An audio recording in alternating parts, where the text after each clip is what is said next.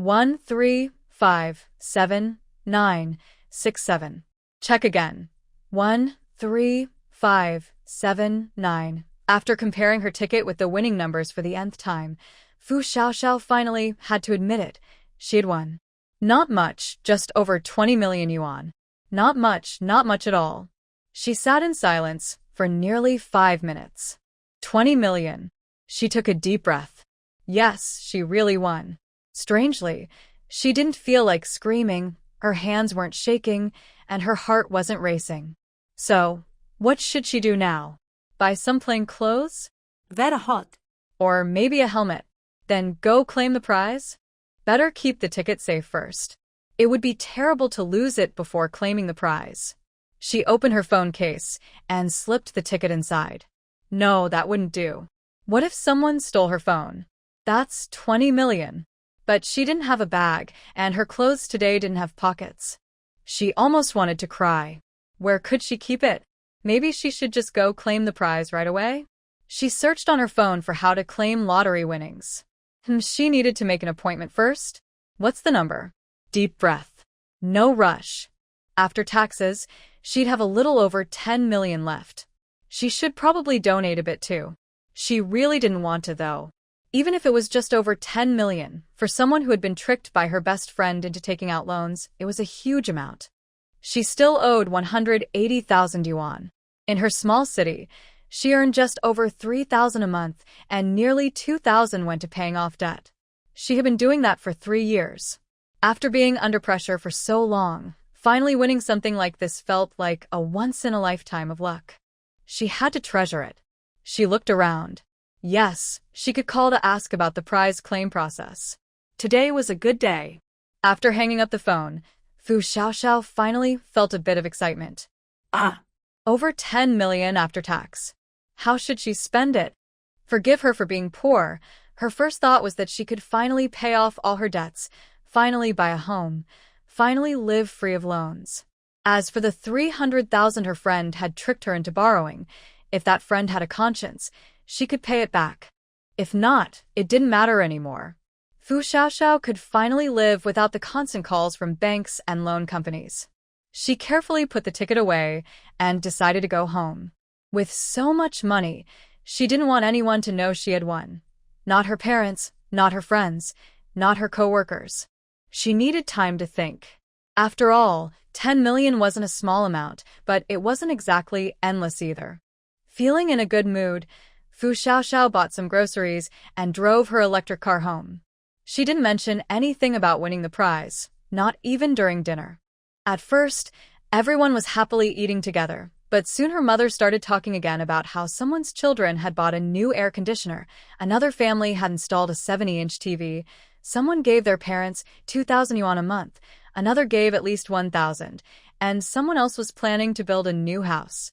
Fu Xiaoxiao had heard this kind of talk too many times. Finally, her mother concluded, I don't need you to give me money or buy anything. I just want you to work hard and save some money. Times are tough now, but saving a little isn't that hard, right? Even 500 or 1,000 yuan a month is fine. In the future. And she went on and on. Sigh. Every time she came home, her mother would start the same kind of talk. Fu Xiaoxiao really wanted to argue back, but she could only complain silently in her heart. You say you don't need us to give you anything, so why keep bringing it up? And every time it's something new. Although their house was in the countryside, modern rural life was very different from before. Their home was next to the largest farmers' market in Hualu City. The family had some savings because, before the market was built, they had a house and a few acres of farmland there. When the land was taken for construction, they received compensation. However, since the city government later ran short of funds, the houses around the market were not included in further redevelopment. So, the family used part of the compensation money to build 2 new houses on their remaining land, one for themselves and one to rent out. The rental income made life quite comfortable. Fu Xiaoxiao had a younger brother. Neither of them was married. She worked in accounting, but because she had trusted a close friend too much, she ended up in debt and had to repay it slowly, leaving her with no savings. Her brother had served in the army for 5 years and had just returned home. A good friend convinced him to invest in a small renovation company, but his 100,000 yuan discharge payment was gone within 2 months. It seemed like both siblings had been unlucky. But now that she had won the lottery, things would be different. Once she claimed the prize, she could give her parents some money every month, but not too much at once.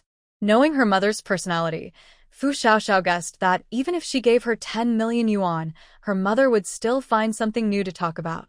After all, her family wasn't short of money. They still had a few million in savings, but it was all in her mother's hands, and no one else could use it. Luckily, she lived at the company and didn't have to stay with her family every day. Otherwise, she felt she might really become depressed. That night, perhaps because her mood had improved after winning a prize, Fu Xiaoxiao dreamed of her grandmother, who had passed away 10 years ago. Her grandmother told her to store more food and drinks, so she wouldn't go hungry. Fu Xiaoxiao suddenly woke up in the middle of the night, feeling strange. When she fell asleep again, her grandmother appeared once more, this time telling her to buy more clothes and daily items so she wouldn't feel cold. When Fu Xiaoxiao woke up the next morning, she felt unwell. Was she getting sick? Fortunately, it was the Dragon Boat Festival and the company was on holiday. That night, she dreamed of her grandmother again. This time, her grandmother brought her grandfather along. They said they couldn't help anymore and told her to take good care of herself. Her parents could only give her small reminders. Then her grandmother handed her something shiny and told her to hold on to it and take care of herself. When Fu Xiaoxiao opened her eyes again, it was already morning. Seeing that it was 7 o'clock, she quickly got up to wash and get ready for work. Wait, take a few rice dumplings with you, her mother said, quickly packing some for her. Even if you don't eat them, you can share them with your coworkers. I still think you should live at home. The roads are wide and easy to drive now. It only takes half an hour. It's much better to stay at home. Fu Xiaoxiao smiled and didn't respond to that topic. Mom, I'm leaving. Bye. Be careful on the road. Her mother called out, waving behind the car. Sometimes family members were strange. They might complain about you all the time, yet still care deeply without realizing it. As Fu Xiaoxiao drove, she thought about how to ask for leave that afternoon to claim her prize. Suddenly, she felt a strong impact from behind. Her body lurched forward as the car crashed into the flower bed on the side. The windshield shattered, and everything happened in an instant. For a brief moment, time seemed to stop. She could only watch helplessly as the glass fragments flew toward her, unable to react. The driver behind her hit another car, but Fu Xiaoxiao could no longer see what happened next. Her mind was in a complete haze. Clearly, that piece of glass had flown into her eye, but now, there didn't seem to be any blood, and the windshield was perfectly fine, not broken at all. What was going on? Fu Xiaoxiao was confused. She didn't even remember how she was pulled out of the car, taken into the ambulance, and brought to the hospital. When she finally came to her senses, more than an hour had passed. Later, she learned that the driver who caused the accident had been drunk. She was lucky. Her car had only been pushed onto a flower bed, which was considered a light impact. Apparently, after realizing he had hit her, the driver panicked, reversed hard, and stepped on the gas to escape. In doing so, he crashed into 10 more cars, injuring 20 people before finally stopping. The accident was serious and caused a traffic jam that still hadn't cleared by late morning. Fortunately, the hospital was nearby, only a 5-minute drive away. Otherwise, the first group of injured people might not have reached the hospital in time. Fu Xiaoxiao only had minor injuries. A few bruises, no broken bones. The doctors said they would do a brain CT scan to check for a concussion, and that would be all. After the examination, she finally had time to think about what had happened that morning. She was sure her car's glass had really shattered, and that shards had flown into her eyes. But when she looked again, everything was fine. What was going on? In the restroom, she stared into the mirror for nearly 10 minutes, but saw nothing unusual. Could it all have been her imagination? But why had it felt so real? Suddenly, her phone rang. It was a call from her company. Fu Xiaoxiao quickly answered, "Hello, boss?" Xiao Xiao, what's going on? Don't tell me you're still sleeping? Fu Xiaoxiao hurried to explain. No, boss, I was in a car accident this morning. I'm at the hospital right now. What? Un car accident? What happened? Are you okay? After Fu Xiaoxiao briefly described what had happened, her boss told her to rest well and take a couple of extra days off. Fu Xiaoxiao was very grateful for her boss's understanding. She planned to leave the hospital later that morning if everything was fine. After all, she still had an award ceremony to attend that afternoon. During this time, the police and insurance staff came to the hospital to take notes and handle the follow-up treatment and vehicle damage. When everything was settled, the test results came out. There was nothing serious, just a mild concussion, but the doctor still suggested she stay for observation for a day. After thanking the doctor, Fu Xiaoxiao decided to leave the hospital before noon. When she got out, she found that her car had been towed away. Without any transportation, going home was impossible. She didn't want her family to worry.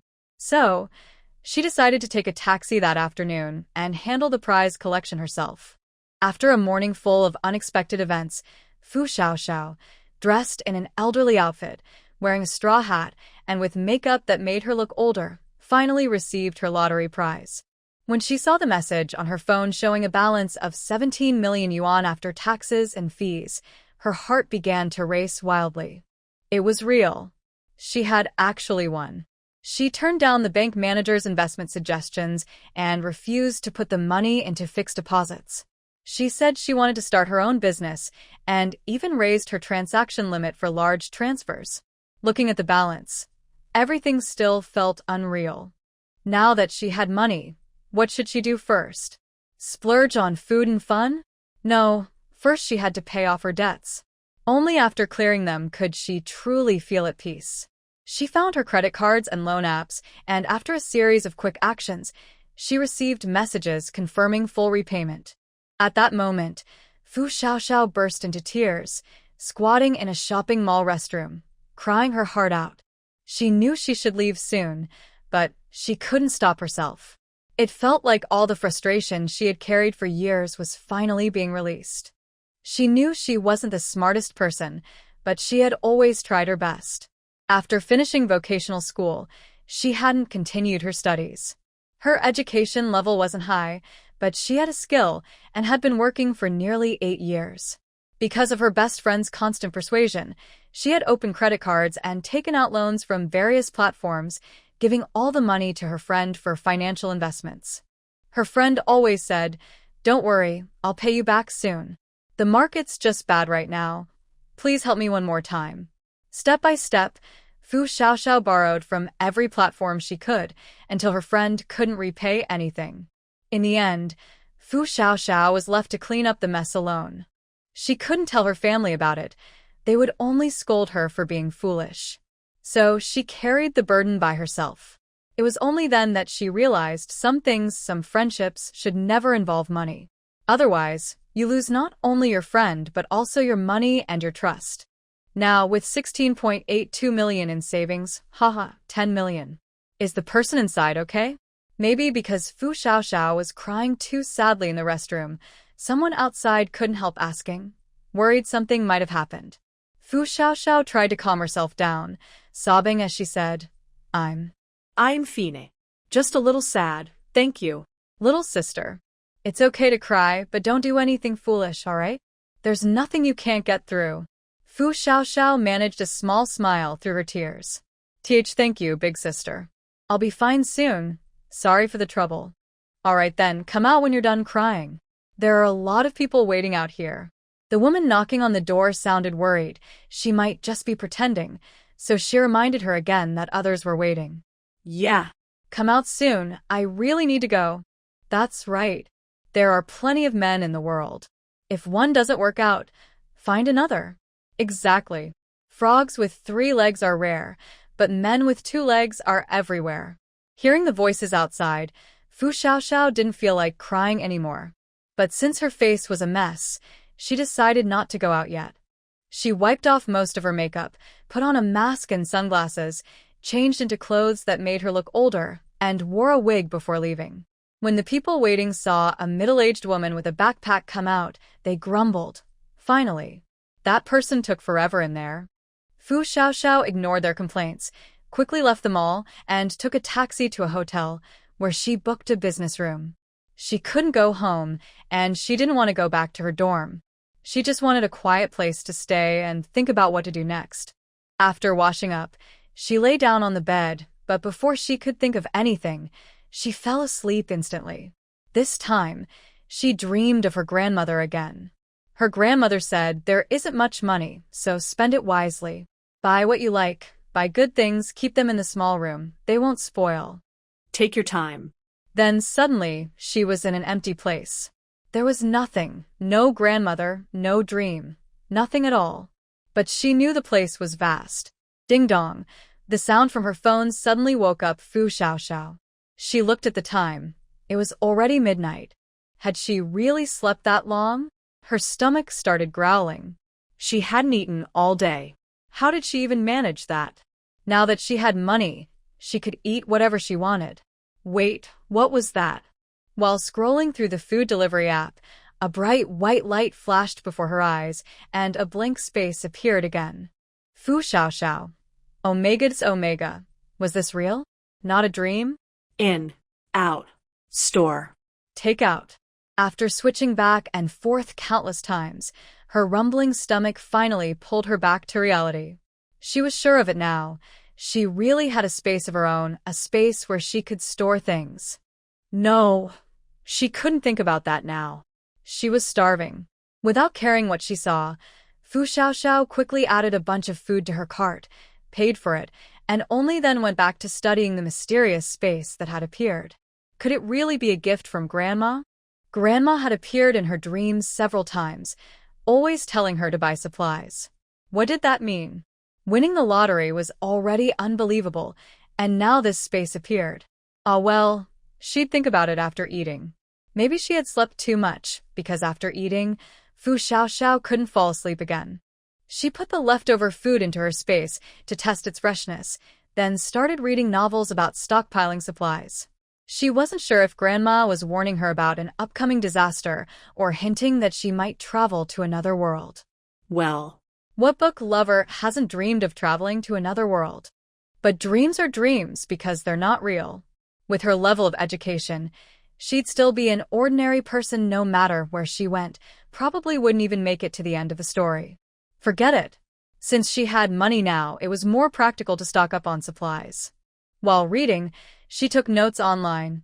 Food, water, clothing, daily necessities, shelter, transportation, tools, medicine, and so on. Since she had money anyway, maybe she should just quit her job. If nothing happened, she could always find another one later, or start a small business. She had no debts, and life had always worked out somehow. Even if the money ran out, she'd still have supplies. What was there to be afraid of? Since she had made up her mind, Fu Xiaoxiao called her company early in the morning to request a vacation. She had already planned it out, take a week off first, then finish handing over her work before resigning. That way, the company would have some time to adjust. After all, her position only required her to hand over the data properly. As expected, the company quickly approved her 1-week leave. After all, she had just been in a car accident that morning, so it was understandable for her to take some time off. Thinking about how her grandmother had appeared in her dreams for several nights, always reminding her to stock up on supplies, Fu Xiaoxiao felt that time might be running short. She decided to start her stockpiling plan that very day. Rice, flour, grains, and oil could all be bought easily at the nearby farmer's market. The only problem was storage. She couldn't keep everything at home, not even close by. Maybe she could rent a small place in the neighboring village? People there hardly knew her anyway. In fact, most young people in the villages were away studying or working, so it was rare to run into anyone familiar. This was quite common in her area. She also thought about buying or renting a small truck. Her own car probably hadn't even been sent for repairs yet, and it wasn't suitable for carrying goods. With that thought, Fu Xiaoxiao quickly packed up and went out. She first went to the second-hand market, found a suitable vehicle, and signed a rental agreement. The whole morning passed quickly. It was her first time doing something like this, so she wasn't very experienced. Driving the small box truck, Fu Xiaoxiao headed straight to the farmer's market near her home. There, as long as you had money, you could buy almost any kind of food. Thai jasmine rice, sticky rice, wuchang rice. There were so many kinds that she wanted to buy them all. Looking at the space in her truck, she figured she could fit a few hundred bags without a problem. Boss, how much are these bags of rice? She asked. The chubby shop owner smiled warmly. Which kind? For your own use or for resale? If it's for yourself, this one is 130 yuan per bag, 50 kilograms each. That one is 100 yuan, but the quality isn't as good. Fu Xiaoxiao said, Boss, that's not fair. Yesterday, I came here with my mom, and it was 125 yuan a bag. I thought buying in bulk would be cheaper. The boss laughed when he realized she was a returning customer. I thought you were just buying a few bags. The retail price is what I told you, but for regular customers, I can give you the wholesale price, 125 yuan per bag. I want more, you take less, I'll load it myself. How much do you want? Fu Xiaoxiao thought for a moment, then listed a few types her family often bought, plus 2 that she had heard were good. I'll take 5 tons of this kind, 5 tons each of the fragrant rice and sticky rice, and 2 tons each of those two. It didn't matter if she couldn't take it all at once. She could make a few trips. That's quite a lot. Are you buying for your own store or for a supermarket? Don't worry, since you're picking it up yourself, I'll give you the self-pickup price. This fragrant rice is 4,800 per ton, which is 120 per bag. The sticky rice is 110, this one is 140, and that one's a bit more expensive, 20 kilograms per bag, 100 per bag, which is 11,000 per ton. That one is 15,000 per ton, about 150 per bag. Don't be put off by the price. This rice sells for over 250 in supermarkets, no exaggeration. At Billion Supermarket, it's even 350. The shop owner quickly explained, afraid she might think he was overcharging. Fu Xiaoxiao smiled and pulled her mask up a little. Boss, I know. Otherwise, I wouldn't have come straight to you. You've got a good eye, young lady. That'll be 124,000 in total. The boss, seeing she didn't haggle, enthusiastically introduced another type. Do you want to try this pearl rice? It's specially supplied to Xingyao Hotel. Xingyao? That was a nationwide 5-star hotel chain. She had never been there, but had heard of it.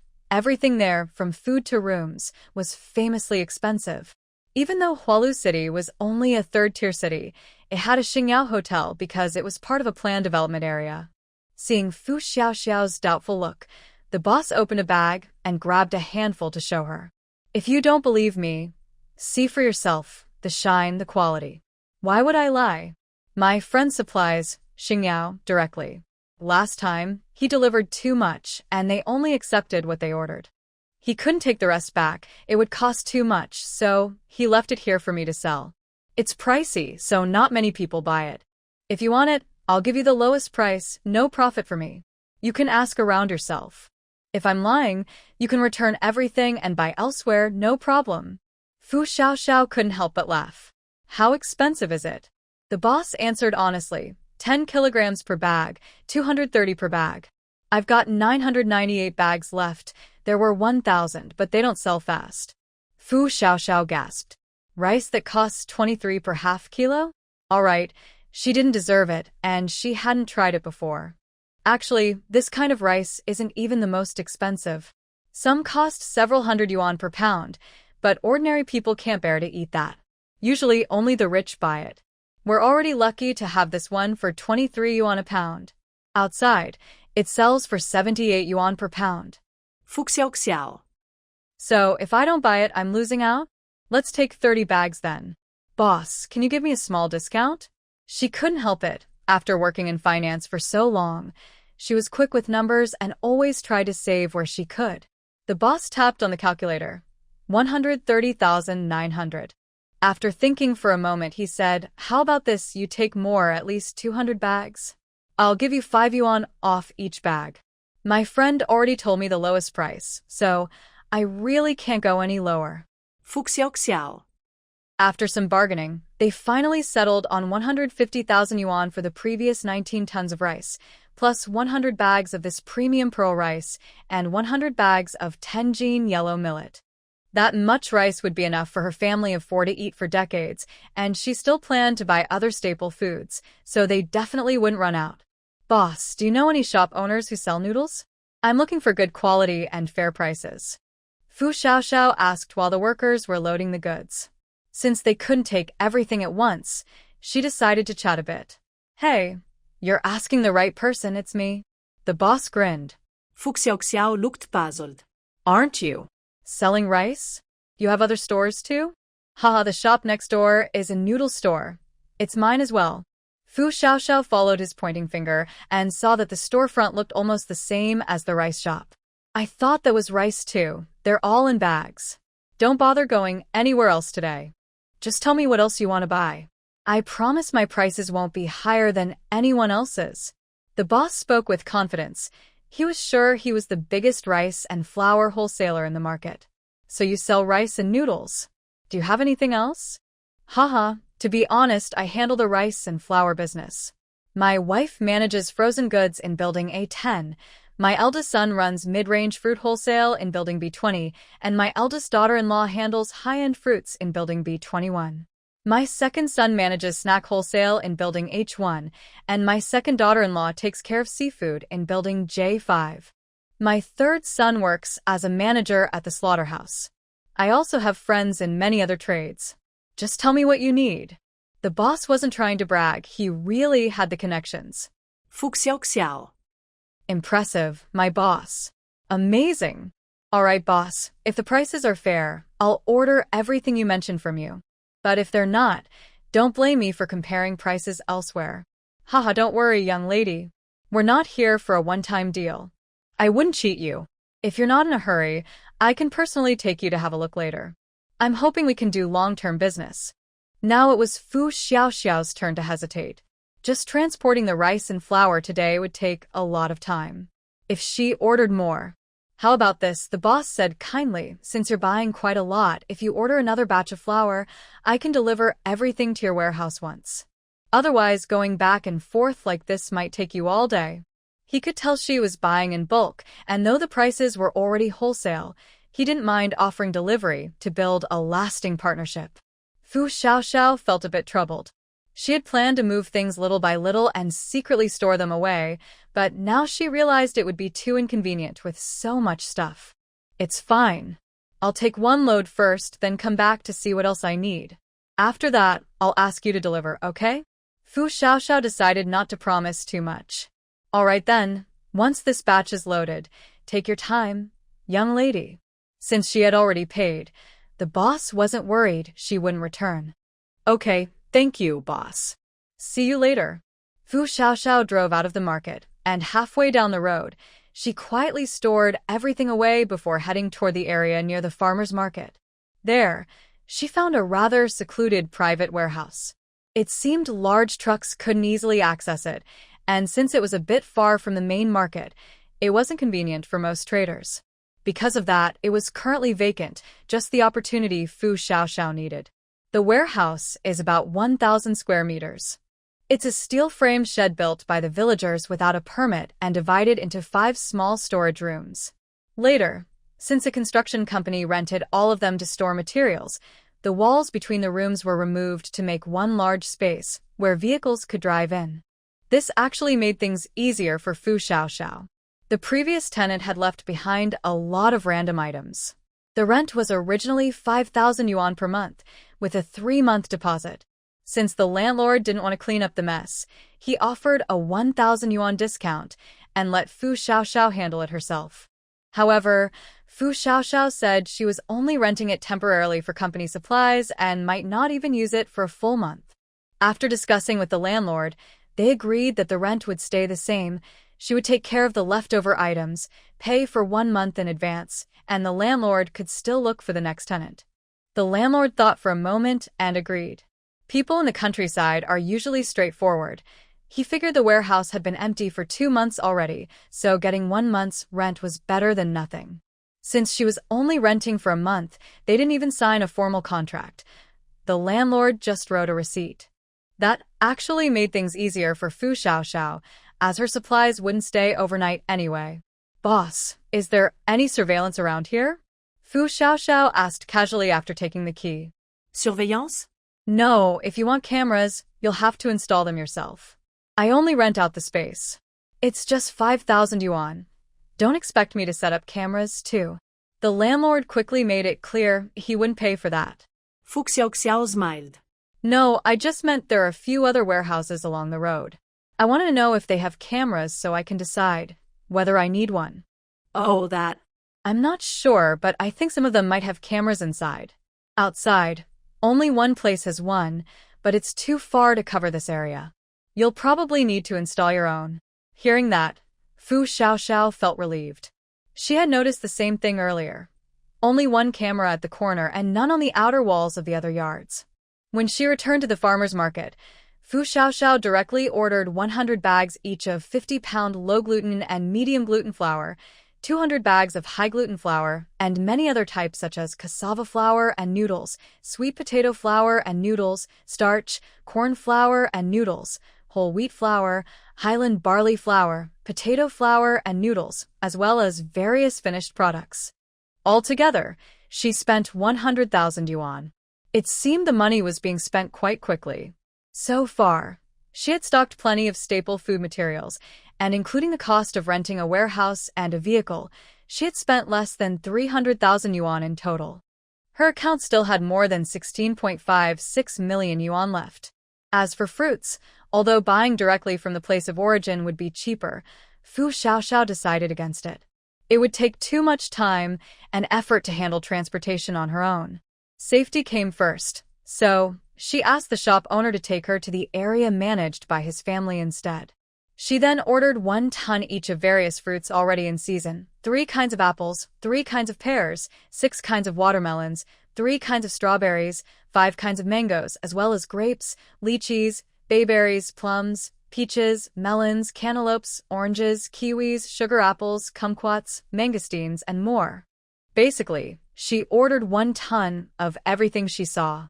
Thinking about summer, she added 2 more tons each of her favorite watermelons, the Qilin and Ganmei varieties.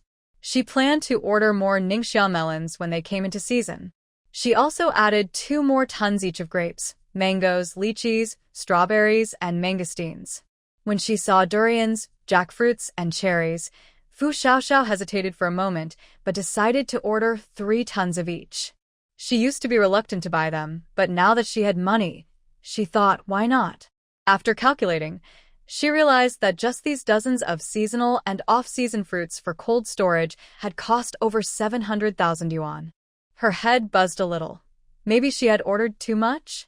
She took back her earlier thought that the money was lasting well. Oh well, she told herself, it's fine.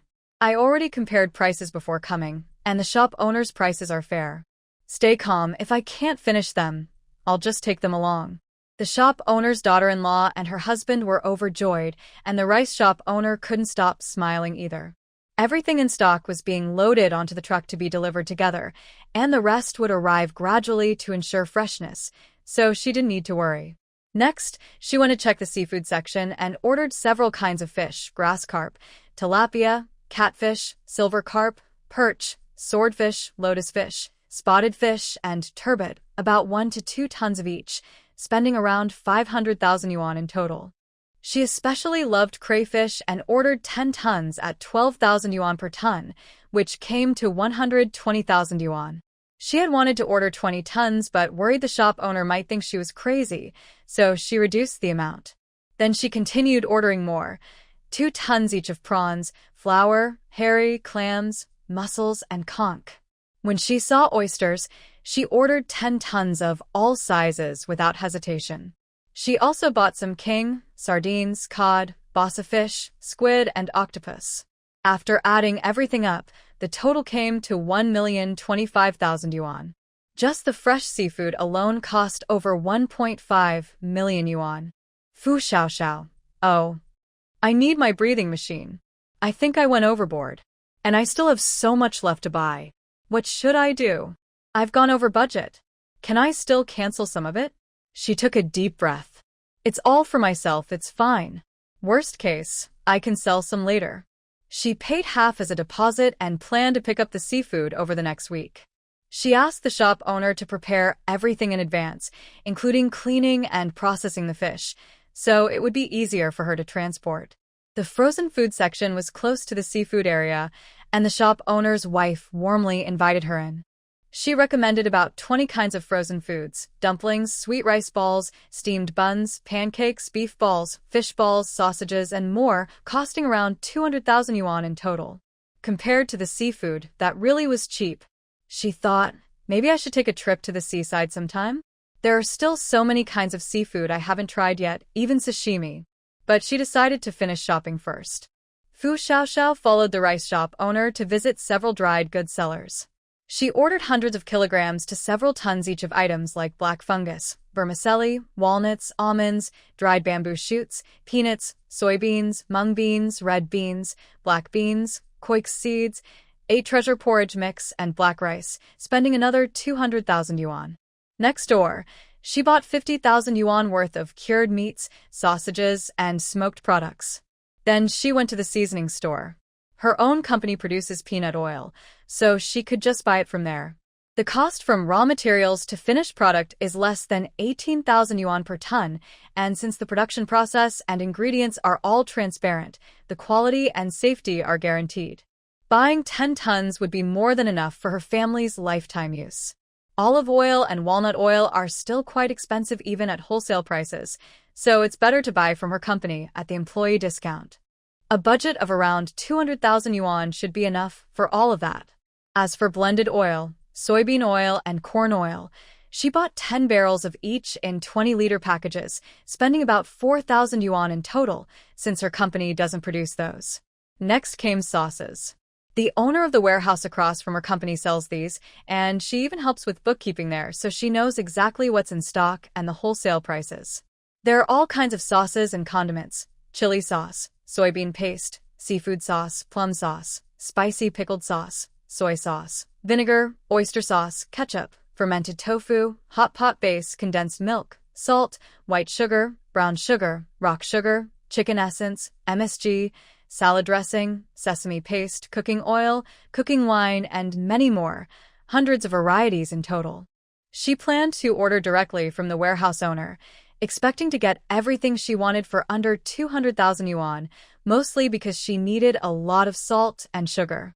Now it was time to buy natural spices like Codenopsis root, bay leaves, sand, star anise, and dried tangerine peel. Oh, and chili peppers. Both powdered and dried ones, 5 tons in total, would be more than enough. Buying wholesale really is cheaper. She also got 500 gin of cumin powder, plus pepper salt, baking powder, yeast, fennel, 5 spice powder, 13 spice mix, and black pepper. For anything the warehouse didn't have, she ordered 10 boxes each. After calculating everything, it came to nearly 100,000 yuan. She was exhausted but thrilled. This was the shopping spree of her dreams. With the seasonings mostly done, she moved on to the dried vegetable wholesale area. She bought 1 ton each of pumpkin, taro, winter melon, garlic, and onions, 2 tons each of carrots, potatoes, sweet potatoes, and small chili peppers, and a few other varieties like lantern peppers and other dried vegetables, 2 bags each, about 100 gin per bag. She paid 50,000 yuan in total. Wow, nearly 20 tons of goods for just 50,000 yuan. Wholesale really is a bargain. She said that the small chili peppers she bought only cost 4.2 yuan per gin at wholesale, while outside they sell for anywhere between 8 and 15 yuan, and in some places even over 20. That's a huge profit.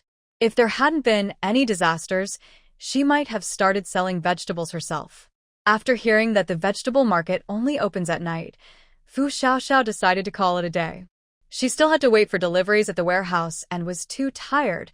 She hadn't even had lunch. She planned to visit the snack section and the slaughterhouse tomorrow. The rice shop owner understood. He rarely met such a straightforward young woman and was thrilled to accompany her shopping. She didn't buy large quantities, but she wanted many different kinds of goods.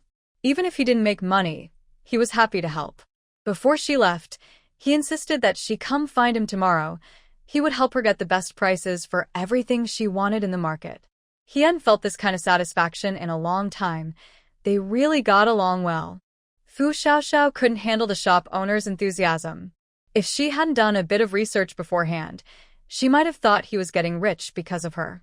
After all the goods that could be delivered today were unloaded at the warehouse, Fu Xiaoxiao looked around to make sure no one was there before storing everything in her special space.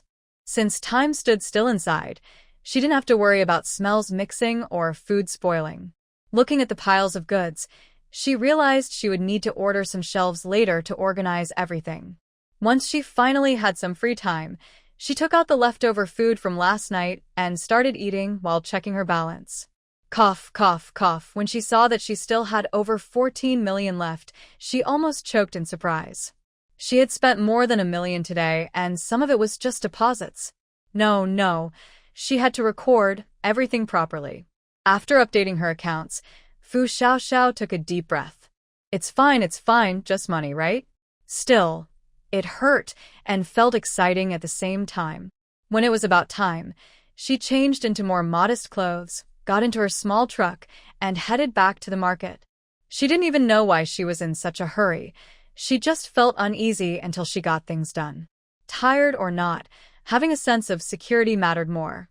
I didn't expect the night market to be so lively. All kinds of freshly picked vegetables and fruits were brought to the open-air area of the market for sale. After asking around, she found that most vendors only sold in bulk, whole boxes or bags. The few who sold retail charged about 1.5 to 2 times the wholesale price, sometimes even more. Fu Xiaoxiao walked through the market from one end to the other, placing orders whenever the price was right.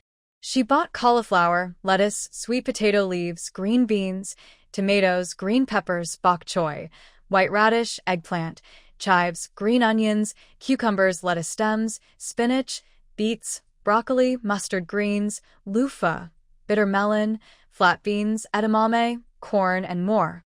She bought hundreds of pounds of each. Since she could come every night, she wasn't in a hurry.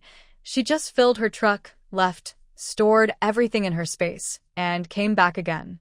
At night, no one would recognize her anyway. After finishing her last round, Fu Xiaoxiao was completely exhausted and went straight back to the hotel to lie down. Was this what all purchasing agents went through? Why did it seem like the ones at her company had such an easy job?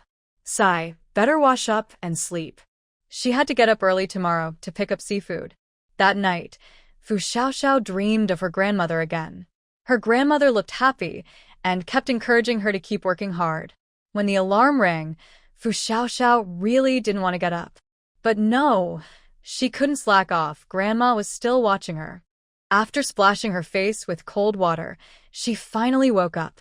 Looking at the 2 sets of clothes she had, she felt a headache coming on. She hadn't brought much with her, and the clothes she bought yesterday were middle-aged styles she picked up just for the award ceremony. Was she really going to wear the same ones again today? The only other option was the outfit from her car accident, which was clearly something a young person would wear. What a dilemma. She should have bought more clothes. Forget it. She decided to wear the middle-aged outfit again. The boss didn't know her anyway. She'd just cover her face a bit more and buy more clothes when she had time. When the rice shop owner saw her truck, he hurried overexcitedly. "Miss, you've already finished delivering the seafood?" It was almost 11 o'clock, and he didn't think she'd just be starting work now. "Yes. Thank you for your help yesterday. Our boss was very pleased with that batch of seafood. We already moved the goods from the warehouse last night, and he said I did a great job." Fu Xiaoxiao opened the truck so the owner could get in, ready to head to the snacks section managed by his son. "Let me tell you, you won't find anyone more reliable than me in this market. The products I recommend are always good. Otherwise, how could my business be this big?" The shop owner laughed proudly. "Right, I've been working hard these past few days to finish my task and get my bonus. Haha, young lady, you'll have to keep supporting your big brother's business in the future." "Of course. If I can complete this task perfectly, I'll secure my position in purchasing for sure." "What kind of business does your company do anyway? If it's a supermarket, why would you need to come out and pick up goods yourself?" Xiao Xiao's heart skipped a beat. Oh no, how should she explain this? "Our boss owns several small companies. They're not big, but we're expanding into supermarkets and delivery services.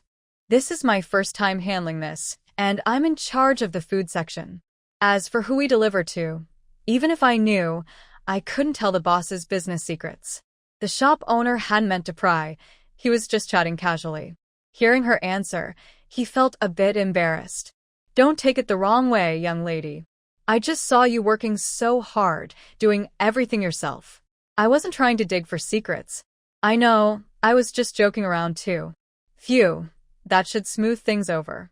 The more they talked, the more the shop owner found her interesting. You sound quite young, but you've got real courage and drive. Reminds me of myself back in the day. Haha, are you complimenting me or yourself, big brother?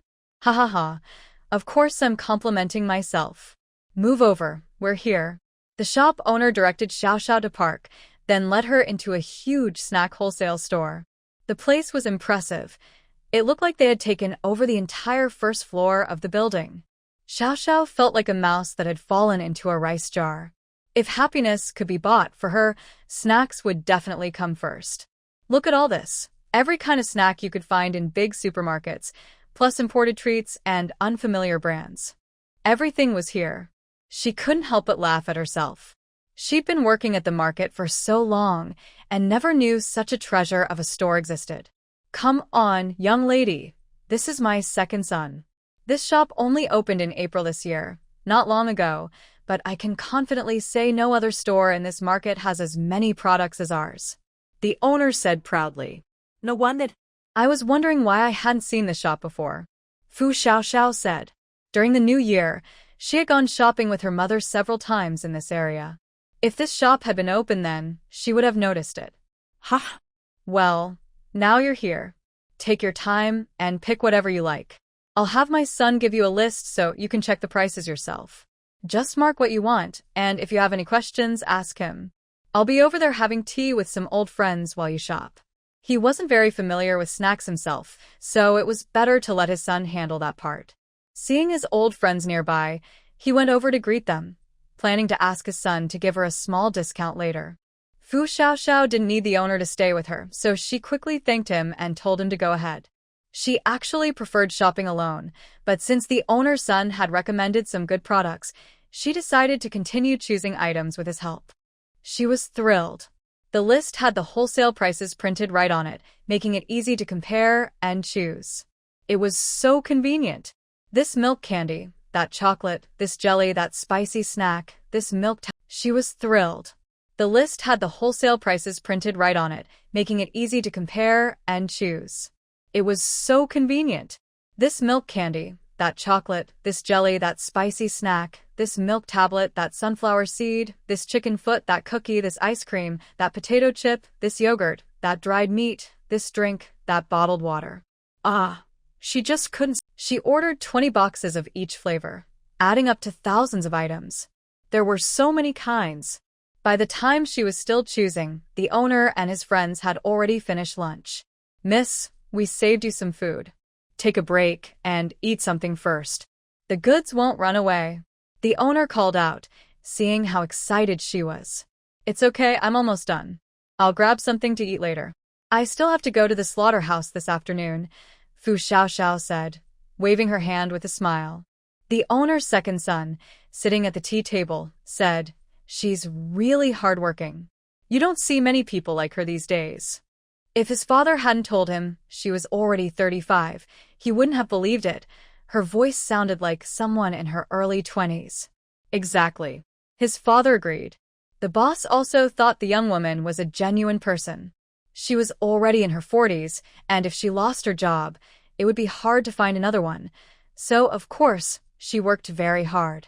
After Fu Xiaoxiao handed the order to the boss for calculation, 2,575,204 yuan.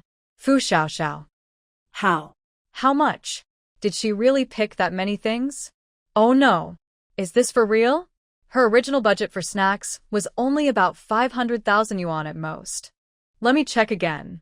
She took the order back and looked through it from start to finish. Each item wasn't that expensive, but there were just too many kinds. She had chosen quite a few imported foods. Maybe she should cross out some? But this one only cost a little over 2,000, that one just over 3,000, another one 5,000, not too bad. That one was over 10,000, a bit pricey, but she had only eaten it once and had been thinking about it for years. If it weren't so expensive outside, she wouldn't have hesitated. Now that she saw the wholesale price was much lower, she couldn't resist buying it. The bottled water alone cost 200,000, but she couldn't cut that.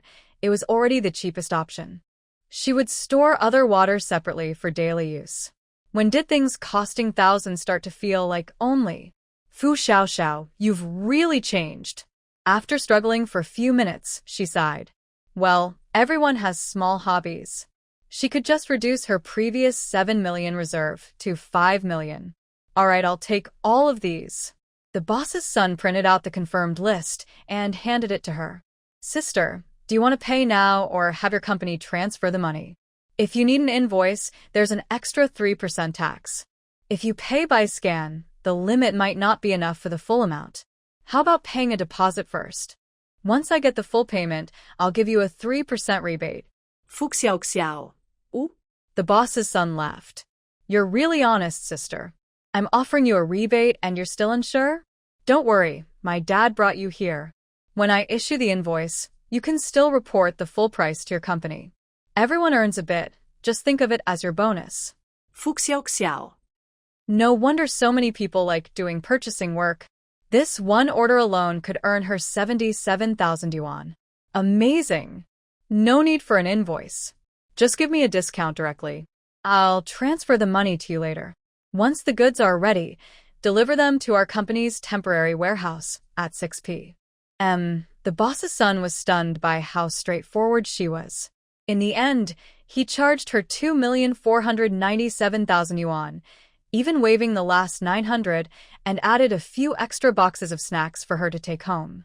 Because of the owner's kindness, Fu Xiaoxiao couldn't refuse and accepted more snacks, feeling happy since she had earned them herself. Are the ice creams and chilled dairy products delivered the same way?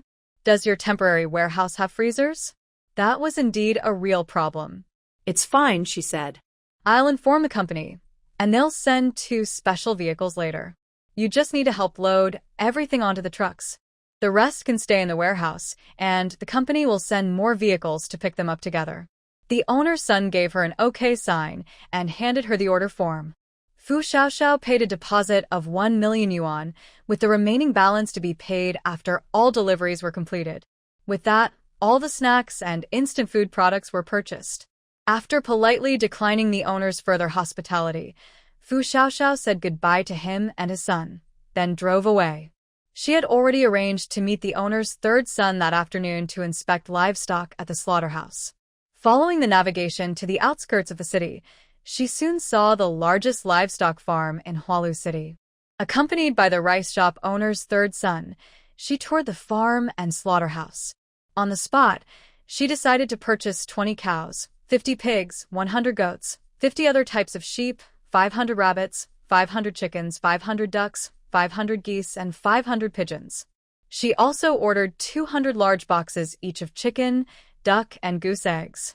She bought a bit of everything available at the slaughterhouse. Her only request was that all the meat be properly processed, the beef and pork cut into portions and labeled, half of the lamb prepared while the rest kept whole for roasting, and all the internal organs cleaned and packed. The total cost for these goods came to 1.1 million yuan. With that, most of the food supplies were nearly complete.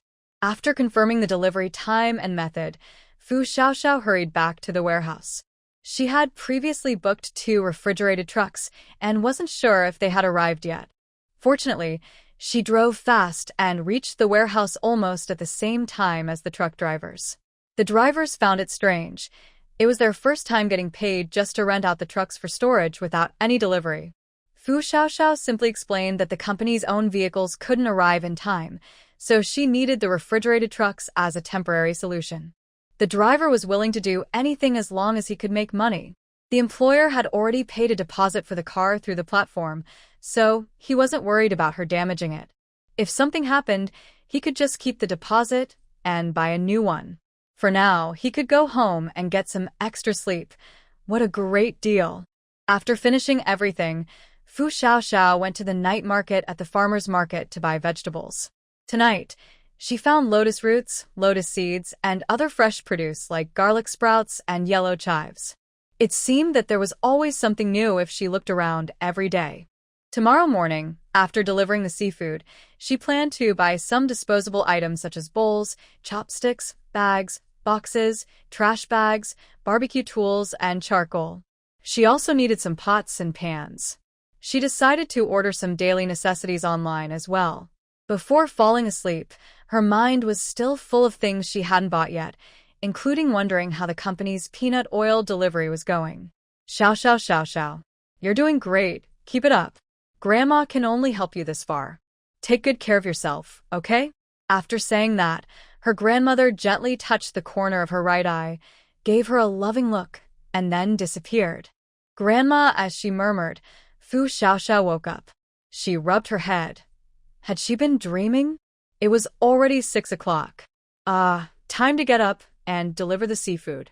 After finishing the delivery, Fu Xiaoxiao went to another section of the farmer's market to buy daily necessities: toothbrushes, toothpaste, towels, bath towels, body wash, soap, shampoo, conditioner, dish soap, laundry detergent, disinfectant, pots, pans, disposable tableware, trash bags, kitchen knives, thermos flasks, and various types of tissues.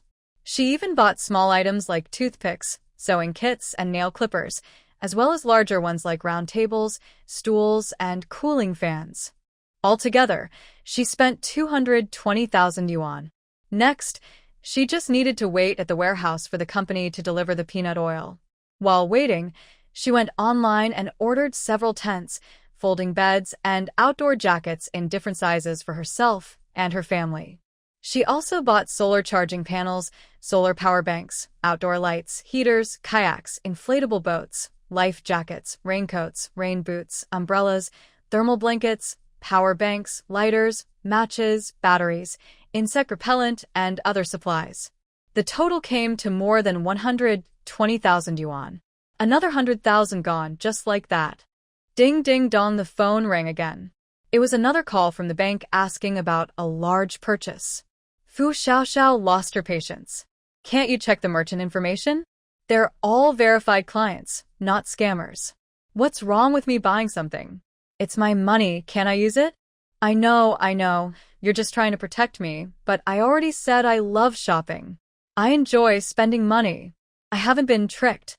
After finally ending the call, Fu Xiaoxiao was still upset. It was annoying to have no money, but having money seemed just as stressful.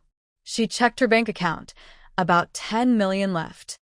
After paying the remaining balance, she'd have around 9 million. Money really disappears fast. She hadn't even bought a house yet, or new clothes, or luxury skincare, or gone on a trip. There were still so many things she wanted to do, and half her money was already gone. Fu Xiaoxiao squatted by the warehouse door, questioning her life choices. 3 days. She had spent 7 million in just 3 days. How could she be so good at spending? Wait, why was that stone by the road glowing? Curious, she walked over and picked up a stone about the size of both her palms. It really was just a stone, but she could see a faint white light coming from it, sometimes visible, sometimes not. After looking at it a few more times, she noticed something strange. When she looked with her right eye, she could see the light, but with her left eye, she couldn't see anything. But wasn't her right eye connected to her special space? Wait a second. Could this be what her grandmother meant when she said her ability could only help up to this point? Did her right eye gain some kind of power? Could this stone be a treasure? Whatever it was, she decided to keep it for now. She could find an expert later to take a look. She walked around the area again, but didn't find any other unusual stones. Just then, the delivery worker arrived. After everything was unloaded and arranged, Fu Xiaoxiao thanked him, closed the door, and put her things away. She decided to rest for the afternoon. After working nonstop for days, she felt like her nerves had been stretched too tight. After washing up and lying on the hotel bed, Fu Xiaoxiao realized she really didn't know how to relax. Even while resting, her mind kept planning her next round of supplies. Forget it, such a busy life. I got up and looked at my checklist. Most of the food items were already checked off, but I had only bought a few survival supplies online. I still hadn't bought clothes, a generator, gasoline, transportation, repair tools, an axe, a chainsaw, indoor charcoal, heating tools, antifreeze supplies, land clearing tools, weapons, binoculars, a radio, medicine, seeds, and so on. Wow, there's still so much left to prepare. I should first do some research to see what's still available in Hualu City. Oh, right, there's also the stone-cutting master. I've never dealt with that kind of thing before, and I don't even know if there's one in Hualu City. The internet says to check out the stone market. There happens to be a big shopping mall nearby. If I can't find one, I'll just go shopping instead. No time to waste, it's only 3 o'clock and it'll take just half an hour to get there. When Fu Xiaoxiao drove her second-hand small truck to the stone market, she found the place unusually quiet. It had always looked empty whenever she passed by before. She really wondered how the shop owners here managed to make a living. Hello, may I ask where I can find jade here? Or is there a stone-cutting master around? Fu Xiaoxiao asked as she walked into a shop with its door open. The shop owner, sitting behind a tea table, looked up at her fully covered outfit. Miss, you're wrapped up so tightly. Are you planning a robbery? If you hadn't spoken, I might have thought you were here to rob me, haha. Fu Xiaoxiao. You're really funny, boss. The owner didn't make things difficult for her. You're looking for a stone-cutting master? There aren't many here. Most shops just sell decorative stones. Go straight to the end, then turn left. You'll see a sign that says Jade Linglong in an old-style design. If it's open, ask there. If it's closed, I'm not sure where else you can go. Okay. Thank you, boss. Fu Xiaoxiao said gratefully. After all, she hadn't found anything online and was just trying her luck. After walking for about 5 minutes, she finally found the shop called Jade Linglong. Luckily, it was open, though it seemed empty inside. Is anyone here? Boss? She called out for nearly 2 minutes, but no one answered. Since the door was open, maybe the owner had just stepped out for a moment. Still, leaving the door open like that, wasn't that a bit careless? Who are you looking for? The sudden voice startled Fu Xiaoxiao. She quickly turned around and replied, Hello, boss. I wanted to ask if there's a stone-cutting master here? The middle-aged craftsman, around 50 years old, looked at Fu Xiaoxiao, who was wrapped up like a refugee. After a short pause, he asked, You want to cut this stone? Yes. Fu Xiaoxiao quickly took the stone out of her bag. The craftsman glanced at the stone in her hand. This doesn't look like jade. Are you sure you want to cut it? I charge 10 yuan per cut. I'm sure. Please just cut a slice from this side. No, just one cut to see what's inside. All right. Since there weren't many customers around, he decided to help the young woman so she could see for herself. How do you want to cut? Fu Xiaoxiao didn't really know, so she pointed to a few spots. In the end, the craftsman handed her a pen and told her to draw a line. When the machine started, the craftsman placed the stone on it and followed the line she had drawn. After the cut was done, he was surprised to see a smooth, white surface inside. Wait, this looked like an ordinary rock from the outside, so how could there be jade inside? He looked at the material, then at Fu Xiaoxiao. Miss, where did you get this stone? He asked. He had never seen anything like it before. The outside was just a layer of common rock, but inside was real Hetian jade. Could someone have done this as a prank? Fu Xiaoxiao looked confused. Why? I just picked it up by the roadside. The craftsman was speechless. You're really lucky, he said finally. Are you selling this jade? If you sell it to me, I'll cut the rest for free. No processing fee. Fu Xiaoxiao hesitated. I don't really know how much it's worth. Seeing her uncertainty, the craftsman didn't push her. How about this? I'll cut all of it for you. Just charge you 80 yuan for the work. Whether you sell it or not is up to you. Fu Xiaoxiao nodded in agreement and left the rest to him. She didn't understand much about it anyway. Cutting jade took time, so while waiting, Fu Xiaoxiao looked around the shop. The stones on display outside were all beautiful, but none of them glowed like hers. When the jade was finally revealed, the craftsman carefully polished the edges and corners. It was truly rare. Miss, are you selling it? He asked eagerly. Fu Xiaoxiao smiled. No, I'm not selling it. The craftsman looked disappointed, then quickly realized what she meant. Oh, no, I didn't mean you, miss. I meant the jade. Watching the master shine the light back and forth, she still wanted to take a closer look at her stone. Can I have a look? The master wanted to admire it a bit longer, but since she asked, he handed it to her and began to explain. When you shine the light like this, see? Look at how it lets the light through. Now check its smoothness, color, and density. Amazing! So fine and glossy. I haven't seen such good material in a long time. No cracks, no spots, no impurities, no fibers. Excellent quality. With a piece this big, you could make at least 3 bracelets and maybe a few pendants too. Miss, think about it. In Hualu City, my shop is one of the few reliable ones for jade. The others are not trustworthy. Otherwise, you have to go to bigger cities like Shangguang, Linhai, or Sannan, but you might get tricked there. Ask around in the stone market. My reputation is solid. I'd never cheat you. To be honest, even someone like her, who didn't know much about jade, could tell it was beautiful. But she didn't really want to sell it. Boss, can you process it here? The master looked at her. You want to wear it yourself? Yes, she nodded. My grandmother appeared in my dream and told me to pick it up. I want to keep it with me. The boss was speechless. Even if you don't want to sell it, you don't have to make up a story like that, he thought.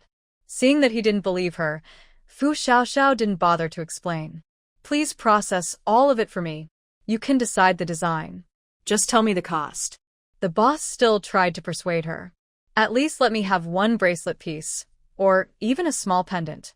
Name your price. Fu Xiaoxiao smiled. Maybe. Next time I find another one, I'll sell it to you? The boss sighed, feeling helpless. Seems we're not meant to do business together. Fu Xiaoxiao felt a bit embarrassed. My family plans to keep it as an heirloom. Even after you finish, it might not be enough for everyone. The boss looked at her sadly. How many people are in your family? Fu Xiaoxiao replied, There's my generation and the next. It could even be used as a keepsake for loved ones. The boss grumbled, You're really stingy. I worked so hard cutting it, and you won't even leave me a tiny piece? I already paid by scanning the code, she said quickly. The boss said nothing for a moment. All right. Take a look and choose the style you want. I won't overcharge you. Maybe the labor cost is cheaper in the big jade market, but my prices are always the same. 100 yuan to make a bracelet, beads cost 2 to 10 yuan each depending on size, and other small pendants range from a few dozen to a few hundred. If you trust me, I'll handle everything for you. In the end, they exchanged contact information so they could discuss details during the process. They signed a processing agreement, and the payment would be made once everything was finished. Since the deal was done, Fu Xiaoxiao didn't stay any longer. She went straight to a nearby mall, enjoyed a hot pot meal alone, and started shopping freely for the first time since winning the prize. In the past, she would hesitate for a long time before buying clothes that cost 300 or 400 yuan. Now, she didn't even look at the price. If she liked it, she bought it. Clothes costing 1,000 or 2,000 yuan. No problem. She was finally letting herself enjoy life. As for those items costing tens of thousands, well, maybe not yet. She wasn't that rich, and with uncertain times ahead, it was better to stock up on supplies. Spending a few tens of thousands already felt extravagant enough. She told herself to wait until she had more money to spend freely. When several sales assistants followed her to the parking lot carrying large shopping bags and saw the slightly old delivery van she drove, their expressions were hard to describe. This stylish customer's car was quite unique. Fu Xiaoxiao didn't mind. With her mask on, no one could tell if she felt awkward or not. After her little shopping spree, she went back to her stockpiling routine. Every morning, she bought seafood. In the late morning, she contacted manufacturers to order water barrels for storage and reached out to the supplier who used to make shelves for her company to order more racks. Without proper organization, it would be hard to find things later. In the afternoons, she usually waited for deliveries, received packages, and continued shopping online. The 618 sales event offered great deals with discounts and coupons. The prices were even lower than wholesale. She ordered 100 boxes of sanitary pads of different types from several stores, thousands of packs in total, enough to last her for years. She had read online that they could be used in many ways, so having more was better. She also bought multiple small appliances: juicers, ice makers, space heaters, noodle makers, kettles, dough mixers, induction cookers, air fryers, microwaves, and meat grinders, at least 5 of each. For items like space heaters that break easily, she bought 20 to be safe. Last time, I bought a power bank and similar items, but I haven't bought the rest yet. I still need to get data cables, chargers, a hair dryer, a shaver, and haircut tools. I also need to prepare some large appliances: 2 more heaters, 5 air purifiers, 5 dehumidifiers, 2 sets of whole house water filters, 10 humidifiers, and a few portable floor heaters. I'll also get a solar washing machine, dryer, large freezer, upright refrigerator, solar water heater, air source water heater, microwave, oven, and high-temperature air conditioner. Altogether, that cost 520,000 yuan. Even the online pharmacy is having a sale. Definitely can't miss that. I'll get thermometers, nasal and throat care products, heat packs, care items, anti-itch and pain relief medicines, cold and fever remedies, anti-inflammatory and cough medicines, digestive aids, gout treatments, scar and hemorrhoid creams, fever reducers, bandages, eye drops, constipation and wound care products, Yunnan Baiyao series, injury patches, acupuncture patches, mosquito repellents, mouth ulcer and toothache treatments, stomach pain and anti-swelling medicines, allergy and blood pressure medicines, mosquito protection, masks, disinfectants, portable oxygen bottles, massage chairs, small massagers, protective suits, water purification tablets, and family planning products, among many others. Whether for adults or children, as long as it could be ordered, Su Xiaoxiao added it all to her cart according to her calculations. For limited items, she bought the maximum allowed. The total payment came to 1,558,000 yuan, even after discounts. So expensive. Health supplements are also necessary: various vitamins, calcium tablets, products for preventing high blood pressure and cholesterol, immune boosters, protein powder, and so on, about 100,000 yuan in total. Next, for outdoor gear, tents, binoculars, and lighting were already ordered a few days ago. Now she added trekking poles, compasses, backpacks, tarps, hammocks, climbing ropes, diving gear, outdoor grills, hiking shoes, portable stoves and gas canisters, military water bottles, folding camping tables and chairs, shovels, waterproof tarps, multifunctional raincoats, portable toilets, air pumps, air mattresses, electric mosquito swatters, helmets, joint protectors, simple water filters, roller skates, laser pointers, microscopes, and portable carts. As long as the reviews were good and she found them useful, she ordered them all, fulfilling her long-time camping shopping dream. The total cost of 200,000 yuan looked quite impressive. Hardware tools are also essential. Whether indoors or outdoors, they're always useful for small repairs.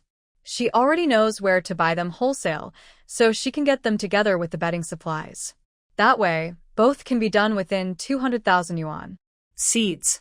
Yes, she can buy those too: vegetables, fruits, rice, and so on. As for trees, she'll check later if the planting base sells them. When she saw entertainment and digital products, Fu Xiaoxiao hesitated for a moment, but decided to place an order. With the discounts going on, she could finally replace her old phone. She ordered 5 of the latest Orange brand phones, 1 for each family member and 1 spare, just in case. She also decided to buy some tablets and laptops. As long as they can be powered on, offline software will still work. She ordered 5 of each, which could be used for watching movies, playing games, or reading. She also planned to find someone online to load various movies, books, and practical guides onto USB drives, since doing it all herself would be too much. She continued adding items: printers, printing supplies, drones, projectors, desktop computers, graphics cards, game consoles, cameras, tripods, instant cameras, security systems, voice recorders, mountain bikes, folding bikes, fishing gear, treadmills, dumbbells, yoga mats, and other things she might need or had always wanted but couldn't afford before. Now that she had money, it was the perfect time to buy them. After paying the 320,000 yuan order, she checked her bank balance. less than 7 million yuan left. She still needed to pay 100,000 yuan for shelves and 200,000 yuan for large water tanks. Based on her plan to keep 5 million yuan in reserve, she would have just over 1 million left for clothes, fuel, generators, and other supplies. That should be enough, and even if it wasn't, it wouldn't matter much. After a busy week, her vacation finally ended, and her electric car was repaired. She planned to return to the company today to hand over her work. Her position wasn't irreplaceable, so she just needed to pack up her things in the dorm later. The company was very surprised when they heard she wanted to resign. After all, she had worked there for many years and had a good relationship with her colleagues. Fang Xiaoxiao only said she had an urgent matter that required her to travel out of town for an unknown period. She couldn't let the company keep her position open indefinitely.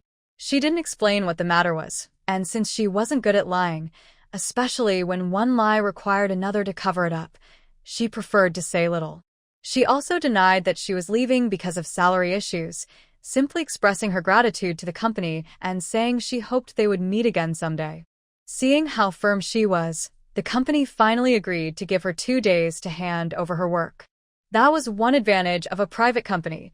Unlike formal corporations that required a month's notice, here it was enough to complete the handover properly. If anything came up later, they could just call her. Fang Xiaoxiao finished the handover in a day and a half. She still had some packages to receive, so she took the remaining half-day off. Her salary would be paid with the rest of the staff's, but she no longer cared much about that. After another 2 days, Fang Xiaoxiao finally received almost all her online orders. When she got a call from the owner of Jade Radiance, she had nearly forgotten about the jade pieces she had asked him to process. She quickly drove over to check the finished work. The moment she saw the final pieces, she felt a sudden urge to cry. They were stunningly beautiful, gentle, and elegant. She didn't have the words to describe them properly, but even someone like her, who knew nothing about jade, couldn't look away. "Miss, come back to your senses." The shop owner waved a hand in front of her. The packaging this time wasn't as tight as before. Even though Fang Xiaoxiao was wearing a mask, he could tell from her clear, bright eyes that she was a lovely young woman. The jade suited her perfectly. Feeling a little shy, Fang Xiaoxiao slipped the bracelet she had ordered onto her left wrist.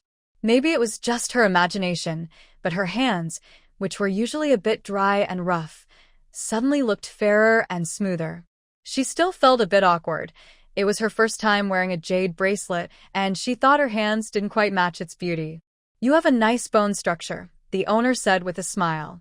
"The bracelet looks great on you." Even though she thought he was just being polite, Fang Xiaoxiao couldn't help feeling happy. She picked up another piece, a smooth jade pendant, and gently touched it. In that moment, she thought of her grandmother, and tears suddenly welled up and fell. The owner was startled. "Wait, miss, what's wrong? All of these items are here. If you don't want to sell them, I haven't kept anything against your will. You can't expect me to clean up the worn-out ones for you, right?" Xiaoxiao smiled through her tears and quickly waved her hand. "No, boss, I was just thinking of my grandmother. I mentioned before that she appeared in my dreams and asked me to pick these up. Now I feel like my grandmother is with me." The boss saw her saying such mystical things and knew that asking whether these items could be sold wouldn't get a clear answer. So, he finished counting the items for her. "All right, look here. As I told you before on your phone, there are 3 bracelets for good luck charms, 3 peace symbols made from bangles, 2 thumb-sized jade rings, 2 pairs of matching rings for men and women, 2 pairs of cufflinks, 2 guanyin and Buddha statues, 2 fortune beans, 3 small gourds, and 5 beads of 1.2 centimeters, 25 beads of 0.8 centimeters. The beads are strung into 5 strings as you requested. Everything is here. Please check." She was quite surprised that so many things could be made from that piece of jade. The boss also added gold chains and woven cords to all the finished products, along with beautiful gift boxes. She was very satisfied. "That's 18,000 yuan altogether, right? It was a bit more expensive because of the craftsmanship and materials." While scanning the code to pay, the boss joked as he packed the items. "Do you want me to be your bodyguard? You're walking around with at least 10 million worth of stuff." Xiaoxiao chuckled and declined. As long as the boss doesn't say anything, no one will think a young girl like me is rich. The boss also smiled. Just be careful. After waving goodbye to the boss, Xiao Xiao went straight back to her car. She stored the items in her space, which was safer than any safe. She gently touched the jade bracelet on her wrist, feeling as if her grandmother was always watching over her. She felt very peaceful. Next, she could start inspecting a batch of shelves. It was a good chance to store medicines and some scattered items. After having a meal at home and listening to her mother chattering about which family's child bought what for their parents or went on a trip with them, Xiao Xiao quickly transferred 20,000 yuan to her mother to stop her. Her original plan to give away the jade was paused. After collecting all the packages and supplies over the past 2 days, Fu Xiaoxiao asked the previous warehouse owner to sign for the upcoming deliveries, including packages, shelves, and large water barrels. She promised him a daily labor fee of 200 yuan. The owner was so happy that he almost moved into the warehouse to help watch the goods. She installed security cameras in the temporary warehouse, so she wasn't worried about losing supplies. Most of the important items had already been gathered. Then she bought a plane ticket to Shangguang City in the eastern province. This was her first time traveling alone far away. She wasn't sure if it was because she had more money or something else, but she felt braver. Shangguang City is a top-tier city and the biggest trade center in Huahua. When her friend was starting a clothing store, she visited once to buy goods. There are many wholesale markets nearby, but the waters are deep, so she planned to finish her clothing shopping first and then explore around. Fu Xiaoxiao rented a slightly larger cold chain truck through a rental company on her phone and started her stockpiling plan in Shangguang City. Her first stop was a clothing wholesale market. It was much bigger than a few years ago. Most clothing items need to be bought in full sets, unless buying in large quantities. She could only choose women's clothes in sizes M to XL and men's in XL to 3XL. She focused on dark colors that hide dirt and had good quality and value. She bought various clothes, including short-sleeve and long-sleeve shirts, sportswear, jackets, down coats, cotton coats, wool sweaters, quick-dry clothes, hoodies, tank tops, parka coats, pajamas, sun protective clothing, leggings, underwear, thermal underwear, woolen pants, work pants, jeans, shorts, scarves, socks, hats, ear protectors, gloves, and more. She also bought shoes like sports shoes, tactical boots, marten boots, cotton shoes, hiking shoes, casual shoes, sandals, and slippers. By the afternoon, she also checked out outdoor gear and extreme sports sections. The quality seemed better than what she bought online, and the prices were higher. But just looking at these made it hard to resist buying. She bought at least 3 sets of polar expedition jackets, ski suits, ski helmets, goggles, gloves, extreme cold-down jackets and pants, snow boots for extreme cold and inland snow, full-body suits, sleeping bags, temperature-controlled underwear, and skis. She even bought 2 sleds. The tents here were sturdier, but also more expensive. These items are windproof, warm, anti-static, washable, long-lasting, antibacterial, slip-resistant, scratch-resistant, and durable. With these, you won't be so afraid of extreme cold weather. Scan the QR code to pay. It costs 680,000 and includes many small gifts. However, buying these extreme cold gear is actually twice as expensive as the clothes I stocked up on before. But the food in Shangguang City is really plentiful. Fei Xiaoxiao feels like she could eat here forever. After buying the diesel engine and electric motor she wanted the next day, she started stockpiling gasoline and food every day. She orders all kinds of drinks like pearl milk tea, mango sago, frappuccinos, and coconut milk bubbles. She orders 50 cups of each, and the staff deliver them directly to the cold chain truck. After a while, she has nearly 2,000 cups. She sits in the truck, waiting to finish receiving the drinks before starting her next food adventure. Now, except for the truck, diesel, gasoline, water, and seeds, she has almost everything she planned to buy.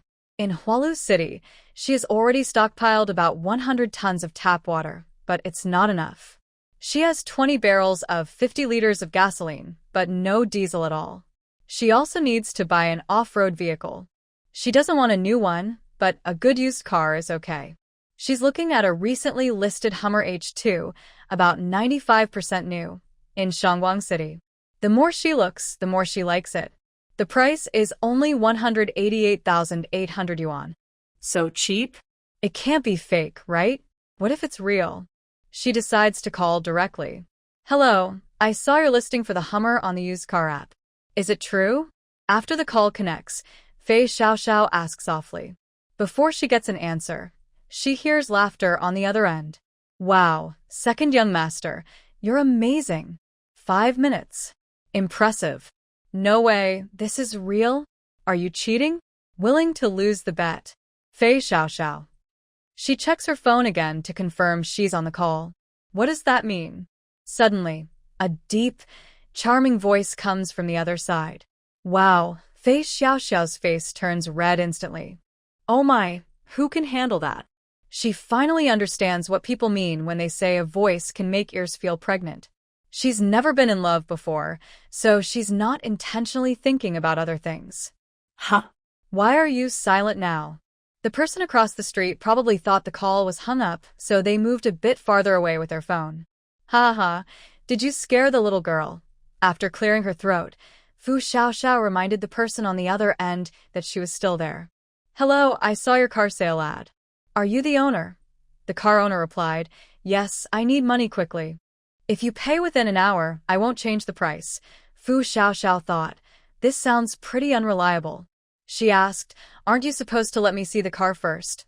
Suddenly, a voice from the phone said, Second young master, don't be negative. The car owner responded, Haha, okay. How do you want to handle this? Fu Xiaoxiao hesitated, thinking maybe she should just hang up. It probably wasn't safe. Then the car owner asked, Where are you? She was surprised. Huh, he repeated. I said, Where are you? I thought you wanted to see the car. Looking around, Fu Xiaoxiao said, I'm not sure where I am. I'm not from here. I see a building called Wanlong Tower across the street. The owner suggested, Not far. How about you wait at the A1 entrance of the Wanlong parking lot? I'll be there in 15 minutes. She agreed. Okay. She wondered if she could still refuse now. She originally wanted to say no, but somehow she agreed. This owner seemed so unreliable. The car is usually expensive, but now it's so cheap. There must be a problem. Why did she speak so carelessly? Her voice might lead her astray. Should she go or not?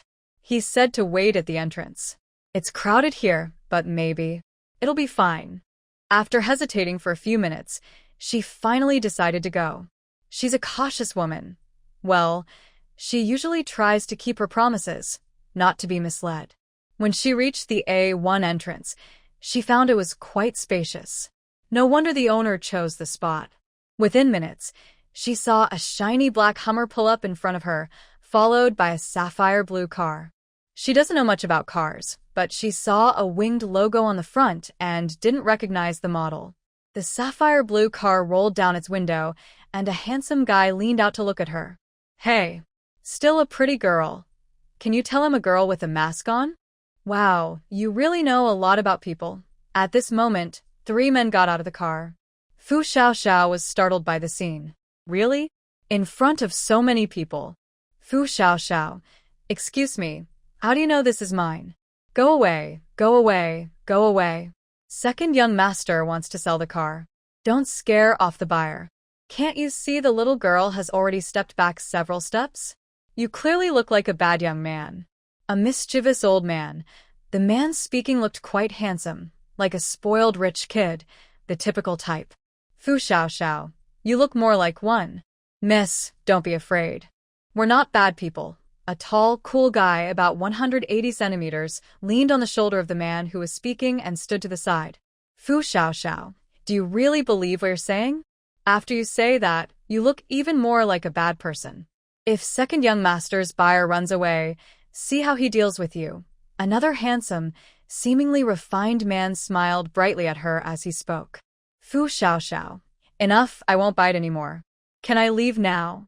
At this moment, the driver turned off the engine and finally got out of the car. Oh my goodness. I think I just saw a celebrity. The man's skin was surprisingly fair, with sharp, deep features. His dark, Mysterious eyes looked wild and charming, with a noble nose and lips curved into a carefree smile. He was at least 185 centimeters tall, wearing a white shirt with 2 buttons undone, rolled-up khaki casual pants, broad shoulders, long legs. Dangerous to approach. Wait, what am I thinking? No, he's so handsome and stylish. Even if I don't follow stars, I've definitely seen someone like this before.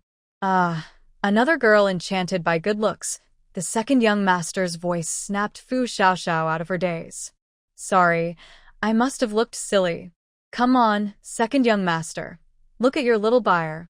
The second young master and a few others nearby seemed to be watching the scene like it was entertainment. The car owner wasn't in a hurry. He looked at the girl in front of him, wearing a black baseball cap, a black mask, long straight black hair, a loose black t-shirt, a black backpack, jeans, and white sneakers. If it weren't for the high-quality jade bracelet on her wrist, which was obvious even to the eye, she might have seemed like a joke, calling to buy a car. Lu Haoming leaned against the car, lit a cigarette, and exhaled a smoke ring before speaking slowly. The car is here.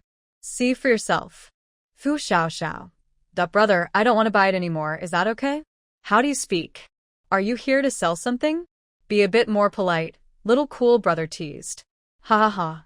The 3 viewers burst into laughter. Xiao didn't find it funny. She felt it was quite scary. Lu Haoming ignored their jokes and opened the car door, taking out a bag with vehicle documents. Here, do you want to see? Purchase date, invoice, registration, all the info is inside. He patted his car. The condition is obvious. Fixed price. You have 40 minutes. I said, within an hour, if you transfer the money, I'll sell it. No waiting. Xiao really wanted to leave, feeling like she was being played. She was afraid they wouldn't let her go, so she asked stiffly for some vehicle info. Is this a damaged car? Lu Haoming looked at her deeply. No bad records, no accidents, no repairs. The car has been driven less than a month, but it's been parked for 2 years. He took a puff of his cigarette and blew out a smoke ring, giving her a look that seemed to say, what else do you want to ask? Xiao could only ask nervously, it's so cheap. Can I ask why? She didn't believe his story about lacking money.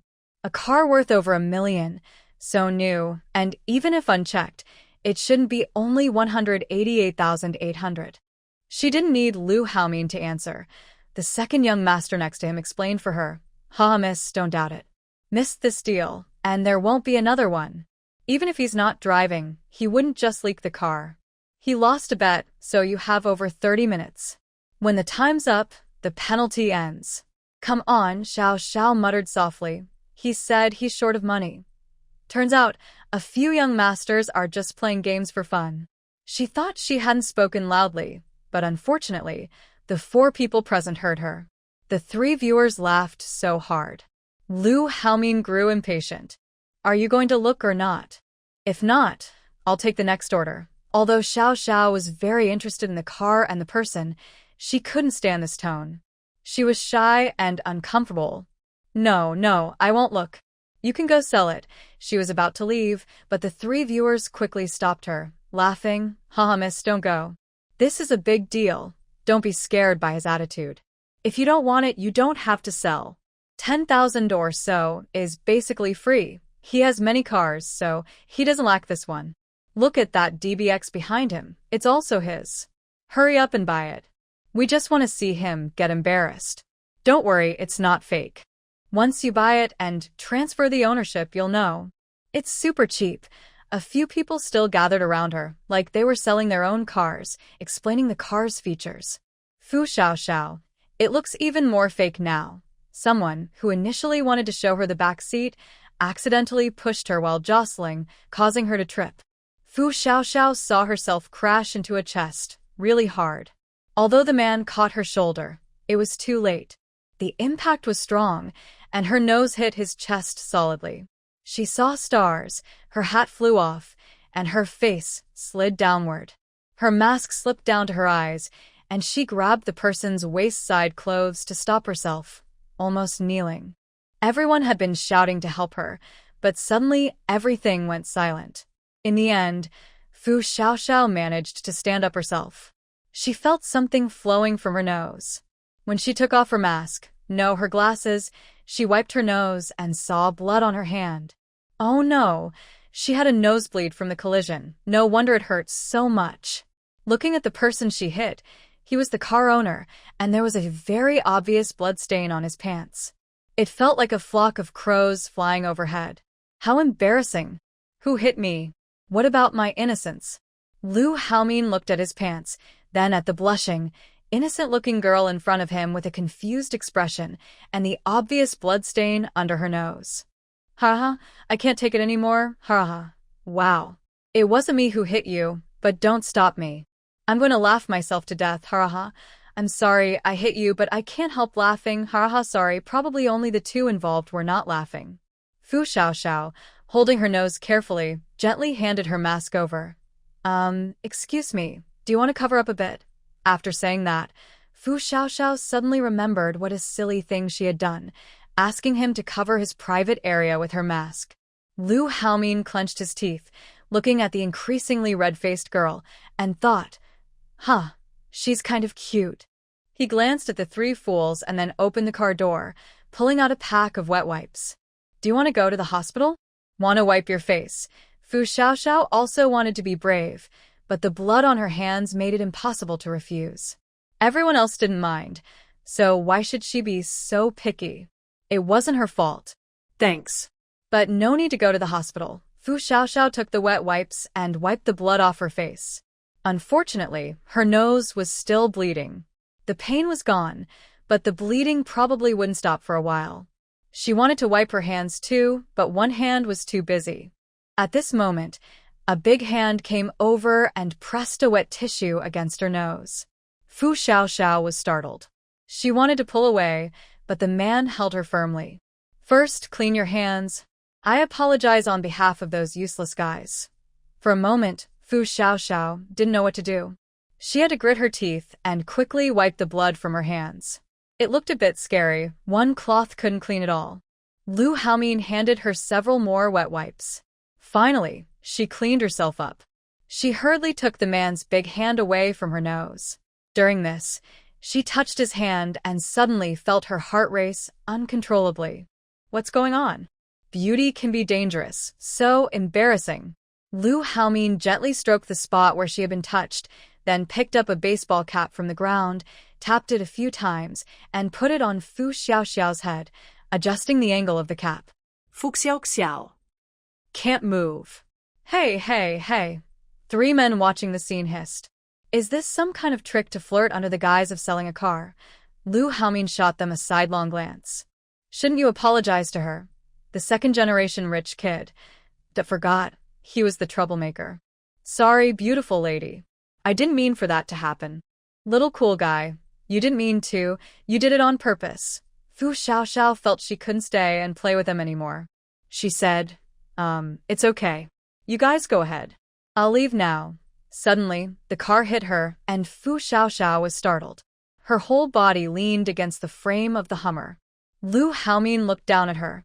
I worked hard to drive here and make a deal with you. Do you have any reason to say you won't buy? Are you joking with me? Fu Xiaoxiao, trembling, didn't dare to look up. Didn't you just say? There was another buyer. Lu Haomin narrowed his eyes slightly, took off the hat he had just put on her, and threw it onto the car hood. But you delayed me from seeing the next buyer. The blood on my pants is yours.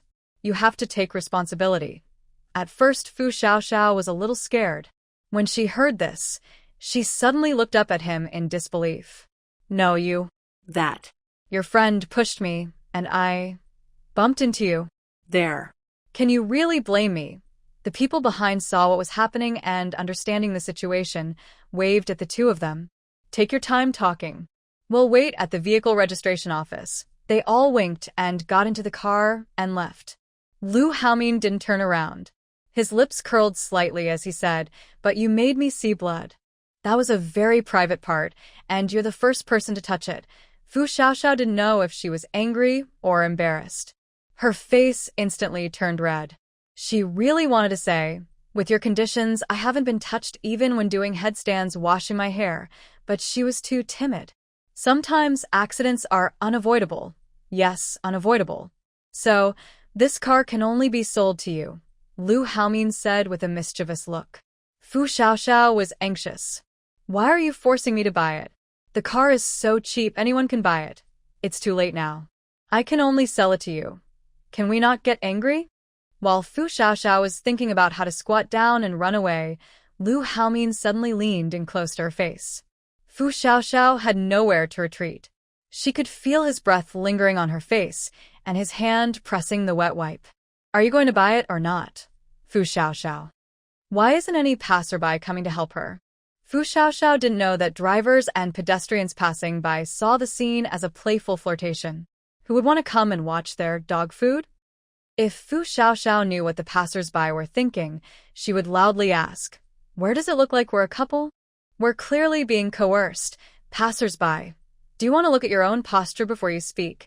At this moment, Fu Xiaoxiao had an urge to just hold a knife to his neck and ask, "Come on, say again. What did you just ask me?" But unfortunately, all she saw was a handsome face very close to her, with intense hormones hitting her senses. They hadn't even touched, yet the atmosphere was incredibly intimate. The two looked at each other for a long time. Lu Haomin suddenly raised an eyebrow, as if asking, "Are you ready?" Fu Xiaoxiao squeezed out a word through her teeth. "Bye." Lu Haomin suddenly smiled. His smile was very handsome, like morning dew in spring or bright sunshine in summer. Fu Xiaoxiao felt her heart start to race again. This is unfair. Who can stand this?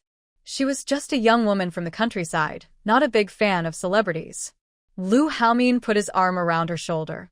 "Come, dear new car owner, feel your new car." Without saying a word, he opened the driver's door and pushed her inside.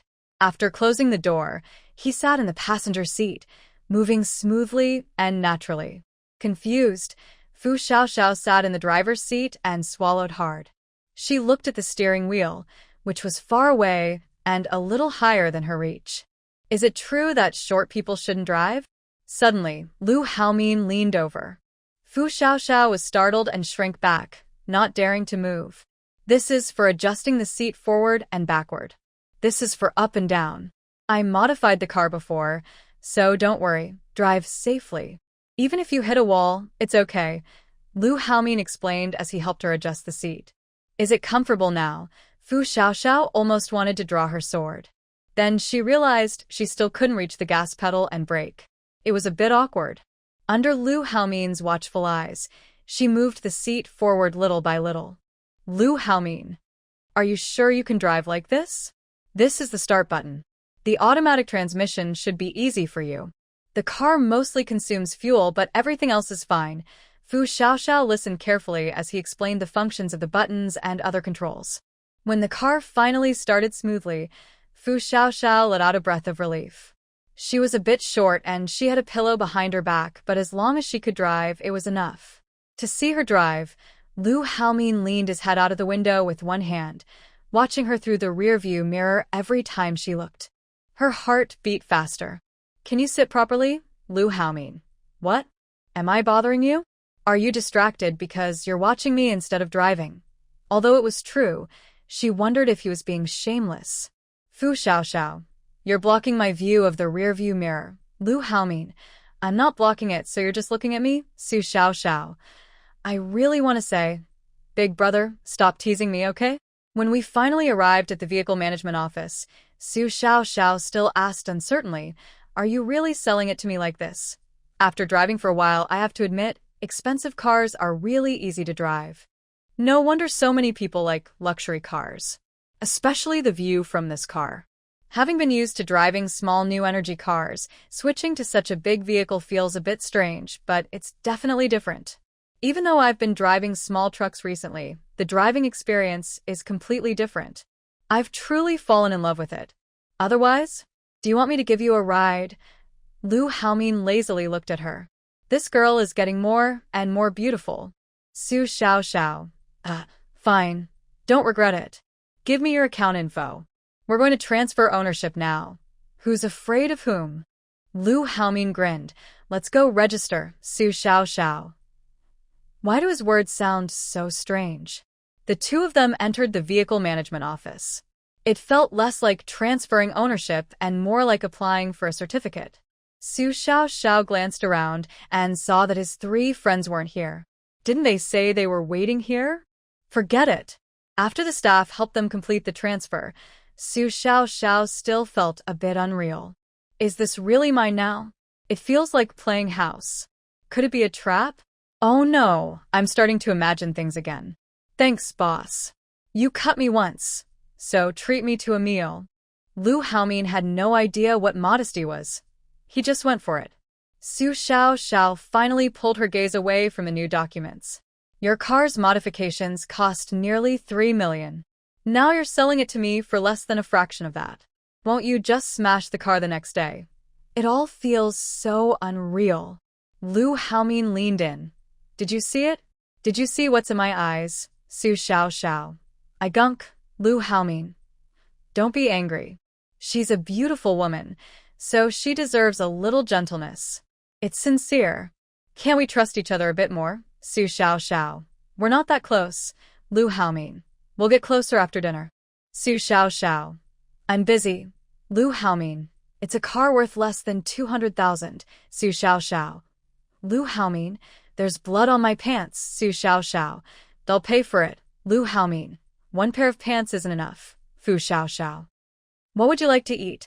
Lu Haomin turned around and let out a low, muffled laugh. After Lu Haomin changed into another pair of pants, they finally sat down in an elegant Western restaurant. The waiter handed them 2 menus. Filet mignon, medium rare, with black pepper sauce. Dear Miss Fu, what about you? Even though she hadn't introduced herself, he remembered her details when they changed the vehicle information.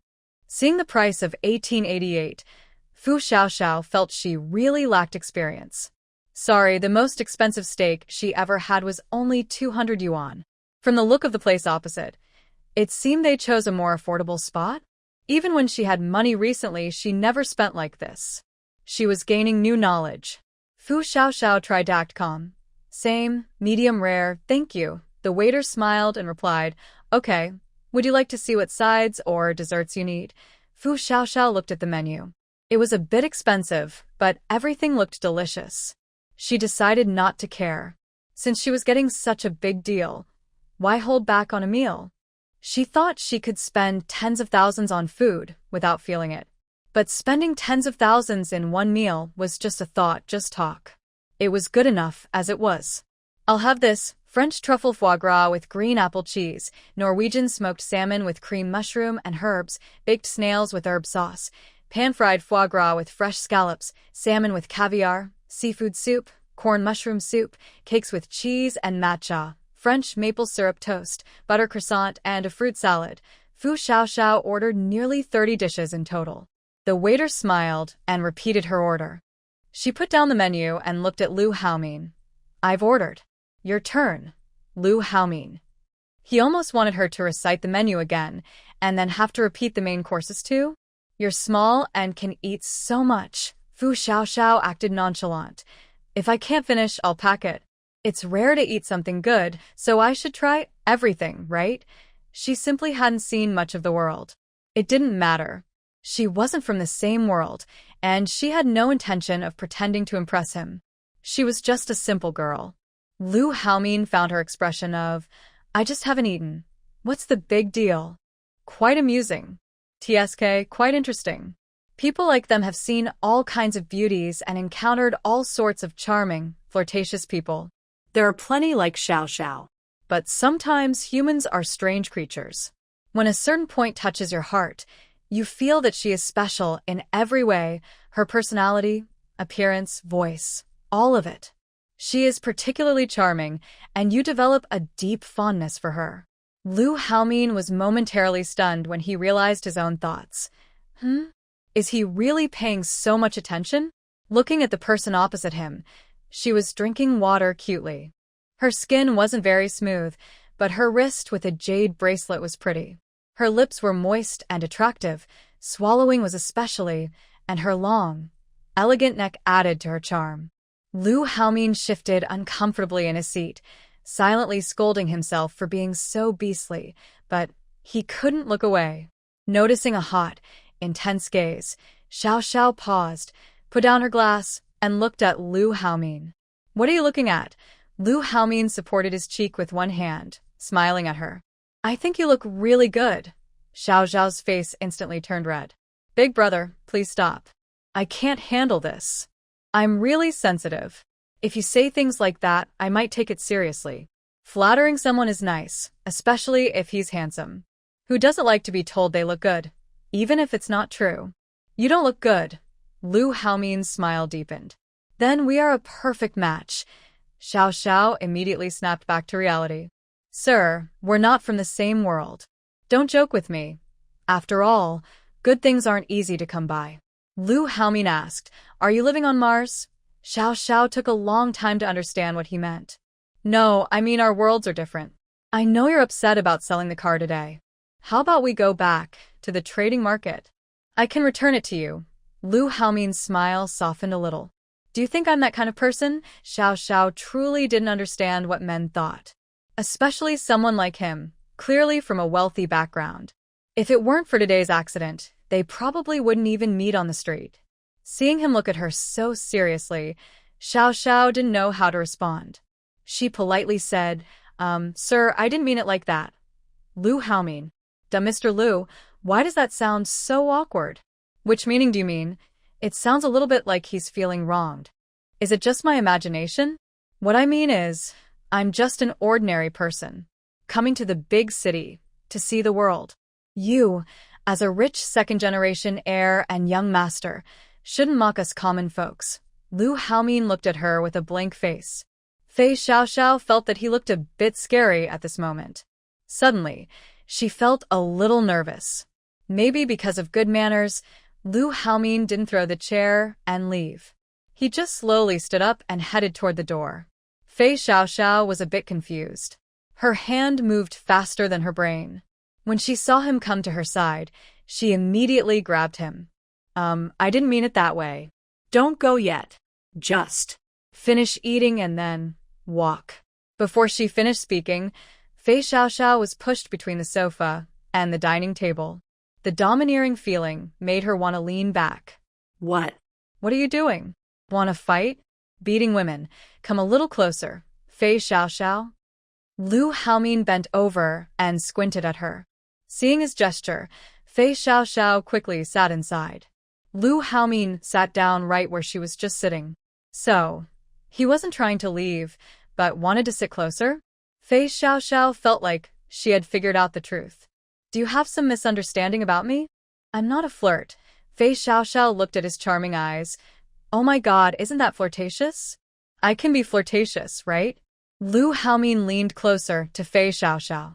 I'm also 25, a few months younger than you, but you look much younger than me. Hearing his deep voice and charming smile, Fei Xiaoxiao's heart wanted to scream. My energy tank is empty. Is he seducing me? Is he seducing me? He's definitely seducing me. What if I can't resist? This scream immediately woke Fei Xiaoxiao, who was holding her breath.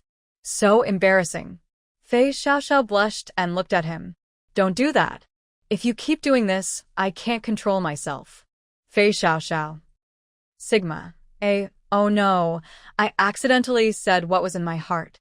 Lu Haomin's eyes brightened. So, she wasn't the only one feeling this way. Isn't that just how men and women are? At first, I was attracted by your looks, then my hormones went wild. We started talking back and forth, so naturally, we had some connection. Fu Xiaoxiao gave up trying to hide her feelings. I'm just a small village girl. I haven't seen many handsome guys, let alone someone as top-notch as you. When people see something nice, they tend to look a little longer, right? It's normal to be drawn to beauty. Luo Haomin smiled even more happily. I'm also captivated by your beauty, Fu Xiaoxiao. That's unfair. Are you being honest with yourself? I think I look okay. I know my limits. I'm not a stunning, breathtaking beauty. You don't need to lie just to make yourself feel better. She really didn't think she had much charm or looks. She wouldn't confidently believe she could attract a handsome guy just with her appearance. Even though her work and family life kept her busy, she still went out sometimes. There are handsome guys in Hualu City, not many, but they're there. How come she never attracted anyone before, and now suddenly, there's a top-tier one? Impossible. Luo Haomin leaned on the table and looked at her. Do you think you might be mistaken about your looks? Your bone structure is nice, your eyes are very pretty, your nose looks good, and your lips are rosy and cute. Your whole face shines in the sunlight. Even without makeup, you look great. Maybe you're just too picky. Fu Xiaoxiao's mouth twitched. Although we don't know each other well, don't talk about being narcissistic or not. Is this what they call a beauty sees beauty in others? What kind of nonsense is that? How do you think my friends look today? Luo Haomin's sudden question made Fu Xiaoxiao feel a bit strange, but she honestly replied, they're okay. And me? So, you actually want me to praise you? You're pretty handsome. Luo Haomin chuckled softly, then his smile grew wider. So, it's really your standards or your taste that's high, not that you're not good-looking. Fu Xiaoxiao, are you trying to boost my confidence? Just then, the waiter came to serve the food, finally saving Fu Xiaoxiao from this awkward atmosphere. Please enjoy your meal, both of you. The waiter skillfully finished serving and then moved a little away, ready to assist if needed. Xiaoxiao Fu didn't want to talk about meaningless topics, so she focused on her steak. It was so delicious. She finally understood why some foods are expensive. If she had more money, she would stock up on hundreds of servings. Yum, move aside, men, delicious food is the real king. Lu Haomin saw her so happy eating and suddenly felt that his steak smelled amazing too. He cut a piece to try. Not bad. A good match for the girl. He also wanted to help by cutting the steak nicely and giving it to her, but seeing her eat happily on her own, he thought there was no need for drama. Eating happily is the most important thing. Are you here to visit Shangguang City? Hearing Lu Haomin ask, Xiaoxiao turned to look. She saw him elegantly cutting his steak, then dipping it in black pepper sauce and chewing slowly. Compared to her big bites, her eating looked like a wild pig rooting around. Xiaoxiao couldn't help but slow down. It was addictive. Not really just here for some errands, to buy a few things. Lu Haomin raised an eyebrow. Buying a car, Xiaoxiao didn't argue. Sort of. Lu Haomin. What else do you want to buy, Xiaoxiao? When will this end? 2 cars, gasoline and diesel. Do you have supplies? If not, shut up. What are you planning? Up a fortress? Why ask so many questions? Funny, right? I really can get them, so be nicer to me. Xiaoxiao paused her eating and looked at him. You really have them, is that true? Lu Haomin also put down his fork and knife. Tell me, what are you planning to do with them, Xiaoxiao? She really wasn't good at lying. Her head hurt. What excuse should she use? What if he really could get them? I'm acting as a middleman, making a profit from the difference. Xiaoxiao looked at him with a, do you believe me? Expression, feeling frustrated. Could she really need this? Just think of it as me needing to do it. If I can get them, I do. If not, forget it. They were strangers, and such risky things were better handled slowly and carefully. Lu Haomin calmly put a piece of steak in his mouth, chewed, swallowed, and his Adam's apple moved. Xiaoxiao. Sigma, she was actually being tempted like this.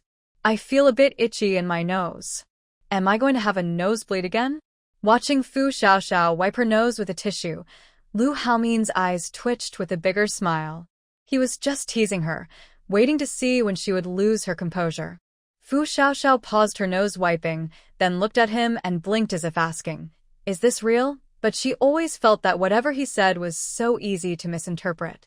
Why does it seem like my thoughts are turning into something inappropriate? Are 2 trucks enough? Fu Xiaoxiao studied her mind. How much is 2 trucks? How many tons or liters? Lu Haomin. 1 truck is about 20 tons, around 26,000 liters. There are bigger ones too, depending on how much you want. Fu Xiaoxiao silently calculated in her head, then asked, I want barrels no matter the size. 20L, 50L, 100L. I need 20,000 liters of gasoline grade 92, 20,000 liters of grade 95, and 50,000 liters of diesel. What's the price? Since we're buying in bulk. At this moment, the waiter saw they had almost finished their main dishes and started bringing other food. After the waiter left, Lu Haomin continued his earlier topic. That's no problem. If they're packaged, 20,000 liters of grade 92 costs about 120,000 yuan, 95 about 130,000 yuan, and diesel around 200,000 yuan. Give me 450,000 yuan, and I'll handle it for you. How about that? Fu Xiaoxiao looked at him as if he was a fool. Are these 450,000 yuan enough? Do you, young master, even know how much oil costs outside now? Are you really trying to flirt with me? With all this money on the line, cars and fuel, I almost took it seriously. Lu Haomin scooped a snail into Fu Xiaoxiao's bowl. Oil prices aren't as high as you think, Fu Xiaoxiao, and they're not as cheap as you say. Are you worried about me? Afraid I'll get hurt? Lu Haomin almost leaned into her. Fu Xiaoxiao pushed him away. Sit in your own seat. Just say if you want it or not, Lu Haomin said helplessly, sitting upright. Fu Xiaoxiao felt like two little voices were fighting inside her. One was saying, if it's cheap, don't miss out, and the other was saying, the young master is playing you. He has other plans. Seeing her conflicted face, Lu Haomin wasn't in a hurry. He didn't know what she wanted these for, but he waited patiently. It seemed she had made up her mind. Even if she was being tricked, she thought she was still gaining. After all, 450,000 yuan wasn't even enough to cover the cost of that car. Then I can double the amount. Did you see that? I am so greedy and unpredictable. Lu Haomin was afraid she would refuse. Sure, if you want 10 trucks, I can get them for you. Fu Xiaoxiao felt her reason winning over her conscience. As long as she achieved her goal, she didn't care. 4,000 liters of 92 octane, 4,000 liters of 95 octane, 10,000 liters of diesel. The quality must be guaranteed, not inferior goods, Lu Haomin. We're meeting for the first time today. I don't think I did anything untrustworthy, right? Why do you think my character is questionable? Can her appearance alone make her nervous? You know it's our first meeting, and we're not familiar. I'm afraid you'll sell me to a place that cuts kidneys, Lu Haomin. Can we still have a happy chat? At this moment, the phone rang. Lu Haomin looked at the caller ID and pressed answer. What's up? Fu Xiaoxiao saw him answer the call and continued to focus on the delicious food in front of her. She was still eating steadily. After Lu Haomin finished the call, this afternoon, a friend is bringing some goods. Want to go have some fun? Jade raw stones. Fu Xiaoxiao was originally thinking about finally parting ways, but hearing about jade made her a bit excited. Mainly, she wanted to try her luck. She had gained some experience these days. For finished jade jewelry, as long as she used her special eye to look at them, she could see the glow they emitted. The better the quality, the brighter it was. The poorer the quality, the duller it appeared. It was like the bracelet she was wearing now. Inside the stone, it might be hidden. Although the light was faint, after making it into a finished piece, the light became softer and a little brighter. She hadn't tried opening raw stones again yet. After all, she didn't have such resources before. Now that she had some, should she go? Don't you still need oil? We can discuss the details, like where to deliver and what transportation to use. All right, she was convinced. It wasn't just because she wanted to get a better look at that face. After they finished eating and drinking, with many small desserts left on the table, there was nothing to say. They packed up and left. She wanted to go home and enjoy her treat slowly. However, when paying the bill, the waiter said it was already settled. Fu Xiaoxiao looked at him in surprise. They were together, so when did he pay? Oh my, with a man like that, what kind of woman couldn't chase him? Why is he teasing her, this little cabbage? If only I still had a little bit of my remaining brain, I might have already fallen apart. Looking at Lu Haomin, who was following me to the parking lot, Fu Xiaoxiao asked, You won't just stick with me in one car, right? Lu Haomin blinked innocently. I've sold you my car. Who else would I follow? Fu Xiaoxiao. You could call your friends to pick you up. Didn't you say there are many cars? Just drive one out for you. Lu Haomin, with one hand in his pocket, moved closer and said, They're all watching me laugh. I gave you my car. Can't you help me out? Fu Xiaoxiao felt her heart start racing again. This man was actually acting cute. It felt like she hadn't sworn so much in 20 years. Well. Okay, let's go. You lead the way, Fu Xiaoxiao. You're really hopeless. Lu Haomin took advantage of his distraction to show a small victorious smile, placing the packed items into the trunk and sitting in the passenger seat. Just as he was about to start the car, Fu Xiaoxiao suddenly looked at him and asked, "Wait, you're afraid your friends will laugh at you, but you're still going to gamble on stones with them?" Lu Haomin. When they arrived at the largest jade city in Shangguang City, they found it especially crowded today. It was Fu Xiaoxiao's first time here, and everything looked new and interesting to her. Using her treasure appraisal eyes, she saw a large area of dull light mixed with a few brighter spots. It seemed the goods outside weren't very good. They didn't stay outside long. Lu Haomin took her directly to a two-story traditional Chinese building with a courtyard. Wow. The goods in the small courtyard seemed much better than outside.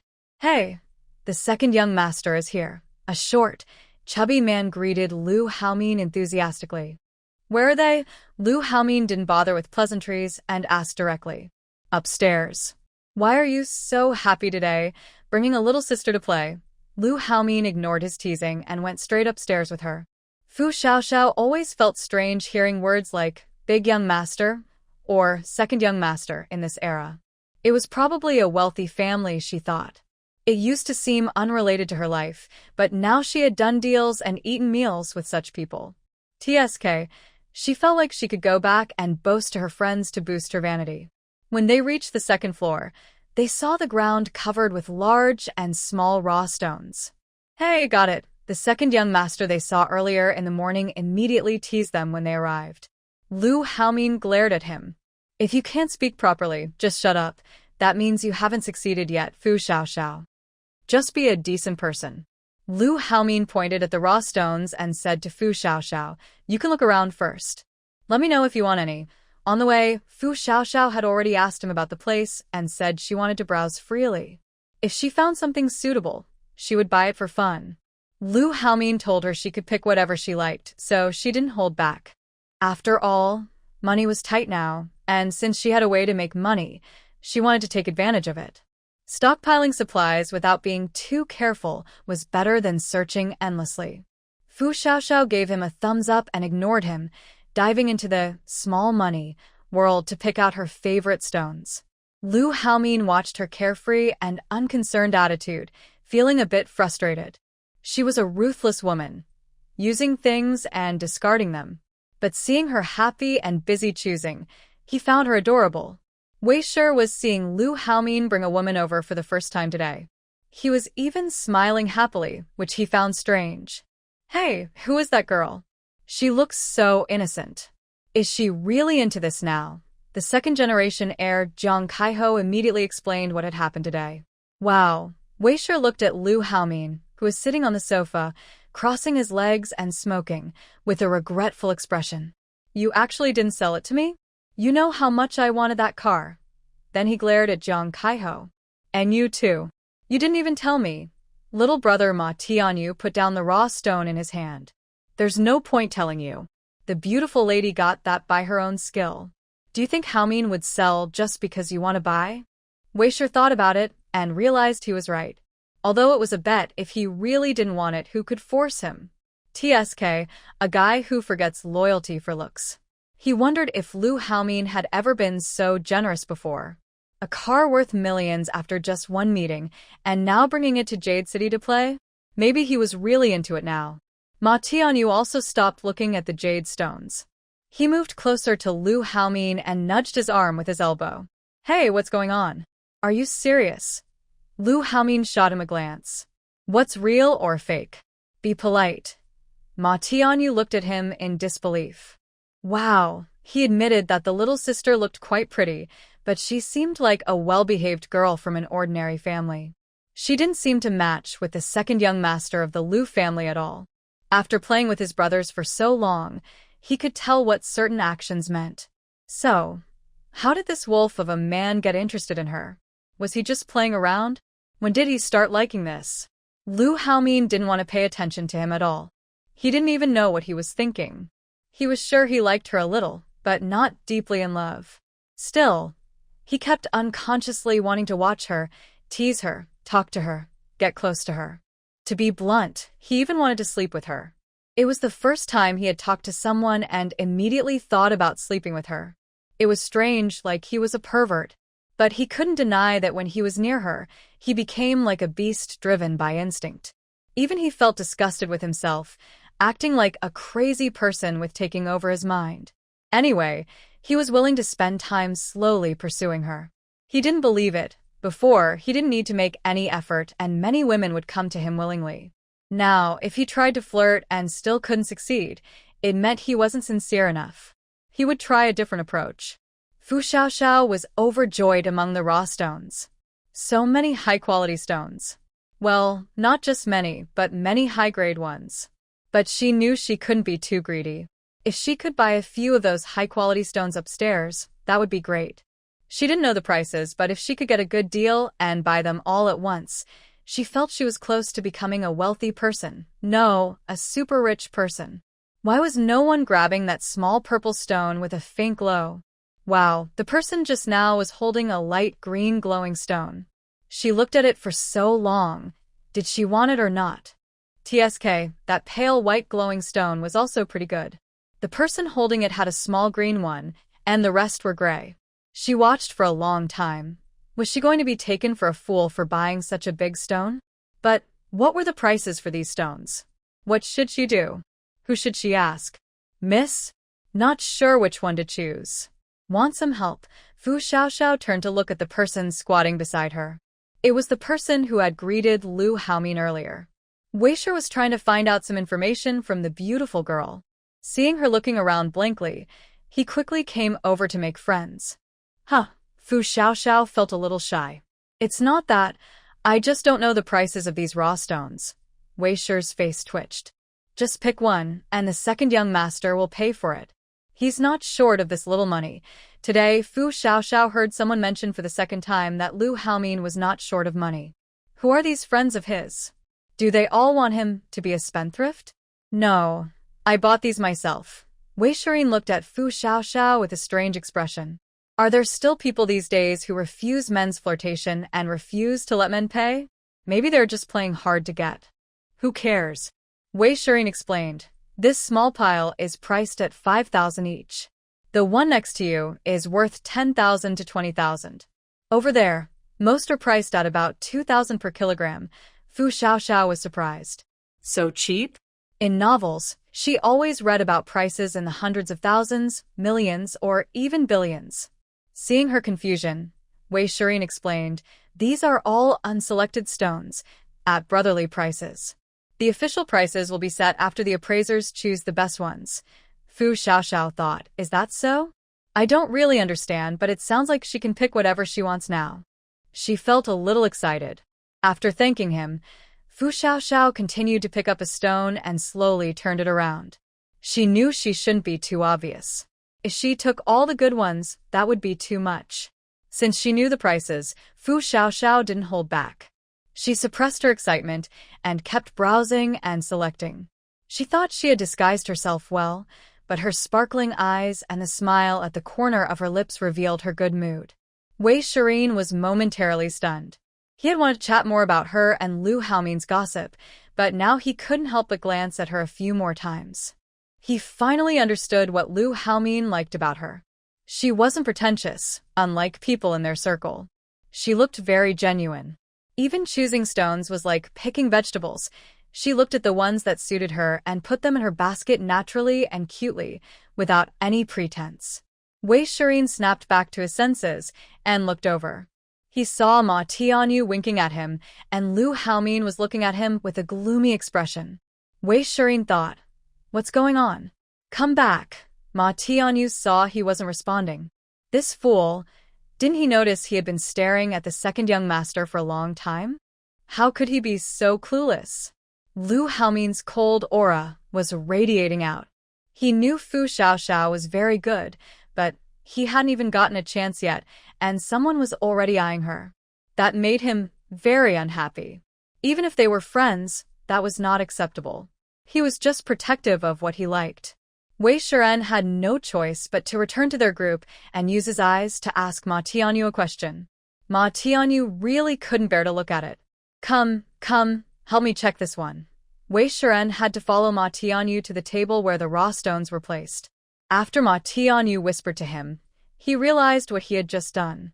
Suddenly, Wei Shiren felt a shock in his heart, and his back grew cold. Although he didn't want to admit it, he knew that just now, out of curiosity, he had started to explore the person Xiao Xiao. This was not a good sign. He had developed some inappropriate thoughts about his brother's woman. Luckily, Ma Tianyu called him back in time, or else. Unaware of the hidden tension that had just flowed between them, Xiao Xiao looked like a little girl picking mushrooms, choosing her favorite mushrooms. Until the entire scene was finished, her basket, about 40 centimeters in length, width, and height, was filled with raw stones ranging from fists to 2 palms in size. There were also 7 or 8 large pieces of rough material at her feet. These were all raw stones she was very reluctant to part with, in various colors like purple, white, green, and black. For the first time, she saw a stone emitting a black glow among the raw stones. Although she hadn't tested many, she felt that if the quality was average or poor, the stones would look dull and gray, or even lose their color. But this black glowing stone was very special. She thought it was quite unique and didn't care much about the money. She didn't pick all the good stones. She only chose the ones she liked, planning to keep some for herself and see if any could be carved out to make money. Then she could reinvest and buy more stones. Actually, she was also worried she might not be able to leave this place. But for some reason, she felt that Lu Haomin wouldn't abandon her, and she didn't know why, but she started to trust him. "Are you done choosing?" Lu Haomin walked over to her and looked at the various raw stones on the ground. He didn't know what criteria she used to pick stones, but as long as she liked them and had fun, that was enough. Xiao Xiao nodded, feeling unexpectedly guilty. Why was that? "Count the stones," Lu Haomin called Wei Shiren. "Is this enough?" Wei Shiren looked at the stones, which didn't seem to be many. Xiao Xiao touched her nose. "I'm afraid you'll lose money." "Just these," Lu Haomin said. Wei Shiren didn't say much and recorded the raw stones on the ground.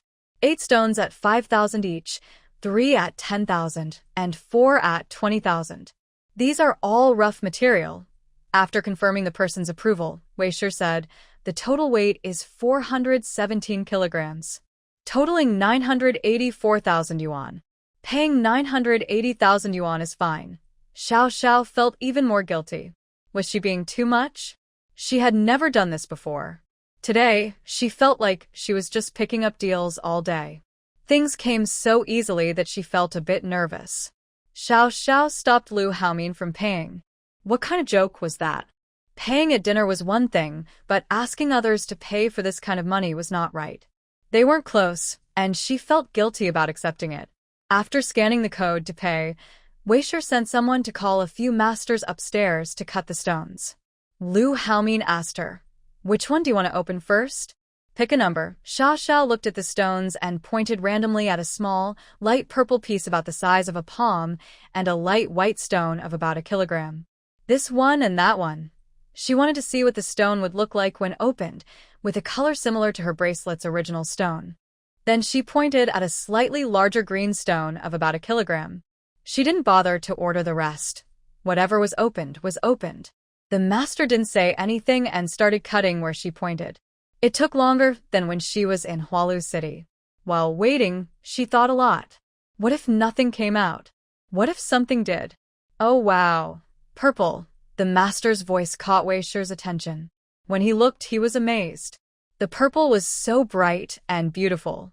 He quickly took the stone and turned on the light. The purple was very rich and pure, with high saturation. The more he looked, the more surprised he was. It wasn't violet or reddish purple. He had never seen this kind of purple before. Could it be the legendary royal purple?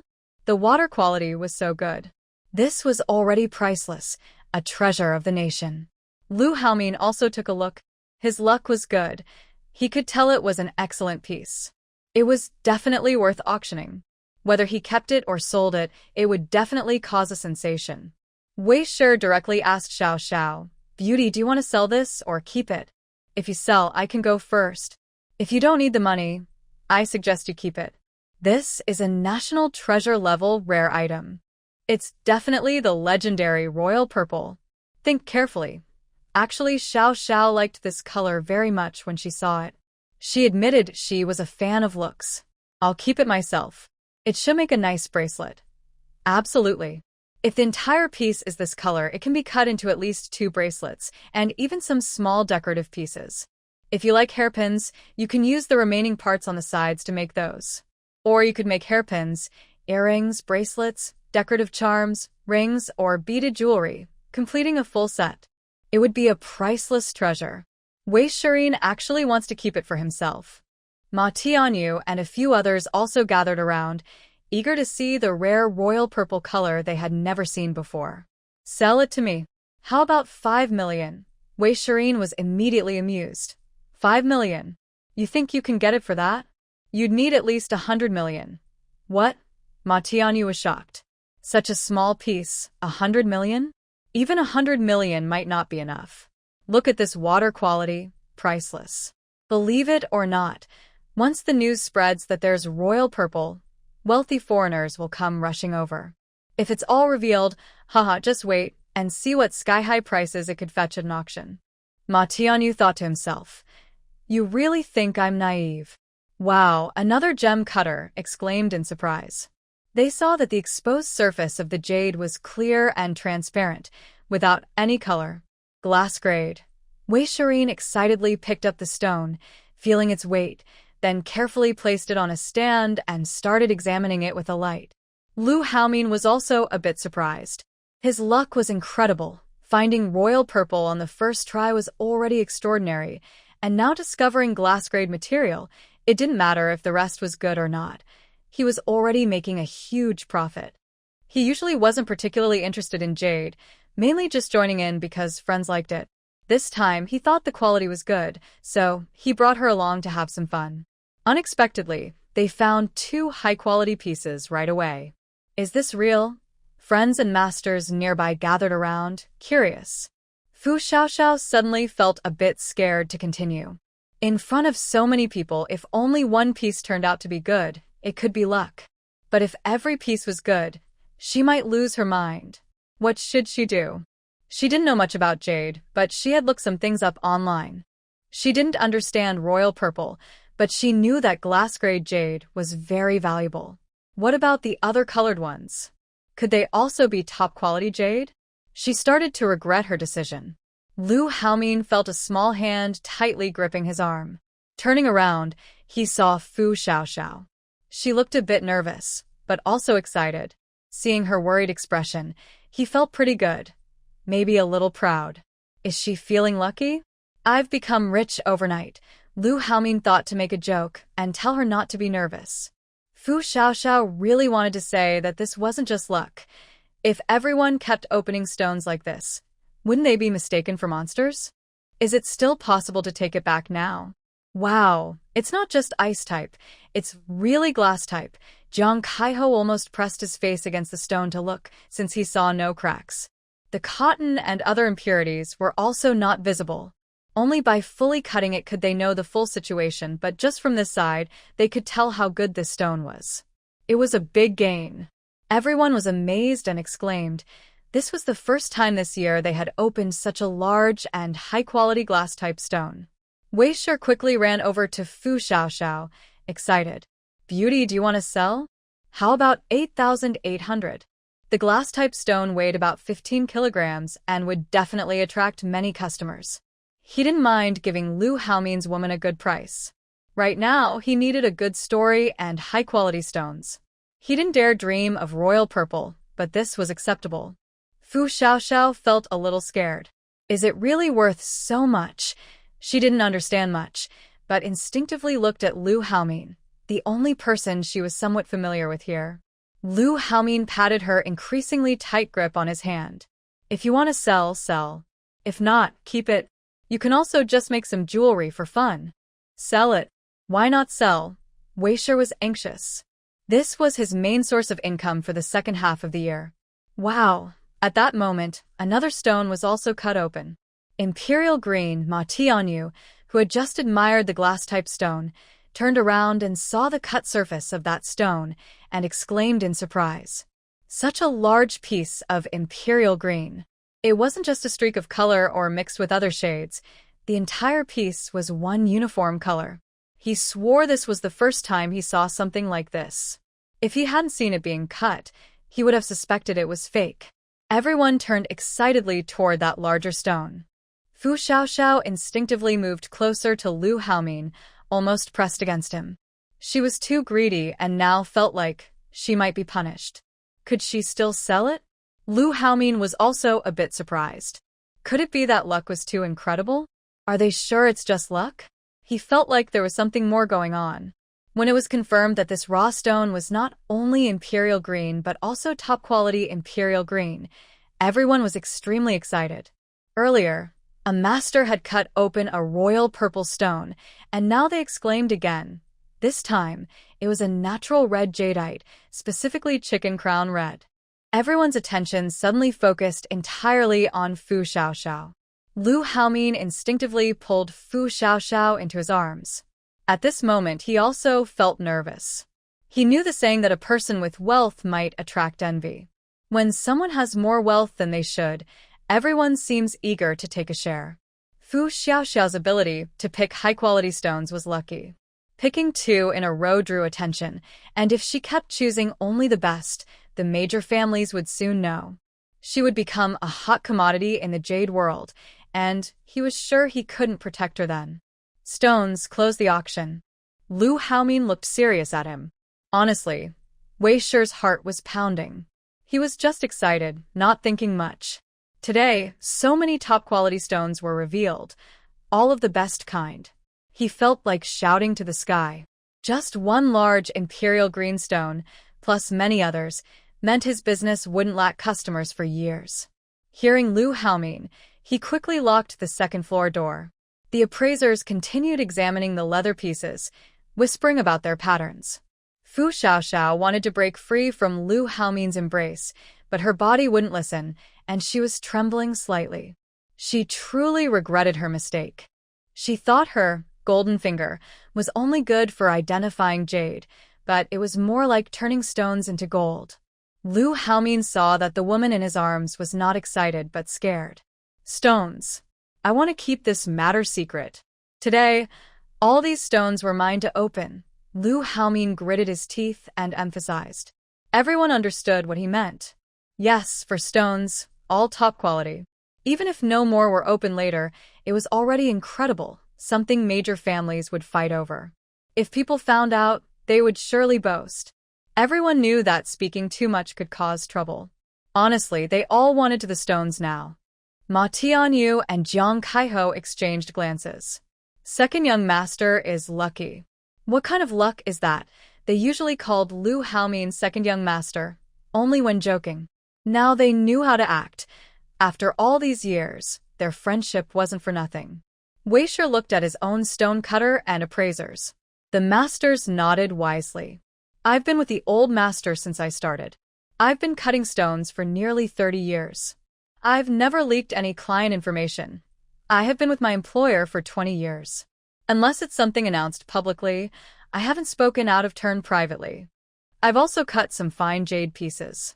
This was just a lucky coincidence. The second young master was very fortunate.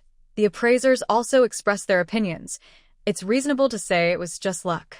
I hope this beautiful lady can share some of her experience. I just saw her picking out items like she was gathering vegetables. It's the first time I've seen someone with such good luck.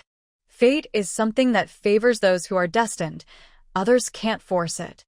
Luck is also a kind of strength. I can't control others, but I guarantee with my 40 years of experience that I won't speak carelessly.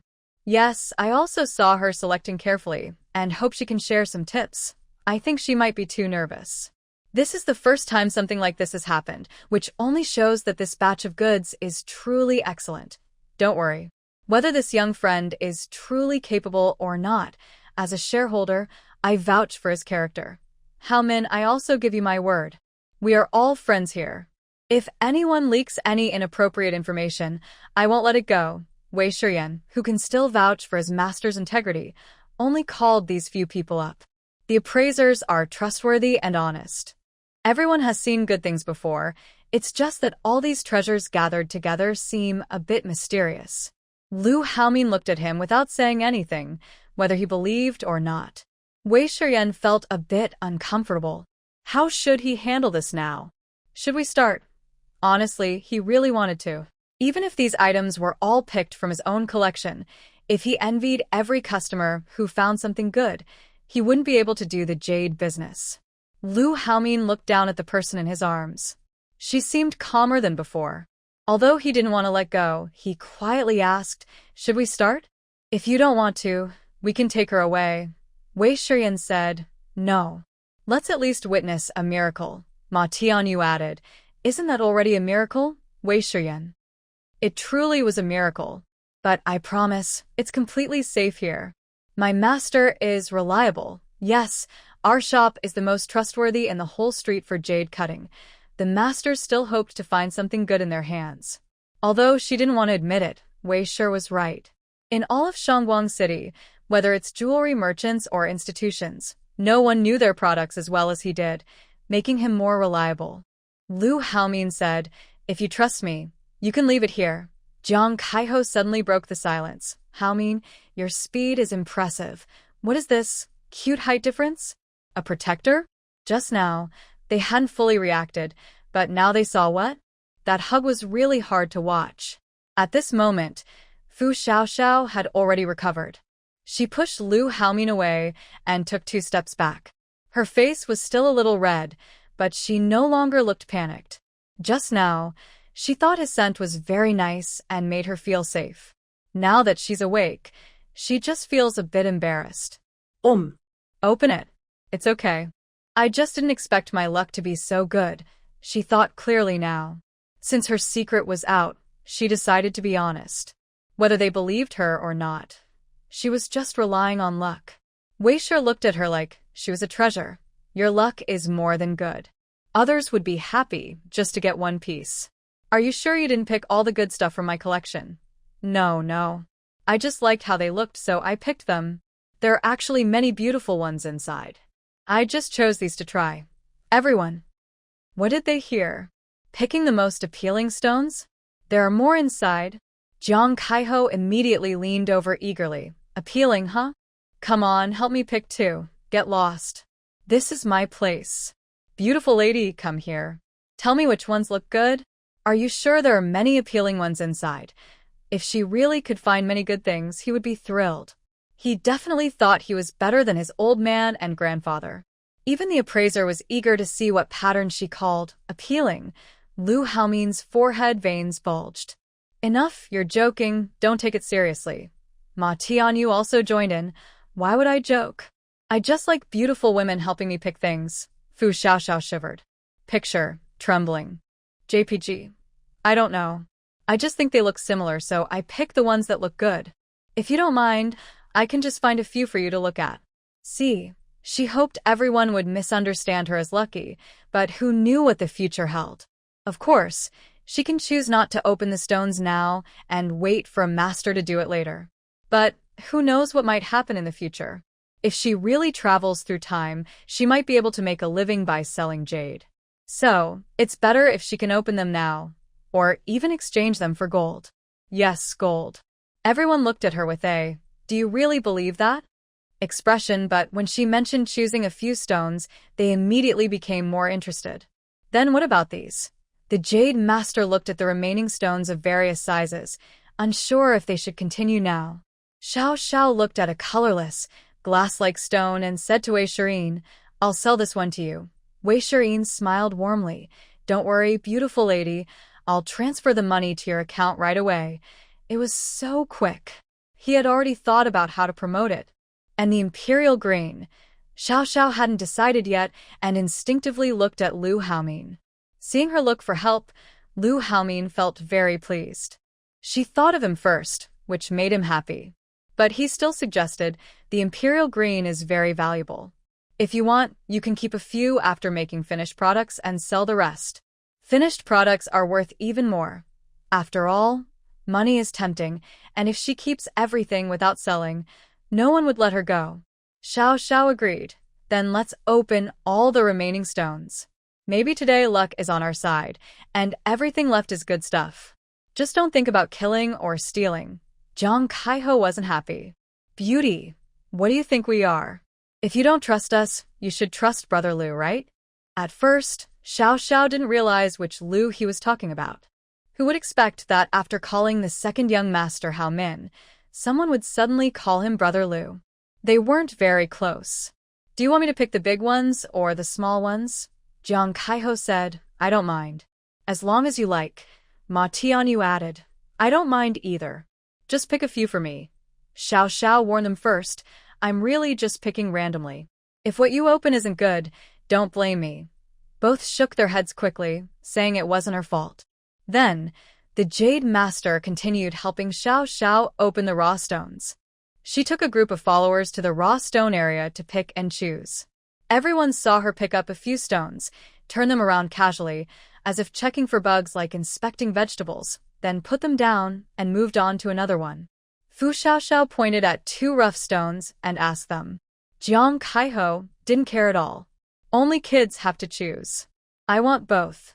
After saying that, he hugged the 2 stones and went to weigh them. Fu Xiaoxiao. Me. Ma Tianyu immediately queued up. Fu Xiaoxiao resigned herself to pretending to look for stones, feeling her acting was embarrassingly bad. When Ma Tianyu finished choosing, the appraiser asked her how she picked, but she couldn't answer. Those people just told her to look at the stones they had previously selected. Actually, the rough stones upstairs had already been checked once before they were brought here. Now, Wei Shirin's own appraiser was reselecting them. Once Fu Xiaoxiao's chosen stones were all cut open, everyone would see whether it was luck or skill. For now, it was okay for her to look around more. Fu Xiaoxiao saw one of the stones was the same as the one she saw earlier, mostly gray with a little green. How was she supposed to act? Or rather, what should she say? In the end, she could only politely say that the stone didn't look good. Ah. It turned green. Over at the stone-cutting area, Jiang Kaiho shouted excitedly. The appraisers all ran over to look.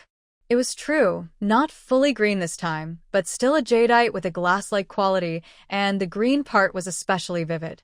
Wei Shirin quickly ran over with a sticky note and excitedly said to Fu Xiaoxiao, Beauty, since you picked based on how it looks, why don't you give this stone on the ground a score? She has a name, Fu Xiaoxiao. Liu Haomin couldn't stand their constant, beauty, comments anymore.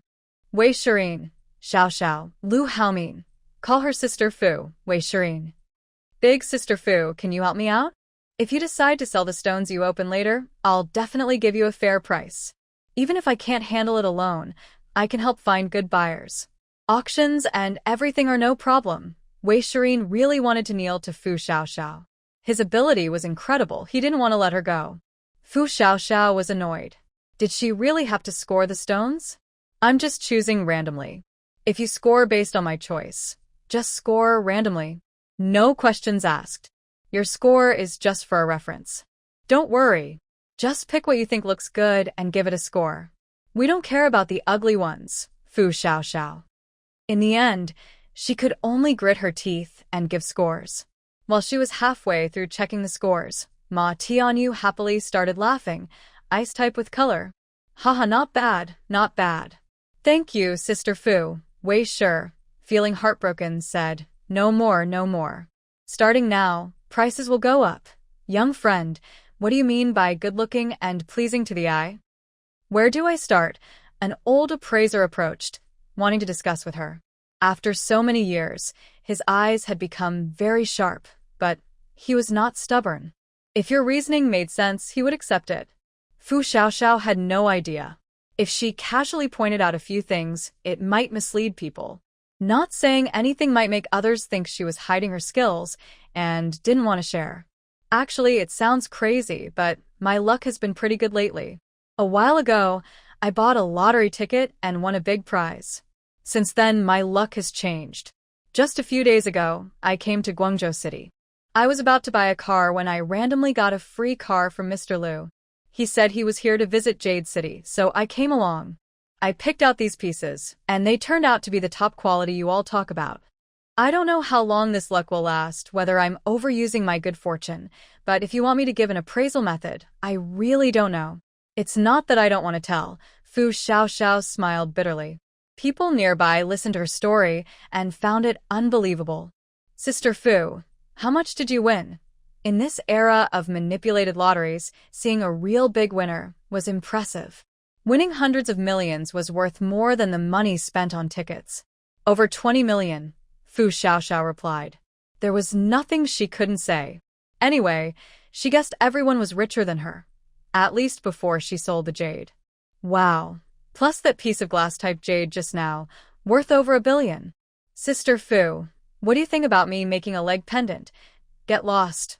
Jiang Kaiho tried to go and latch onto her, but Lu Haomin kicked him away. Ma Tianyu was laughing so hard he couldn't stop. These people, their families weren't short of money, but if you asked about themselves, they probably didn't have as much cash as Fu Xiaoxiao. This was a typical case of sudden wealth. Wei Shi, now looking at Fu Xiaoxiao, saw her as a wealthy benefactor. Sister Fu, why don't you touch each stone? Maybe touching each one will bring good luck and boost their value? Fu Xiaoxiao took a deep breath. Superstition is not good, everyone. Didn't you say your luck was good? The appraiser seemed to realize he couldn't get much out of her and gave up. However, it was not without help. At least, they could see some clues in Fu Xiaoxiao's scores, right? Many high scores matched the choices they made, although some scores they valued highly were quite low. Still, this at least indirectly confirmed and reflected certain issues. But the idea that luck played a role is too mysterious. After the master opened all of Fu Xiaoxiao's stones to reveal their corners, everyone felt numb. They looked at what was inside, and no longer wanted to speak.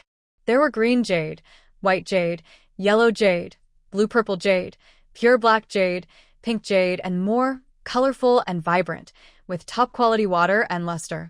It was like collecting a rainbow. Even Jiang Kaiho and Ma Tianyu each received a piece of ice-type Fu Lu Shou and a glass-type stone. They couldn't help but wonder who had collected this batch. They should reward them with a big bonus. They had truly won big. Fu Xiaoxiao asked them to help her cut each color into raw stones, select some to make her favorite finished pieces, and keep the rest for her collection. Some of these were rare treasures, like top-grade imperial green jade, which could sell for billions or even tens of billions. All of these had been cut open. Later, she planned to take a few samples or slices to Wei Shi to find buyers or auction them. When she ran out of money, she could sell some more. Some of the stones Wei Shi could directly collect, and he planned to take them home to show his father. After signing the commission agreement, Fu Xiaoxiao truly felt like she was picking up money, faster than she ever imagined. Now, she already had 200 million yuan in her bank account. It's getting dark now. Should we stay here to eat or go out? Wei Shi looked at the time. It was late, and dinner time was approaching. He quickly asked everyone's opinion. Fu Xiaoxiao didn't expect time to pass so quickly. It was already evening? It felt like they hadn't done much. Who are you trying to bother here? Don't let anyone be wronged, especially not our Sister Fu. Jiang Kaiho flattered her with a smile. Sister Fu, just tell us what you want to eat. We're close friends. What kind of relationship do you have? Lu Haomin sneered from the side. Jiang Kaiho. Revolutionary friendship. Sister Fu is my benefactor. Whatever you want to eat, just tell her. Yes, yes. Sister Fu's visit to my small shop is a great honor. We can't just settle for anything. Anyway, the grades are almost finished, so I don't care about the remaining ones. Miss Fu, since you're coming to Guangzhou, we haven't given you a proper welcome, right? Perfect timing tonight, isn't it? As the saying goes, fate brings people together from afar, a bond that ties us across 1,000 miles. Fu Xiaoxiao, how can it get more ridiculous? Does she really hope to eat alone? That way, she can order lots of food. After all, she has money now, so she can indulge herself. Let's go eat. We've wasted the whole afternoon here feeling bored. Stone, open the door. Lu Haomin directly walks over to Fu Xiaoxiao and puts his arm around her shoulder. Fu Xiaoxiao is surprised. Wait, why is he starting to get physical? She tries to pull his hand away, but unexpectedly, Lu Haomin simply takes her to the second-floor exit without asking. With so many people watching, Fu Xiaoxiao feels her body heat up. Everyone is joking and preparing to go to Hanlin Pavilion for dinner. The chefs and appraisers are not going. They are excited and still eating upstairs, planning to continue their research later. So only the 5 of them are going. After getting into the car, Fu Xiaoxiao turns to look at Lu Haomin. Seeing her gaze, Lu Haomin winks at her. What's wrong?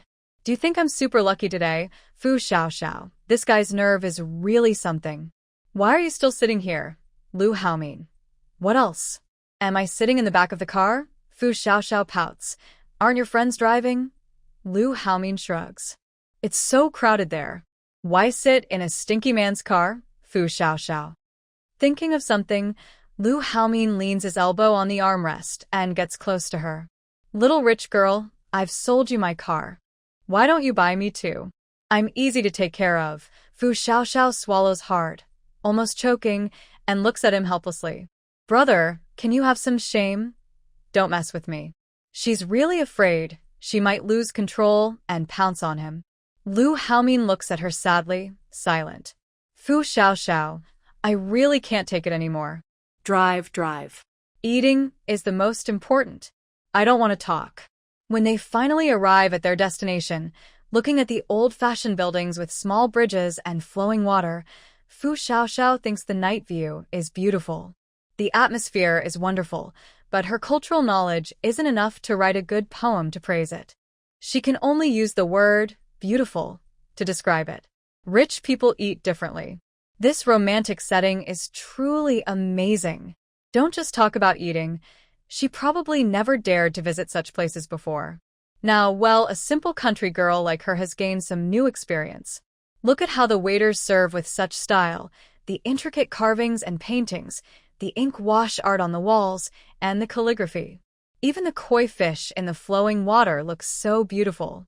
The pavilions and wooden structures feel different from those fancy traditional-style restaurants. Why are you two so slow? The food is almost here, and you're just arriving. Were you having a car date? Jiang Kaiho teased. Fei Xiaoxiao looked at him confused. What's a car date? Everyone fell silent. Lu Haomin hadn't sat down yet, and he angrily threw his chopsticks at him. If you can't speak properly, just shut up. Stop talking nonsense. Ma Tianyu also looked at Jiang Kaiho, who had dodged the chopsticks, and said, You really have no manners. Don't make inappropriate jokes about Fei Jia. Jiang Kaiho realized his mistake and quickly apologized. Fei Xiaoxiao saw that none of them seemed willing to explain, and she wondered if it was about a car accident. Sometimes she was a bit strange. When she focused on something she didn't understand, she couldn't stop thinking about it. Not understanding made her feel uncomfortable. While they were chatting, she quietly searched on her phone. When she saw that the explanation from Qian Du was about a car shaking, she thought that was normal. But then she saw the phrase X in the car, which made her head explode with shock. She had truly never heard that phrase before. What should she do? Not knowing what it meant was okay, but once she understood, she couldn't look at the people in front of her the same way. Lu Haomin, who was pouring her tea, noticed she kept looking at her phone without raising her head. He casually glanced at her screen and saw the content. Then, why is it so adorable? At this moment, the dishes started arriving, finally saving Fei Xiaoxiao from her confusion. Fei cheers. Let's drink to you with tea instead of wine. Weisher picked up his cup and raised it. Fei Xiaoxiao quickly stood up as well. You don't have to be so polite. If you keep doing that, I won't be able to enjoy my meal. She really wasn't good at this kind of social politeness. It made her uncomfortable. Once, her boss took her out for a business dinner. She was awkward the whole time, not knowing what to say. She didn't understand why a finance person had to go to such dinners. Later, whenever her boss called her again, she never went back. Weisher's intention was not to make anyone uncomfortable, so he quickly apologized. Sorry. It's our first meeting, so I was a bit polite. Please don't mind, just eat casually. I mainly wanted to say that I've been looking forward to meeting you. Actually, I sincerely want to thank you. Just casual remarks. Seeing Lu Haomin give him a sharp look, Weisher immediately changed his tone and sat down. Ma Tianyu, while eating, asked, Sister Fu, are you here in Shangguang City for fun? Maybe we can take you around tomorrow. Fu Xiaoxiao quickly refused. No need. I came here on some business. I haven't accomplished anything today, so I need to keep busy tomorrow. So, young masters, there's no need to look for me anymore. Thank you. Jiang Kaiho also chimed in. If there's anything we can help with, just tell us. We'll do our best to help. No need, I need to handle this myself, she replied. If they find out, it might cause trouble. Do I have to go into the lab to slice samples? It's better if we part ways after tomorrow. But because of the Jade connection, I guess I can't leave just yet. Honestly, she hasn't seen any big news about signs of natural disasters. Usually, if the end of the world is near, there should be more frequent reports. But now, even when disasters happen, they are minor. Could it really be that she needs to travel through time? But her grandmother said she would warn her parents. If that's true, does the whole family need to travel? No signs at all. She feels like a sword is hanging over her head, and hoarding supplies makes her anxious. She doesn't know if something unexpected might happen here, making her forget about her family. She's unsure if her supplies are enough or what she still needs. She's eager to act quickly now, rather than wasting time joking around with these rich kids. This is the only moment when she can think clearly when facing Lu Haomin.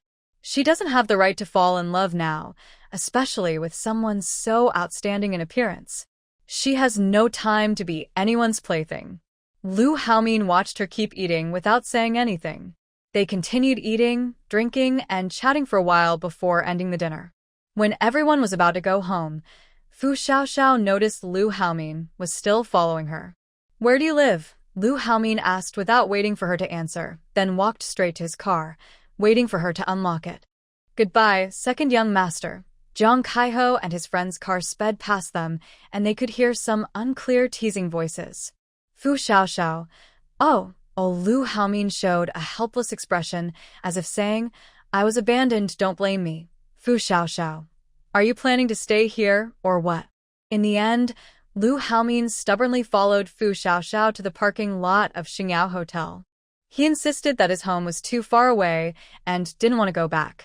He suggested they stay at the hotel for the night and asked her to give him a ride. Fu Xiaoxiao was speechless and almost kicked him out, but he looked at her with sad eyes. Sigh, beauty can be a trap. Since they weren't sleeping together, she really would have used a knife to push him away, if necessary. When they entered the hotel lobby, Lu Haomin caused more trouble. You now have a bit of money, so you should upgrade to a presidential suite. It's only right. Honestly, Fu Xiaoxiao had thought about this too. When she first came to Guangshi, she thought she might not be able to stay in luxury hotels anymore. She had never stayed in a 5-star hotel in Hualu City, so staying at the 6-star Xingyao Hotel in Guangshi's main branch for a bit of luxury seemed better. So she only booked a regular room for 1,888 yuan, which was already a luxury for her. But now she had money. Why not enjoy the best? Why waste this opportunity? On the way here, she was already thinking about upgrading her room. She was now a rich newcomer, no longer short of money. Let's go. At the front desk, upgrading to a presidential suite went smoothly. She chose the most expensive one, costing 288,888 yuan.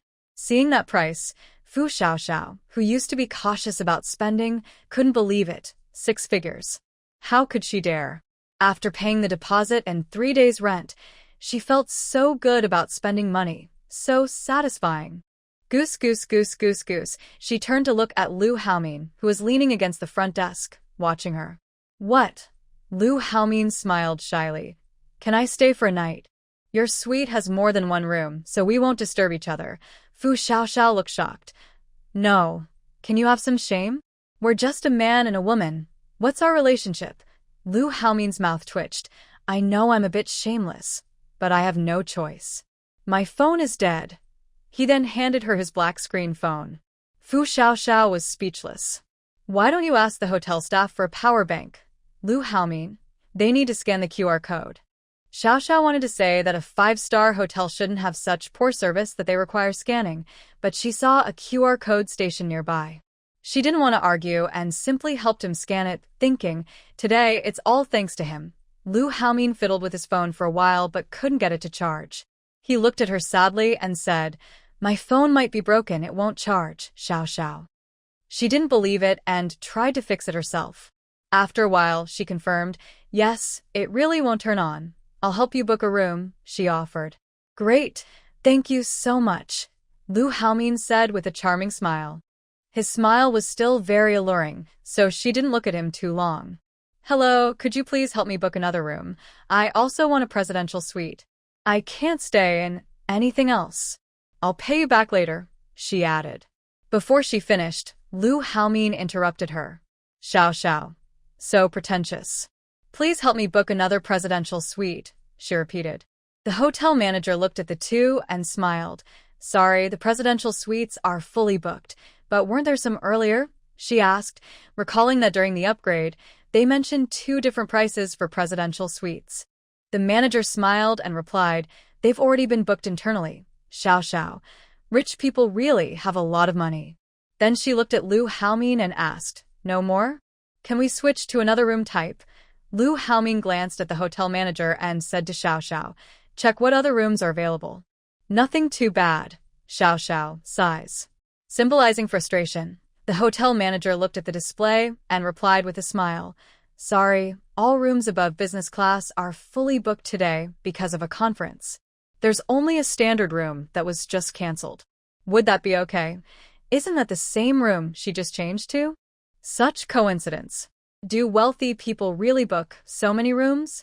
Even if not every floor is full, surely half of them are fully booked? With such high prices, this hotel must be making a lot of money.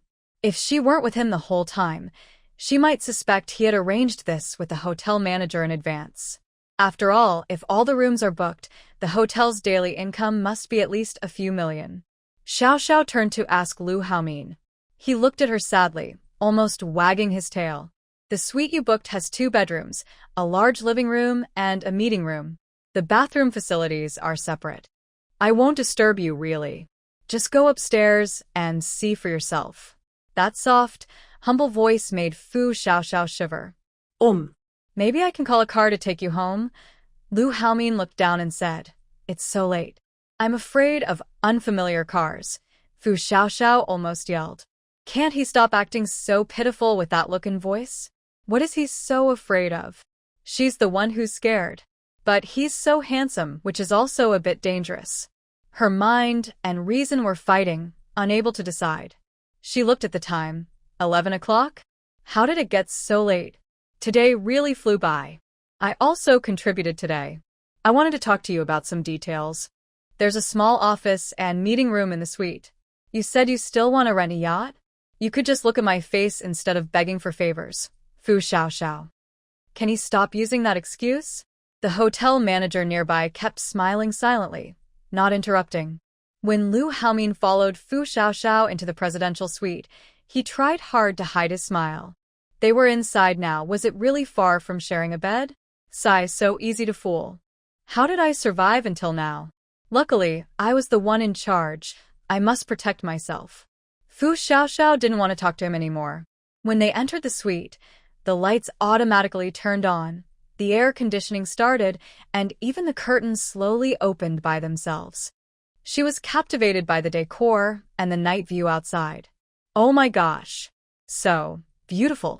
She wanted to scream. Forgive her, a simple girl seeing something new for the first time. She dropped her suitcase and ran to the floor-to-ceiling window, gazing at the dazzling city lights. The presidential suite. I'm here. She had stayed on the 28th floor before, where she could see the night scene too, but she swore. This view was totally different. This building was 68 stories high, and her view wasn't blocked by other tall buildings. The angle of this room gave her a full view of the entire city of Shangguang. It was breathtaking. She could see the whole brightly lit city below, truly worthy of a 6-star hotel presidential suite. So beautiful. Who understands? She wanted to scream like a little squirrel. Wealthy people really know how to enjoy life. Wow, she wants to live here forever. Her small body was busy looking around here and there. Suddenly, she thought of something. Lu Haomin, come here quickly.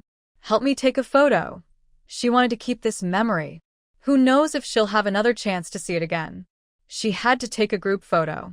Do you know how to take a good picture? Come on, look at this angle, like this, okay? Don't worry, I understand. Then Lu Haomin acted as the photographer assistant. After 5 minutes, looking at the photo he just took, Fu Xiaoxiao looked at him with a complicated expression. Your skills are a bit poor, aren't they? I taught you, but this looks really bad. Lu Haomin, who was criticized for his poor photography skills, said nothing. Forget it, I don't need you anymore. Give me one more chance. No need. The room has large windows. I'll take selfies in my room. Bye-bye. She didn't say anything else. Seeing that the guy who looked handsome actually had terrible photography skills, she chuckled. As expected, no one is perfect. After closing the door to the room, Lu Haomin sighed helplessly. He had just followed Fu Xiaoxiao's instructions on how to take the photos. It was his first time taking pictures for someone else. Honestly, he thought the photos looked beautiful. He couldn't see what she was unhappy about. Losing this chance, he realized he needed to study photography better. After closing the door, Fu Xiaoxiao looked around the huge room, the big bed, the large floor-to-ceiling windows, and the spacious bathroom. Wow, this presidential suite was even bigger than a regular presidential suite. It was all about the smell of money. No wonder it cost 288,888. She threw herself onto the king-size bed. So soft. This bathtub even had massage functions. How do you use it? The bubbles smelled so good. What brand is it? Oh my, it feels so good. Sorry for being a country bumpkin trying to act like a rich person for the first time. Wah wah wah, this is so amazing. Who would have thought that an ordinary person drowning in debt could suddenly become a billionaire overnight? This must be everyone's dream, right? And she, Fu Xiaoxiao. She didn't know how many generations of good luck she had burned to get today's fortune. If only she had a glass of red wine now, Huh. What's in that small cabinet next to her? Oh wow, what a coincidence. Inside, there's coffee, tea leaves, and red wine, plus a tea-making set and cups. The small bag of tea is Pu'er and Tiguanyin from 10 years ago? What? Expired? Could it have been left by someone else? But the packaging looks so good, and it seems like someone has already sorted it out. Why would they keep expired tea? There's a date printed on it today. What does that mean? Never mind, she's not interested in that. She decides to pick another one. The coffee. All in English? What country's language is this? There are other strange symbols on the packaging which she can't understand. Never mind. Next is the red wine. She can't read it either. Can she even drink it? She only recognizes 1982. Truly, it's scary how little she knows. Maybe she should scan the label to understand it. Right now, she feels like a complete ignoramus. Finally, she activates the online translation. Even after translating, she doesn't understand much. But she does recognize the word Lafite. Is that real? Sorry for her lack of knowledge. She's only staying in a room that costs less than 300,000 yuan a night, and they're serving Lafite? So, is the wine the reason the room is so expensive? That seems unlikely. She's never heard of a presidential suite including such expensive wine. Maybe it costs extra? Forget it. She doesn't know the actual price of Lafite anyway. She puts the bottle down. Tomorrow, she'll ask about it. For now, she decides to get a massage. That feels so good. Maybe it's just her mood, but staying in the most luxurious room, surrounded by charming scents, wearing a super soft bathrobe, applying the hotel's free skincare mask, snacking on treats from the minibar, drinking the hotel's ultra-expensive purified water, Fu Qiao feels like she's been elevated. Her skin looks much better, and her every move exudes a luxurious vibe. This smell of money has almost made her forget her original purpose for coming to Guangzhou. She feels so decadent. Boo-hoo, she receives a message on WeChat. Fu Qiao picks up her phone and sees it's Lu Haomin. Earlier, during dinner, some friends had created a Jade group chat with her. Later, Lu Haomin added her on WeChat himself, saying it was easier to communicate about the supplies she needed. Why is he messaging her so late? Lu Haomin. Are you asleep? You big fool. What do you want? Lu Haomin. I just ordered a late-night snack. Want to come out and eat? Picture, JPG. Fu Qiao looks at the picture of the golden-colored food and start salivating. But she's already snacked on some treats. Besides, it's so late. She decides to pass. "Stop teasing me, big-headed ghost," I said. "No more, I'm going to rest now." Lu Haomin replied, "All right, then I'll just eat these crispy fried milk snacks and crab yolk honey meat strips myself." Fu Xiaoxiao. Big-headed ghost said, Wait, I'll change my clothes." Lu Haomin said, "The best time to enjoy the food is within 10 minutes. It's already been 5 minutes since it was served. Are you sure you don't want to try a bite first?" Fu Xiaoxiao's mind was racing, fighting with itself. She looked at herself. Her bathrobe was long, almost reaching her ankles, and was very well wrapped, with no skin showing. She had planned to do her face mask and then dry her hair, but now her hair was only half dried. It didn't seem inappropriate to meet people now. Oh well, the food is too tempting to ignore. Time to eat. Fu Xiaoxiao didn't realize that sometimes a person's bottom line slowly lowers and their guard drops too. She didn't know she had already fallen into Lu Haomin's trap step by step. She also didn't know whether she was tempted by the delicious food or by Lu Haomin, whose bathrobe was slightly open at the chest. His slightly damp, messy hair, skin glowing softly like it had a filter, deep features, lips. She had sneakily looked at his collarbone during the day, but now it was even more eye-catching. His chest muscles, a little more defined, made him look strong, a little less, and he'd look slimmer. Just perfect, almost flawless. At this moment, Lu Haomin exuded a wild, irresistible charm. Even someone like her, who only read romance novels and had no real dating experience, felt her heartbeat quicken. Why was he so attractive? Fu Xiaoxiao thought she was staying calm, but she didn't realize that the wolf across from her was already watching her every move. Seeing her expression, wanting to look but not daring to, Lu Haomin felt secretly pleased. It was the first time he used this tactic to attract a woman, and it seemed effective. He was just waiting to see when she would break her composure. They casually talked about her idea of buying a yacht during their drive today. "How is it? Tastes good, right?" Lu Haomin's charming eyes flicked at her. Cough, cough. Fu Xiaoxiao couldn't help but choke. Lu Haomin immediately stood up and came over to pat her back and hand her water. "Be careful. I'm not trying to compete with you." Xiaoxiao Fu finally calmed down. She was about to thank him and say she was fine when suddenly she saw something that made her head spin. What did she see? Maybe his recent movement loosened his bathrobe. The neckline was slightly open, and from her angle, she surprisingly saw more of his abs. Who could stand that? Xiaoxiao quickly got up. I'm not hungry anymore. I'm on a diet. I'll go back to sleep now." Before Lu Haomin could reply, she ran back to her room like the wind and even locked the door behind her. Seeing Xiaoxiao, cheeks flushed, run away, Lu Haomin's smile grew wider. Xiaoxiao felt a fire burning inside her, impossible to put out. Her heart was pounding fast, as if it might jump out of her chest at any moment. She went to the bathroom, splashing cold water on her face several times, but still couldn't calm down. What was wrong? Should she take a cold shower? She was a woman. Why did she feel so anxious and restless? She curled up in her blanket, feeling that something was off with her lower belly. Oh my gosh, what's happening? Wow, is she a pervert? Seeing a man and losing control? Isn't that usually something described about men? When did she become so lustful?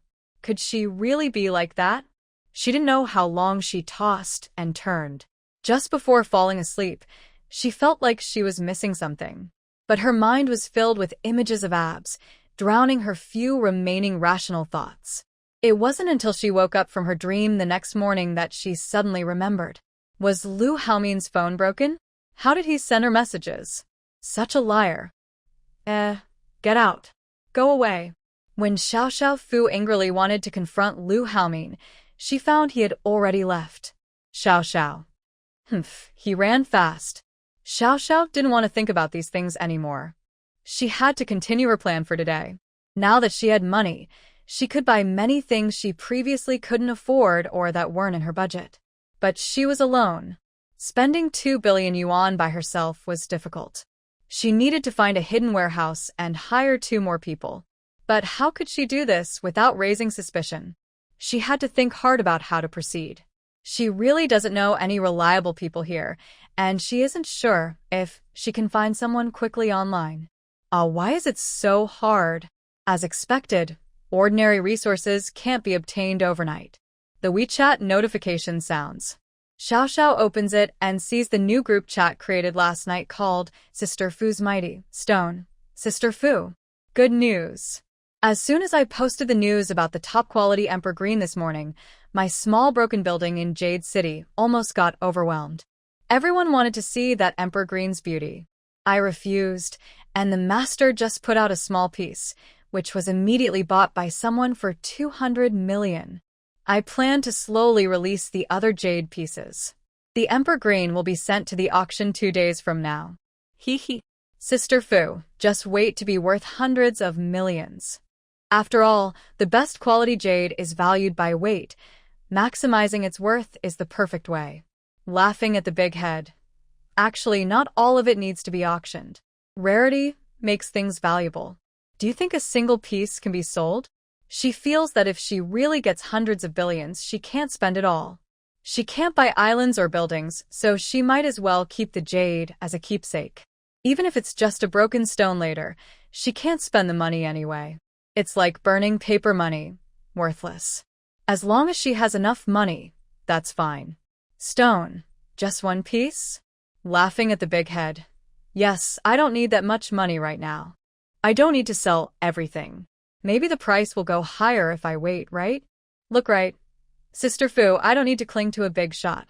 Just give me a thumbs up and I'll be happy. Rich boss. Sister. Do I look like your long-lost younger brother? Stone. Get lost. You're older than Sister Fu. What younger brother? Stone. Sister Fu, I'll transfer the money to you as soon as the finance department receives it.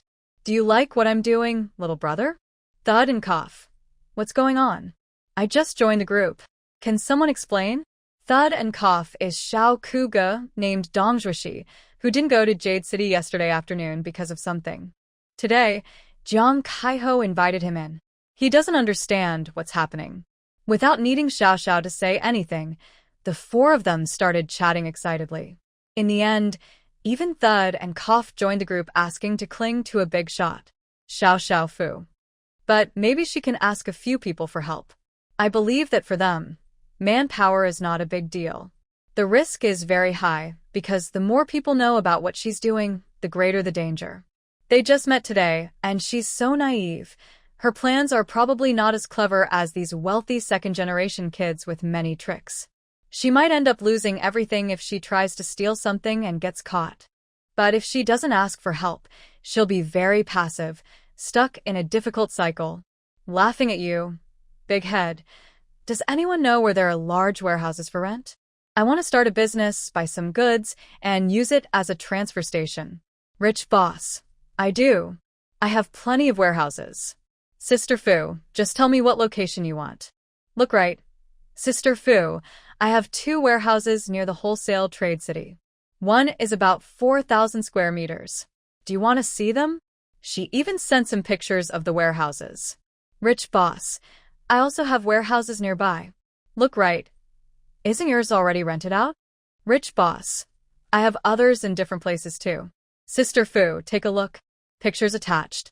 Everyone was busy promoting their warehouses. Then a private message came in. She exited the group chat and saw it was from Lu Haomin. Lu Haomin. The fuel supply is arranged. It will be delivered to Mingang Wharf in 5 days. Xiao Xiao Fu was surprised by how fast it was.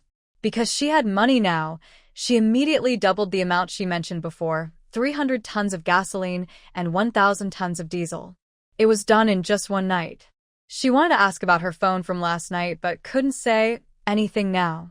She just hoped 5 days would be enough. Laughing at you, big head. Okay. Thank you very much. What should I do when the time comes?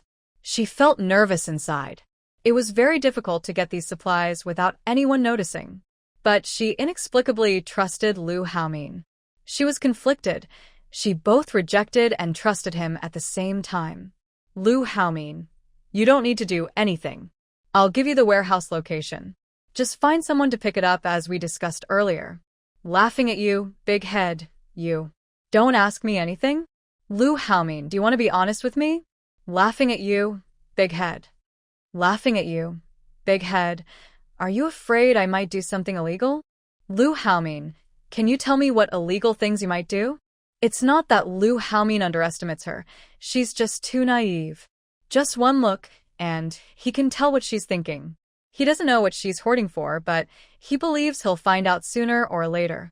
Fu Xiaoxiao is speechless. Really, how can she be like this? Laughing at the big head ghost. Can you help me exchange the money from selling jade for gold? Laughing at the big head ghost. I think money loses value too quickly. I don't understand financial investments, but I feel gold is the safest and most stable. She clearly didn't want to get too involved with him, but she couldn't help wanting to stay connected. Fu Xiaoxiao doesn't know why she's so conflicted. She knows she's full of flaws, but she can't think about that now. Lu Haomin is silent for a few seconds, then sends a message to ask. Lu Haomin, investing in gold is a good idea. How much do you want to exchange? Laughing at the big head ghost. How about the 200 million just mentioned in the group? Can I exchange that? Lu Haomin. Okay, I'll wait for your message. Laughing at the big head ghost. I also want to do some charity work. Do you know any reliable people for procurement? Someone discreet, with good character. I might not use them for long, but they should be capable. Lu Haomin is silent again. She's always thinking ahead. What exactly does she want to do? It seems like she wants to spend all her money before feeling secure. Lu Haomin. What kind of business do you want to do? Laughing at the big head ghost. Anything. I want to build a big, all-in-one shopping center. Now that I have money, I also want to donate some supplies for charity and earn some good karma. She has a plan. She'll rent a few warehouses, with trucks coming and going. She'll donate a little and collect a little, claiming everything has been handed over. She wonders if this can withstand scrutiny and whether she can hide it later. She remembers that donations exceeding 30% of her personal taxable income are tax-free. The money from selling jade doesn't need to be declared or taxed. When she donates, she'll find someone to handle the donations, saving herself trouble. Isn't that what money is for? Why make herself tired? Lu Haomin, you're a kind little person. Xiao Fei feels so empty inside. She just wants to use charity as a cover. It's the smartest idea she could think of. When the vehicles come and go, and with surveillance outside, she doesn't worry too much. As long as no one checks the data carefully, who would know if they are unloading or loading goods in the warehouse? Anyway, she plans to donate most of the supplies later. What's the point of keeping a national reserve? Will she even use it all? It's just accidental wealth, and this way, she can feel more at ease. Laughing at you, big fool. The money came so easily. Shouldn't she give back to society while enjoying it? Forgive her for being fake. She will donate some supplies, but mostly, she's just trying to stockpile goods. Lu Haomin. Okay, wait for my message. I'll help you manage the warehouse too. Laughing at you. Big fool. Would that be too much trouble for you? You have your own things to do, right? Lu Haomin. Serving a beautiful woman is my honor. Besides, I'm just a jobless person. Laughing at you. Big fool. Question mark faced, JPG Lu Haomin. I'm the second oldest at home. I don't get involved in family matters. My family is complicated. I smile bitterly. JPG Xiaoxiao quickly imagined Lu Haomin as a pitiful little guy who is disliked and constantly pushed aside. Usually, wealthy people, even if not being groomed as heirs, are not allowed to be idle. They are likely responsible for other projects or start their own businesses. And the sadness in Lu Haomin's words, she could guess it easily. Either the older brother fears him stealing the inheritance and pushes him away, or the parents don't love him, or he's the child of a stepmother. Or maybe the old man in the family has too many wives and children. Or he's a stepson or illegitimate child. Anyway, family dramas of the wealthy are beyond what a small citizen like her can see. There's no such thing as the most dramatic, only more dramatic. Suddenly, she feels a bit of sympathy. What's going on? Laughing at you, big fool. Don't be sad. You're great, handsome, capable, and always able to carve out your own path. Of course, if the apocalypse hadn't arrived. He's so capable and whatever she wants, he can get for her. Why is she still being suppressed at home, unable to stand out? The wealth she has today is thanks to him. Otherwise, she might as well prepare more supplies for him too. Lu Haomin looks at the message on his phone and takes a deep breath. TSK, what was he imagining? How can you be so cute and silly? What should I do without him? He doesn't think that Fu Xiaoxiao is like those ignorant, pretentious women. Her innocence, purity, kindness, and other qualities are very special. He can feel that she is very guarded. She's not a mindless saint or a naive girl. She has her own ideas. No matter how many temptations there are, she carefully guards her small world and doesn't let anyone enter. That's why he wants to open up her shell and see what kind of little turtle is inside. Men are like this with women. All love starts from interest and grows slowly, without any pattern, directly touching the heart. Lu Haomin, I don't even want to try anymore. I just want a rich woman to support me. Fu Xiaoxiao is speechless. This. Again? Thinking about last night's dream, her heartbeat seems to be out of control again. Laughing at you, big fool. If you go out for a walk, there are many people who want to support you. Lu Haomin, I only want you. Fu Xiaoxiao tries to fan her face, feeling that the heat might fade away this way. She can't stand it anymore. She really can't take it. He keeps teasing her again and again. What should she do? Does she like him? She admits she does.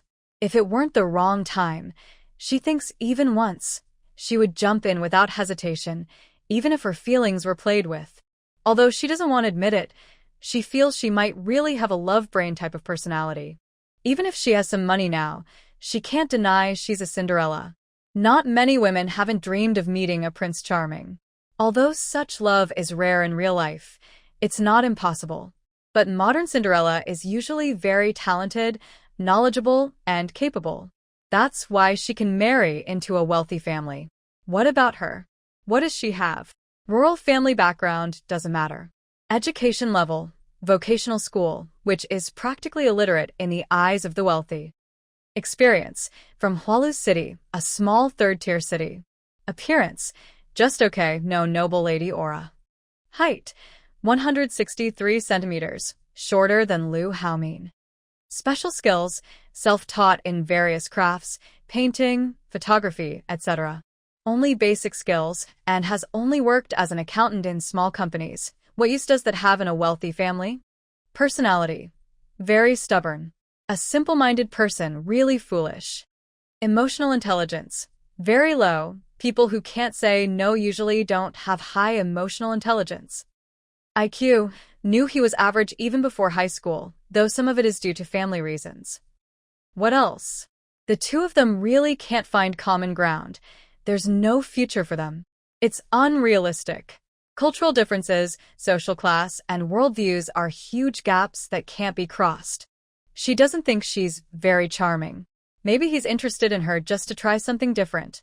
Lu Haomin, I have some people resources to recommend to you. When are you available for an interview? Phew, finally moving on from that topic. Xiao Big Head. I'm okay with anything, the sooner the better. Lu Haomin. How about tomorrow morning? I can bring someone to meet you at the hotel. Xiao thought about going out but decided it would be better to settle this quickly, so she could save effort and worry. Xia Big Head. Okay. Lu Haomin. Send me the type of warehouse you want. Xiao quickly typed and sent the information. After they finished chatting, she noticed the group chat, Sister Fu is awesome, had over 99 messages. She also saw that Lu Haomin had already confirmed the warehouse details with some friends. So quickly? He had already decided while chatting with her? Everyone in the group teased him, making Xiao blush. She wanted to reply but felt it was too obvious. They hadn't said anything directly, but she felt a bit embarrassed yet secretly happy inside. Xiao. Stay clear-headed. Don't fall for it. Don't go crazy. Be restrained. If you can't control your heart, can you control your body? You only like him because he's handsome, beauty and desire. You two have no future. After changing clothes, Lu Haomin was about to go downstairs to find Xiao Xiao Xiao when he saw his parents resting on the sofa in the hall. Lu Xintian looked at his second son. I heard you were pestering a girl to get a room last night?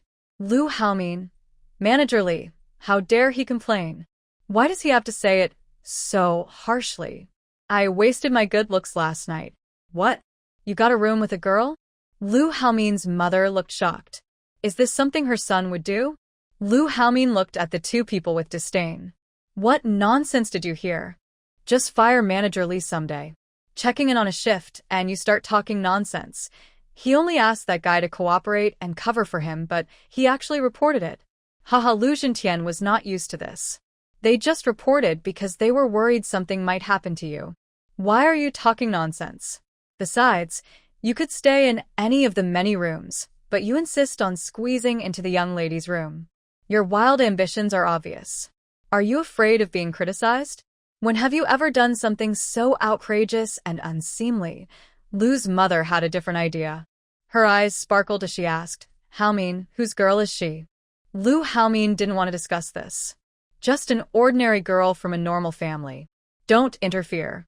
If she runs away, I'll leave home and go after her. Lu Xintian and Lu's mother. Lu Xintian. What a shame. Lu's mother was actually quite happy. It's okay, you go ahead. Mom supports you. She didn't expect her 35-year-old eldest son to be still single, but her 25-year-old second son had someone special. Looks like she could place her hopes on him. Her little grandson and granddaughter, just thinking about it made her happy. Lu Haomin was too tired to bother with them. He simply left and drove away. But he thought, if Manager Li hadn't cooperated yesterday and it had just been a random staff member, he probably couldn't have managed to live together so smoothly. Well, forget it, he would let it go. Lu's mother looked at her husband. Do you have any pictures of the girl? She wanted to see what their future child might look like. If Lu Haomin knew, he would definitely complain. What are you talking about? Your imagination is faster than a rocket. Lu Xintian actually had some pictures. He opened WeChat and pulled them up. These were from this morning after he woke up, sent by Manager Li last night. The surveillance footage showed the two of them looking at each other in the lobby, standing close, and his son secretly watching the girl in the elevator. There were about 10 pictures. Seeing them made Lu's mother very happy. The girl in the photos didn't look like a wealthy young lady. Her clothes were simple, but she looked obedient and cute. She was pretty, soft, and sweet. Their heights matched well. Lu's mother was smiling happily as she looked at the pictures. What's going on with her last night? Tell me honestly, Lu's mother asked. She had seen the chat records, but not the full story. She guessed her husband had probably called to ask about it, so she wanted him to explain. Lu Xintian felt helpless and briefly explained what happened yesterday. Lu's mother looked disgusted. Her son really has no shame. Hopefully, she won't really tease the young girl. Although she hadn't heard her son talk about having romantic interests or being a before, she couldn't be sure he wasn't just acting on impulse. Even her own mother doesn't trust his face. How could Fu Xiaoxiao believe it?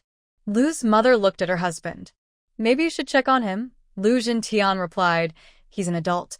I shouldn't have to watch over him. Lu's mother said, that's not fair. You should see how the girl is doing. I quite like her looks. If she's okay, I want to help set them up. Lu Xintian looked helpless. He's 60 years old. Why worry so much? Thanks to Lu Haoming's help, in just one morning, Fu Xiaoxiao managed to keep all 3 interview candidates. She isn't very perceptive herself, but she somehow trusts Lu Haoming's judgment. She divided her plant supplies into 4 main categories.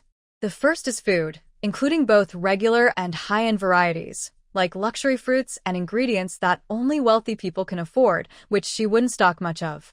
She planned to invest 1 billion yuan in this, covering everything from infant formula to supplements for the elderly. Out of this, 50 million yuan worth of affordable food is meant for donation. Its quantity will be much larger than the mid- and high-end foods, so collecting only part of it won't attract much attention. The specific list would be prepared by the person in charge. The second category is daily necessities. Previously, she only stocked cost-effective items that worked well. Now, she can buy whatever she wants, regardless of type, as long as they are high quality or have a decent shelf life. With a budget of 1 billion yuan, she plans to stock items similar to those in department stores or disaster preparedness supplies. She also plans to stock some skincare products. She has many relatives, 7 aunts, 8 uncles, cousins, and sisters, and intends to give gifts. She will stock both high and low-end products, enough for 100 people over 3 years, so her family and friends will have enough to use, and she can also give some to her close friends when she visits. The third category is medicine. Previously, she couldn't stock prescription drugs, but now she plans to buy them with another billion yuan. She will prioritize donating some to impoverished areas and hospitals. The fourth category includes seeds, tools, and protective gear. These items are meant to help individuals withstand droughts, cold, disasters, acid rain, earthquakes, and other emergencies. Special focus is on sustainable supplies like fruit and vegetable seeds and tree saplings. Now that someone is helping, it's time to prioritize this. The budget remains at 100 million yuan. These supplies must be of high quality. Price is not an issue. Anyway, the 3 of them will handle these 4 categories, dividing the tasks among themselves. The warehouse is ready. She directly hands over her bank card, which contains the 200 million yuan that Wei Shi transferred earlier in the morning. When the funds are used up, she will add the remaining amount. She also explains that most of the money is for charity, while high-end items are for business or gifts. There's a good chance she will add more funds later, so they should prepare confidently. The 3 are very excited. 200 million yuan just like that? The boss is so trusting. How much confidence does he have in them? If they weren't connected to second young Master Lu, with a boss like him, they might have run off with the money and left him clueless. After the 3 finish their negotiations, sign the contract, and leave, Fu Xiaoxiao looks at Lu Haomin. Do you know anyone who does charity work or talented people? I'll need someone dedicated to handle these donations later. Since she's asking for help once, she might as well ask again. She decides to go all out. Lu Haomin looks at Fu Xiaoxiao with a complicated expression. How can the girl he likes be so generous? Just donating several billion yuan on a whim. How many people in the world have her courage? She's willing to give away all her current assets for charity. What kind of person is she? He thought he understood her, but actually, there are many sides of her he doesn't know. There really is someone. I'll have them contact you this afternoon. Fu Xiaoxiao is happy. The gasoline, diesel, and yacht are all arranged. She's waiting for news about gold, and others are already sourcing the remaining supplies. It would be even better if they could get some weapons. Aren't you worried they might take the money and run? Fu Xiaoxiao looks at him innocently.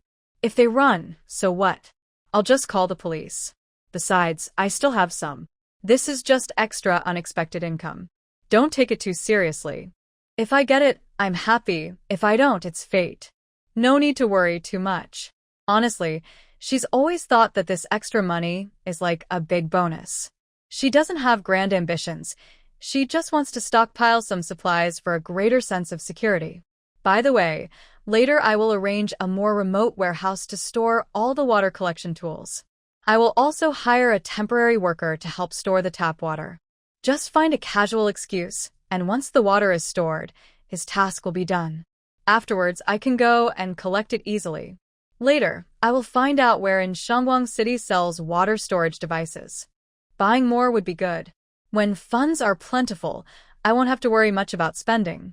Lu Haomin really wants to take good care of the girl in front of him.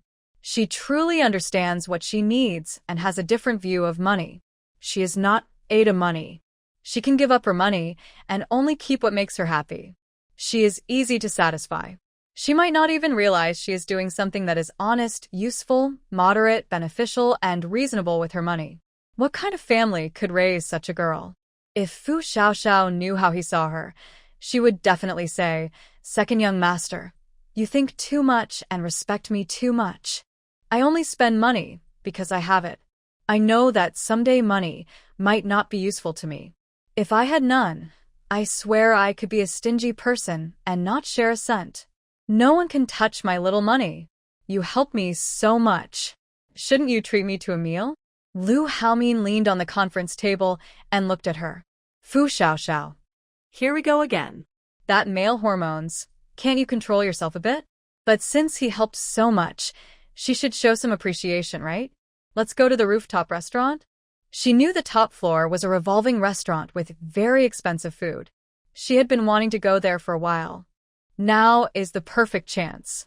Lu Haomin had no problem with that.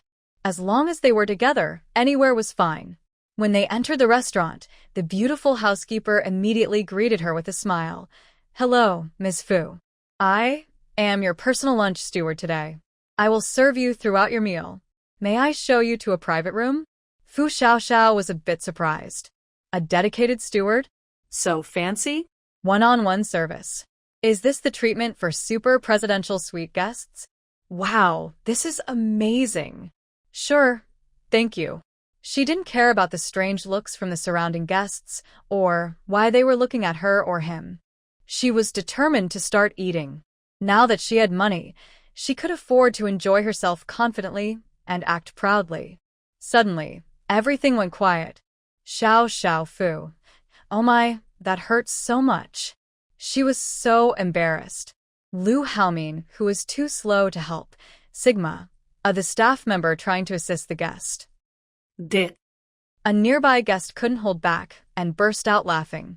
Lu Haomin immediately crouched down, nervously holding Xiao Fu in his arms and asking, "Are you okay? Where does it hurt?" The elegant housekeeper quickly bent down to check and apologized. Sorry, Miss Fu. This was our mistake. We're very sorry you got hurt. Please tell me where you're uncomfortable, and I will call a doctor right away. The housekeeper noticed that the cherries on the ground weren't there initially. They had been thrown by a child when Xiao Fu walked by, and she fell because she stepped on one. The person responsible was the guest at the table who had just laughed. Because their 6-star hotel always puts service first, guests paying over 100,000 yuan for a room usually have a dedicated butler. Other guests are also cared for, with at least one staff member for every 2 tables. Any stains on tables or floors must be cleaned promptly. If guests can't enjoy their meal peacefully, it would be a failure and neglect on the hotel's part. Mom, she's so silly, a child at the next table mocked. The child's mother looked annoyed. Ignore people like that. It was obvious they didn't belong to the same social class. Xiao Fu, held in Lu Haomin's arms, didn't see who threw the object. She only felt the pain and embarrassment and just wanted to pretend to be dead. Lu Haomin's whole body radiated a tense, cold aura. His sharp gaze swept toward the 2 people, then he gave a meaningful look to the manager who had just arrived.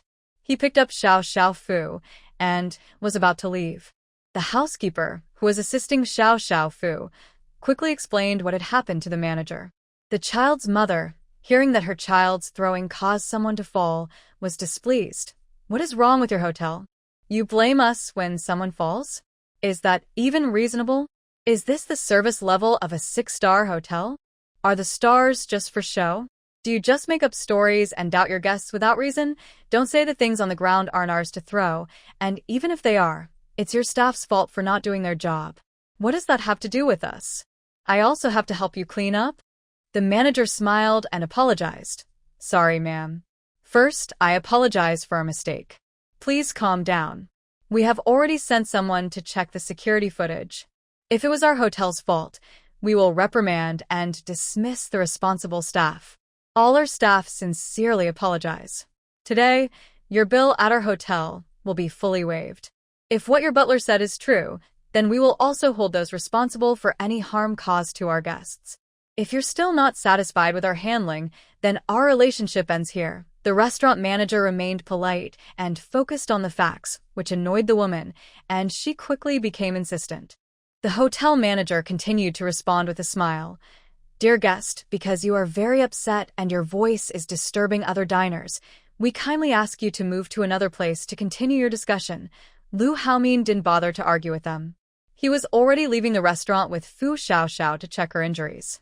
As soon as they entered the suite, medical staff arrived. The hotel service was so quick and thorough. Fu Xiao said she was fine, just a little sore from the fall. Now she was okay. Unfortunately, Lu Haomin refused to put her down, holding her as they sat on the sofa so the doctor could check her joints and bones. Fu Xiaoxiao felt extremely embarrassed being pressed against his leg. This position was too intimate, especially sitting on a man's lap. She should be sitting beside him. In public, she didn't want to lose face. Lu Haomin wouldn't listen. He insisted on watching her get checked.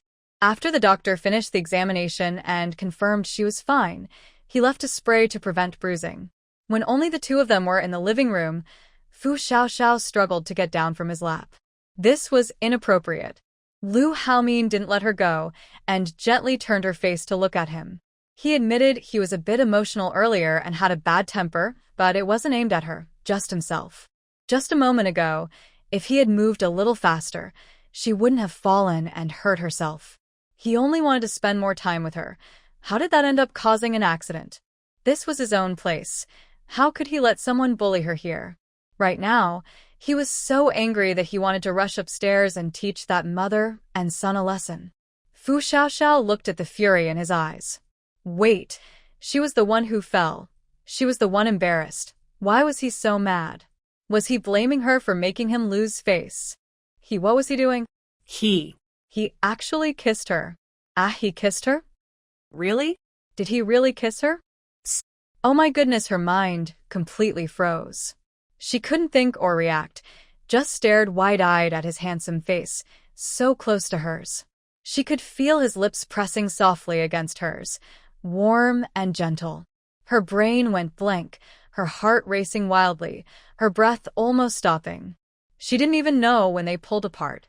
When she came back to her senses, she was already in Lu Haomin's arms. Her whole body trembled slightly, his head resting against her shoulder, both of them breathing heavily. Her mind couldn't process what had just happened, but she noticed her arms were flushed red, and she could guess her whole face must be the same. Something firm pressed against her leg, and she froze, not daring to move. She didn't even know why, she just couldn't. After a long while, both of them slowly calmed down. But Fu Xiaoxiao wished she could disappear. What had she just done? She had let Lu Haomin kiss her. No, really kiss her, and she hadn't resisted. In fact, she might have even responded. Oh my goodness. Did she really do that? Realizing what he had just done, Lu Haomin did not feel regret at all. Instead, it was like clearing away clouds to see a bright road ahead. Although the small woman in front of him looked shy and timid, he knew she also had feelings for him. Please don't call her name in that voice, he thought. She feels so weak now, her body soft and trembling. Even her stomach hurts. Oh no. She probably wouldn't just from hearing a voice, right? Do you like me too? He asked. Xiao begged silently. Please don't talk, okay? She really felt like she was being pushed to her limit. Lu Haomin knew it wasn't easy to gently bring her out of her shell, but he seemed to have found a faster way to get closer to her. He could sense that sometimes Xiao was shy and passive. If he didn't take the lead, winning her over might take a long time. But physically getting closer was different. From holding hands to putting an arm around her, hugging and kissing, even if she struggled, she mostly looked embarrassed and annoyed. He could tell she didn't dislike it. Xiao felt the warmth on her body and tried hard to say a full sentence. You. Let me go first.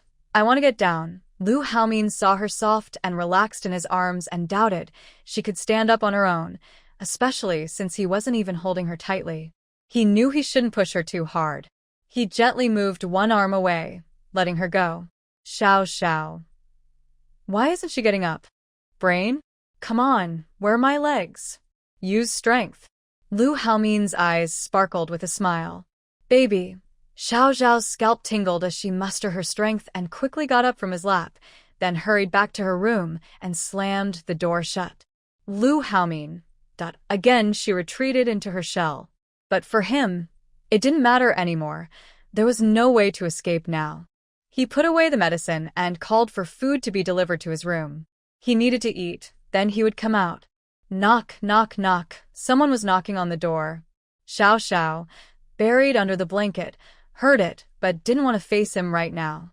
Her mind was a mess, and she needed time to figure out her feelings. After knocking several times with no response, Lu Haomin sighed helplessly. It seemed he had upset her.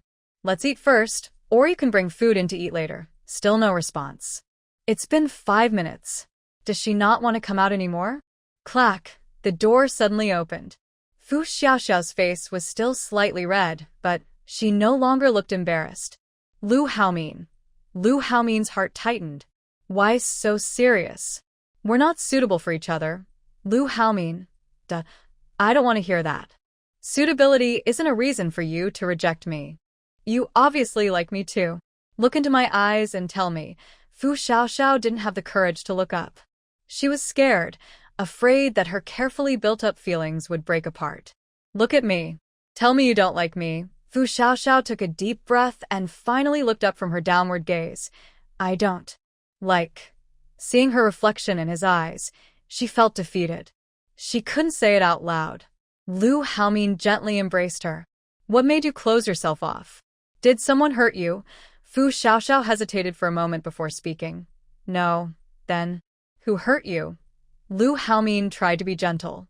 He was afraid of scaring her. Just thinking that someone might have hurt her made him feel angry inside. No one. I haven't been in a relationship before. Hearing this, Lu Haomin surprisingly let out a breath of relief, secretly happy. She hasn't been in a relationship. Then why did you reject me? Fu Xiaoxiao used all her strength to speak.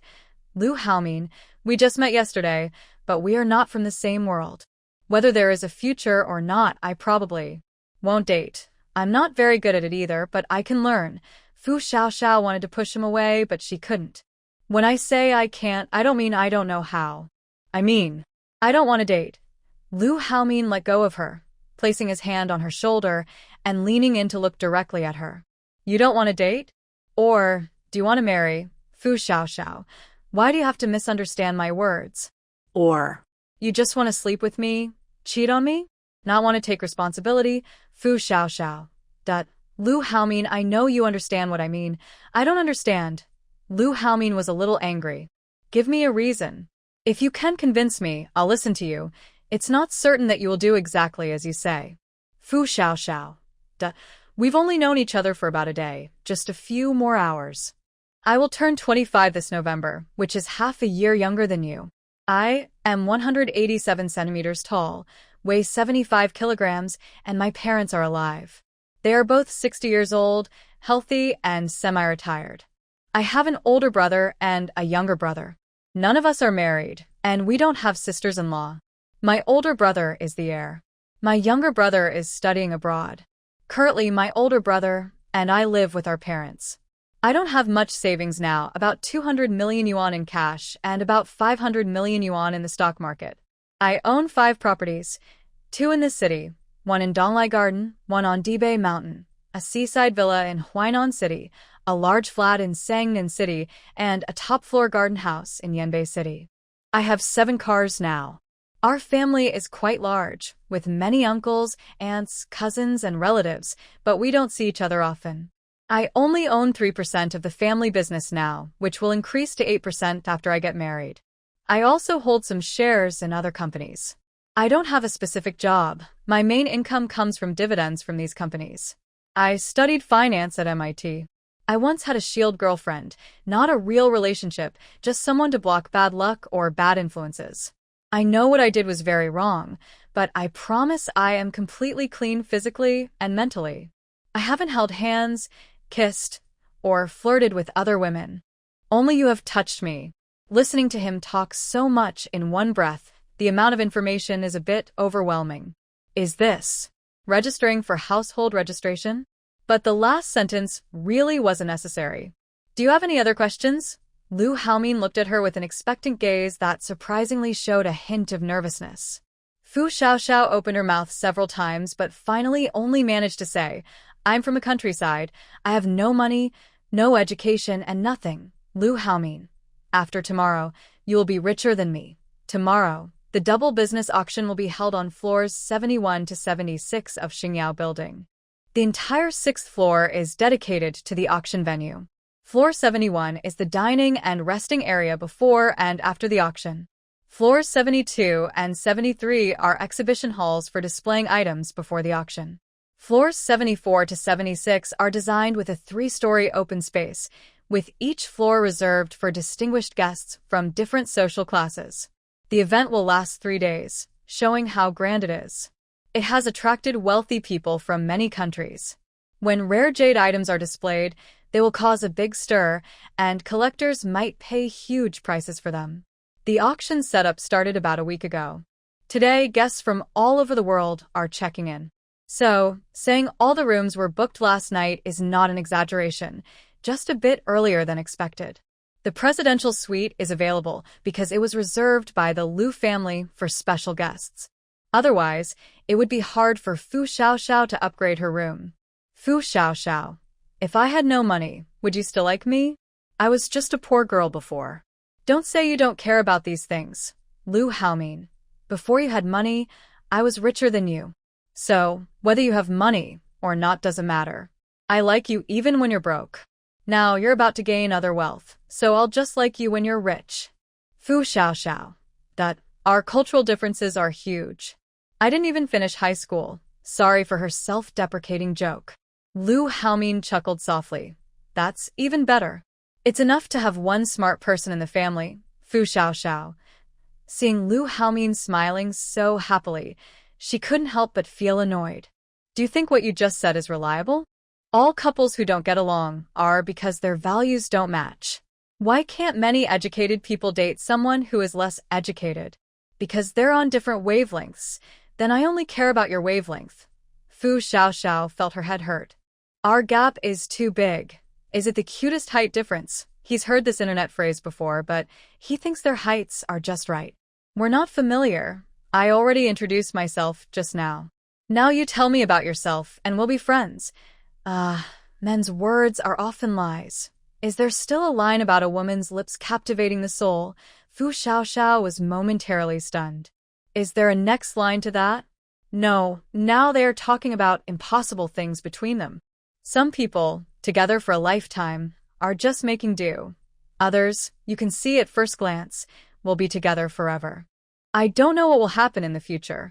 A lifetime is so long, and all the promises are just empty words. I only want to say now. Liu Haomin looked at her close-up face. I admit I was attracted to you, but the only person I am interested in is you. Wow. How can such sweet words come out so easily?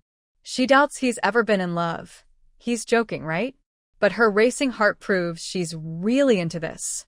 What do you like about me? Your eyebrows, your eyes, your nose, your mouth, your chin, your face, your ears, your hair, you're all of it. She wanted to say that all these features could change, and many others looked like her outside, but what he said next shattered her heart completely. Your personality, your cute expressions, how you eat, how you spend money freely, how you enjoy yourself, how you hide in your shell, how you look scared, how you blush, how you trust me, how you're attracted to me, how you try to control yourself despite liking me, how you let me kiss you, how you call me Liu Haomin, how you look in all your ways. I want to like all of it. Even if this man was lying, how many people could stand it? I won't stay in Shangguang City, because I don't even know where I'll be later. Liu Haomin looked at her steadily for a few seconds. Then I'll go with you. Fu Xiaoxiao felt her heart skip several beats. She looked directly into his eyes. You're not a love fool. Liu Haomin, I will be in the future. Fu Xiaoxiao. He had really thought about it just now. He didn't dare say what would happen in a lifetime, but in that moment, he was willing to go with her. Wherever she goes, he would follow. Right now, he just wanted to cling to her. Your sense of novelty will fade soon. The reason you're bothering me so much now is because you haven't got me. Liu Haomin. So, do you want to have me? Fu Xiaoxiao looked at him in silence. This question. Actually, she was very sure. She wanted to, but she couldn't say it. In the future, when the situation is unclear, and if it is the end of the world, no one will care about love and romance. Everyone will only think about how to survive. In stories, many loving couples, spouses, and lovers can't withstand the test of human nature when the end comes. Their ugly sides are revealed clearly. If it's about time travel, it means crossing different eras, which is like being forever separated from others. That's not good for anyone. Why bother? Seeing her silent, Lu Haomin seriously asked her again. Do you want to be with me? The kind that doesn't think about gains or losses. Fu Xiaoxiao couldn't speak for a long time. Lu Haomin just looked at her patiently, waiting. I don't deserve you, she finally said. Hearing this, Lu Haomin almost laughed out loud. Is that all you've been holding back all this time? He then touched her head gently. Coincidentally, I'm very confident. I'll share that confidence with you. Let's lock this life away. I have everything you need. The only thing I lack is you. I'm not as perfect as you think. I have many flaws, but isn't that what two people are for? To complement each other. Complementing each other also means patching up the holes in the cloth. Are you willing to try? Fu Xiaoxiao was silent. Lu Haomin lifted her chin and gently kissed her lips. The first time I saw you yesterday, I just thought you were cute and interesting. At noon, my interest in you grew even more. In the afternoon, I couldn't help but keep looking at you.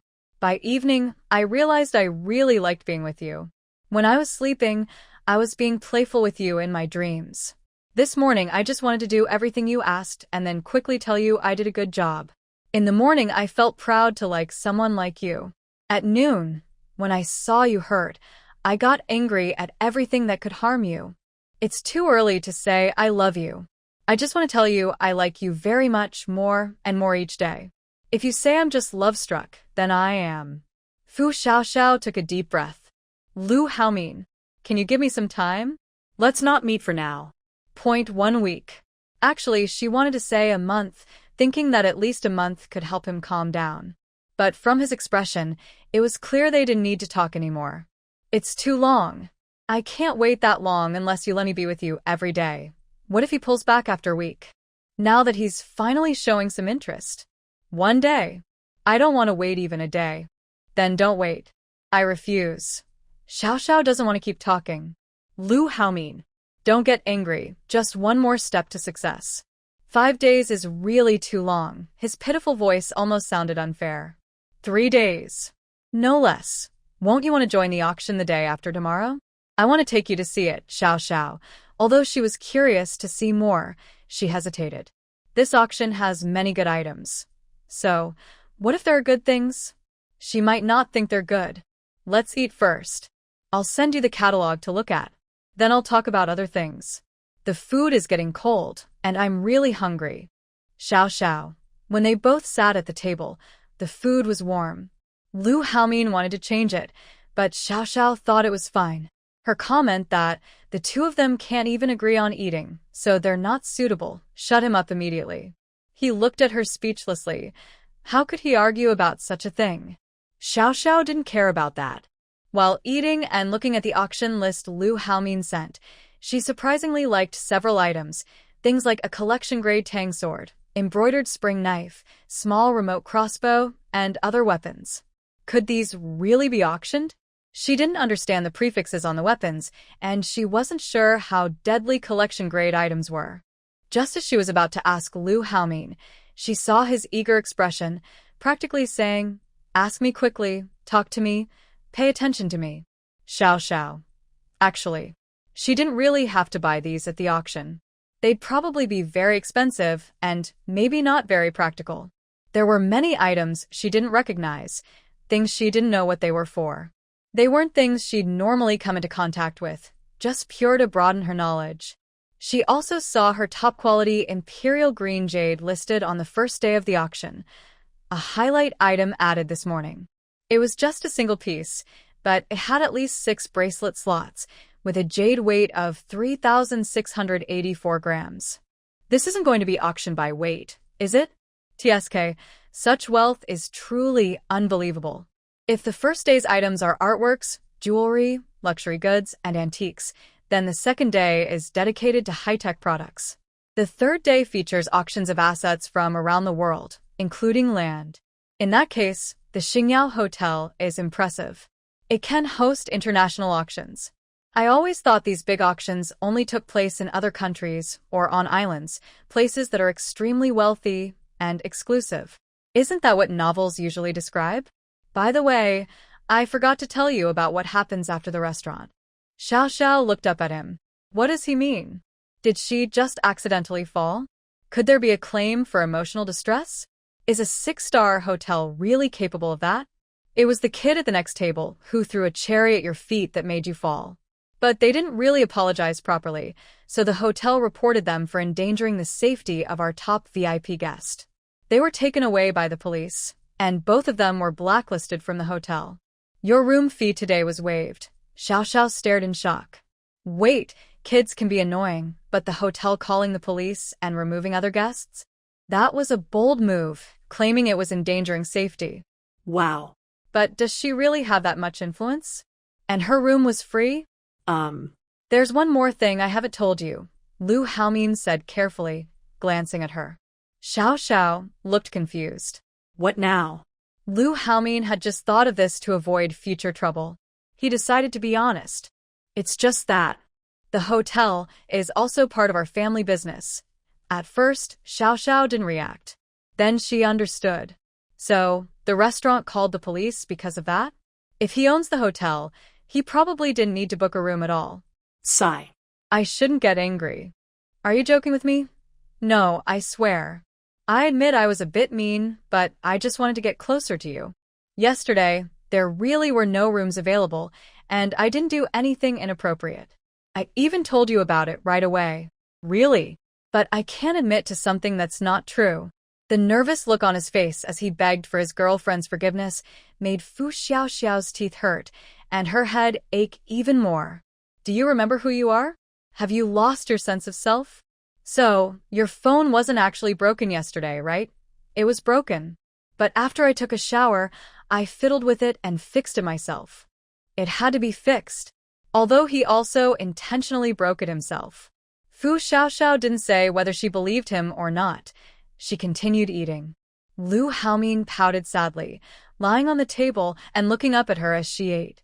He seemed to think that if she didn't forgive him, he wouldn't eat either, just lying there with that expression, watching her. Fu Xiaoxiao. Xiao Xiao, haven't you noticed? We only met yesterday, but it feels like we've known each other for a long time. That's because of our connection. We are meant to be together.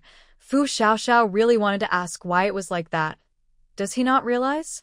He's just being shameless. Can you not look for me these next few days? Lu Haomin didn't expect to hear that. Does his charm no longer work? Fu Xiaoxiao didn't lift her eyes to look at him, afraid she might lose her patience and lower her standards again. What if we just met by chance? Fu Xiaoxiao. There's no way we would meet by chance in such a big city like Guangzhou, Lu Haomin, but in China it's so big and we still met, Fu Xiaoxiao. Just stop stalking me, Lu Haomin. Can I make one more request? This time Fu Xiaoxiao finally looked at him. Lu Haomin raised an eyebrow. No matter what you want to say the day after tomorrow, just come with me to the auction. Okay, Fu Xiaoxiao actually wanted to go gather supplies. She had really lost almost 2 days. From 7 p.m. to 10 p.m., I will prepare a dress for you in advance. Be my female companion for one night, okay? Okay. Look at him, look at him, look at him. Why did she agree? She was feeling better during dinner, but now she was tempted again. But I don't know anything, she hesitated. Is it still okay to refuse now? You don't need to know. Just stay by my side. There will be food prepared at the venue and you'll like it. If you see something you like, just raise your hand. No need for formalities. Just stay with me. Wanna run? She'd need a leash to keep her in check. Xiaoxiao, okay. Then I have a request. After dinner, you should leave. Lu Haomin. Sweetheart, are you really going to do this? Do you really dislike me that much? Not long after Lu Haomin left, the charity staff he introduced arrived. She thought Lu Haomin might forget about her since she actually did forget and almost left without noticing. After talking with a charity worker and confirming the details, it was already 4:30. But she still had to go out, or else her household water supply wouldn't be stocked up anytime soon. Could she really rely on just the 2 faucets in the hotel bathroom? If she had more time, she would have rented a warehouse in Hualu City and hired people to help. After arranging the warehouse, Xiao Fu left with her bag. When she took the elevator, she felt the hotel's atmosphere had changed. Probably because of the business meetings, more guests were around. She drove her previously rented cold chain vehicle to check the site. On the way, She kept guessing and thinking about what happened at noon. Her mind was full of Lu Haomin's voice, and she almost hit the roadside greenery. Xiao Xiao knew she was feeling anxious and distracted. Unquestionably, she really liked Lu Haomin. He met all her aesthetic standards. She was a face, voice, and even hand enthusiast. She suspected that as long as it was Lu Haomin, she would be interested. But She simply didn't have the time to get to know him or date him. She stopped by the roadside for 5 minutes to adjust her mood, then followed the navigation to her destination. When she arrived, she found the place was really hard to find. She wanted a more remote spot, but not this remote, deep in the mountains. No wonder it had been vacant for months. What was the owner thinking? Who would build a warehouse in such a place? Following her plan to check the situation first, Xiao Xiao found the place on time. As soon as she got out of the car, the warehouse owner enthusiastically came over to greet her. "Beautiful girl. I finally met you. I thought you might cancel on me," said a woman around 50, wearing a bright red peony pattern cheongsam. Xiao Xiao, wearing a mask and baseball cap, also got out of the car and approached the owner. "This place is really hard to find. Wow, look at this boss lady's outfit and her big figure. It's quite striking visually. This land is all mine. I originally rented it to a flower farm owner.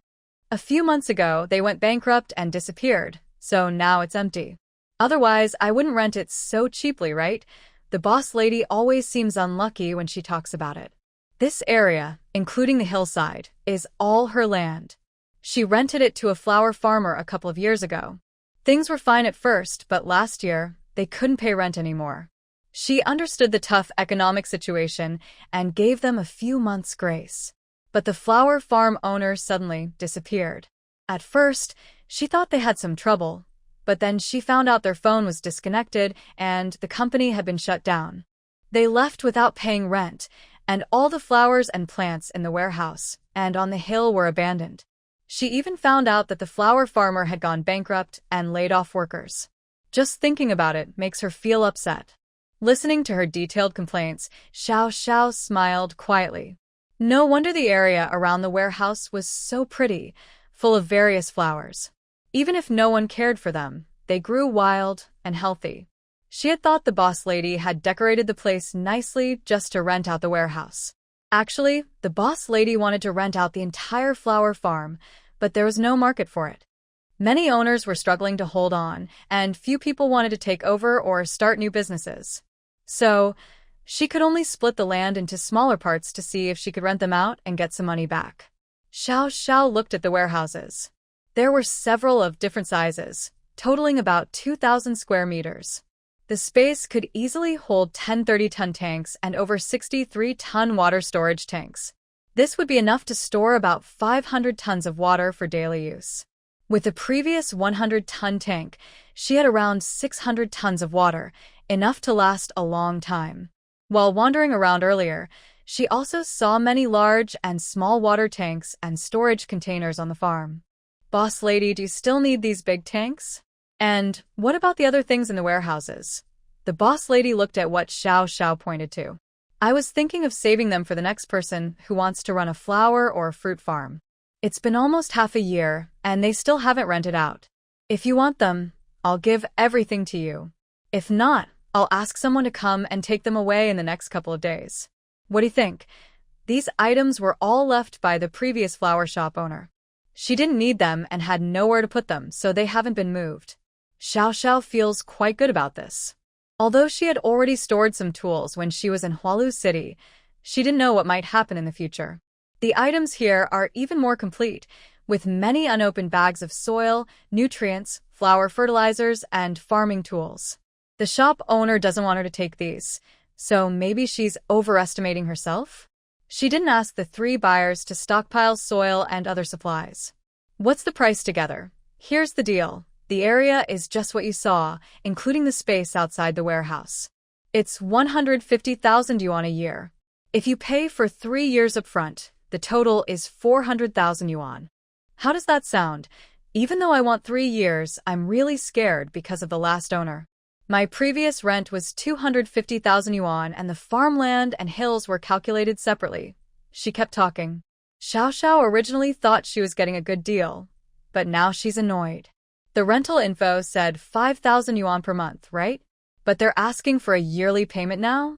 And the rent is 2 or 3 times higher than before. It's so far away, and the rent is so expensive. No wonder the owner can't rent it out. Isn't this a scam? The rental info said about 5,000 yuan a month, right? The shop owner was unhappy when she heard that. Yes, it's 5,000 yuan, but that's for one warehouse. Look around, this place is almost 2,000 square meters. Even if it's in a remote area, you can't find a warehouse in Shangguang City for 2 or 3 yuan per square meter, right? She kept explaining. Xiao Xiao. City tricks are many. She just wants to go back to the countryside. She has money now, but having money doesn't mean she can ignore its value. She really hates the feeling of being cheated. Shop owner, I don't think this is suitable. I want to look around some more. Xiao Xiao interrupted her. She really felt it wasn't necessary anymore. She didn't want to rent anymore. She'd rather rent a 500 square meter temporary warehouse in Shangguang City. Hey, little girl. Why don't you want to rent? I showed you around for so long, and you seemed pretty satisfied earlier. Why suddenly change your mind? I came all this way, and it's not easy for me. If the market was better, I wouldn't just ask for this little money. You think I have a lot of time? For just 5,000 yuan, you want to rent such a big place? What are you thinking? If you hadn't called, I wouldn't have wanted to come. Isn't this just wasting my time? The landlady was a bit angry. She had spent a long time explaining, only to be told the price was too high. She also didn't think about the place. If she hadn't gone so long without collecting rent, she wouldn't have to lower the price so much. Being able to rent it out was already a big win for her. Fu Xiaoxiao felt the landlady was being a bit unreasonable. She wasn't very good at dealing with people like this, but she wasn't a pushover either. Landlady, we're being honest. In any business, both sides want to be happy. If I think the price or the place isn't right, I won't rent it. Are you trying to force me to buy or rent against my will? Why didn't you say the place wasn't right when you called? I already lowered the price so much. If it wasn't suitable, you should have said so from the start. My time isn't free, you know. If it wasn't right, just leave from the beginning. I didn't hold you here. I don't care. You owe me compensation for the inconvenience. Hearing this, Fu Xiaoxiao was stunned. Compensation for inconvenience? Haha, this was the first time she heard of a landlord charging a tenant for a viewing. It was ridiculous, like a scam. She wasn't a second-hand agent charging a service fee.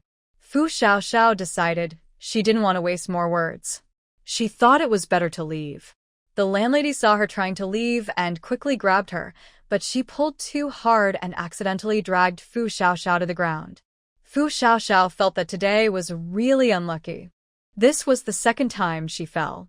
The concrete was hard, and her bones ached. The landlady didn't expect to pull her down so easily.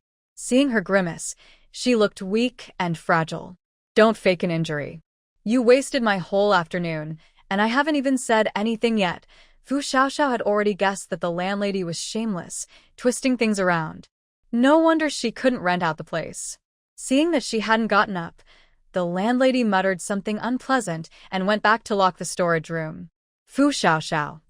I haven't even said anything about bad luck. After this delay, Fu Xiaoxiao looked at the time. It's already past 6 p.m. Another day gone. She felt things weren't going smoothly today. Was her luck running out? Her and elbows hurt from the fall. Now she was feeling better, with no serious injuries. She looked at the small scrape on her hand, wiped it casually, and got into her car, ready to leave. She didn't want to listen to the landlady's complaints anymore. People like her can't be avoided or escaped from. Just as she was about to start driving, her phone's WeChat notification sounded. Fu Xiaoxiao picked up her phone and saw a message from the procurement officer, a young man responsible for ordering medicines. The message was a list of supplies. Wu Buli, boss, this is the preliminary list of medicines. Please review it. Today, we have already ordered some basic medicines, and the rest will be ordered gradually tomorrow. Fu Xiaoxiao glanced over the list. Many medicines were unfamiliar to her. She didn't know much about them.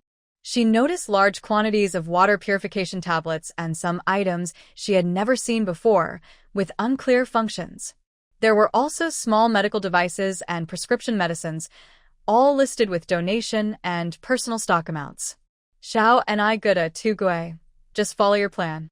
Make sure to keep the two types of supplies separate. She had already given all necessary instructions earlier. Now, they just needed to prepare the supplies on time. She decided not to interfere further and leave the professional work to the experts. Wu Buli. Okay. Thank you for your trust, boss. We've started receiving some medicines today. In about 3 days, we can begin donating supplies. Xiao and I go to Tugue. Okay to JPG soon. She received lists and updates from 2 other people about their supplies. As she waited, it was getting dark. The warehouse owner had already left, leaving her alone in this remote area. The dark surroundings made her feel uneasy, so she decided to leave quickly. The warehouse was too remote, with no streetlights. She didn't dare drive too fast, worried something might suddenly appear. You won't be able to style your beautiful foxtail the day I come. While focused on driving, Fu Xiaoxiao was startled by a sudden ringing sound. She patted her chest and looked over. It was a video call from Lu Haomin on WeChat. It was quite shocking. Suddenly a video popped up. What was he trying to do? Fu Xiaoxiao thought for a few seconds and then tapped to answer. Are you driving? Lu Haomin frowned slightly. He was not driving the same car she was in. Yeah, is there something? Hearing his voice from the phone, she still found it very pleasant. Lu Haomin watched her drive, but from his angle, he could only see the dark outside the window and couldn't tell where they were. Do you want to eat? He asked, but it seemed she hadn't eaten. Feng Xiaoxiao glanced at her phone screen and kept driving. Didn't you say not to bother me these days? I never said you couldn't call, Feng Xiaoxiao. Is there anything else? Lu Haomin looked a bit hurt. I miss you. Feng Xiaoxiao took a deep breath, her heart beating faster. You. Xiaoxiao. Lu Haomin only saw the camera shake violently and then roll to who knows where. The screen was completely black, and he could only hear Feng Xiaoxiao's panicked voice, but not see her. He anxiously called her name, asking what had happened. Feng Xiaoxiao felt like today was full of bad luck. Just now, she lost control of the car and it flipped onto its side. She was hanging in midair, but luckily, she was wearing her seatbelt. Otherwise, she might have been hurt badly. She didn't know where her phone was, but she could still hear sounds coming from inside, so it wasn't broken. I'm fine. The car just flipped over. Why does everything have to be so unfair to her? Beauty can be dangerous. Sweet words can be deadly. Where are you? Is there anyone around? Lu Haomin continued to ask, his voice sounding anxious. He seemed to be running or moving quickly, calling out for her. Feng Xiaoxiao fumbled to turn on the interior light, then looked down to see her phone stuck in the gap of the right door. Her hat was quietly resting near the front windshield. Luckily, she hadn't left anything valuable in the car, or the scene would be even messier. What should she do first? Undo the seatbelt? I'm fine. I don't even know the name of this road. It's the one heading toward Yuanbao Mountain. She remembered it was near Yuanbao Mountain because the sign she saw earlier had that name. Are you hurt? Is it serious? No, just flipped over. I'm wearing my seatbelt, so I'm okay. I need to find a way out. Take it slow. Is there any gasoline leak? Her phone played back muffled sounds and some noisy movements. It was unclear what he was experiencing. No, not at the moment. She didn't smell anything. This road is really awkwardly located with nothing nearby, no village in front, no shop behind. She just passed a lit building earlier, but it was so far away that she probably couldn't hear anything. So, she could only rely on herself and had to get her phone to call for help. Don't worry, stay safe. Be careful in case the car flips again. If you can't get out, don't panic. I'll be there soon. Stay calm, wait for me, don't be afraid. Lu Haomin's voice was a little shaky, but he was trying to stay calm and sound composed.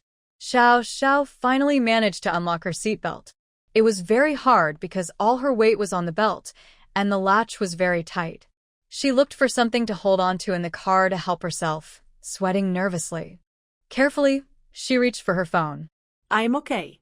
I'll climb out now. I have to go. Talk later. Don't hang up. I want to make sure you're safe. I found the second young master. Lu Haomin and another stranger's voices came from the phone. Xiao Xiao didn't say much. She agreed to hold the phone outside the window first, then find something to support herself and slowly climb up. It took her a few minutes to finally get out of the overturned cold chain truck. Now she sat on the roadside, breathing hard. Phew, she was finally out.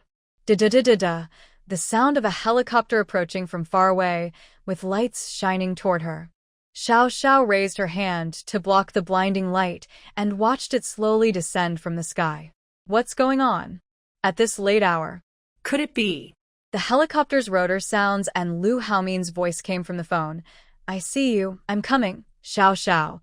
Omega to Omega. For a moment, she felt like an electric current was running through her body.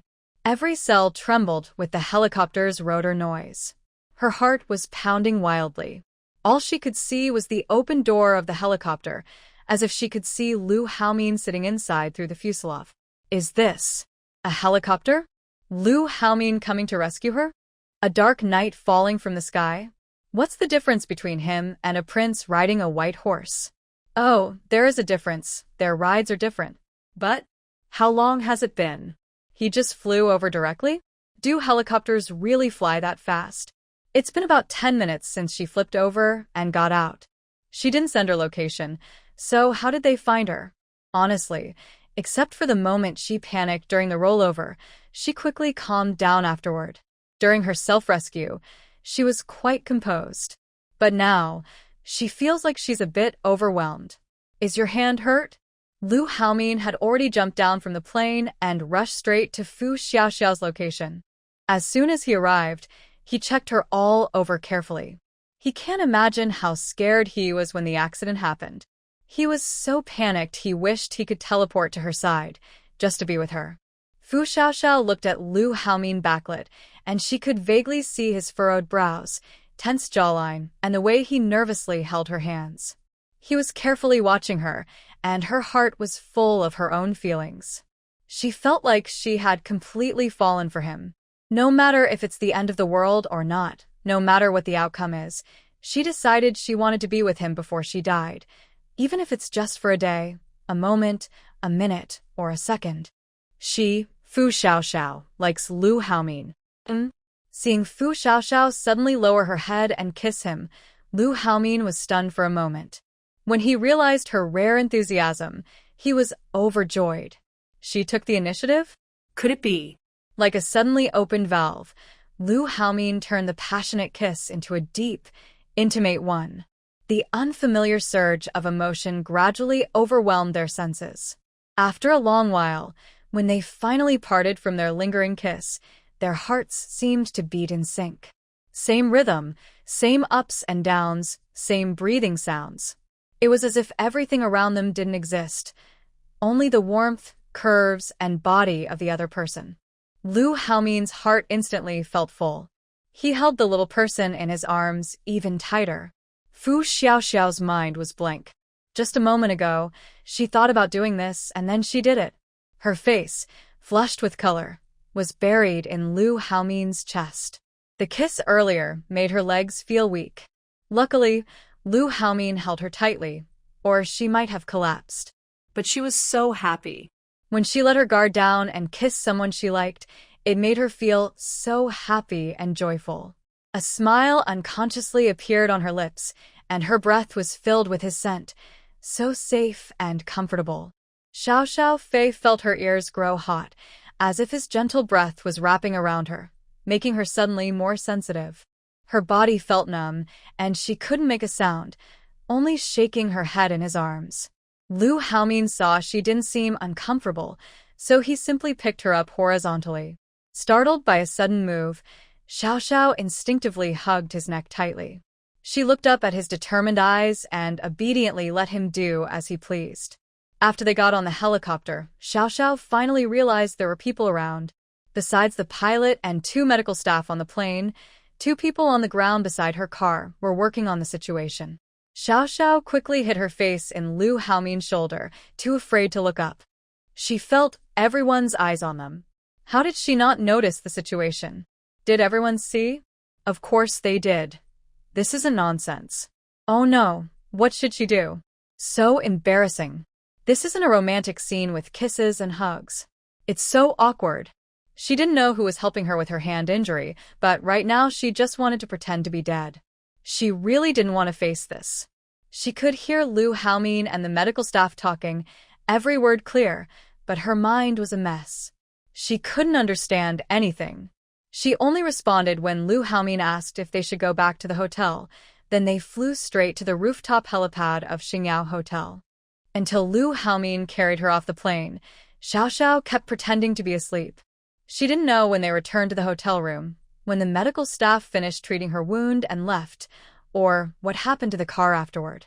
She only knew she was still in Lu Haomin's arms. He didn't say anything, just held her and sat on his lap, letting her lean on him and gently her hair. Maybe it was too comfortable, because when Lu Haomin noticed her breathing slowing and becoming steady, he realized Xiao Xiao had fallen asleep. Lu Haomin. How could she sleep so deeply? Did she just leave him alone? Should he be grateful for her trust? Was she afraid he might do something to her?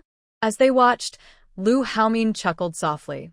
Sorry for him, a grown man secretly happy at this moment. He was so pleased he wanted her to know. Not everyone who seems incompatible is actually wrong for each other. Some people are destined to be together, and their fate can't be avoided. As for the reason she gave to refuse him, whether true or not, he would make her see that liking him was the right choice. As for the future, he just wanted her to have no regrets. Lu Haomin gently kissed the top of the woman's head in his arms, then took out his phone to check the messages just sent in the group chat. Stone at you, big head, Sister Fu. I've prepared the royal purple material for your peace talisman and bracelet. They look amazing. Picture, JPGX10 Richmond. Sister Fu, look at this peace talisman. Do you think it matches with mine? Refer to @Stone picture, JPG, Bangting. Sister Fu, give me a chance to get to know you. Look right. Sister Fu, you're so impressive. Do I look like a pendant? Cute, JPG, Lu Haomin. She's asleep. Stone asleep? Richmond. What's going on? Sleeping so early? Look right. How do you know she's asleep? Bangting. What do you mean, guys? Lu Haomin. We're together. The screen stayed silent for 10 seconds. Stone. Question mark face, JPG. Richmond. Shocked dog head, JPG. Look right. Terrified face of a beast, JPG. Bangting. What's going on, JPG? Stone. Lu Haomin? Richmond. Haomin? Did you get her? Look right. What does this mean? Home run? Look right. Is there something I don't know? So fast? Lu Haomin. Get lost, JPG. Lu Haomin. Don't talk nonsense, or I'll lose my temper. Thinking about the other group chat with Xiao Xiaofu's account, they all switched to another brothers group and started going wild. Richmond. Is it real? Are you together? So soon? Bangting. Are you serious? Is the iron tree blooming? Have you finally come around? Look right. Living a refined life, but you should go out and find some fun outside. I might inherit the Jade City, and I'm counting on you. Don't make Sister Fu angry. Lu Haomin. Haven't we said we're together yet? Rich boss, so slow? Are you serious? If not, I'll go ahead. Thud and cough. Get lost. At rich boss, you're the one talking fast or slow, but I still haven't had a turn. First, deal with your little spicy girl. Look right. You still haven't shaken her off? Ha, did you crash? Rich boss. Who the heck knows how strange this woman is? It's all your fault at Look right. Look right. That's not my problem. You brought it on yourself. Rich boss. Don't cut the internet. Tonight, I'll tie her to your bed. Look right. I wouldn't want that. Please enjoy yourself. JPG. The building was gradually tilting. Lu Haomin sent a "that's enough" message and left the group chat, then sent the info to the manager to arrange dinner for tonight. He knew she was a little foodie and loved to eat, so he wanted to make sure she wouldn't wake up hungry. He could tell she was adorable when she loved food. Now that he saw the news about the overturned car being towed away, Lu Haomin looked again at the person in his arms. It was so late and he was still driving a cold chain truck. What was she planning? Why was she in such a remote place? He really wanted to check. With her kind of mind, even if he looked everywhere, she might not notice. But his reason told him to trust her. Maybe he should ask first. If she was willing to tell him, their trust would grow stronger. If not, she probably had her reasons. He just needed to wait. He believed he would eventually earn her full trust. Norus. Fu Xiaoxiao was awakened by hunger. When she opened her eyes, she found herself still in Lu Haomin's arms. She couldn't believe she had fallen asleep. How long had she been asleep? Had he been holding her all this time? Wake up? Hungry? A deep voice came from above her. Every time she heard it, she wondered how someone could have such a beautiful voice. Thinking about their current position, Fu Xiaoxiao quickly moved her hips to the side onto the sofa. This was a bit awkward. Eat first. Lu Haomin seemed to notice she was shy, so he decided to take the lead. When the hotel staff finished preparing dinner, Fu Xiaoxiao felt a little embarrassed. Since things were already like this, there was no need to be shy anymore. Suddenly, she didn't know how to start talking. She had never been in a relationship before and didn't know what to say. Since you took the initiative to kiss me, you have to take responsibility, Lu Haomin said as he sat beside her. He handed her the bowl of soup first, then looked at her steadily, making her blush. Then you kiss me too. Can I just kiss you back? Fei Xiaoxiao didn't know what was happening, but she refused to admit it and insisted on getting her own way. This mouth. It was about to get her into trouble. Fei Xiaoxiao. She even used his full name. Why did she feel a little guilty? Seeing the woman with her head lowered like a quail, Lu Haomin almost burst out laughing. Without saying a word, he suddenly picked her up and placed her on his lap. Why are you doing this? What do you think I want to do? We're eating now. If you can't explain clearly, no one can eat. Feeling the warmth from his body and her own behind, Fei Xiaoxiao swore she was wrong. She admitted she was not very good at social skills and spoke without thinking. Now tell me, who am I? Fei Xiaoxiao hesitated, then looked at him first and quickly lowered her head. What does he want to hear? Or else? Could they be twin brothers? That's too dramatic, impossible. Lu Haomin gently pinched her chin, making her look into his eyes. Say it again, who am I? You know what I want to hear. Looking at his handsome face enlarged before her, she unconsciously swallowed. Give me a hint. Lu Haomin looked at her deeply, then lowered his head and bit her lip, his eyes hinting at a clue. Fei Xiaoxiao was stunned but thought she might understand what he meant. Love that doesn't care about the outcome. Do you want it? Lu Haomin's eyes narrowed slightly, showing a sharp glint. What do you mean? Are you trying to hurt me? Fei Xiaoxiao said. No, just tell me if you want to. Anyway, I have no money, no power, no education, no skills. You can decide for yourself. Do you want to be my man? She was all in. Lu Haomin looked at her trembling eyelashes. Seeing her fearless attitude, he found her really cute at this moment. He was hopeless. Will you be my man? Not just my boyfriend? Fu Xiaoxiao. It seems she almost misspoke and wanted to correct herself. All right, then you have to let me have the right to be your man. Fu Xiaoxiao. Why does that sound like a shy, romantic scene? Eat. Eat, I'm hungry. Lu Haomin didn't tease her anymore. There's plenty of time later. Fu Xiaoxiao still felt a bit shy. She was really impulsive before, but now she regrets it. Still, since she's never been in a relationship before, she doesn't know how to act. She secretly glances at him while eating a few bites. Darling, I'm yours now. You can look at me openly while I eat. Fu Xiaoxiao. Can you give me some face? Lu Haomin directly scooped some garlic shrimp into her bowl. He liked feeding her. You should love this. Fu Xiaoxiao looked at the dish in her bowl. She didn't expect him to observe so carefully. They've only eaten together 4 times, and he already knows what she likes. So they've already had so many meals together? With this level of closeness, who could resist? And he's so thoughtful. Lu Haomin, how can you like someone like me? She was genuinely curious. Their personalities are very different and their social circles are different, so it's obvious they come from 2 different worlds. Which kind do you mean? Anyway, you're just you. Liking you doesn't need a reason. I don't have some grand love story. No selfless love. No love that's about sacrificing for each other. Sorry, I'm not like that. I'm selfish.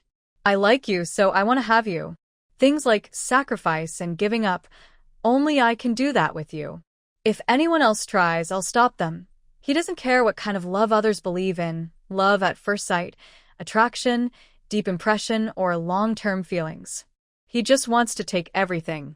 Listening to his confident declaration, Fu Xiaoxiao's face turned red with embarrassment. Oh my gosh, this kind of bossy declaration is happening to her?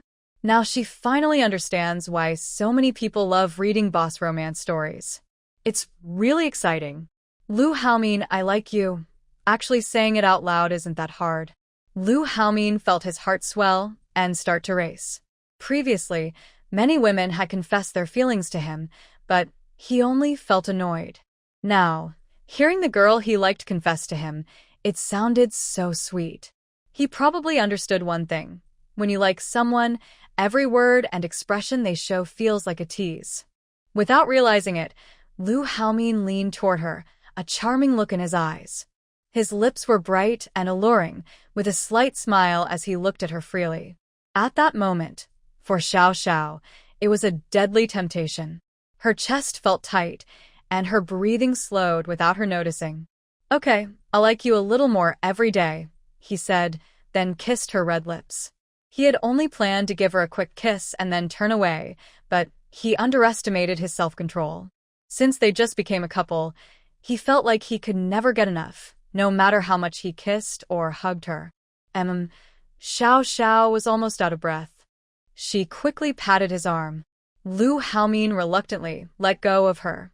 How could she be so soft? The tears in her eyes made him feel a stirring somewhere inside.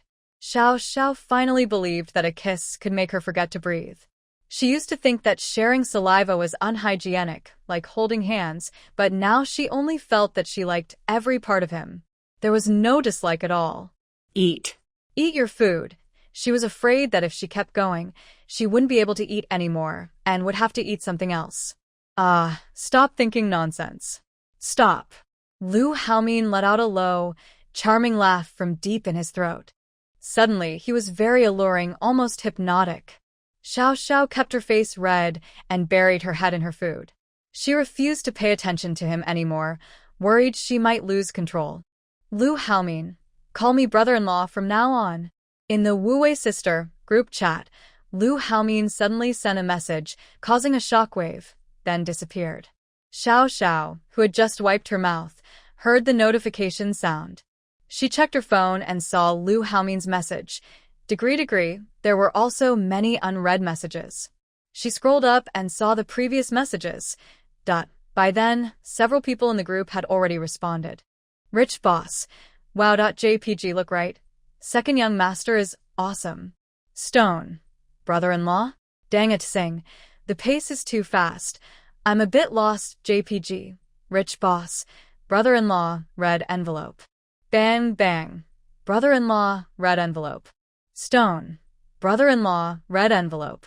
Look to the right. Brother-in-law, red envelope. No matter what, the team must be neat and orderly. Fu Xiaoxiao looked at these messages and felt embarrassed, like her toes were digging into the ground. It seemed like everyone was getting closer, just by a little interaction.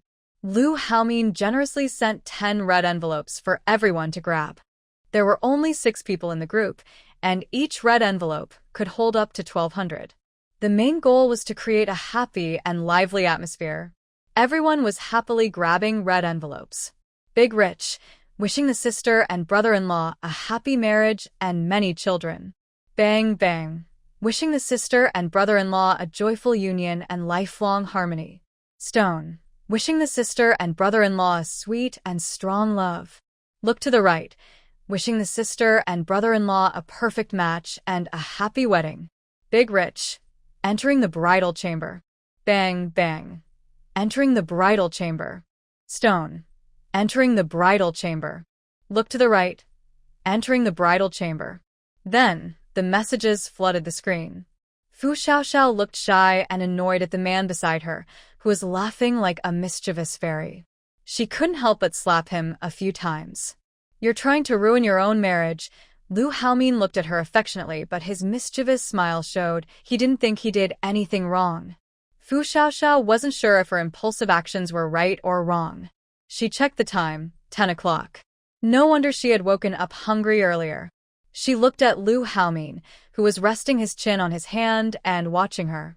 "Aren't you going home, Lu Haomin? Are you kicking me out? We just got together. Shouldn't we be reluctant to part, Fu Xiaoxiao? Besides, we've already slept together, Fu Xiaoxiao. Say that again? When did we sleep together?" Lu Haomin knew that if he didn't take the initiative, Fu Xiaoxiao wouldn't let him get away with anything. So, before she could respond, he picked her up and carried her horizontally. "Fu Xiaoxiao, what are you doing? No way. Are we really going into the bridal chamber? This is a joke." I haven't." Lu Haomin sat her down on the sofa. "Fu Xiaoxiao. All right, it was just a scare. Why did you go so far alone today?" She thought the matter was over and was planning to ask him tomorrow about what to do with the car. After all, she now had a little money, so if she needed to pay for something, she could afford it. "Would you believe me if I said I was out exploring for inspiration?" Well, from his look, she knew the answer. "I saw a beautiful warehouse online, surrounded by flowers, and I wanted to see it. But it was so far away. The owner was also a bit strange, and I came back a little late. Then, I had a little accident." She was telling the truth, just not explaining the reason, so she wasn't lying. Lu Haomin looked at her suspiciously. "Wasn't the warehouse sorted out today? If you still want it, you can have it. Why are you trying to do everything alone?" Xiao was unhappy. "It was just because the warehouse looked nice. Also, I said I'd give everyone 2 days. If I ask for your help again, it would break the rules." Lu Haomin watched her speak softer and softer, then suddenly found it funny. "This is my place. If you want something, just tell me. It's safer that way. If you keep causing trouble today, I might even be scared for my life. It's not that serious. Today was just an accident. It's because you disturbed my peace." Xiao. How did she end up saying that? "I'm sorry, it's my fault." "Sorry, sweetheart. Part of today's accident was his fault. Luckily, it wasn't a big mistake. It's not entirely your fault. I just can't control my own feelings. Let me take care of your heart. I'll help you, Xiao." His words sounded so romantic, like he had never been in love before. "Thank you so much tonight." Xiao looked at him seriously. "Lu Haomin, I don't know how long we'll be together, but I promise I will always like you while we are. Even if we're not together anymore, I will still think of you." "What kind of words are those? We just started dating, and you're already saying such depressing things? Do you lack confidence in me or in yourself?" Lu Haomin turned her toward himself so they could look at each other directly. "Baby, is it that I haven't given you enough security?" Fu Xiaoxiao really wanted to say, "It's not you, it's that I don't feel safe myself." She felt like she hadn't accomplished anything these days, as if she hadn't restocked in a long time. Although she had asked someone to buy supplies, they hadn't been stored in the space yet. But she hesitated. "Can you not call me that?" "Fu Xiaoxiao, I feel like I lost my person. Yesterday, it was just that one, that made her ears tingle, and hearing it again today was almost too much." She couldn't speak anymore, just leaned into his arms, listening to his heartbeat, feeling very safe. What should she do? She was a little tempted to reach out and touch him. "If you keep touching me like that, I can't promise I won't do something." Fu Xiaoxiao. Degree. When did I start touching him? It wasn't her hand doing it, it was her hand moving on its own. Do you believe that? You're eager but not brave. Fu Xiaoxiao. My reputation is gone. Go back. She decided she needed to clear her mind. I don't want to. Then I'll go wash up and sleep. Feel free to do as you like. After saying that, Fu Xiaoxiao tried to get up. Lu Haomin didn't let her go. Your hand is hurt, you can't get it wet. It's just a small scrape, it's fine now. She wasn't going to be so delicate as to refuse to do anything just because she had a small cut, especially since it was just a shower. I feel worried, he said, clearly not wanting her to leave, wanting to hold her more. Or, I can help you. Fu Xiaoxiao reached to touch her temple. Lu Haomin, can you be normal? Lu Haomin looked deeply into her eyes, and his words made Fu Xiaoxiao wish she could turn back time. Not having feelings for your girlfriend, that's not normal, Fu Xiao, my nose is about to bleed. This pace is too fast. I want to get out. Lu Haomin wasn't really that impatient. He just wanted to hold her a little longer. Don't be like that. After all these things, I haven't showered all day. I smell terrible. You wouldn't mind holding me, right? Nobody would dislike you for that. Be good. Just hold on a little longer and then I'll let you go. After saying that, he pressed her head into his chest. Fu Xiao stopped talking, but inside, she felt warm. She didn't know if this selfish decision was good for both of them, but since he was the one who first provoked her, she thought that in a relationship, no one should always take advantage. Right now, she was the one taking advantage, and she felt it was fair for such a wonderful man. It wasn't a loss. Xiao, can I sleep with you? Just hold me. I don't want to be apart from you. Just for a little while, because she knew that even staying under the same roof meant they would eventually part, and she couldn't handle that thought. Fu Xiao. She realized she had no boundaries left with him. She was actually thinking like that. But she was shy and wouldn't say it out loud. She even thought that if something really happened between them, she would actually look forward to it. Oh my gosh, how shameless she was. Is that okay, Fu Xiao? Could she just stop talking? Lu Haomin was just testing the waters with his question. He didn't expect it to succeed, but her response just now. Did she agree? She probably did, right? Then I'll go wash up first. I'll wait for you. He needed to smell nice, happy. It was smart to have his assistant prepare his clothes in the room. Soon, he would be able to bring his little turtle back to his nest. While taking a shower, Fu Xiao imagined many things. Would things get out of control? Would sparks fly? Would they lose control? She realized her thoughts were all about romantic scenes. She couldn't help it. This was her first time experiencing such feelings. She had never slept in the same bed with a man before and didn't know what to do. But when Lu Haomin helped her apply medicine and they really lay down together, she didn't expect him to genuinely just want to hold her, then cover with a blanket and chat quietly. Just sleep. Fu Xiao imagined some inappropriate scenes, feeling a bit embarrassed. She realized she was getting carried away by her own imagination. This was a little awkward. She was the one who was overly excited. That night, she didn't remember what they talked about. She only felt an unprecedented sense of relaxation. Lu Haomin had a special quality that she liked. He could touch her heartstrings and make her feel very relaxed. Eventually, she unconsciously fell asleep in his arms. Watching her peaceful sleep, Lu Haomin didn't feel as calm as she thought. He felt a bit overwhelmed. He didn't expect that his first time sleeping with a woman would be like this. He thought just holding her would be enough, but the soft, warm girl in his arms, especially the one he liked, smelled like milk after her bath. He had an urge to transform into a wolf and swallow her whole. He used strong willpower to control himself and not do anything too reckless. He really thought highly of himself. He took a deep breath, didn't want to let go, and held her tightly for a while. Only when he heard her soft moans did he loosen his grip a little, and he just smelled her sweet scent as she fell asleep. He woke up naturally feeling very refreshed. The room was a little dim because of the curtains, but he could tell it was already bright outside. Just as he was about to turn over, he felt the person behind him also make a lazy sound. It seemed she hadn't fully woken up yet, but she instinctively hugged him tightly. Suddenly, he realized she was awake because he felt the coolness on his chest and her long fingers and palm gripping him tightly. His mind instantly flooded with heat, and his whole body stiffened. Gradually, he also noticed something firm and rising beneath her hips. Oh no! What kind of chaotic scene is this? Lu Haomin, who was holding her, also started to regain awareness when she woke up. He realized what he had done.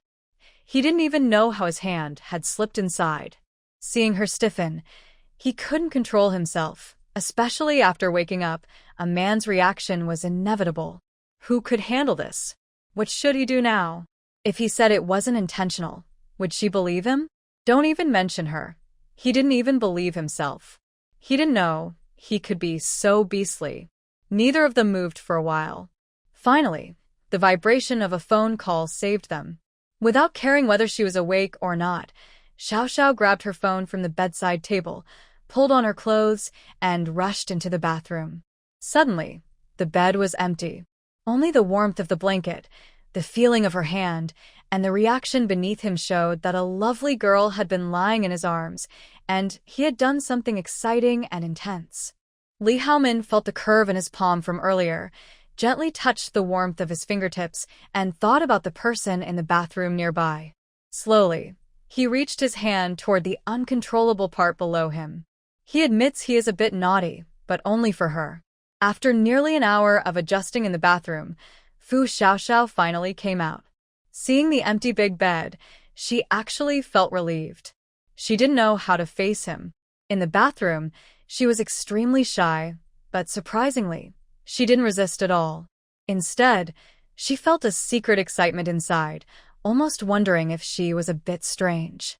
Unquestionably, she liked Lee Hao-min's touch. If this continues, she wasn't sure she could hold back much longer. As a person with no experience, she only knew some things from novels or silly jokes told by friends. Why was her mind so eager? She thought, maybe no one is more eager than her? Just one day, and she already fell for him. Her love-struck mind was overwhelmed.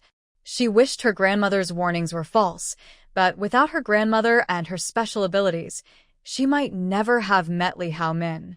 After changing her clothes and leaving the room, she saw Lee Hao-min instructing hotel staff to set up breakfast. Seeing Fu Xiaoxiao, Lee Hao-min's eyes instantly softened. "Come here, it's time for breakfast." Fu Xiaoxiao's face still had a blush, even though it was summer, and there was a hint of spring in her cheeks. This made Lee Hao-min's recently calm heart stir again.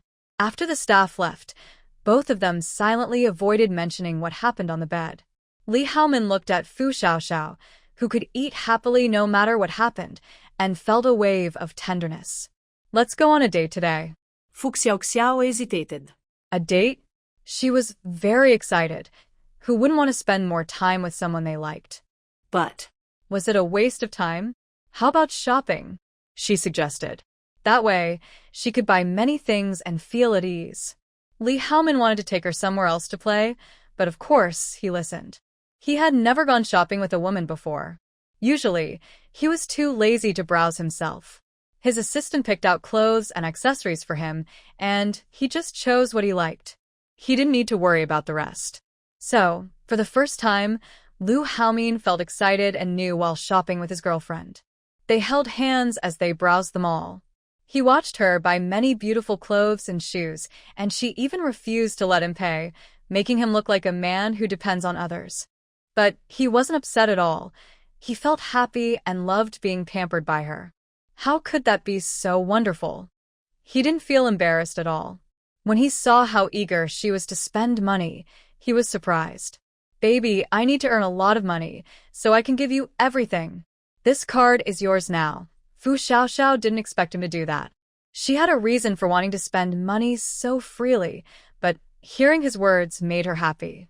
Still, she could spend her own money without limits, but she couldn't include him in that. "Didn't you ask me to buy things for you? What's this? Are you trying to buy your freedom?" Lee Hao-min couldn't help but chuckle softly and whispered in her ear, "If you buy me, I have to show you how good I can be." Fu Xiaoxiao shivered. Can't he be a little more reserved outside? He's always teasing her. She didn't take his card, and he wasn't in a hurry. He just played the part of a dependent boyfriend, unaffected by the jealous or disdainful looks around him. He filled out the delivery address for the items she bought and moved on to the next store. Jiang Kaiho used to complain about how tiring shopping with women was. But he didn't feel that way at all. He liked the admiring looks from others. As long as he was with his sweetheart, he felt happy. He admitted he was smitten. He loved being with her and wouldn't leave. Anyone who tried to come between them would be cut off at the roots.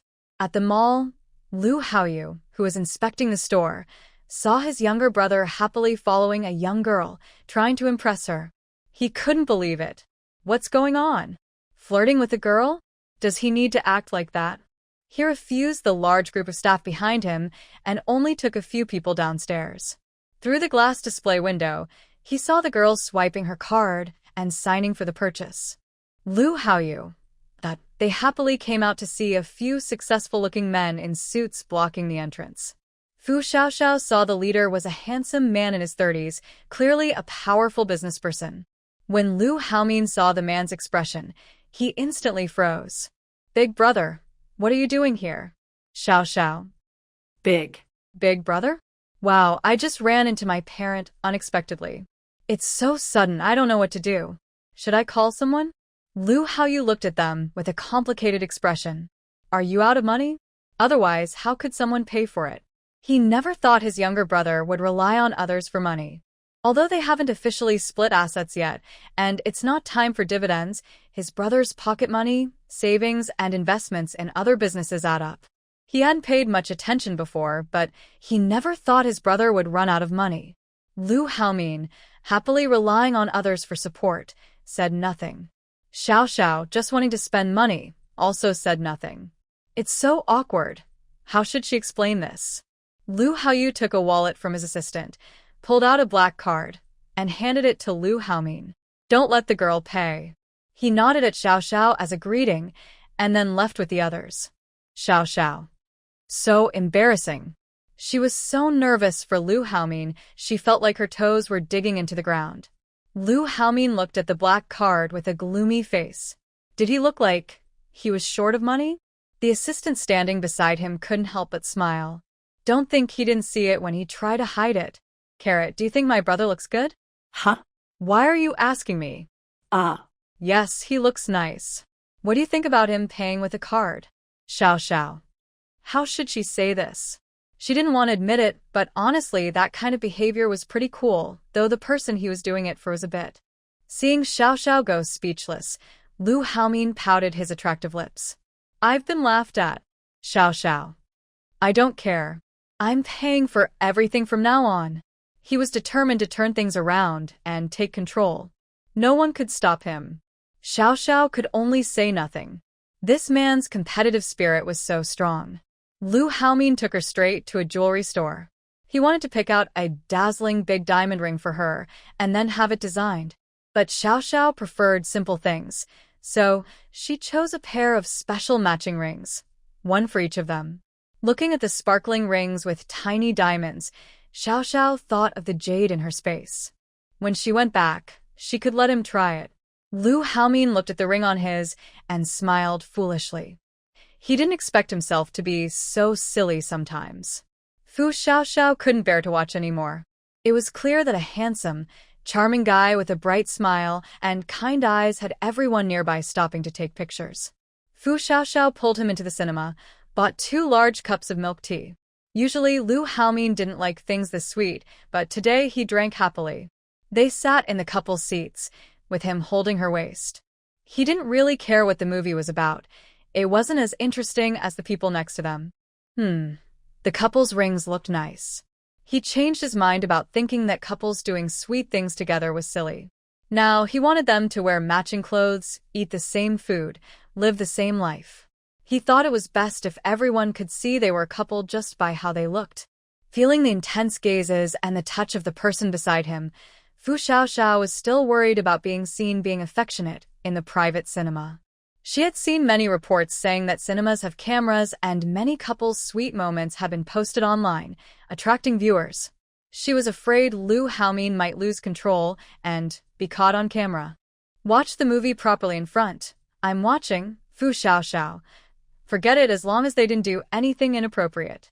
She decided to relax and enjoy the movie. Who knew if they would even be allowed into a cinema again in the future? When Lu Haomin kissed Fu Xiaoxiao for the 3rd time, she finally pushed his head away. That's enough. Someone might see us. If it gets posted online, do you want to become an internet celebrity? Lu Haomin looked at her with a sad expression, then suddenly remembered something. His sharp gaze swept toward the small window and the surveillance equipment in the cinema. The staff who had been secretly watching froze up, their bodies trembling. They quickly turned off the cameras and moved away from the observation window. Oh my, he had only seen the big screen from afar during the company annual meeting before. He wanted to see some gossip about the second young master, but he was threatened instead. Not everyone could be watched secretly. Old Mr. Liu, I heard you spend a woman's money? Seeing the message from his dad in their group chat, Lu Haomin felt very annoyed. His brother was really too talkative. Beautiful mom, what? Haomin, if you have no money, just tell your mom. How can you spend a girl's money? Was it the girl from last time? Old man Lu. What a shame. Third party of the Lu family, what? Second brother. Are you in love? Want me to give you some pocket money? Lu Haomin. Big brother Lu, I've already given some. Beautiful mom. AI, you shouldn't behave like that. Old man Lu. Being single is fine, but chasing a girl and relying on others? Does our Lu family lack money? Third party of the Lu family. Second brother. Your shamelessness woke me up in the middle of the night. Beautiful mom. Bring her home, so I can see. Big brother Lu. Picture. JPG, second brother Lu. Enough, I like who I like. Don't interfere or my sweetheart will run away, and then you'll lose her.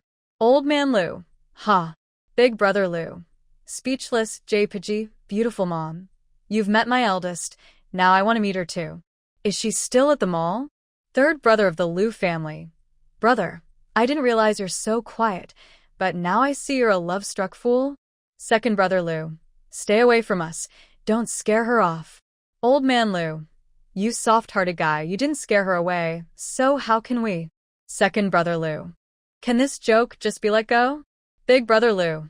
You should come to the company and help out. Third party of the Lu family. Second brother, it seems your income needs to improve. Old man Lu. Working hard shouldn't lead to this. Beautiful mom. Yes, second brother, you've been back for 2 years now. You said you were testing the waters in finance, and we shouldn't worry. But look at now, after so many years studying finance, it's come to the point where girls have to pay. Losing a little money is okay, but don't go too far. Second brother Lu. Just envy and jealousy, that's all. After sending the message, he left the group chat. He was too lazy to listen to their chatter. His own woman was more adorable. Unexpectedly, bank messages started coming in one after another.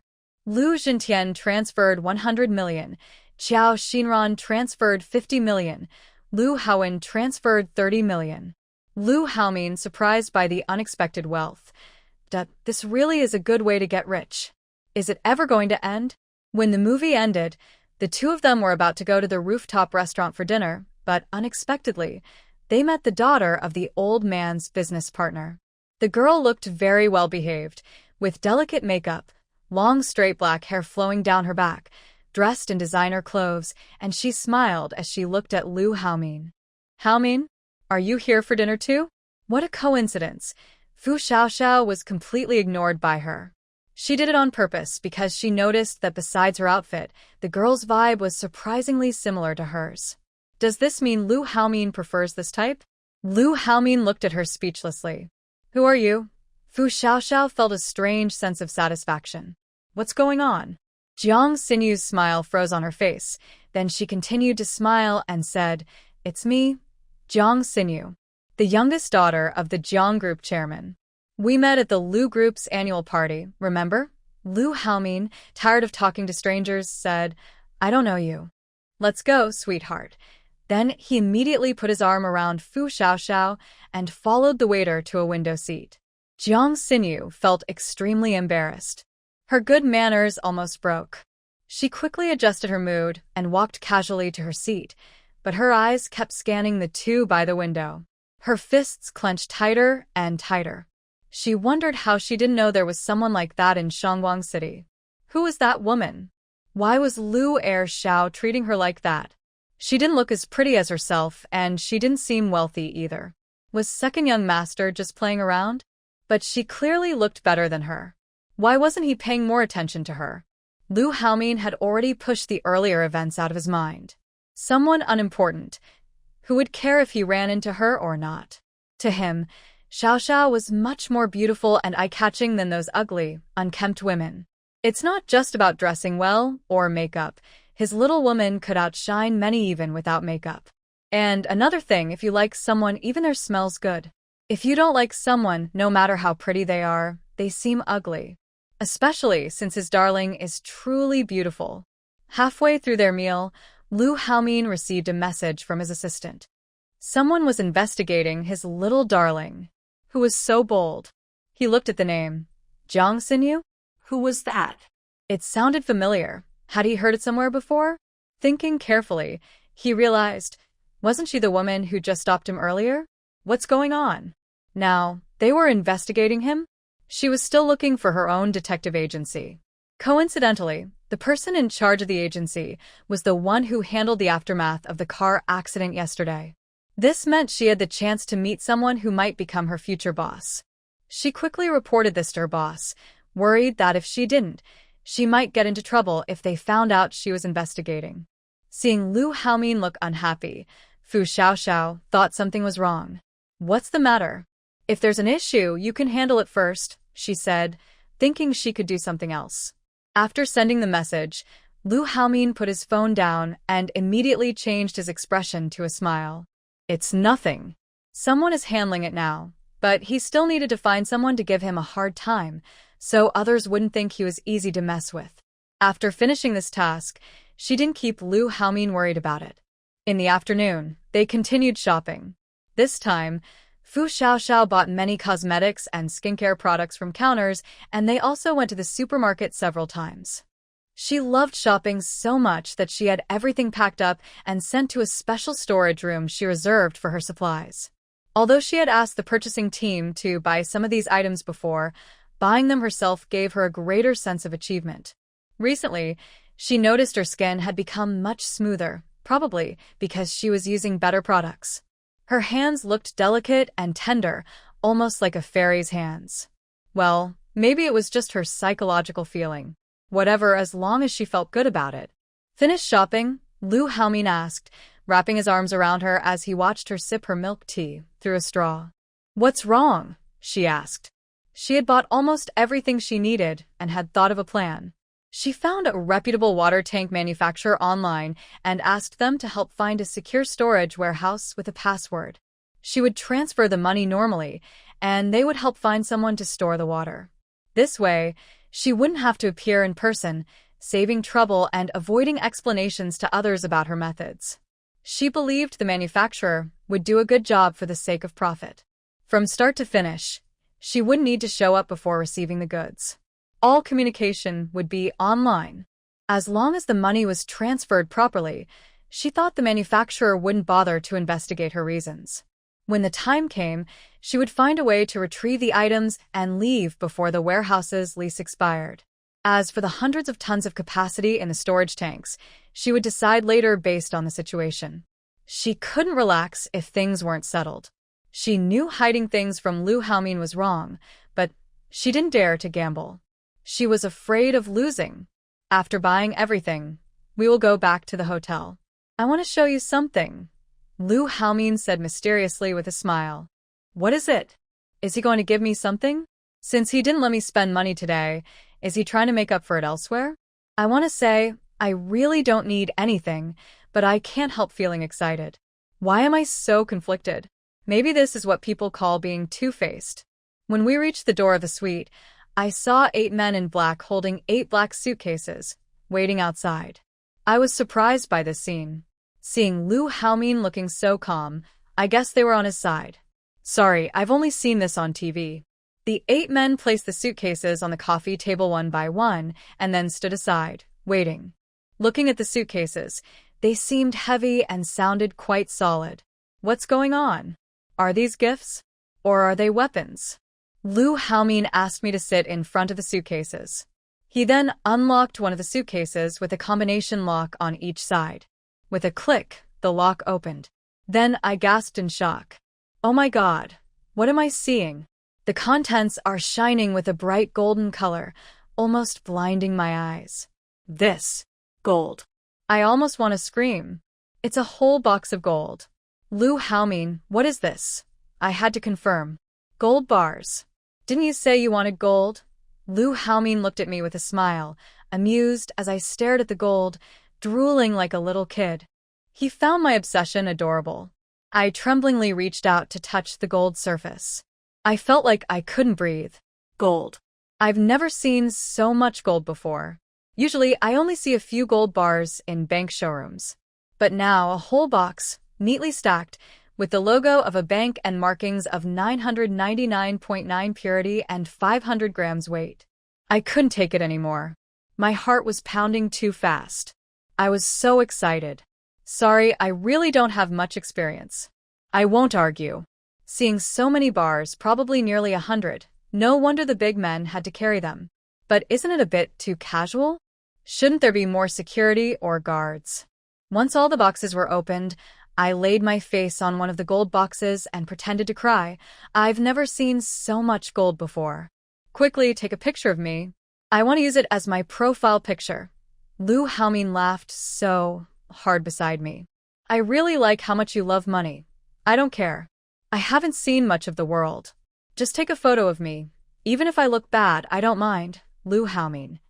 His photography skills are really not good, huh? How can he not satisfy his girlfriend's request?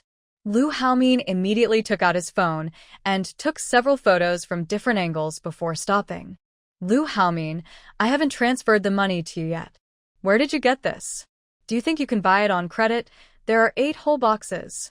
All mine. Lu Haomin sat on the sofa, watching Fu Xiaoxiao happily hold the gold bars, and said casually. Fu Xiaoxiao was stunned and looked at him. All yours? He had told her to wait for news earlier, implying he was going to find someone to help. Does that mean the wait was because it takes time to get the gold out? Lu Haomin nodded, pinched her little face. Yes, these are from my grandfather. Every boy in our family, once they turn an adult, gets a ton of gold from him. Fu Xiaoxiao stared in shock. Attends? Your family is so rich? No, not just rich, it's insanely wealthy. Oh my, not to mention how much gold is worth now. Even if gold costs 500 yuan per gram, a ton would be 500 million. Do you still have the nerve to say I'm richer because I sold some jade? That's not even comparable. I hate wealthy people. Jade is just a commodity, basically a pretty stone, but gold is real currency. Lu Haomin hugged her, a smile spreading across his chest. Why are you so obsessed with money? If you like, I'll give you the rest too. She only asked for 200 million before, so yesterday afternoon, she signed for 800 gold bars at the safety deposit box, and they were only delivered this afternoon. Fu Xiaoxiao looked at him with some resentment. You just give it to me? If your family finds out you exchanged all this, they might break your legs. Lu Haomin kissed her little face. If you marry me, I'll transfer all this to your name, Fu Xiaoxiao. It's too early to talk about that, brother. But she really loved these gold bars. She liked them a lot, even more than jade. How much are these worth? I don't have enough 200 million right now. Can you wait for me? She didn't expect him to bring everything so quickly. Lu Haomin gently pinched her small nose. Don't worry. This is just for you to look at. Later, when they take it to the bank, it will be directly registered under your name. No, she replied. I can't put it in the bank again. I feel safest keeping it myself. Lu Haomin looked at her with confusion. Not putting it in? What are you going to do with it? Use it as a mattress. Fu Xiaoxiao didn't care. Yes, I want to hold on to it while I sleep. I'll carry it home myself later. Lu Haomin looked at this little fool with a helpless expression. Aren't you afraid of thieves? And how will you get it back? Don't worry about that. I have a foolproof method. I saw a big safe in the room. It's more than enough to hold these gold bars. When the time comes, you won't even know when I move the stuff. Lu Haomin thought she just wanted to look at it a little longer and that he could help her handle it later.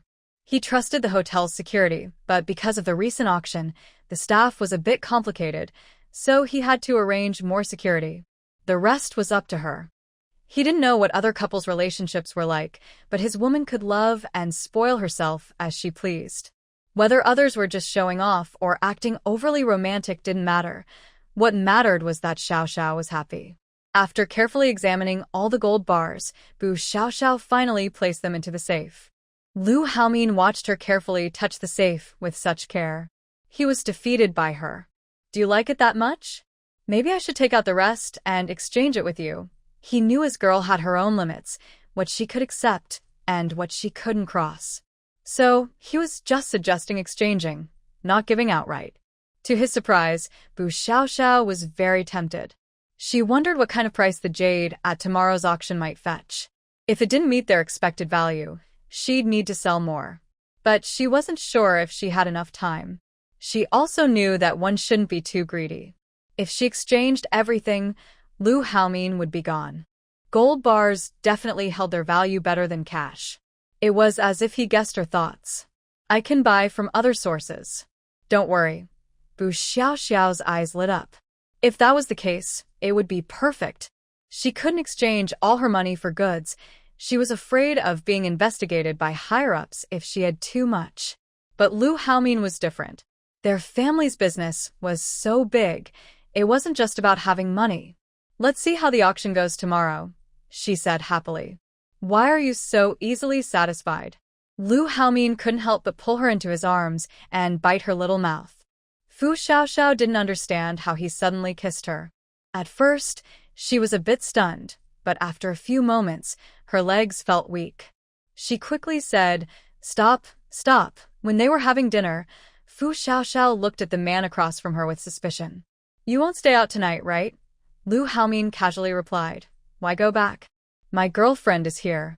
If I don't stay with her, do I just go home alone and be lonely? Thinking about what happened this morning, Fu Xiaoxiao's face instantly turned red. Lu Haomin also remembered what happened this morning, but he didn't change his attitude. After taking a shower and putting on pajamas, Fu Xiaoxiao went to the living room. She saw Lu Haomin in a bathrobe, leaning slightly on the sofa, watching TV, while he was playing on his phone. When she came out, Lu Haomin naturally reached out his hand for her to come over. It felt like a peaceful, happy time, like they'd been together for a long time. The strange thing is, even though she usually felt insecure, being with Lu Haomin made her feel relaxed and confident. She didn't hesitate. She walked over, naturally leaned into his arms, and took out a jade ring she had prepared. Do you want this? It's made from the same jade as my bracelet. Lu Haomin looked at the smooth, warm ring in her hand. He sat up straight, took off his original wedding ring, and put the larger one on his. It fit perfectly. Looks like this one is meant to be mine. Fu Xiaoxiao's face blushed slightly. She picked a smaller ring to wear. She just wanted to try the size, but surprisingly, it matched her original platinum diamond ring perfectly, as if it was specially designed for her. Lu Haomin also put on his original wedding ring. It looked good. The two of them wore their rings happily. Thanks, sweetheart.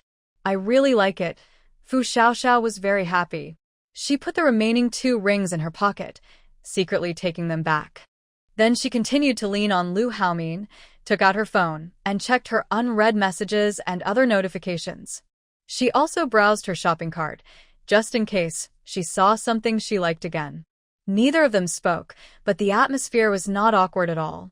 Naturally, they didn't bother each other, yet an invisible understanding seemed to surround them. Xiao Fu watched the reports from the 3 buyers. Their work was good, and they had already sent some goods to the warehouse. Their coordination with the charity team was also smooth, with no issues. Still, she asked Wu, one of the buyers, to purchase another batch of natural gas canisters. Previously, she bought small bottles for portable stoves online, but she hadn't stockpiled large ones. She was thinking of using firewood in the future. Now that she had money, she wanted to stock up more. How they handled the logistics wasn't her concern. She just left it to them. Anyway, Lu Haomin had said these people could use things freely. Since Lu was managing the gasoline and diesel, she saw no problem in him knowing she was acquiring a batch of natural gas fuel. After all, the more the merrier. As long as he didn't ask, she wouldn't say anything. At this moment, Weisher sent her a private message. Sure too, Sister Fu, I have a client willing to pay 50 million to buy your royal purple necklace. Do you want to sell it? Picture.jpg. Xiao looked at the picture. Honestly, she didn't really want to sell it. She liked the color a lot, and it was only made into a bracelet. The material was limited. Laughing at your big head. Not selling. Przytył, okay. Picture.jpg. Sure too. Do you want to make another piece of emperor green? A client offered 250 million for one about the same size as the one sold yesterday. Xiao thought about the uncertain situation tomorrow. She decided to sell it first and use the money to cover some expenses for Lu Haomin. Wei Shi received Xiao Xiao's clear reply and immediately arranged the transaction. Why are there so many rich people in this world? They don't even see money as money when buying a stone. Hearing the woman sigh while looking at her phone, Lu Haomin's eyes flashed with tenderness. He reached out and gently rubbed her head. There are indeed many. When wealth reaches a certain level, money just becomes a number for them. Xiao Xiao glanced at him. You're also rich. Do you think it's just a number for you too? You're not poor either. Why do you look so jealous of the rich? I'm very poor. I was in debt just a month ago, negative debt. But you also have many valuable things. Some qualities are not something everyone has. Like I like you, Fu Xiao Xiao. Can't you say it? Just make something up. Lu Haomin thought she was so cute. There are some things he knows but doesn't need to say out loud. Still, he mentioned one or two things to let the little woman know he's not making things up. You're very real, living very openly, Fu Xiao Xiao. Are you sure you're talking about me? What a joke. She also has moments of vanity. Is that really true? Not to mention that, what does being open and honest mean? If she was truly open, she wouldn't keep everything bottled inside. So that's why you don't know where your wealth is, he said. Fu Xiaoxiao looked suspicious. You don't have to like me that much. Does that sound fake or real? Lu Haomin raised an eyebrow, reflecting her image in his eyes. Are you doubting my judgment, Fu Xiao Xiao? Fine, if he says so, then so be it. If he says she's good, why be unhappy? She felt better after understanding, so she didn't hesitate. She immediately smiled and kissed him. That's your reward. Thank you for the compliment. Let's move on. Lu Haomin's eyes darkened slightly. He quickly pulled her close to him. Just a kiss? That's your reward. Seeing his expression, she knew what he wanted. Before she could escape, he pressed her down and kissed her lips. When they parted, both breathless, Fu Xiaoxiao muttered softly, You asked for it. Lu Haomin held her down. Fu Xiaoxiao, if you keep talking like that, do you believe I'll really do something to you? Fu Xiaoxiao didn't dare to speak and waited quietly for him to calm down.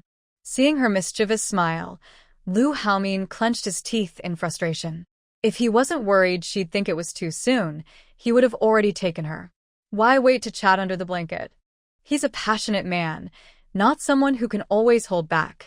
This carefree girl, doesn't she realize how much he's trying? Fu Xiaoxiao pretended not to know. At this moment, she continued scrolling on her phone. She still wanted to stock up on some cooked food, but now the car was in for repairs, and this wolf of a man was always hanging around her. It was hard to do anything alone. This can't go on.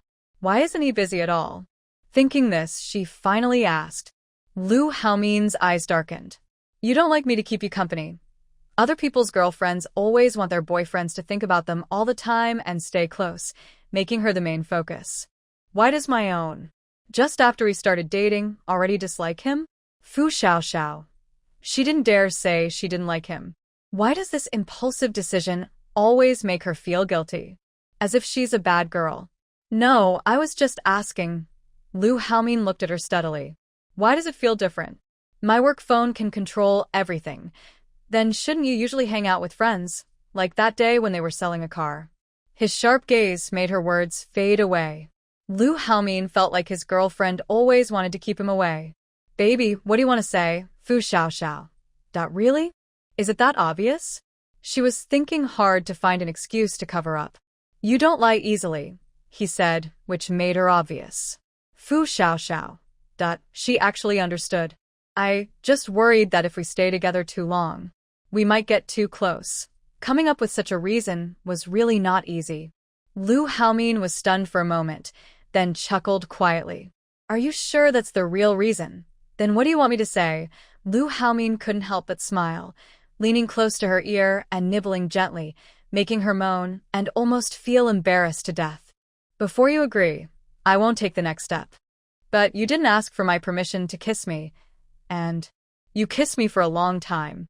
Lu Haomin chuckled softly. You mean if we go further, I don't need to ask you? Fu Xiaoxiao slapped his chest in embarrassment and anger. Enough. I'm going to sleep. She didn't want to stay with this guy anymore. She'd rather lie in bed and scroll her phone. She had her pride. Despite the continuous low laughter behind her, Fu Xiaoxiao directly closed and locked the door. Humph. Let him sleep outside. Lu Haomin didn't expect his little woman to be so fiery, daring to lock the door. He raised an eyebrow. Lock the door. On his own territory? Doesn't she know this room belongs to him? There's nowhere in the room he can't go. But for now, let her cool off. He picked up his phone to handle some unfinished matters from earlier. The next morning, Fu Xiaoxiao woke up feeling like someone was holding her. Today, her claws were gentle, but that didn't mean she forgot that no one had come in last night.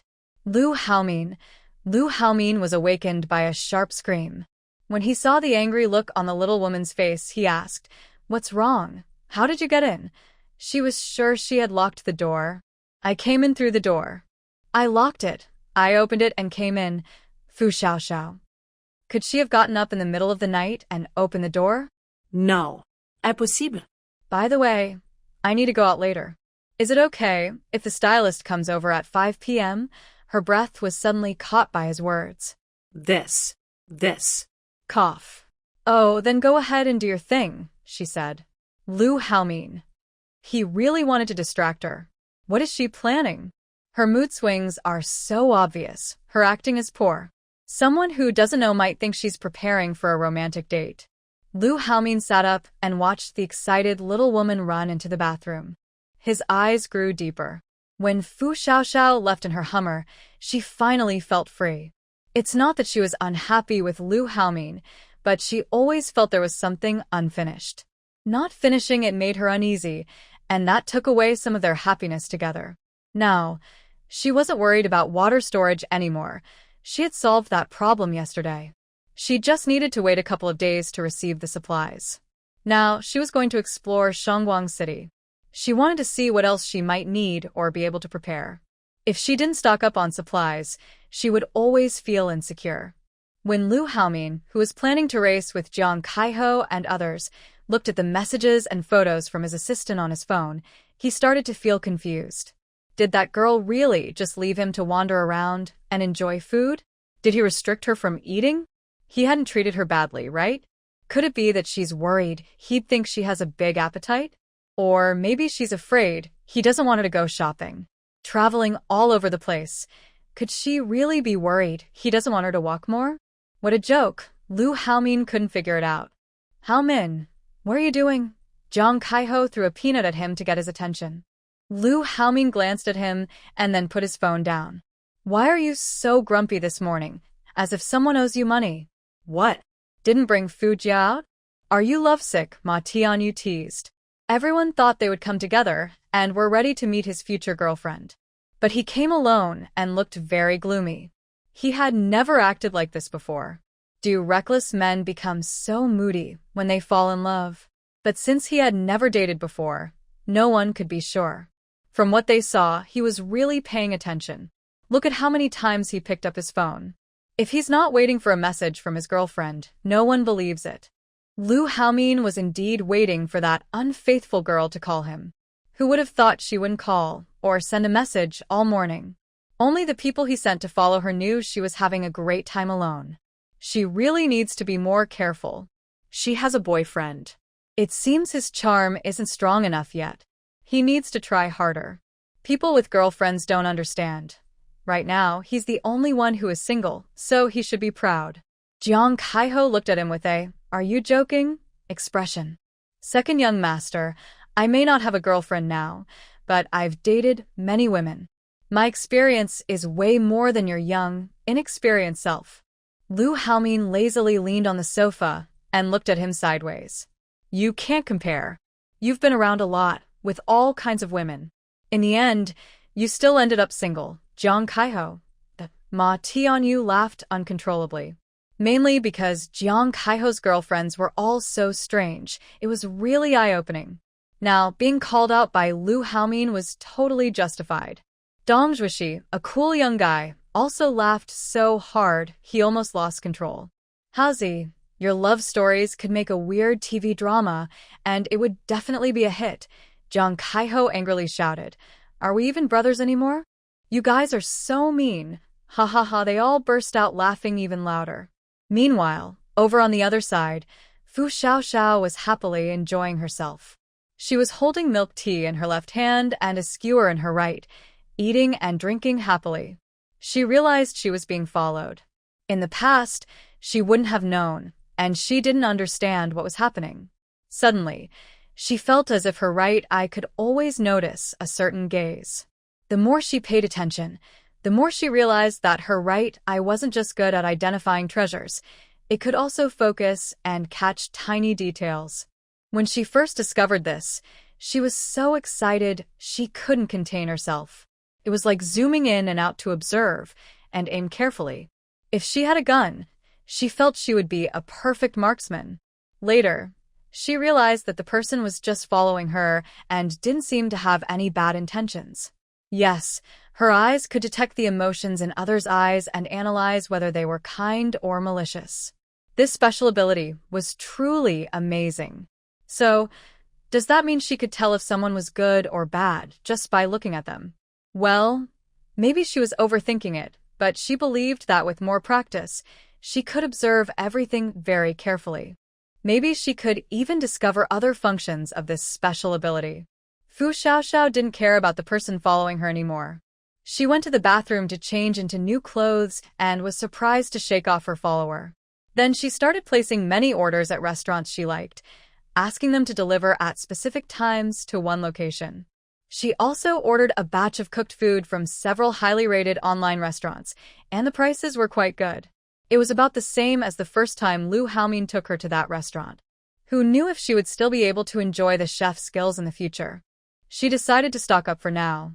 Actually, she wanted to hire a few top chefs to cook fresh meals for her regularly. After all, what she lacked wasn't ingredients, but cooking skills. Fu Xiaoxiao waited near the delivery address. With her current outfit, she wasn't worried about running into someone she knew. Even if she did, they probably wouldn't recognize her.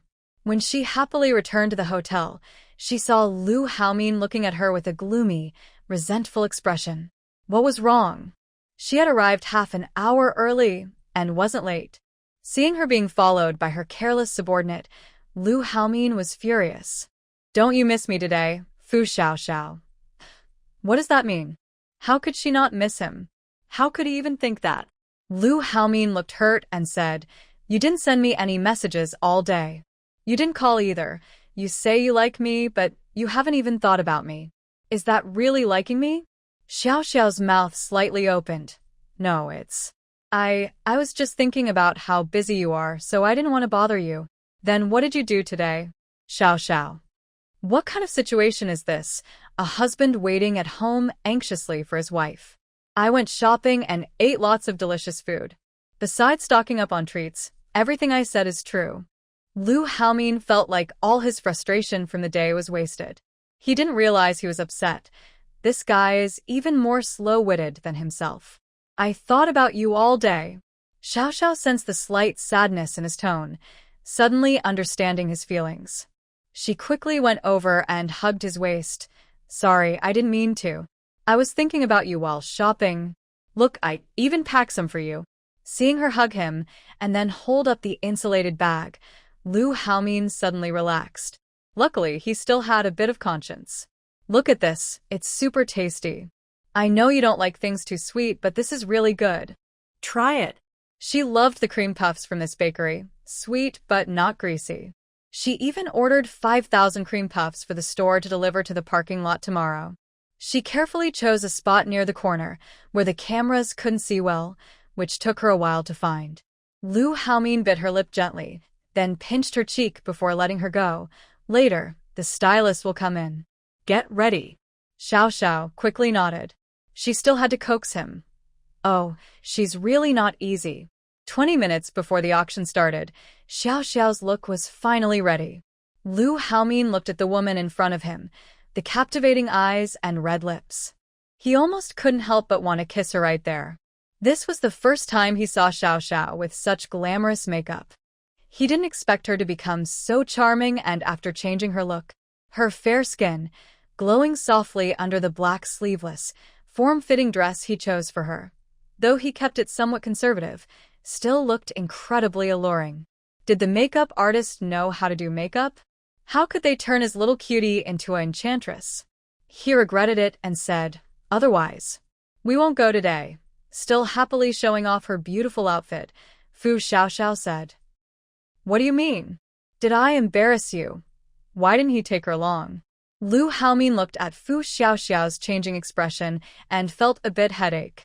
"No, it's just that you're too beautiful. I want to hide you." Originally, Fu Xiaoxiao thought Lu Haomin regretted because he felt she was too unpresentable, and she suddenly felt speechless. Is being beautiful not good enough? Does she have to dress uglier? I like to look pretty and shiny. Lu Haomin took a deep breath, took off his thin suit, and draped it over her shoulders. Seeing the coat, Fu Xiaoxiao really wanted to roll her eyes. Isn't this a bit much? She always thought men who cover up their girlfriends because they think they are too revealing are pretentious. She didn't expect Lu Haomin to be like that too. Lu Haomin looked down at her, then unbuttoned 2 more buttons of his shirt from the top, which he had only undone the first one. "If I do this, do you want other women to see?" Fu Xiaoxiao. All right, she understood. But looking at his fair neck, she wanted to kiss him. Thinking of this, Fu Xiaoxiao went back to her room and took out a peace talisman. "Do you like this? It's made from the same material as a bracelet." Looking at the rectangular peace talisman, Lu Haomin's heart softened like the smoothness of jade. "As long as it's from you, I like it. Put it on me." He said this with a natural smile, then turned to sit on the sofa so she could put it on him. He truly liked it. Besides changing watches often based on his outfit, he had never worn any other accessories before meeting Fu Xiaoxiao. But because everything related to her mattered to him, he wanted it to appear on him. Plus, this peace talisman didn't require any intricate craftsmanship. The gentle, translucent white jade was woven with a black cord and a small bead, simple and plain, radiating a peaceful aura. Every time he saw it, he felt his heart soften. "Do you always wear this with you?" Hearing this, Lu Haomin's eyes sparkled like stars in a summer night sky. "So, I am also your family now." Fu Xiaoxiao hesitated. Could she really say she hadn't thought about it? She just wanted to give him something simply. So, she had actually considered him as family? Lu Haomin looked at the beautiful girl in front of him. Even with makeup, her cheeks showed a gentle blush. He really wanted to kiss her hard, but worried about ruining her makeup, so he held back for now. Because he was wearing a badge, Lu Haomin didn't want to button his shirt all the way up. He wanted everyone to see that this was a gift from his girlfriend. Fu Xiaoxiao couldn't bear to look directly. Luckily, her outfit matched her shirt and trousers without looking out of place. Otherwise, she might have become the target of teasing. When the two entered the exhibition hall together, they immediately drew everyone's attention.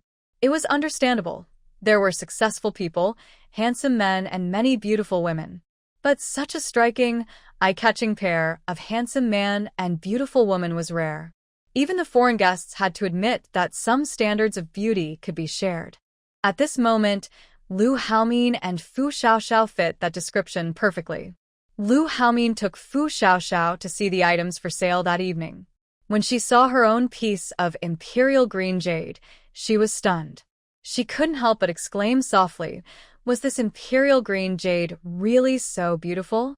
So clear and bright." The color and texture were truly top quality. Under the light, it looked like a rare treasure, almost like a piece from heaven. "This filter is just perfect," Fu Xiaoxiao exclaimed to Lu Haomin. "In my heart, you are the most perfect." Lu Haomin winked at her. "Fu Xiaoxiao, you're a man, not a fairy. Be more serious. Calm down." Meanwhile, far away, Lu's mother was standing in front of a Chinese painting, vigorously patting her husband's arm. "Is that the girl who kept her son from coming home for a few days? So beautiful." "Oh, no wonder she's my daughter-in-law." Her son was also quite good, thoughtful enough to help his wife with her coat. "Not bad." Lu Jintian. They hadn't even been together long, and the title of daughter-in-law was already being assigned. But that girl did look nice when dressed up, and they seemed quite compatible. Xiaoxiao Fu always paid attention to her words and actions. She had never taken any etiquette classes, so just standing tall and walking gracefully was her best effort to behave well. Lu Haomin hugged her waist and whispered softly in her ear, "Don't be nervous. Relax a little just like usual. We're just looking at the exhibits. After we go up, we'll sit directly in the private box. Don't worry, there are no outsiders." Xiao Xiao thought there were only the two of them, but when they entered, she saw Jiang Kaiho and others were there too. Seeing Xiao Xiao following Lu Haomin inside, everyone looked at her with admiration. The lively chatter from before suddenly quieted down. "What's wrong?" Lu Haomin looked annoyed as he saw his friends staring at Xiao Xiao. Wei Shi was the first to react and said, "Sister Xiao Xiao, I knew you were like a fairy fallen to the human world. With this outfit, you could outshine all the women at the event." Xiao Xiao's lips twitched a little. "You don't have to exaggerate so much. I saw many girls who are even more beautiful than me." Jiang Kaiho said, "Sister, my dear sister, you're more beautiful than those flashy, cheap-looking women. What else could be called beautiful?" Ma Tianyu also agreed. "Honestly, Haomin has good taste. No one is more suitable with Xiao Xiao than him." Dong Zhuixi praised generously. "Beautiful but elegant, charming but not gaudy. Sister Xiao Xiao, it's because of your good foundation that you look good no matter how you dress. Others with your bone structure are hard to find." The friends showered her with compliments as if they had no limits. Xiao Xiao felt a bit shy. "It's all because I respect you and love what you love." She looked at Lu Haomin and credited him with all the praise. Wei Shi immediately retorted, "Sister, I never tell lies." Jiang Kaiho said, "I usually speak a bit bluntly, but today I'm telling the truth." Ma Tianyu asked, "Sister Xiao Xiao, do you have some misunderstanding about your looks?" Dong Zhuixi said, "This is the second time I've seen Sister Xiao Xiao, but even the first time I knew she was beautiful." Xiao Xiao was speechless. She felt a little embarrassed. Lu Haomin didn't think their compliments were wrong. He enjoyed hearing them and believed his girlfriend was beautiful and could handle the praise. He briefly introduced Xiao Xiao again. "You already know these three. This is Dong Zhuixi. You met her once. The others in the group are Daqiang. You all shouldn't always call me sister. It feels a bit strange," Fu Xiaoxiao said after sitting down. She felt it was necessary to correct this way of addressing her. It was because of Lu Haomin's words that they had been calling her sister Fu all this time, and she felt a little embarrassed about it. "We are all capable. Whoever is capable is the older sibling. Don't look at Haomin. He's younger than us, but when he has the ability, we all have to call him brother. Yes, but most of the time, we like to tease him as the second young master." That move of the second young master is pretty quick. As soon as he sees something he likes, he immediately takes it back to his nest. Others didn't even see his tail. "Are you trying to steal the second young master's attention?" Everyone was joking and laughing together. Fu Xiaoxiao stopped correcting them and focused on eating the snacks on the table, listening to their laughter while waiting for the auction to start. She didn't know what she should do at this moment. Since she knew everyone here, she was more attracted to the delicious food in front of her. Watching Lu Haomin help Fu Xiaoxiao peel the shrimp shells, the others started teasing again. At this moment, Wei Shi noticed the couple rings on their hands were very special. Upon closer look, wow, they matched so well. They looked really nice. Then he saw the lucky charm necklace Lu Haomin was wearing.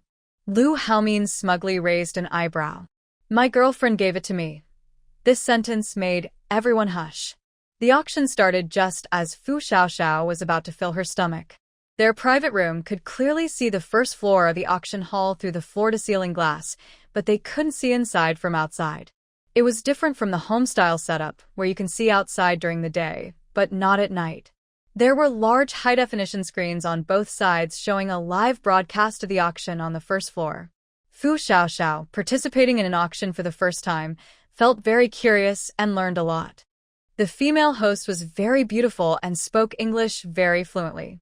Unfortunately, she only understood the first phrase, "Good evening." Realizing she was illiterate, Fu Xiaoxiao thought. She felt unworthy and apologized to everyone, feeling she had lowered the cultural level of the others in the room. Fortunately, after speaking English, the host repeated everything in Chinese, so Fu Xiaoxiao didn't have to lower her head to play with her phone. After the opening speech, the first auction item was brought out. There was a large screen on the stage below, clearly showing information and pictures of the item. The host introduced it, and then everyone started bidding. There were no loud shouts of number 1 or number 2 like in movies. The whole venue was very polite. Lu Haomin explained that each guest had a tablet called a bidding device, which was also their number tag. They could just tap to participate in the auction. Some people who couldn't be there in person used special online platforms. Otherwise, with so many people and such a big space, everyone just raised their paddles, which would take a long time. At first, it felt new and interesting, but since I didn't see anything I liked, I started to get bored. I watched others chat in the room and listened to the background stories of the auction items to learn more. Then, the Tang sword I had seen before appeared. Seeing how straight and proud the sword looked, Lu Haomin turned to me and asked, "Want it?" I wasn't sure and said, "Just want to see it. Do you like this kind of cold weapon, Sister Fu? You should ask Shuishi. His family specializes in this. Martial arts, cold weapons, no one knows more than them." Zhang Kaiho immediately raised his hand excitedly when he heard I was interested. I didn't expect to have such resources, so I became interested quickly. But I decided to wait until after seeing the sword's details before talking more. If it was too expensive, I wasn't sure how much I could buy. The starting price was 1 million yuan, which surprised me. A sword. 1 million just to start bidding. In the end, it sold for 13.8 million yuan. "Are your family's cold weapons that expensive?" I asked Dong Zhuoxi, feeling a bit distressed. "No way. The price of this sword is more about sentiment and collecting an antique. My family also collects famous weapons, but they aren't priced that high. If Sister Fu wants it, I can help you get it. When the time comes, I'll take you to choose." Just pick whatever you like.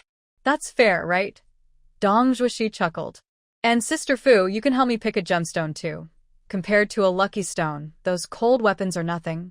Everyone else has jade that Fu Xiao picked, but I don't. How could he miss out?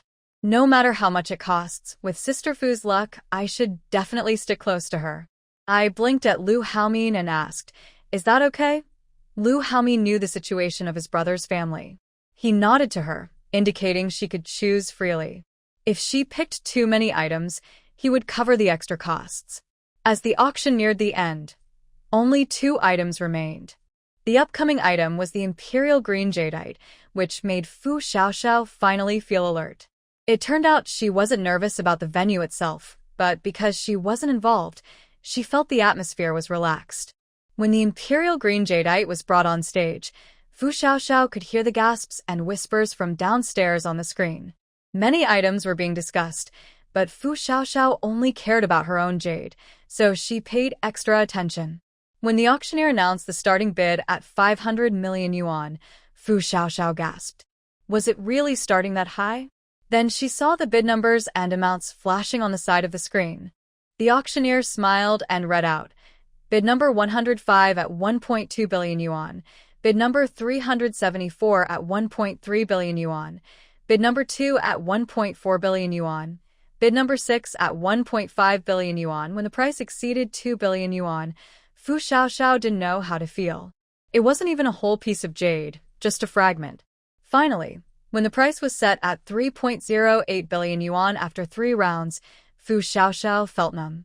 It was just a piece of stone, a stone. Previously, Wei Shi had helped her sell 2 smaller pieces, which she thought were very expensive. But this 3.08 billion, after deducting auction fees, would net her about 3 billion. This time, Wei Shi didn't take any brokerage fees because it was Lu Haomin's family auction. That was thanks to Lu Haomin's effort. Society is so ruthless, barely treating ordinary people like her as humans. No wonder so many want to strike it rich by mining or treasure hunting. This is instant wealth. If she sold all her jade, she wondered if she could make it onto China's rich list. But she had so much money she didn't know how to spend it. She was crying inside. Fu Xiao never imagined she would one day worry about how to spend her money. "Sister Fu, please accept my respect." Zhang Kaiho made a kneeling gesture with on the table. "Sister Fu, take my little brother under your wing. I'm the poorest among the brothers."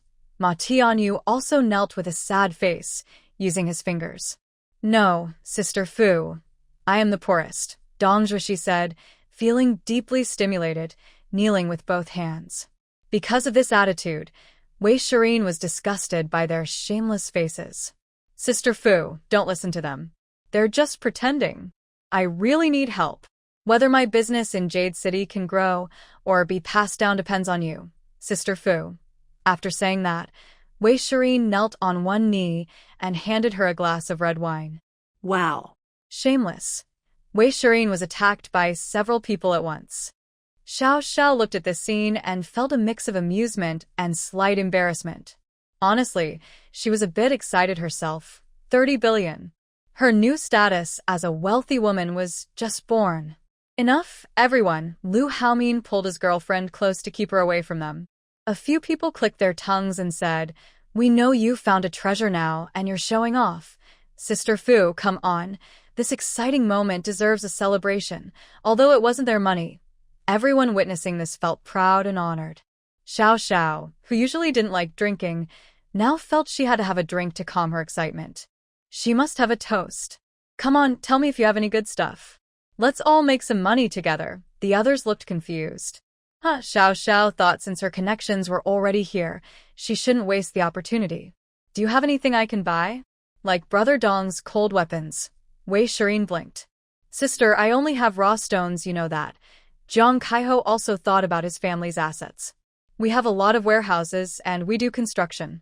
We also have some real estate. Want to buy a house? Or maybe portable houses or mobile villas? Xiao Xiao heard this and thought, portable houses and mobile villas are good. She hadn't considered this before, but not decorating her own house was also a consideration. If she armed her house in the village, she wouldn't be able to compete with the villagers. People's hearts are often tricky. In the past, someone's house was forcibly taken, and people watched the chaos. No matter how strong the house, it couldn't withstand damage from others. If she bought a house elsewhere, people's trust wouldn't last either. No one knows what disasters might come. When an earthquake hits, the house could be flattened, and all her efforts would be wasted. It might even become a burial site. Building in the mountains is the same.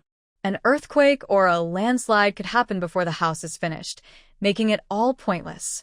But mobile prefabricated houses are great. They are very easy to dismantle and assemble. Now, these houses are no longer simple square metal sheets like on construction sites. I've heard there's a new type of material used for these houses, non-toxic, safe, sturdy, and attractive. I wonder if Jiang Kaiho is talking about this kind. He raised his glass directly. All right, I'll buy it. When the time comes, introduce me to it. Jiang Kaiho didn't expect that just a casual remark would lead to a business deal. He immediately flatteringly said, Sister Fu, you're amazing. Cheers to that. Then he quickly finished the small half glass of red wine. Ma Tianyu, hearing this, quickly volunteered. Sister Fu, my company isn't very big, but we have a wide range of businesses. We also invest in real estate, though not as much as Kai. We run entertainment and cultural education companies. Do you have any interest? Hearing this, Fu Xiaoxiao asked, Cultural education? Do you mean schools or something else? Ma Tianyu immediately explained, Cultural education includes schools, training centers, libraries, and so on. Libraries. I want one. Let's talk details later. It's like someone offering a pillow when you're sleepy. Although you can pay to download materials, I haven't finished downloading or received the goods yet. Besides, what's more reassuring than books? It must be arranged. All right, Sister Fu. I'll do my best. Ma Tianyu cheerfully took a drink. Seeing that Fu Xiaoxiao only took a sip and already looked a bit tipsy, Lu Haomin helplessly rubbed his forehead. If she's really drunk, what would she be like? Starting to buy things with money now. If she gets completely drunk, maybe she'd want to quickly spend billions just for fun? At this moment, Tu also tried to recommend himself. Sister Fu, my family isn't just in jade. We also have some tobacco and alcohol businesses. Are you interested? Fu Xiaoxiao made an okay sign. Great, I'll take it. You can go prepare the stock. Tu also raised his glass in respect. Dong Zhuxi realized he only had cold weapons. He needed to offer Sister Fu some practical business. Sister Fu, my family also has some overseas businesses. Are you interested? Fu Xiaoxiao's eyes lit up. Firearms? Everyone was surprised. Sister Fu, what are you doing? Do you want firearms? Dong Zhuixi didn't know how to respond at first. Honestly, his family could really get firearms, but is that something he should say? How about it? Don't you have any? Fu Xiaoxiao looked a little disappointed. A few people looked at each other, wondering if she was really drunk. It seemed she only took one sip of alcohol. What's her alcohol tolerance like? She's drunk. I'm not. I know what I'm saying, she insisted. She wasn't drunk at all. Lu Haomi noticed that Fu Xiaoxiao looked a bit excited. She wouldn't need to attend the evening banquet anymore. He could just carry her away. Does she even know her own alcohol limit? Maybe she doesn't usually drink at all. Gently, Lu Haomi carried Fu Xiaoxiao back to the suite. She was very quiet and didn't cause any trouble. Seeing her face flushed, Lu Haomi asked, "Are you okay?" Fu Xiaoxiao looked up at him. I'm fine. The red wine just hit me hard. I don't usually drink much. I've only had a few beers with friends before, but I didn't like it, so I stopped drinking. Hearing her mumble, Lu Haomi thought she was a little tipsy, but still clear-headed. Go take a shower. You're tired tonight, Fu Xiaoxiao pouted. Then you carry me. Lu Haomi paused, looking down at his little woman in his arms. Does she even understand what she's saying? Forget it. When someone has been drinking, you should be more patient. He set her down in the bathroom and filled the tub with water. Fu Xiaoxiao, can you wash yourself? She wasn't really drunk, just a bit excited. I can. I'm not that kind of person who pretends not to be drunk when I am. I can still remove my makeup myself. She raised her hand and swore on her head. Lu Haomi affectionately patted her fingers. Okay, go ahead and wash. If you can't, just call me. I'll help you. Fu Xiaoxiao stuck out her tongue and made a funny face at him. Lu Haomi sighed. Forget it. It's late today. No teasing the little tipsy girl. After removing her makeup, Fu Xiaoxiao looked at her bare face in the mirror. She realized she looked pretty.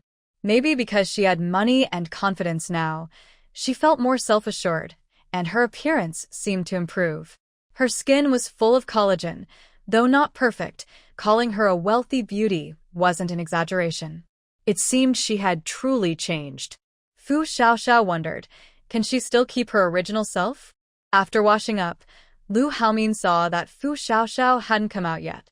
Worried that she might feel uncomfortable after drinking, he ordered the hotel to send some hangover soup so she could sleep more comfortably. When he heard the bathroom door open, he knew she was out. He quickly checked the temperature, which was just right. Come over and drink some soup, or you'll feel worse. Fu Xiaoxiao looked at Lu Haomi, who was serving soup at the table with his back to her. She walked behind him, slipped her hand through the opening of his sleepwear, and hugged him. Lu Haomi almost lost control. He hurriedly put down the bowl and pressed her hand. Fu Xiaoxiao, this sudden touch was too much for any man to resist. It almost made him make an unusual sound. Come and drink this soup. Does this guy think he can do anything to stop her? Fu Xiaoxiao didn't resist. She obediently sat on the stool and drank the soup. The bowl was empty. Done. Seeing her carefree, mischievous expression, Lu Haomi felt a sharp pain in his teeth. Finish and go to sleep. He then looked at her with a gentle smile, but she didn't move. Hold me and take me to bed. Lu Haomi's breathing grew heavier. Seeing her just out of the shower, with her skin slightly red, water droplets on her body, and a hint of moisture in her eyes, he felt a surge of desire. Tonight, we sleep separately. He was afraid he might lose control otherwise. Lu Haomi, seeing her sad little face, Lu Haomi's heart softened. Is it only the third night and you don't want to sleep with me? The little girl looked upset. Lu Haomi, is this about sleeping or not? Lu Haomi, I really like you. I like you so much. So much. Lu Haomi felt his heart race faster and his body temperature rise. Lu Haomi, I know what I'm doing, but I still want to say, I want to sleep with you from the very first moment. Before Fu Xiaoxiao could finish, a wolf-like man suddenly carried her into the room and threw her onto the big bed. Lu Haomi leaned over her, his bright red eyes fixed on hers. I'll give you one more chance. Her eyes were soft like silk, slipping past his, as if an invisible current flowed between them.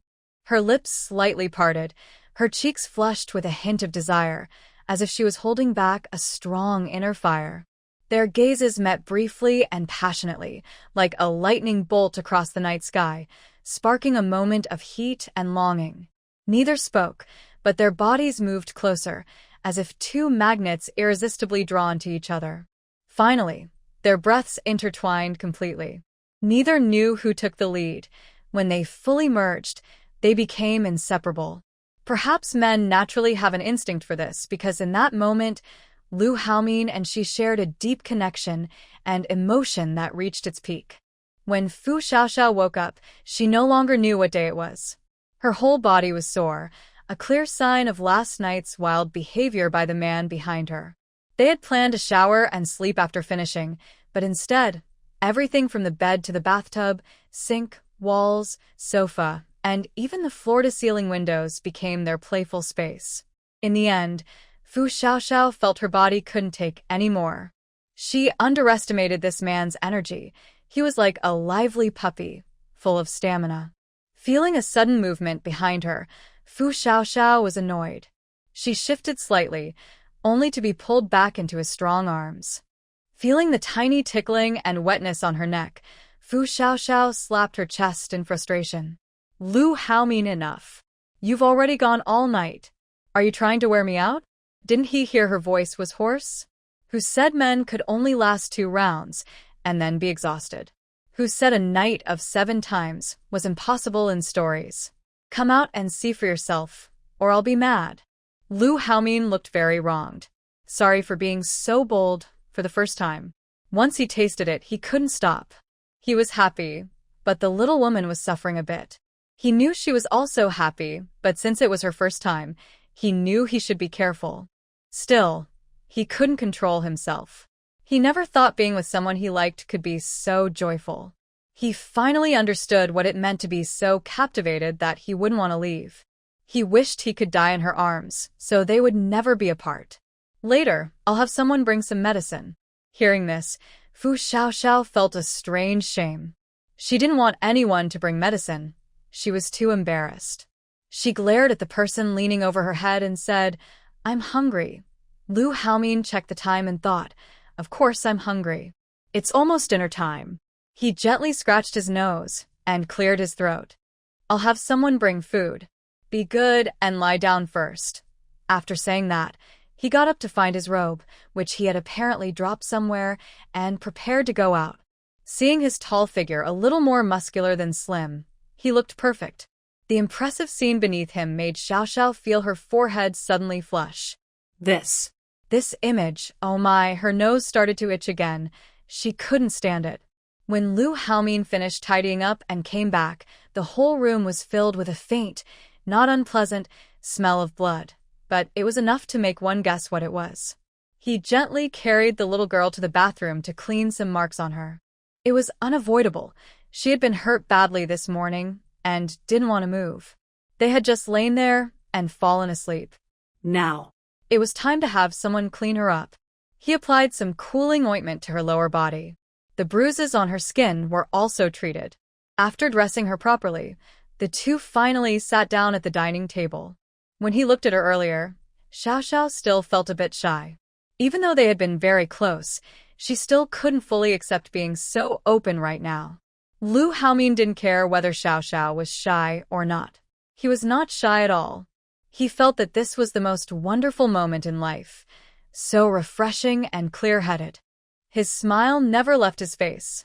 If he wasn't worried she couldn't handle it, he would have liked her to sit on his lap and eat while he held her. Thinking of this, Lu Haomin couldn't help but feel disgusted with himself. Xiaoxiao looked at his face, full of romantic longing. If she knew what he was thinking right now, she would definitely slap a dish on his forehead and curse him. Shameless. These past 2 days, don't even think about making me leave. Lu Haomin cut her off directly. He could already guess what she was about to say if she started with the first part. Xiaoxiao. Impressive, Lu Haomin, he even learned to answer back now.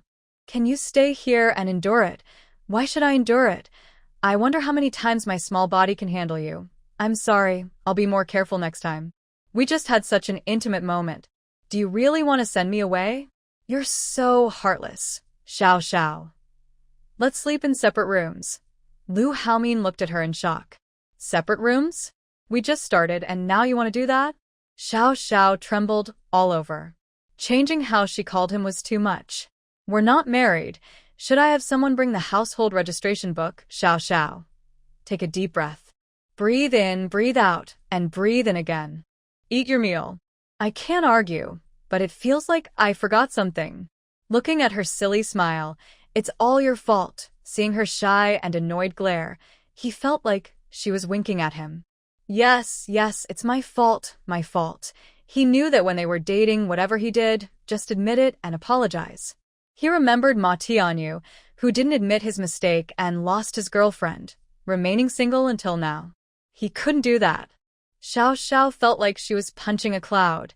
Nothing was satisfying.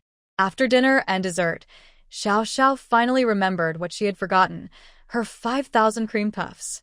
Where was her phone? Lu Haomin, where's my phone? I'm going to find it for you. His girlfriend's requests had to be done immediately, or else she might bring up the topic of him leaving again. When Xiao Xiao got her phone, she saw it was almost out of battery and had 15 missed calls. It's all his fault. She quickly called back, apologized to the delivery driver, and asked him to turn around and bring the package back. Luckily, since he was a guest of Xingyao and only had this one delivery today, he stayed. After hanging up, Xiao Xiao pinched Lu Haomin's waist fiercely. Unfortunately, she didn't grab any flesh, but instead, she ignited his temper. Xiao Xiao was too tired to bother with him. She let him handle himself and went downstairs to get her stuff. Lu Haomin, like a resentful wife, reluctantly went to the bathroom. Xiao Xiao also felt a headache coming on. Usually, women drain men's energy, but she almost felt drained herself. When she heard his husky voice and felt his skin's warmth, she couldn't refuse him. His seductive look was too much. A sharp reminder. Love is dangerous, she thought, and she deserved it. Xiao Xiao Fu moved her body and applied medicine. She didn't feel much pain, just a bit tired. She thought it was okay to go out. She changed into a new outfit, put on a hat and mask, and went downstairs. When she reached the 50th floor, 2 women entered from outside. One of them was someone she had seen before, the woman she met earlier in the restaurant. At first, Xiao Xiao didn't remember who she was, only feeling that she looked familiar. Then the 2 women started chatting nearby. Jiang Xinyu asked, "Why haven't we seen second young Master Lu today?" The other woman, a beautiful lady with big red wavy hair, shrugged and said, "I heard he went out last night and brought a pretty girl with him. But I didn't see him at the auction house today." Jiang Xinyu looked a bit upset, especially when she remembered being warned by second young master's people the day before when she tried to find out who was around him. She felt annoyed. "Do you still have someone who can help me check?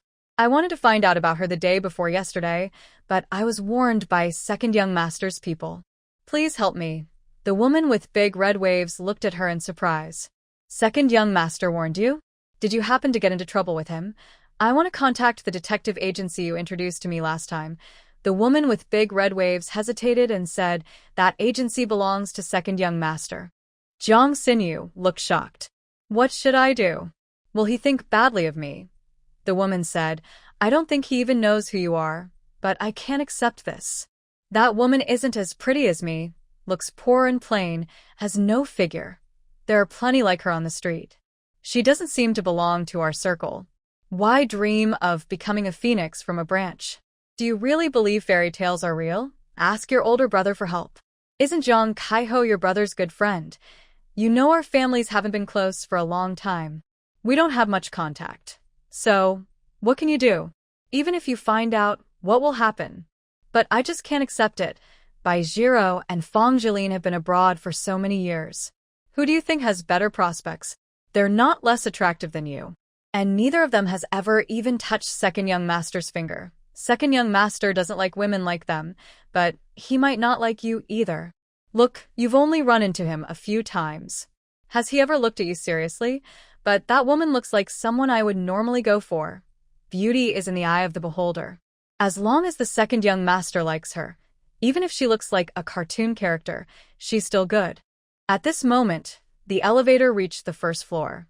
The two women stepped out, leaving Fu Xiaoxiao behind. Just before the doors closed, she could still faintly hear their distant voices. Fu Xiaoxiao didn't expect to find out about her own gossip just by riding the elevator. She even felt like a fairy tale hero who suddenly rises to fame.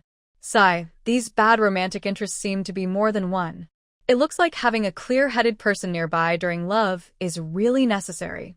When Fu Xiaoxiao finished dealing with the cream puffs and returned, she saw that the hotel staff had already tidied up the room. At this moment, Lu Haomin was sitting on the sofa working with a laptop. But can someone tell her why he suddenly put on glasses? Wow. This refined gentleman image is just too much. Lu Haomin caught a glimpse of her returning, but he still felt a bit wronged inside. You're back. Fu Xiaoxiao could tell from his tone that he was quite resentful. Forget it. She decided to pamper her boyfriend and cherish their time together. As long as neither of them is dead, everyone else is just a passing fancy. She sat directly on the sofa and leaned on his lap. I just met two young ladies in the elevator. One of them was the girl I saw at the restaurant last time. I overheard her chatting and said she wanted to check on me because you warned her. Hearing this, Lu Haomin immediately knew who she was talking about. Yeah, she's a nutcase. Ignore her. Ugly people tend to cause trouble. It seems the warning wasn't strong enough. Fu Xiaoxiao couldn't help but smile. Where does she look ugly? Besides, you're definitely attracting love interests. I only want to attract you. As for the others, better stay away. Otherwise, if I liked them, I wouldn't still be single after so long. Fu Xiaoxiao raised an eyebrow, feeling a bit happy. Never mind. She decided to handle the messages on her phone first. She adjusted herself comfortably and opened WeChat, scrolling down. Besides the tasks completed in the procurement group and the ongoing charity work, she replied to messages. Then she saw her mother had sent her several voice messages, each quite long. What's going on? If there's an emergency, shouldn't she call instead? Opening the first message, Xiao, Auntie said she wants to introduce you to a colleague from her company. He's a 30-year-old guy, quite good-looking, works in a government office, has a car and a house, and is an only child. Just after hearing the first sentence, Xiao wanted to turn off the message, but she was too busy and distracted. She clicked a few times before finally closing it. Even without hearing the rest, she understood what the other messages were about. Xiao secretly glanced at the top of her phone and saw Lu Haomin looking at her with curiosity, his gaze sharp and probing, directed at her phone. Xiao. This was a bit awkward. In the past, she wouldn't have thought that after just a few days out, she would already have a boyfriend and share her feelings openly. Lu Haomin suddenly pulled her onto his lap and opened the camera app on her phone. Xiao swallowed hard. My mom doesn't know about this yet, and I definitely won't go on a blind date. Lu Haomin didn't reply. Instead, he made her smile at the camera. They took a selfie together and saved it. Then he clicked on her mom's profile picture and sent the photo, all in one smooth motion. While Xiao was still holding her phone, confused, lying on his lap, she saw her mom bombarding her with messages and voice notes one after another. She felt she already knew what her mom wanted to ask without even listening. She swallowed again, feeling a bit scared. Why was she so nervous? Wow, did she even need to explain? Maybe because her mom saw she hadn't replied for a long time, her phone rang directly. Xiao was startled. Should she answer or not? Seeing her hesitation, Lu Haomin took her phone, pressed the answer button, and said, "Hello? Annie, hello." Then Xiao watched as Lu Haomin talked to the person on the other end of the line for several minutes. When she saw the call had ended, she was still in shock. Lu Haomin saw she was still stunned, so he pressed her back onto his lap and continued working on his computer. What am I afraid of with me here, Xiao? She needed to calm down. She had overheard their conversation earlier, but right now, it still felt surreal. They had actually talked. She felt nervous and anxious. Don't you want to make our relationship public? Lu Haomin looked at her through his glasses, his gaze sharp and intense. No, it's so late, and we're still together, and these photos were taken inside the house. We are quite conservative about these things. Hearing her say this, Lu Haomin felt a bit more relaxed. You heard it too. Your mom is quite open-minded. When you go back, bringing me along will definitely be fine. Xiao. Can she really say she hasn't thought that far ahead? Maybe it was her mom's call that suddenly made Xiao feel a sense of urgency again. Now, she just wanted to stock up more things, more the better. Lu Haomin, I just saw that the money from the auction was transferred to my account. I want to spend it. Lu Haomin paused his gaze at the computer, then looked at her sitting on his lap. I don't want that much cash. Can you help me exchange it for some gold or something? Lu Haomin took off his glasses, frowning slightly. It doesn't have to be gold. Investing in fixed assets is also good. If you're not sure how to look after it, I can help. Why does she want to spend money so much? Xiao didn't know how to make up an excuse. Her mind wasn't very clever, and she didn't want to keep lying to him. Ever since I won the lottery, I keep dreaming about my grandma. It's like she's telling me to pick up jade stones, and I feel like she's always watching over me. Lu Haomin didn't quite understand how this was related. Xiao simply sat up, put down his computer, then sat face-to-face on his lap, hugging his neck and looking at him seriously. My grandma tells me every day to be prepared, to get ready with supplies and essentials. I don't know what else I should prepare, but from what she says, something big is going to happen, like a disaster or the end of the world. I don't know exactly what, but I think it's some kind of natural disaster. She paused, then continued, I always feel a very strong sense of panic. If I only had one dream, I could brush it off, but I keep dreaming about it for a long time. So, I want to convert my money into supplies, to make myself feel safe. Do you understand? Lu Haomin didn't expect her to be so anxious just because of a dream. So, you want to stockpile a lot of supplies, whether to keep for yourself or donate, but your main goal is to spend all the money? This fool. Don't say that all dreams are false. Even if there are some disasters, don't think the country will do nothing. The country's strength has long surpassed ordinary people's understanding. The first to be affected are these companies. Whether it's donations or supplies, they can't possibly have no information at all. Secondly, my grandfather's side is involved in military and political affairs. If something really happens, they wouldn't be completely in the dark about what's going on inside.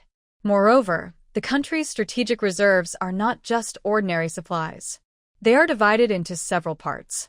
The country, the military, and companies each have their own responsibilities. Whether it's materials, funds, or energy, everything is well prepared. I just want to feel safer. Lu Haomin helplessly pulls her into his arms. Fool, can I give you a sense of security in the future? Xiao knows he doesn't believe her, but her own knowledge and resources are very limited. Lu Haomin, please help me. You know how easy it is to get this money. Even if I lose it, I can sell some jewelry to get more. Even if I can't sell the jewelry, I might become poor, but that's okay, if you don't want me. Lu Haomin really doesn't know what to say. How can someone believe in disasters just because they dream about them? Nonsense.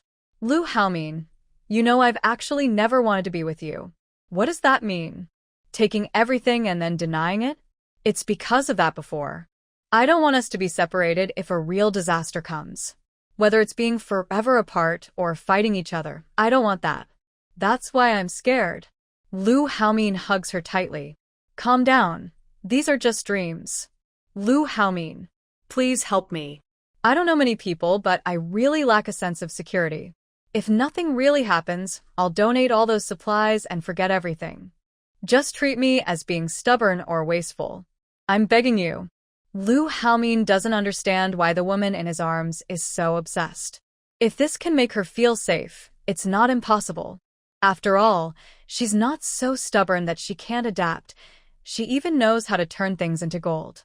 He also doesn't know if holding such a large amount of wealth makes her uneasy, or what. If having supplies makes her feel secure, then why not do it? Take care of your girlfriend yourself. Even if she has no money, she still has you. Those funds are hers, and she can spend them as she wishes. Your role is to help her reach her goals faster.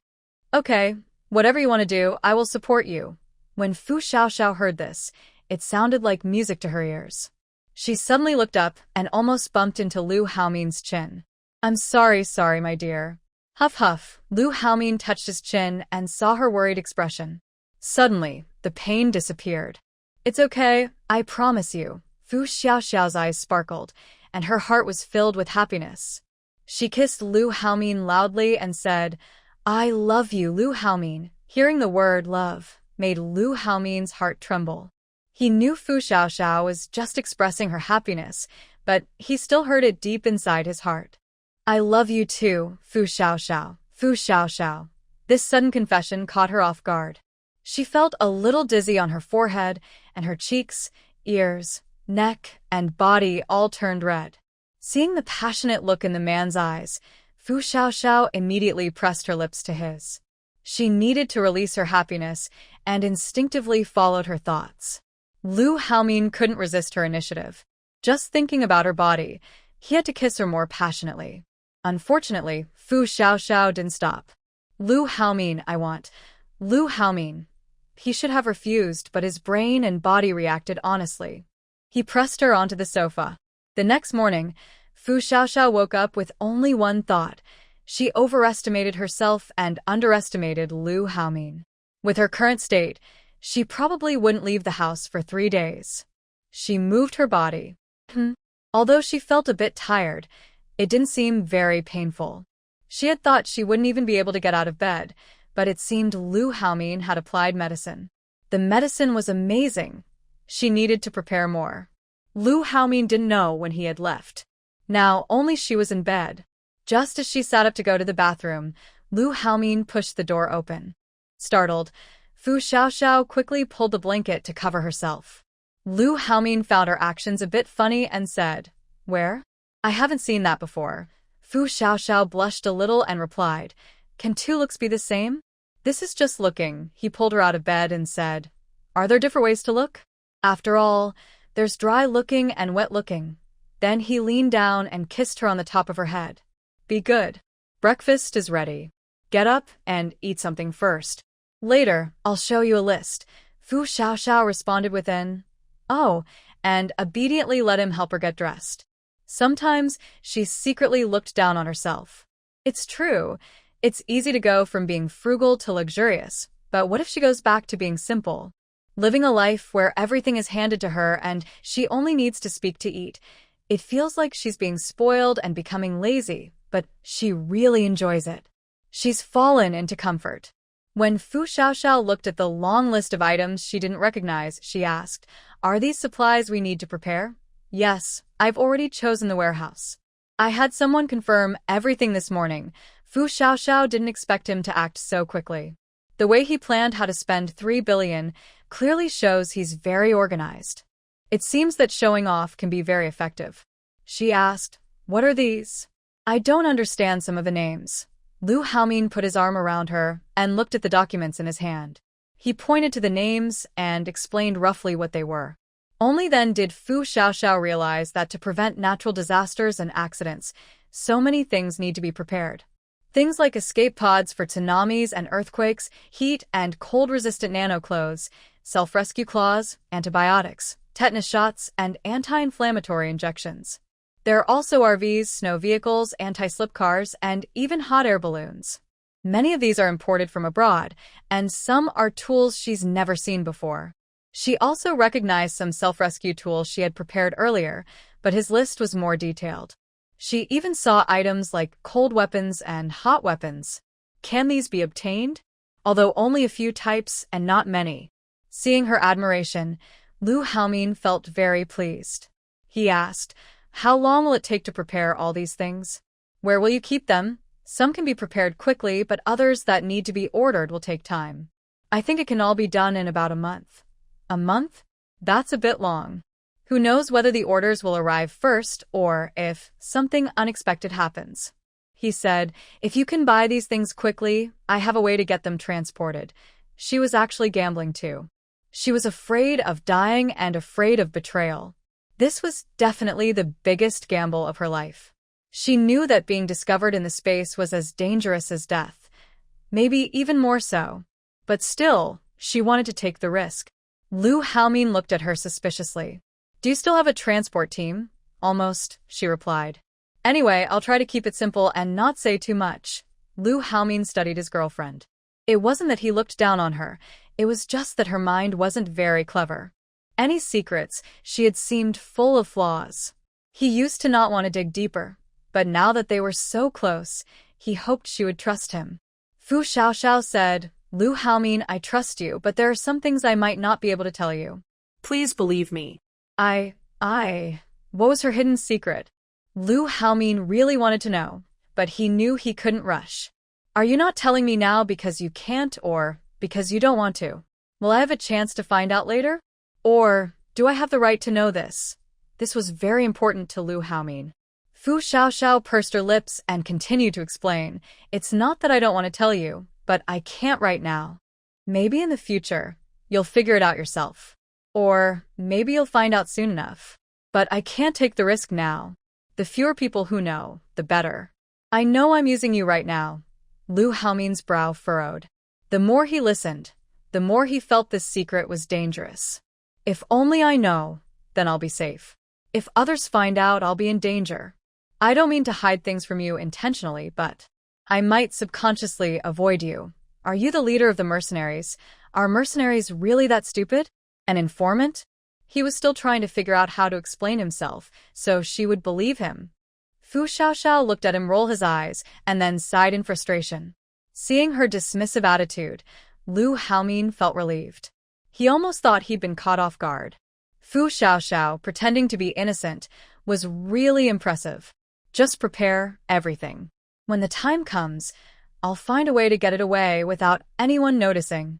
Okay? Fu Xiaoxiao decided not to explain further. If she could do it, she would. If not, she would rely on her previous preparations to get through. Yes. Whatever you want, I'll give it to you. Lu Haomin didn't have the same obsession with stockpiling as Fu Xiaoxiao, so right now he just wanted to make her happy and didn't think much about the rest. He planned to guide her slowly later. Fu Xiaoxiao pouted proudly. Then you go prepare. I'm going to check with Wu Caigo first. Oh, right. She suddenly remembered something. On the day of the auction, I told your friend I wanted to buy something. I've been giving them the cold shoulder for 2 days. Do you think they might think I was joking? Lu Haomin pinched her little nose. You can contact them whenever you want. They won't run away.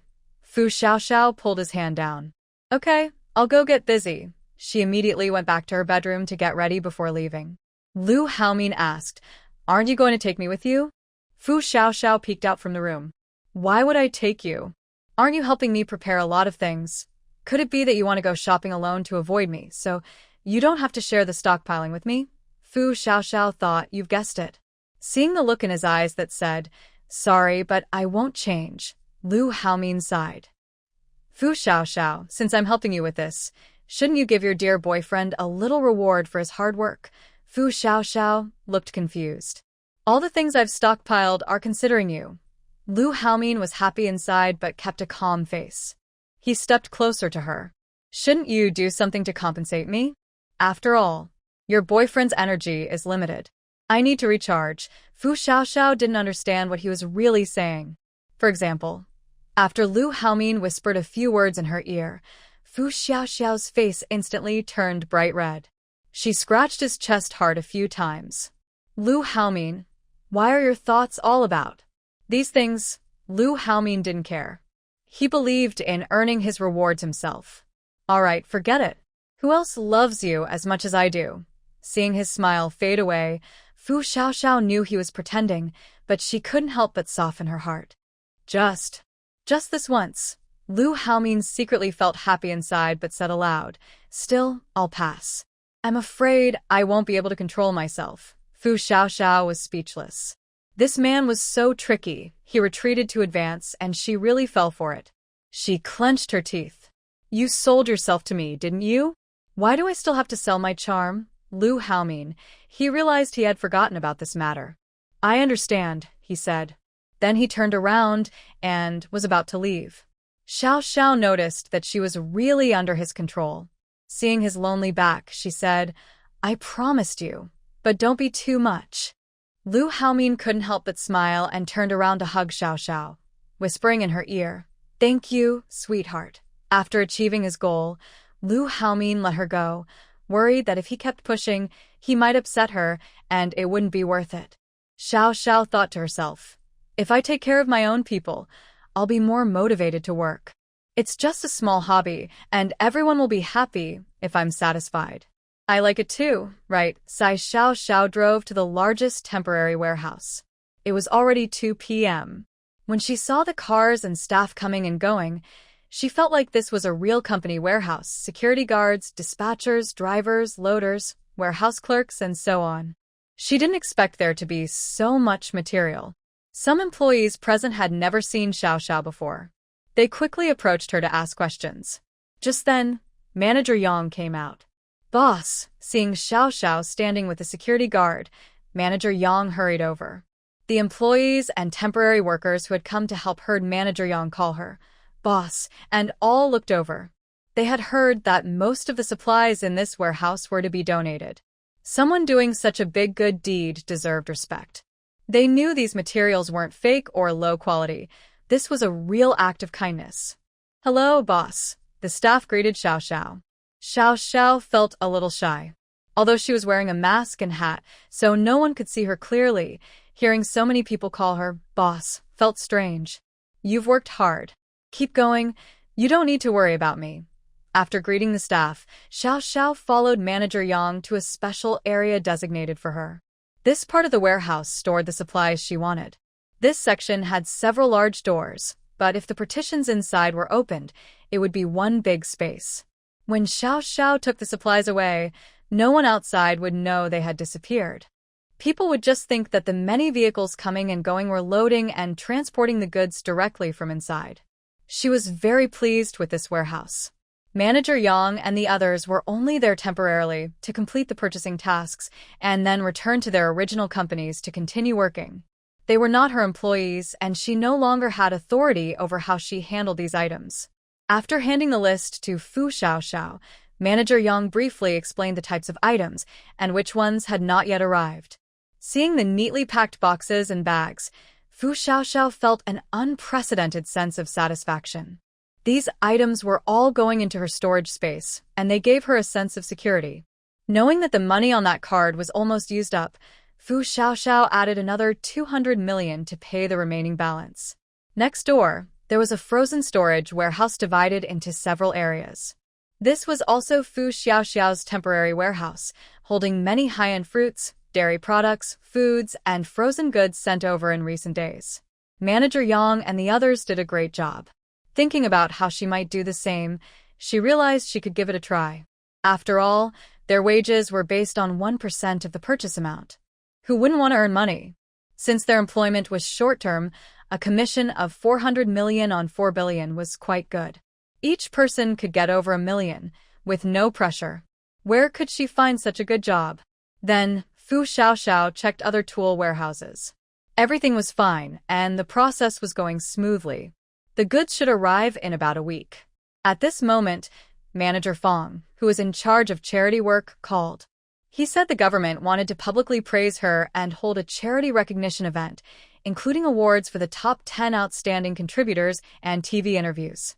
Fu Xiaoxiao quickly told him to refuse. If they insisted on praising her, let him do it himself. She didn't want her information exposed.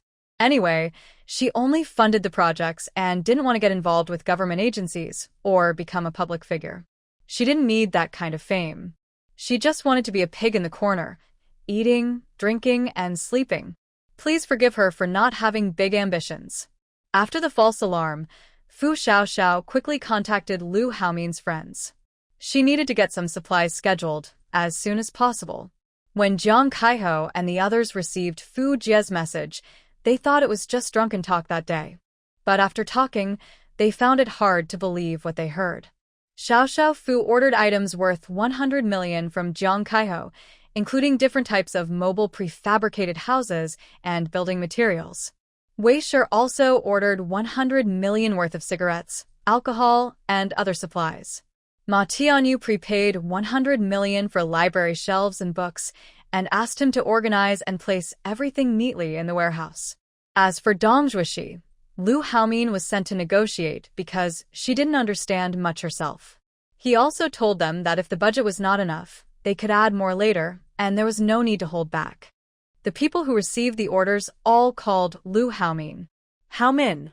Did you get this cooperation by sacrificing your reputation to help your brothers? Second young master. Thank you for your hard work. Good brother. No, brother-in-law, you're amazing. Haomin, take it easy. Don't bully my sister. After finishing the last call, Lu Haomin helplessly rubbed his forehead. These people. It seems his wife gave her brothers quite a bit of pocket money, which helped him firmly establish his role as brother-in-law. Meanwhile, Xiao Fu finished her work and thought about calling her family. She knew they wouldn't believe or listen, but she still wanted to try. Unfortunately, before she could say much, her mother asked about Lu Haomin. When did you get a boyfriend? That guy from last time sounded good. Why didn't you tell your mom? Xiao sighed. It's not the right time yet, Mom. Listen to me, I really dreamed of Grandma. Her mother changed the subject on the phone. That's because Grandma misses you. Just come back and burn some incense for her. Tell me about that guy's background. I didn't ask last time, because I was shy. I want you to open your eyes now. You're not young anymore. Don't let others deceive you. Whatever they say, just believe it. Xiao was speechless. He's a few months younger than me. His family is rich, has mines, cars, and a house. He has a lot of savings and lets me spend freely. I'll send you some money soon, so you can buy some things to bring home. Don't be stingy with food. Buy an air conditioner, a TV, a fridge, and a washing machine.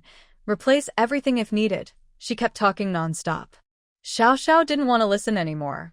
She hung up and transferred 100,000 yuan via WeChat, then ignored her mother. She really disliked how her mother always gave her advice under the guise of caring. It was so annoying. Although she knew she shouldn't do this, she couldn't help it. This reflects the sad reality of how children and parents interact in modern society. Before she could catch her breath, the phone rang again. She thought it was her mother calling, but it was a strange number. It turned out to be the food she had ordered earlier, now ready for delivery. Only then did Fu Xiao calm down. She still called her brother, politely mentioning that she had a dream about their grandmother and asking him to be careful about the family situation. Then she transferred 1 million yuan, which surprised her brother greatly. He thought something was wrong, but she explained it was a future gift from her brother-in-law. She didn't care if he believed her or not, just told him to talk to their parents about it. She had planned to prepare supplies here in about a week and then go home. But now, the supplies kept increasing and the timeline stretched out. She also had a boyfriend now, which made her worries grow. She felt like she couldn't handle everything alone. At this moment, Lu Haomin's call came in, asking why she hadn't returned home yet. Her husband's tone, hoping she would come back, made Fu Xiao smile and cry at the same time. What could she do? Just go home, back to the hotel. Since Lu Haomin revealed everything, Fu Xiao hadn't paid for the apartment anymore. The money she had paid before was returned to her account untouched. Lu Haomin's words were, "Why pay for your own house?" She didn't know if his family knew about their relationship after she met his older brother. She still felt unsure about everything. In the past few days, after finishing the items in the cold storage warehouse, she also went to the warehouse where the water tanks had been stored for the factory. She collected about 5,000 tons of tap water. Once the water was full, the temporary water worker wouldn't need to come anymore. She didn't notify the factory immediately after collecting everything, only thanking them. Now, she could check if places with surveillance cameras were open, which greatly helped her with her work. She also ordered many cooked foods, and Lu Haomin directly transferred money to him, letting him handle it freely. He looked at her with complicated eyes, which she still remembered clearly. He called her a fool. Well, being a fool wasn't new to her. She wasn't that naive anymore. Based on Fu Xiao's request, Lu Haomin ordered 2 Unimog 7-seater off-road vehicles, 2 Unimog off-road campers, a larger Element Palazzo motorhome, and an Amadiro Conqueror. Unfortunately, the last 2 take too long to arrive, so they haven't arrived yet. For Fu Xiao, having these few Unimogs is already good enough, and she can't drive the larger ones anyway.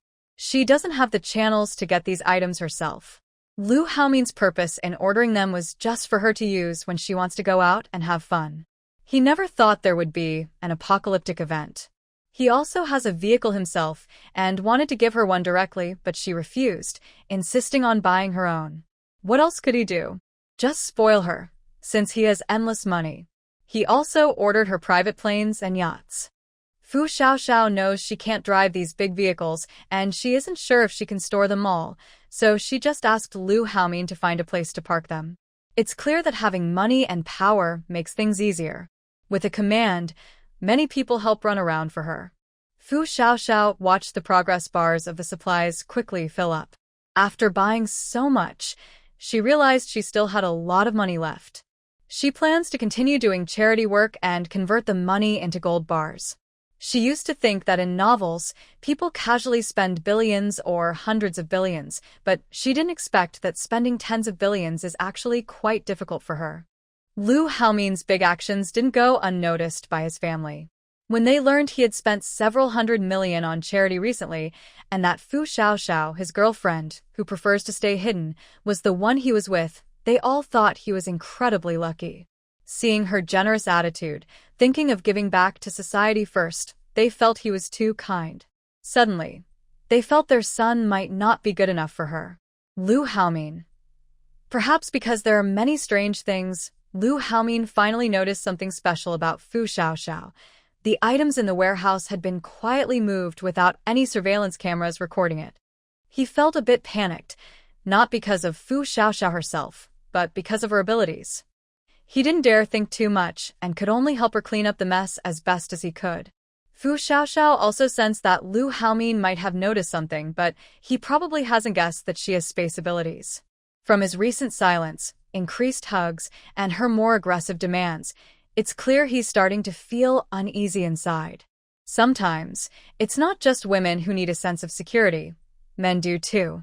Fu Xiaoxiao feels a bit sorry for him, but she is really starting to like him more, even fall in love with him. After falling in love, she becomes more afraid, worried about losing him. Her desire to keep him grows stronger. Baby. After finishing a workout, both of them are out of breath and hugging each other. Lu Haomin holds her close and softly whispers in her ear. Hearing his voice, Fu Xiaoxiao nuzzles her head against his chest to show she responds. Let's get married. At first, Fu Xiaoxiao thought she heard wrong.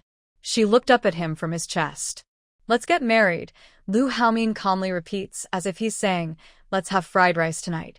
Fu Xiaoxiao opens her mouth but can't speak for a long time. She never thought Lu Haomin would propose to her at this moment. No matter how much she liked him, she always felt that their relationship was just new and exciting, so neither of them thought too much about the future, just enjoyed the present.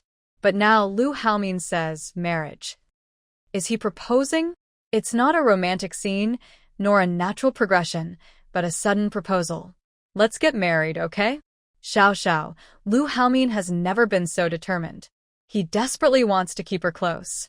Some people, it's not that they need years to say something important, but that they are sure. Seeing the tears in the little woman's eyes, like golden beans spilling out, Lu Haomin panics. He quickly sits up and holds her on his lap. What's wrong? Do you not want to marry me? Or do you think it's too soon? Fu Xiaoxiao can't describe her feelings right now. Her throat involuntarily makes a choking sound, her lips tremble, and tears flow down her cheeks uncontrollably, making Lu Haomin hurriedly wipe them away. I'm sorry, I won't say anything more. Lu Haomin feels a bit upset. He didn't expect Fu Xiaoxiao to refuse. He truly believes they are very compatible, both physically and spiritually. He can't find anyone he loves more than Fu Xiaoxiao, and he doesn't want to look for anyone else. Fu Xiaoxiao keeps shaking her head. She wants to say it's not like that, but her nose feels sour, and her throat is filled with sobs, making her unable to speak for a moment. After a long pause, Fu Xiaoxiao finally calmed down. She sat up straight and looked seriously at Lu Haomin. Was what you just said a moment of impulse? No, it wasn't an impulse. I want to marry you, Lu Haomin said seriously, his dark eyes full of sincerity. He truly meant it. Fu Xiaoxiao tried to stay rational. During the passionate phase of a relationship, anything seems normal. But our families and backgrounds.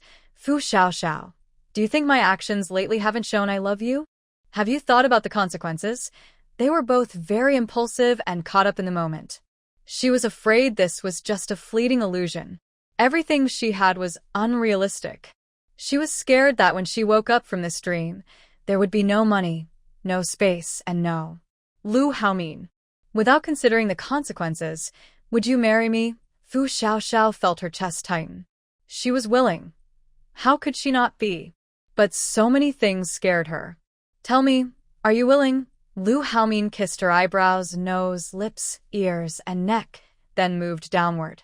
He admitted he was being mean. He was deliberately seducing her. He knew all her sensitive spots, what she liked, how to make her lose her mind, and how to make her surrender. Lu Haomin stopped and looked into her eyes. Fu Xiaoxiao said, "Let's get married." What was meant to happen? She couldn't stop. But she had no regrets.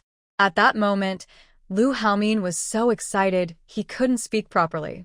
His body trembled slightly, and tears shimmered in his eyes, glistening at the corners. He was reluctant to let them fall. Fu Xiaoxiao, do you want to marry Lu Haomin? I do. As soon as her answer was spoken, Lu Haomin hugged her tightly. He wanted to do more to release his excitement, but mostly he just wanted to hold her tightly so she wouldn't regret it. Fu Xiaoxiao slipped her hands under his arms, and they embraced openly. It wasn't about love. They were using all their strength to feel each other's emotions, heartbeat, breath, and warmth. Second brother Lu, I'm getting married. Late at night, Lu Haomin posted a message in his family group chat, then sent another in his brother group chat. In the family group, only Lu's mistress was mentioned, probably due to the time difference. But in the brother group, it was different. Many night owls were there, and everyone was quite surprised. Especially among the brothers, they have been watching each other from the moment they met until now. It's been less than 10 days, just about a week. Suddenly, he says he wants to get married. The speed of this quick marriage is unbelievable. What kind of joke is this? Lu Haomin looked at the person sleeping in his arms, gently kissed her on the top of her head, then continued texting his friends on WeChat. He was so excited he couldn't sleep. He had to share his happiness with everyone. Lu Haomin, I proposed and she said yes. He then sent a message to his younger brother. Lu's second brother at Lu Haowen, you have a sister-in-law now. Lu family little third. Brother, are you serious? This is happening so fast. He remembered just a few days ago he sent his brother some money. Now he's already proposed marriage? He still doesn't know who the other person is. Big rich guy. Haomin, are you joking? Look right. This marriage. Your brother agrees, brother-in-law. Stony. I just woke up from drinking, wow. Thud and cough. Teach us some tips. Lu Haomin just wanted to share his happiness and spread some good vibes. He wasn't trying to clear up any confusion. He kept sending red envelopes and didn't care about the others' reactions, just cuddling his soon-to-be wife and sleeping. When morning came, the family members in the group chat were shocked when they saw the messages. What's going on? Is this real? No replies to messages, no answer to calls. Only the eldest brother's simple message, they might still be asleep, made them fall silent. Suddenly, the second brother directly took care of his lifelong plans. They weren't just dating anymore. Now they were talking about marriage. If they didn't get involved now, it wouldn't look good. The second brother's decisions were rarely changed, and he made everything clear in the group chat. After waking up, Fu Xiaoxiao saw that Lu Haomin had already gotten up. Seeing him still wearing glasses and working on the sofa, Fu Xiaoxiao didn't want to disturb him. But he noticed her and took off his glasses, walked to the dining table, kissed her, and ate breakfast together.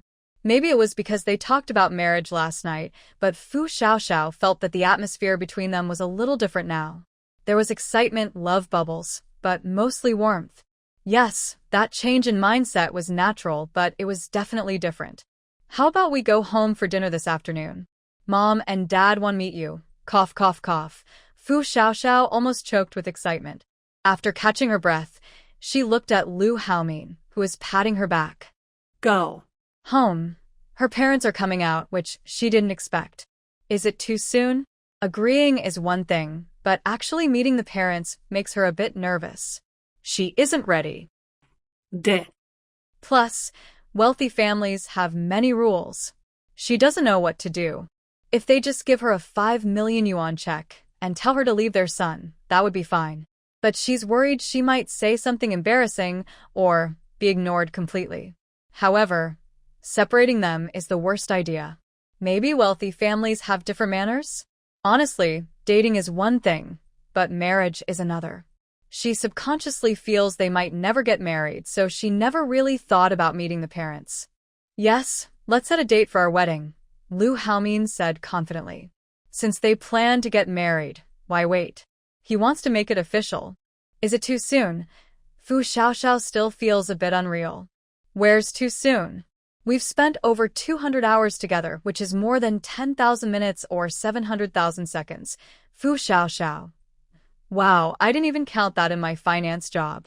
And who measures time like that? Isn't that a bit much? Every minute and second with you feels too short. I need to cherish it. Looking at his handsome face, which always looks stunning, and hearing his lips say sweet but cheesy words, Fu Xiaoxiao feels very touched. Okay, what gift should I bring? It's just meeting the parents. No matter the outcome, she has to meet them. No need to bring anything. Don't be nervous. They already know about you, and even praise your kindness. They said I don't deserve you, Lu Haomin said, offering her a piece of milk pastry. Hearing this, Fu Xiaoxiao felt a little embarrassed. What's with this charity thing? His family doesn't know, and he should know.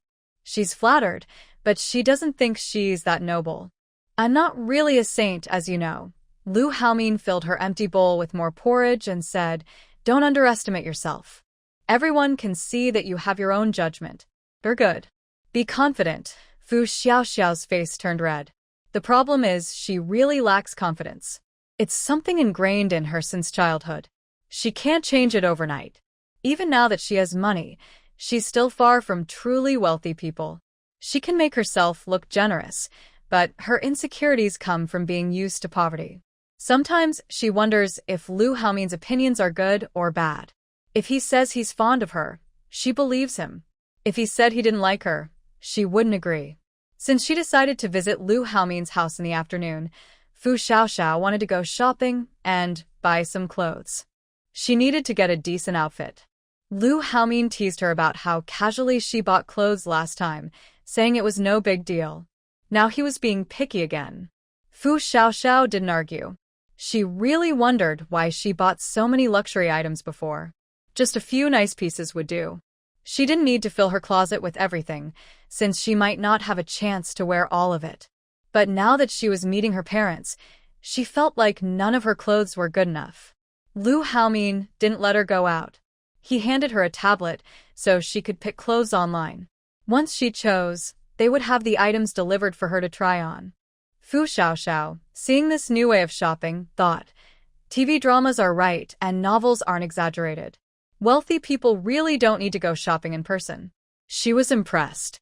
Once everything was ready, the two of them carried a few gift boxes and went to Lu Haomin's house. Looking at the fancy security booth, the lush greenery in the community, and the luxurious villas along the road, Fu Xiaoxiao still felt a bit nervous. Lu Haomin held her hand while driving and said, don't be nervous. They're easy to get along with. Fu Xiaoxiao remembered what he had said before. You said your family is complicated, right? Lu Haomin paused. Did he really say that? Well, it is quite complicated, but not his family side. My family is simple. The Lu family is big, so it's a bit complicated because there are many people. Fu Xiaoxiao. All her previous worries were pointless. It was just a routine. Lu Haomin was really tricky. When their car reached the villa area, the gate slowly opened. Lu Haomin drove straight to the gate. Outside, the butler and servants were waiting. He handed the car keys to the servant and then took Xiaoxiao inside the house. Mom and Dad were back. As soon as he entered, Lu Haomin greeted his parents sitting on the sofa. Xiaoxiao's cheeks turned slightly red and she also greeted, hello, uncle and aunt. I'm Xiaoxiao. Seeing their son and daughter-in-law arrive, the parents quickly stood up. Oh, you're back. Come, Sit with us. The second son is really something. He should have told us when he was coming so we could meet him at the door. Lu's mother glared at her son, feeling a bit annoyed. Xiao Xiao felt a little embarrassed. She didn't want the elders to wait for her. No, auntie. This is my first visit, so I shouldn't make you wait. I feel ashamed. Don't be so formal. Come in, make yourselves at home. Sit anywhere. Have some food to fill your stomach. Dinner won't be ready so soon. Lu Jintian smiled and told her not to be so polite.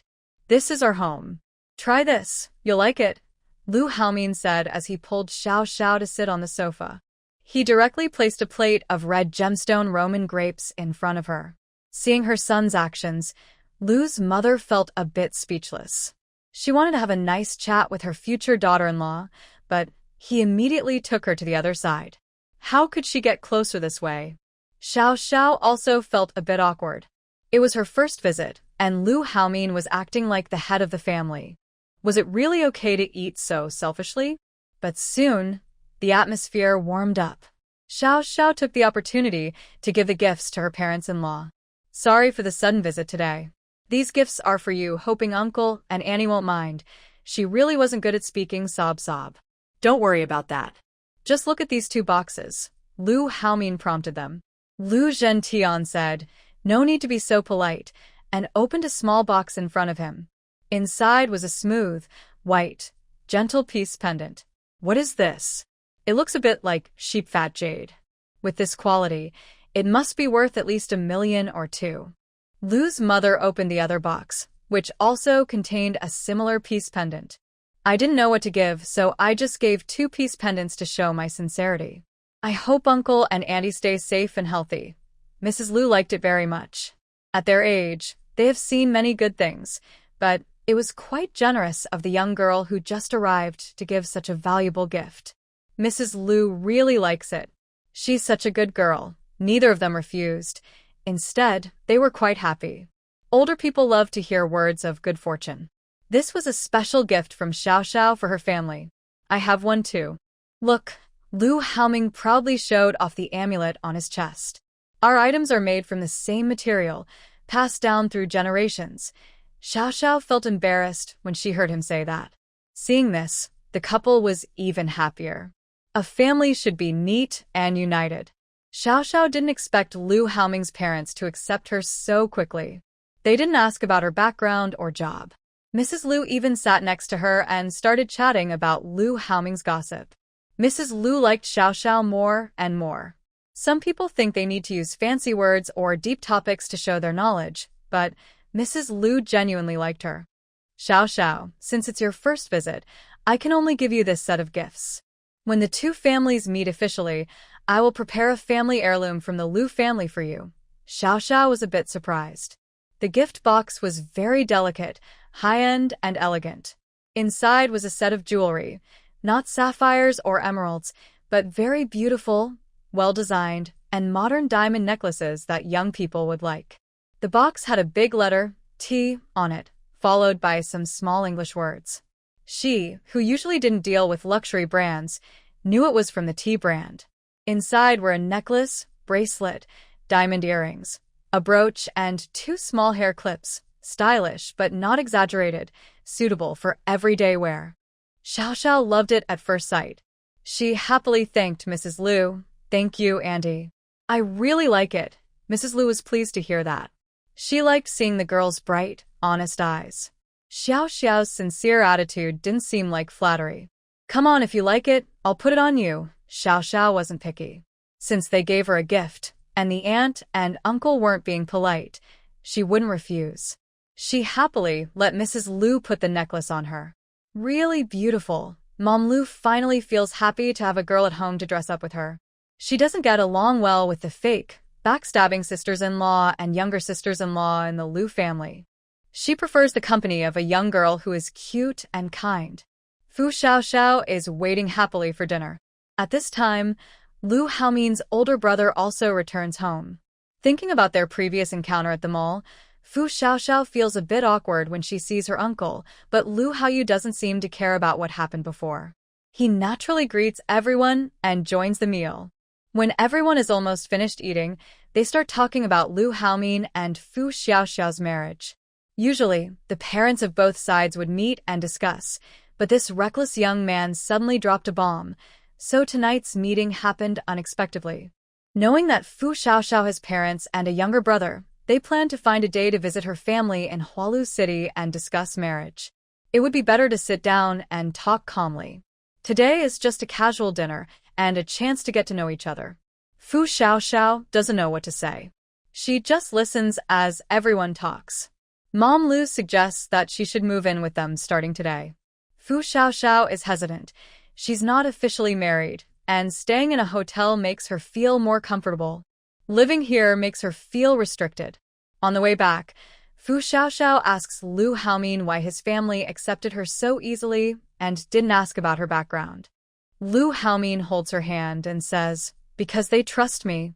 When I decide on someone, I know I won't be wrong." Fu Xiaoxiao doesn't believe him. He continues, "When I announced we were together, they probably looked into your family a little. Not in detail, but they know the basics, like who your family members are and recent events. Even if you're not my girlfriend, when someone like you gets recognized and praised, many people will investigate. But your information is well protected. Right now, no outsiders know who the kind-hearted person really is, only that your surname is Fu." At that moment, Fu Xiaoxiao feels a bit uneasy. Most people wouldn't like being investigated. Everyone wants privacy. She really doesn't want to reveal her true self. "Xiao, this is how my family is. I know you don't like this kind of thing, but it's the truth. I don't want you to hold any grudges, but I can promise that my family members are very considerate. Just look at how they treated you tonight. They actually like you. Wife, I'm sorry. I promise this won't happen again. Trust me, okay?" Fu Xiaoxiao silently processed what Lu Haomin just said while sitting in the passenger seat. Lu Haomin was a bit worried. He found a place to pull over to the side of the road. After unfastening his seatbelt, he leaned toward Fu Xiaoxiao and gently turned her face toward him. "Wife." Fu Xiaoxiao's mind was very confused, and her thoughts were all over the place. She didn't know how to respond to Lu Haomin. She just kissed him and let him continue driving. She wanted to clear her mind. Sometimes, a good partner gives you more than just physical comfort. They help soothe your soul. Fu Xiaoxiao was really grateful to Lu Haomin. After a few days of his company, she slowly let go of her worries, and her anxiety decreased a lot. Until now, the work of the 3 buyers was completely finished. Fu Xiaoxiao had stored all the medical supplies, fruit seedlings, seeds, and other items in her space. She also kept some long-lasting, easy-to-store items in Lu Haomin's warehouse, along with other things divided into 2 parts, one for herself and one for display. Lu Haomin was very helpful. He arranged for the bank to exchange 1.5 billion yuan worth of gold bars. Seeing those dozens of boxes, Fu Xiaoxiao felt very satisfied. On the day she received the gold bars, her mind was filled with shiny gold colors. She even forgot about Lu Haomin for a while, which made him upset, and he teased her that night. The large RVs and yachts would arrive in a few days, but not immediately. Lu Haomin's friends had also helped prepare supplies. She was especially grateful for the library warehouse that Ma Tianyu helped set up. All the books were neatly arranged on shelves, and even she, not being a scholar, felt excited and inspired by the sight. Truly impressive. She said that if the books in this warehouse were to be turned into a library, it would definitely rank among the top in the world. She was so moved when she saw the shelves filled with books that she almost cried. The book list included at least 2 copies of each book, and even at the lowest discount, the prices were quite reasonable. Later, she added another 150 million yuan. For her, collecting books was also a kind of obsession. She didn't know why, but she loved collecting all kinds of things. For example, she enjoyed collecting trading cards. At first, it was fine, but once she started, she had to collect every character and every card to feel satisfied. She also kept the prefabricated house and building materials that Jiang Kaiho helped prepare. When she received the goods, she immediately fell in love with them. She even hired a logistics company to help transport some back to Hualu City, while she stored the rest herself. Weisher also gave her a series of alcohol and tobacco products, which surprised her a lot. Besides white and red wine, there were some fruit wines, and he even sent her some tea leaves from his relative's home. She didn't understand much about tea, but the smell was good, so she placed some orders. He also packed up the finished jade products and the uncut jade stones she didn't want to continue working on and returned them to her. Seeing those finished pieces, she was amazed for a long time. She finally understood why wealthy people are willing to pay high prices for these items. They are very beautiful. Her favorite was the royal purple jade piece. The craftsmanship was excellent, and each item was like a family heirloom. She had so many that she felt she could die happily. Even so, she still had 200 million yuan in her account. How could she have so much money? In the end, she had no choice but to withdraw 20 million yuan in cash, leaving 30 million in her account. The rest was transferred to Lu Haomin so he could continue buying supplies or donate them. She needed to go home first, since she had been out for over half a month. She had to tell her family about her marriage and arrange a time to meet. The night before she left, Lu Haomin kept bothering her. Since they had been together, they had never been apart for more than half a day. Now, thinking about being apart for so long and so far away, he didn't want her to leave. But he knew he couldn't stop her, so he could only find other ways to vent his feelings of reluctance. The next day, he didn't even want to see her off. He was afraid he wouldn't be able to let go and would cry. She didn't know why, but she realized she liked him so much that she was willing to cry just thinking about leaving. Usually, her small actions of dislike were not really dislike. But when it was time to part, even before they separated, she was already starting to think about it. Humans are really complicated. Fu Xiaoxiao only mentioned 4 visible suitcases to take back, saying she didn't want anyone to see her off. But how could Lu Haomin really not see her off? They lingered at the airport for a long time. She looked teary-eyed, making the people around think they might never see each other again. After boarding the first-class cabin, as the plane gradually lifted off and soared into the sky, she watched the airport grow smaller and smaller. She knew Lu Haomin was still looking in her direction. Lu Haomin, I'm waiting for you. Come marry me. When the plane landed smoothly, as she stepped off, Fu Xiaoxiao felt like she had been away for a long time. Her time in Shangguang City had gone by too quickly. She turned on her phone, sent Lu Haomin a message to wish him safety, then hired someone to help carry her luggage to find her new energy electric car. After being away so long, when she finally drove her little car again, Fu Xiaoxiao felt her hands were a bit off. But she couldn't help it. She was used to driving the Hummer. When Fu Xiaoxiao finally returned home, she found the house full of people. What was going on? Oh, Xiaoxiao is back. Her eldest aunt at the door called out quickly. Fu Xiaoxiao rolled down her car window and smiled at her. Hello, Auntie. Oh, okay. Since there were so many people, Fu Xiaoxiao decided to park her car first and not unload her luggage right away. Her relatives greeted her warmly when they saw her return. It had only been a few months, but she seemed to have become much more beautiful. Her clothes looked more high-end, and her whole spirit had completely changed. Her older cousin exclaimed, Wow, Xiaoxiao, are these G-brand clothes? They cost over 30,000. Fu Xiaoxiao. Her older cousin looked at her in surprise. Huh. Fake? But they look so good. I love them. Can you get me a set too? That made sense. Her younger cousin, who worked part-time, couldn't possibly buy clothes worth tens of thousands. She just looked stunning at first glance and spoke without thinking. Fu Xiaoxiao took a deep breath. I couldn't help it. This is the only one I could find. I like it too. Her second older sister noticed the necklace on her neck, an authentic T-brand piece worth over 3 million. Wow, Xiaoxiao. Where did you buy this? The fake looks so perfect. Fu Xiaoxiao. It was a gift from my friends on my birthday. I don't know where they bought it. Second cousin. Can you ask for me? Fu Xiaoxiao helplessly. She bought it when she was traveling in Sangnan City. She said it was from a night market stall, but I don't know which one. Even if I ask her now, she probably can't remember. Second cousin looked disappointed. Fourth cousin, looking at her skin. Cousin, your skin is so good. What do you use? Fu Xiaoxiao, born with natural beauty, fourth cousin.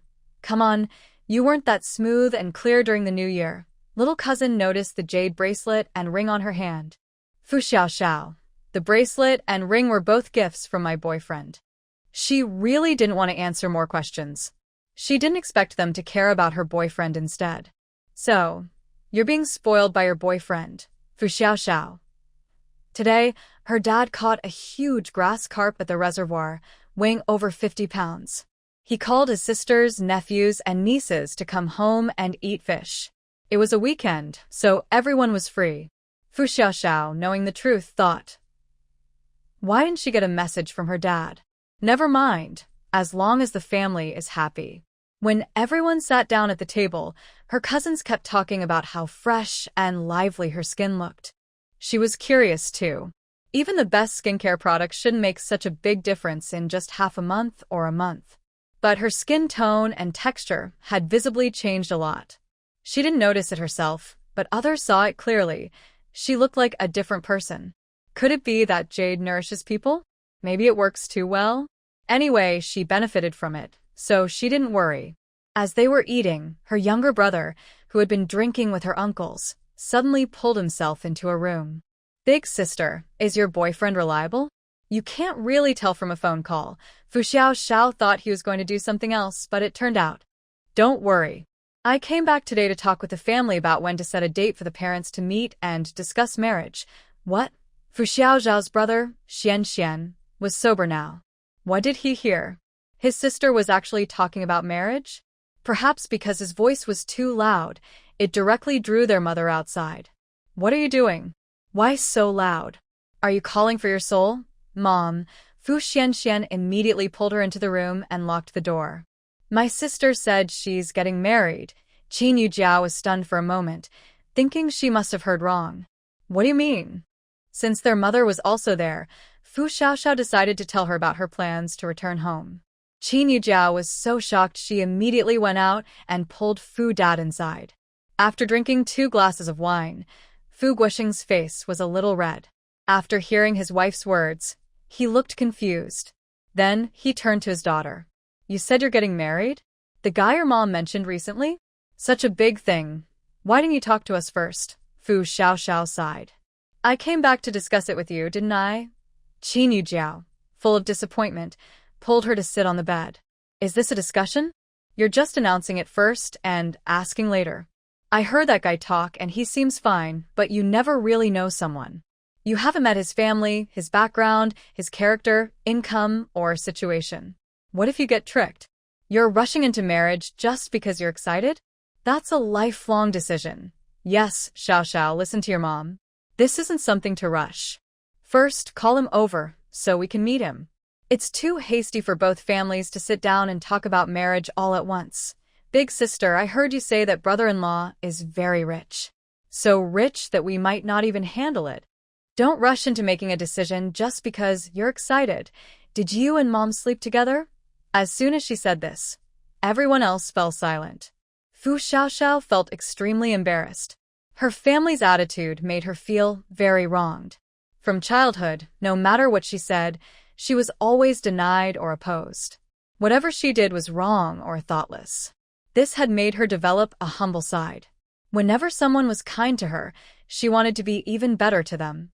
When they showed her kindness, she wanted to give her heart and soul in return, just like her former best friend who once lent her money. The other person had been very kind to her before, so when she urgently needed money, she was willing to give everything she had. But in the end, she was the one hurt. Fu Xiaoxiao suddenly gave up. She didn't want to talk anymore. Looking at Qin Yujiao calmly, she replied, Yes, I slept through it. Is there a problem? You little brat, how can you be so careless about yourself? Running over like that, are you afraid you're not low enough? I've told you many times that girls need to protect themselves. Qin Yujiao angrily patted her back a few times. It hurt quite a bit, but it wasn't as painful as the ache in Fu Xiaoxiao's heart. She couldn't listen to what her mother was saying anymore. She was thinking about Lu Haomin. She didn't want to hear her mother anymore. She opened the door of the room, ignoring the shouting inside and the strange looks from relatives in the living room. Fu Xiaoxiao got into her car and drove away. After all, it was a rural self-built house. There was no soundproofing. Her mother's voice was so loud that it was strange no one outside could hear it. Haha, why do I still have expectations for my mother? Does she even care about her daughter? Sometimes the people closest to you are the ones who hurt you the most. The strange thing is, she says she's doing it for my own good. I don't care about those reasons or what's supposed to be good for me anymore. I just want to get away from that place. I miss Lu Haomin. I want to find him. Her vision blurred unknowingly. She knew she had to stop the car, or something bad might happen. She parked the car steadily. Finally, Fu Xiaoxiao couldn't hold back her tears and started crying. Her phone rang, but she didn't answer. A message came, but she didn't want to look at it. Right now, she just wanted to cry. Even without the matter of Lu Haomin, she knew her relationship with her mother would always be like this. It wasn't just arguments over this. They argued over other things too. Did she not understand those reasons? No, she did. How could she not know? But she just wanted to do this. The more they opposed her, the more she wanted to do it. She wanted to escape that cage. She used to have no strength, but now it was different. She had money. She could throw her money in their faces and do what she wanted. It was no longer a matter of not having money to stand firm. But why did she still feel so sad? She knew that, even with her ability, they would pull her back because of filial piety. Sometimes, she even despised herself for this. She hated herself every time, but she couldn't bring herself to be harsh. That's why, when she saw Lu Haomin, she was drawn to everything about him. His looks, his personality, his affection. Whether she was like a moth to a flame, overestimating herself, or just lovesick, she wanted to be selfish for once. This time, the hurt from her family really affected her. She couldn't listen to anything now and just wanted to be alone. After a while, Fu Xiaoxiao finally stopped crying, wiped away her tears, and picked up her phone to check missed calls and messages. There were over 10 missed calls from family members and relatives. She also had dozens of unread voice messages from her mother, and her father had about 10 messages. Her brother's messages were there too, but in the end, there was a text message telling her to come back quickly because her mother was very angry. In the family group chat, there were voice messages and texts asking her to come home, apologize to her parents, and talk nicely. Some messages said her cousin and aunt were angry, and she should hurry back. She deleted all those messages because she didn't want to hear or see them, and she didn't want to go home. But where could she go? Haha, she didn't even know where she could find a place to stay. She missed Lu Haomin so much. What was he doing? Just as she was thinking this, a message from Lu Haomin came in. Lu Haomin, have you eaten yet? Fu Xiaoxiao tried to calm her emotions and replied casually. Haha, you big fool, I've eaten. How about you? Lu Haomin, not yet. I'll eat when I get home. Lu Haomin, I miss you, wife. Kisses.jpg, haha, you big fool. I miss you so much too. Love you.jpg, Lu Haomin, did you tell your parents? When are you coming back? Fu Xiaoxiao. Suddenly, she didn't know how to reply. Thinking about it made her almost cry again. Haha, you big fool. Not yet. There are many relatives today. My dad caught a big fish and asked everyone to come for dinner. I haven't had a chance to tell them. Maybe after everyone leaves tonight. Lu Haomin, okay. Pout.jpg, haha, you big fool. I have to go now, relatives are here. I need to greet them. Lu Haomin, okay, go ahead, wife. Love you.jpg, haha, you big fool. Heart symboled, JPG. She put down her phone and felt more exhausted than ever, emotionally drained. During this time, all the courage she had built up to face Lu Haomin was shattered by her family's few words. She didn't have the courage to tell him about her current situation, nor could she share what her family had said to her. She didn't want to waste energy on internal struggles, but now she felt very confused. Looking at the time, it was 5:30, and the sun hadn't set yet. She remembered the warehouse in the neighboring village. She decided to go and pack up her things since she wouldn't need that warehouse anymore. Driving her new energy vehicle, she swapped her rented small truck for her own, dressed in her usual middle-aged outfit, and headed to the warehouse. When she arrived, no one was there. She called the owner, since she had given him the key before leaving. In less than 20 minutes, the owner arrived. Little sister, you're back. The warehouse is full. Mainly those jars. Oh, I thought there were only a few, but it turns out another batch arrived the day before yesterday. They said you ordered more. Check if the count matches. And the board house. I've never seen that kind of material before. After thanking the owner, Fu Xiaoxiao asked him to open the warehouse, so she could look inside. It was indeed full. When she was in Shangguang City, she thought it was better to stock up on water, so she had the owner order more jars here. If she filled all these, she could store several thousand tons of water. The shelves were neatly arranged in the corner, with some packages she hadn't had time to pick up earlier placed on top. Thank you, boss. This is your hard work fee. Here, take it. Fu Xiaoxiao took out 2,000 yuan in cash and handed it to him. Huh? Didn't you settle up yesterday? That was for labor. This is a tip. Keep it, big brother. I won't rent this place next month. It's just a thank you for your help during this time. Hearing this, the owner quickly accepted it with gratitude. No way. If there's money to be made, why not? After the owner left, Fu Xiaoxiao closed the door. She took a folding chair from her space and lay down directly. It was getting a bit dark, but she didn't want to turn on the light. She just wanted to sit quietly for a while. The phone rang again. Seeing it was her younger brother calling, she answered on speaker. Big sister. Where are you? Aren't you coming home tonight? Fu Xiaoxiao didn't reply for a long time. Mom is not so angry anymore now. You can come back first. The issue hasn't been fully resolved, right? Still no response. Fu Xianxian started to feel anxious. She knows her sister's temper a little. Although she always seems soft and obedient, she can be very stubborn when she gets angry. Mom doesn't think less of brother-in-law, it's just that this situation was too sudden. That's why she spoke like that, but you know her. Do I deserve this? Fu Xiaoxiao couldn't hold back and argued. What do you mean she spoke like that? Do I have to accept it? Never mind. I won't come back for a few days. Do whatever you want. I'll send you 2 million again. Just don't bother me. It's not like that, sister. Fu Xiaoxiao immediately hung up. Her mood, which had just started to calm down, flared up again. She packed everything from the warehouse. She decided not to do anything else these days, just find a place to store water. The water supply in this warehouse is too small. She doesn't even know when she would run out if she kept adding water. She had a whole warehouse of drinking water stored in Shangguang City, with all kinds, high, middle, and low quality. She would never run out in her lifetime. But she should be less wasteful with daily water use. Fu Xianxian called again, but Fu Xiaoxiao immediately hung up and moved her to the small black room. She is very angry now, so it's best not to provoke her. Anyway, the money has been transferred. They can do whatever they want. She doesn't need that money. Later, at Xingyao Hotel, Fu Xiaoxiao, used to staying in presidential suites, no longer liked other room types. But in Hualu City, the Xingyao Hotel was as cheap as a clearance sale, only 8,888 yuan for a presidential suite. It was very affordable. It seems her spending habits have completely changed. When did 8,000 yuan stop being a lot? However, when the front desk tried to register her information, they found something unusual.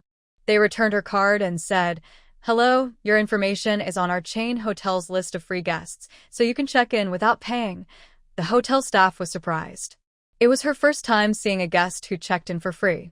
But she didn't have enough authority to see more details. She only knew that after swiping her ID, it showed she was a super VIP free guest. Fu Xiaoxiao was also a bit confused. Is this operation real? Does this mean Lu Haomin will find out about her hotel stay? Probably not. Would Lu Haomin check on her? He doesn't manage the hotel. Maybe she should report this to him later? I didn't expect that I would now report my travel plans, haha. After taking a shower, Fu Xiaoxiao sat by the floor-to-ceiling window, looking at the river view of Hualu City. It's not as busy as Shangguang City, but the river scenery is still very beautiful. Fu Xiaoxiao opened a bottle of fruit wine and took out her phone to call Lu Haomin directly. She thought her emotions were okay, but as soon as she heard his voice, she couldn't hold back her tears again. Lu Haomin didn't hear her voice clearly, but he seemed to hear some suppressed crying. Wife. What's wrong? Fu Xiaoxiao took several deep breaths before replying. It's nothing. I just miss you so much. Lu Haomin's chest also felt tight. Wife, I'll come to see you now. Don't come over. Come in a few days. It's normal for me to miss you. Don't you miss me too? Fu Xiaoxiao quickly stopped him. He always keeps his promises, and it's late now, there are no flights, and driving isn't safe. Moreover, she's having a disagreement with her family now. If he finds out, she wouldn't know how to explain. Let me see you. Fu Xiaoxiao hesitated for a moment, but in the end, she turned on the video call. You're not at home? Although Lu Haomin had never been to Hualu City, the background looked like their chain hotel. Yes, I'm used to staying in hotels. When I go home, I realize that all that gold and silver are just nonsense. I like staying in hotels. Fu Xiaoxiao joked. Lu Haomin always felt her mood was a bit off. Wife, are you feeling sad? Fu Xiaoxiao was surprised. You can tell, she sighed softly and said, I just miss you so much. I only realize how good you are when I leave. Lu Haomin chuckled from deep inside. Thanks for the compliment, wife. Fu Xiaoxiao turned the camera to the window. Let me show you the night view of the river in Hualu City. Isn't it beautiful? Yes, it's beautiful. I want to stand with you at the same spot and enjoy it together. Okay, I'll wait for you. Did you tell your parents about us going over? After a few seconds of silence, Fu Xiaoxiao softly said, I told them. But they are from the village. If you come over, maybe we should meet outside first. It's okay. We'll visit them sooner or later. But for the first time, you decide where to meet. I'll follow your lead. Xiaoxiao Fu also smiled. Listening to his deep voice, she felt very safe. How about we set it for next Saturday, Lu Haomin? Honey, isn't that too long? Today is only Saturday. Xiaoxiao Fu knew it was a long wait, but she hadn't reconciled with her family yet. She needed to do some mental work, not only with her family, but also with herself. They're not ready yet. Since I suddenly said I want to get married, you need to give them some time. Whether it's cleaning the house or sorting out your own things, right? Honey, turn the camera back, so I can see you. Xiaoxiao Fu switched the camera back and then lay on the bed to chat with him. They didn't know how they could have so many things to say after being apart. They talked for 2 hours and still didn't want to stop. Finally, it was too late, and they had to end the video call to sleep. That night, without Lu Haomin by her side, Xiaoxiao Fu felt like something was missing. Habits can be really scary. She spent 2 days storing water for her daily use. She didn't stock all the tap water, but went to Bama Mountain in the neighboring city to collect mountain spring water. The mountain spring lake was clear and pure, and it was the source of a well-known spring water brand. Xian planned to come here to stock water. It was her best friend Shen, she who mentioned in a group chat that she was going back home for a matchmaking event and asked if anyone wanted to visit her hometown. Xiaoxiao volunteered. She first accompanied her best friend home. After Chen, she went to her matchmaking event. Xiaoxiao found herself getting along well with the other person. When she saw they had good chemistry, she felt like a third wheel. To stock water, she was determined. When she found the place, she hid and rowed a small boat to the middle of the lake. She was quite brave. But because of this water-stocking trip, Xiaoxiao discovered something amazing. If she used her space and her speed of storing and retrieving things, she could actually shoot items out of the space. At first, it was because she accidentally applied too much force when collecting water, causing water to spill into other parts of her space. She immediately wanted to splash the water out, but because she did it too quickly, it created big waves on the lake's surface, making her small boat shake. This discovery excited Xiaoxiao. She tried many times and finally learned some small tricks. Since water could be moved this way, could solid objects be too? Maybe with more practice, she could use them as bullets or arrows. She tested her skills by aiming at small stones in the water, trying to hit the big rocks at the bottom of the lake. Unexpectedly, her shots from just a few centimeters underwater to several meters later actually worked. Although she hasn't yet hit the lake bottom, with continued practice and time, she will definitely become an expert. Who would have thought that her space finger shot was accidentally learned this way? She is close to becoming a martial arts master, and it could be a powerful weapon. She believes she will be stronger than traditional cold weapons and firearms in the future. Since her technique can mimic a hidden weapon, does that mean if she moves fast enough, she could catch bullets too? She feels like she has found a new way to study space, combined with her heaven's eye, and she feels almost invincible. Finally, she found something that makes her happy, haha. In the past 2 days, she ignored her family's information. After this incident, she thought avoiding them wasn't a problem, but it's better to solve things early. So, the first thing she did when she returned home was to release her younger brother's contact information from the small black room. After asking about the current family situation, Fu Xiaoxiao went home for dinner on Wednesday.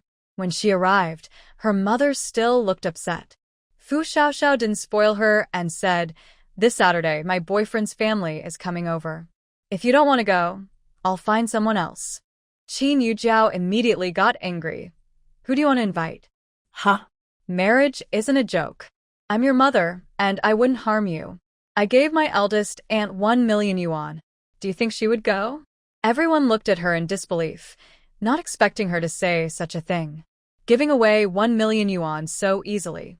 Fu Xianxian knew her older sister was capable of doing this because his bank card still had 3 million yuan. He hadn't dared to spend it, worried something might happen and he'd have to return it. Fu Dad, Fu Guosheng, was shocked to see how wealthy his daughter had become. 1 million yuan? From her words, it seemed she had even more money. Qin Yujiao suddenly lost her temper. Her daughter knew she had never liked her father's sisters. When the family's house was being demolished, her eldest aunt encouraged all her married sisters to come home and demand a share of the demolition money. She was so angry she almost took a knife to cut these women. During that time, the house had a first floor built by the two elders and the second floor was added after their marriage. There was also a small yard and other buildings. When they received compensation for the demolition, she divided the share of the first floor equally among everyone. Unfortunately, they were too greedy and wanted to take all the money for themselves. The elderly were cared for by the couple. They didn't contribute any money. Now that the family had some savings, they thought it was too little and wanted more. This caused a long dispute. In the end, Fu Guosheng scolded them back. Because they were family and had known each other for many years, and since everyone used to be poor, their relationship was very good. Fu Guosheng couldn't just abandon them over this issue, so over the years, their relationship gradually improved again. However, Qin Yujiao now only pretends to be polite to her older sisters-in-law. She refuses to have any real dealings with them. Now she is furious because her daughter wants her to ask her older sister-in-law to be the guardian. She feels so angry she wishes she could hit her with a stick. "You're rich now, so you're proud, huh?" "Yes, I am proud because I have money. Aren't you the same?" Now, Fu Xiaoxiao no longer cares about others' feelings and responds however she wants. "Well, if you're so capable, then get out. That's what you said. Don't ask me to come back." After saying this, Fu Xiaoxiao prepared to leave. "That car of yours was bought by me. You're not allowed to take it." Fu Xiaoxiao looked at her deeply. Anything else? I'll give you 5 million more and cut ties with you." Fu Xiaoxiao. "How can you talk to your mother like that? Sister, what are you talking about?" Fu Xiaoxiao sneered. "Is it because I don't want to speak nicely? It's because your wife, your mother, doesn't treat me like a person. She was really fed up with being bossed around every day and hearing complaints about comparisons. Do you dare to say that if she didn't control the finances, you would be so obedient? And you? Do you dare to say that if you had no money and could only listen to her, you would stay at home forever?" Fu Xiaoxiao looked at her father, then turned to her younger brother. Both of them looked like they had been punched in the lungs, their faces flushed. It was unclear whether they were angry or caught off guard. "Fu Xiaoxiao, you're so capable now, huh? You, a woman who sleeps around, have the nerve to say that again." Qin Yujiao's eyes were filled with rage, and she was furious. All three looked at her in shock. None of them expected her to be so angry that she would curse her own daughter. Qin Yujiao saw their disbelief and finally realized what she had just said. Unfortunately, she couldn't take it back. She was too angry earlier and spoke without thinking. Now she understood her words were too harsh, but it was too late to undo them. Fu Xiaoxiao trembled all over, tears falling instantly. At that moment, it felt like the sky was falling. She silently walked out the door. Qin Yujiao wanted to call her back, but her long-standing habit made it impossible for her to bow to her children. Xiao, Fu Guosheng saw his daughter leave without looking back and hurried after her. Mom. Fu Xuanxuan's tears burst out, her lips trembling uncontrollably, almost unable to speak. I begged my sister to come back for a long time. Suddenly, loud noises erupted outside, startling both of them. They quickly held onto the dining table. What was happening? Within seconds, thunder-like sounds approached from afar, shaking the house, causing the entire building to tremble. Fu Xianxian acted faster than her mind. She grabbed her mother and ran outside quickly. In an instant, the ground was shaking, the village was filled with screams, shouts, and children crying. Help! A cry for help came from somewhere, but no one could respond. The tremors had just begun. Large rocks started rolling down the mountainside, and the mountains roared. Houses collapsed one after another, turning into ruins. Many people couldn't escape in time. The earth shook violently, roads cracked open with huge gaps. It was like on Earth. Dust from collapsing buildings filled the air, falling like a nightmare over the small mountain village.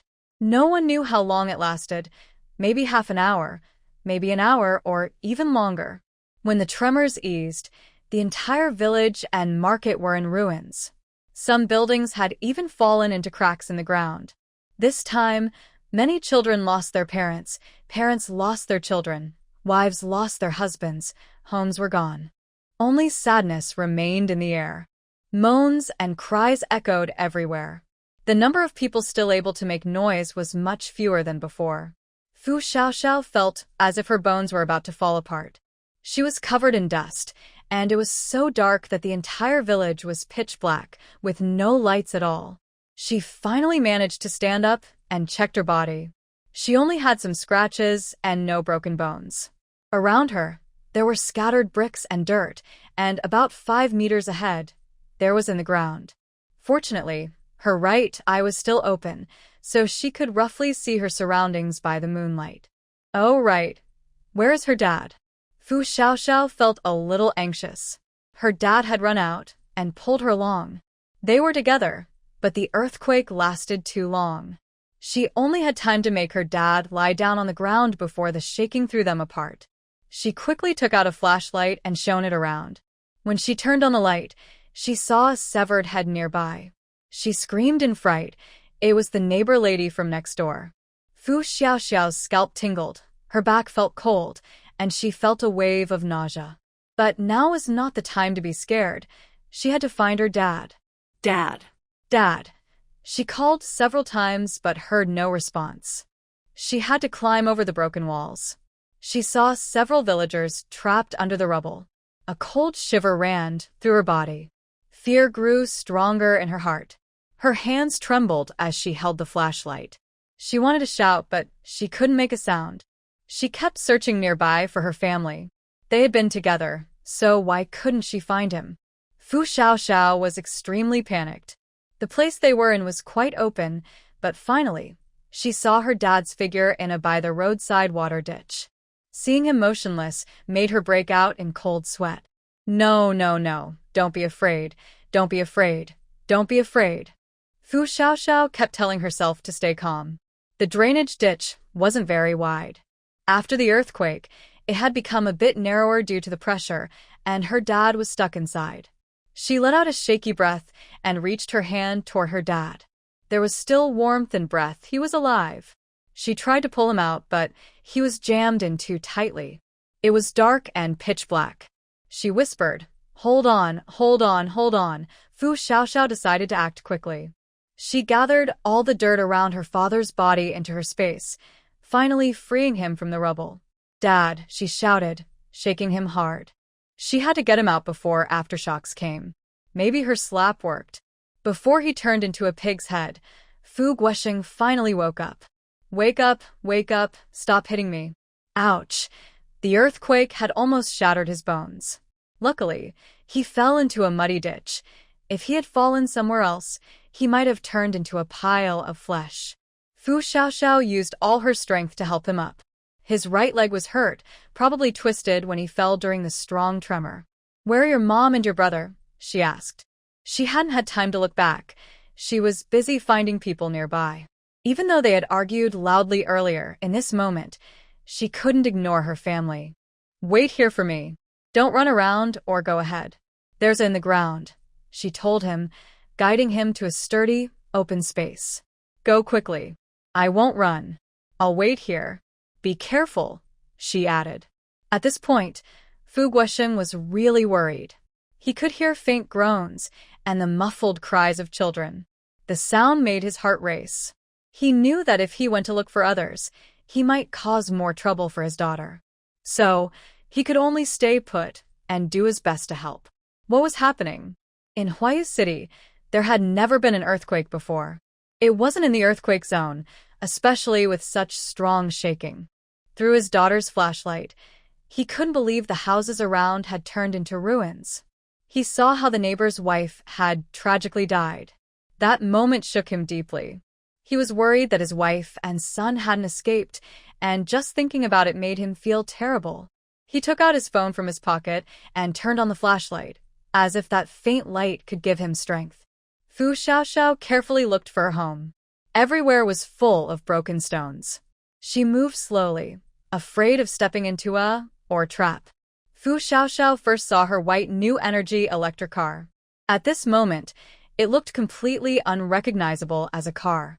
If it weren't for the license plate, she wouldn't believe it was her vehicle.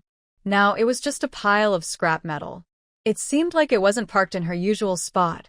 She had been pushed so far away. "Xian, Mom." While searching and calling out, she had to watch her step carefully.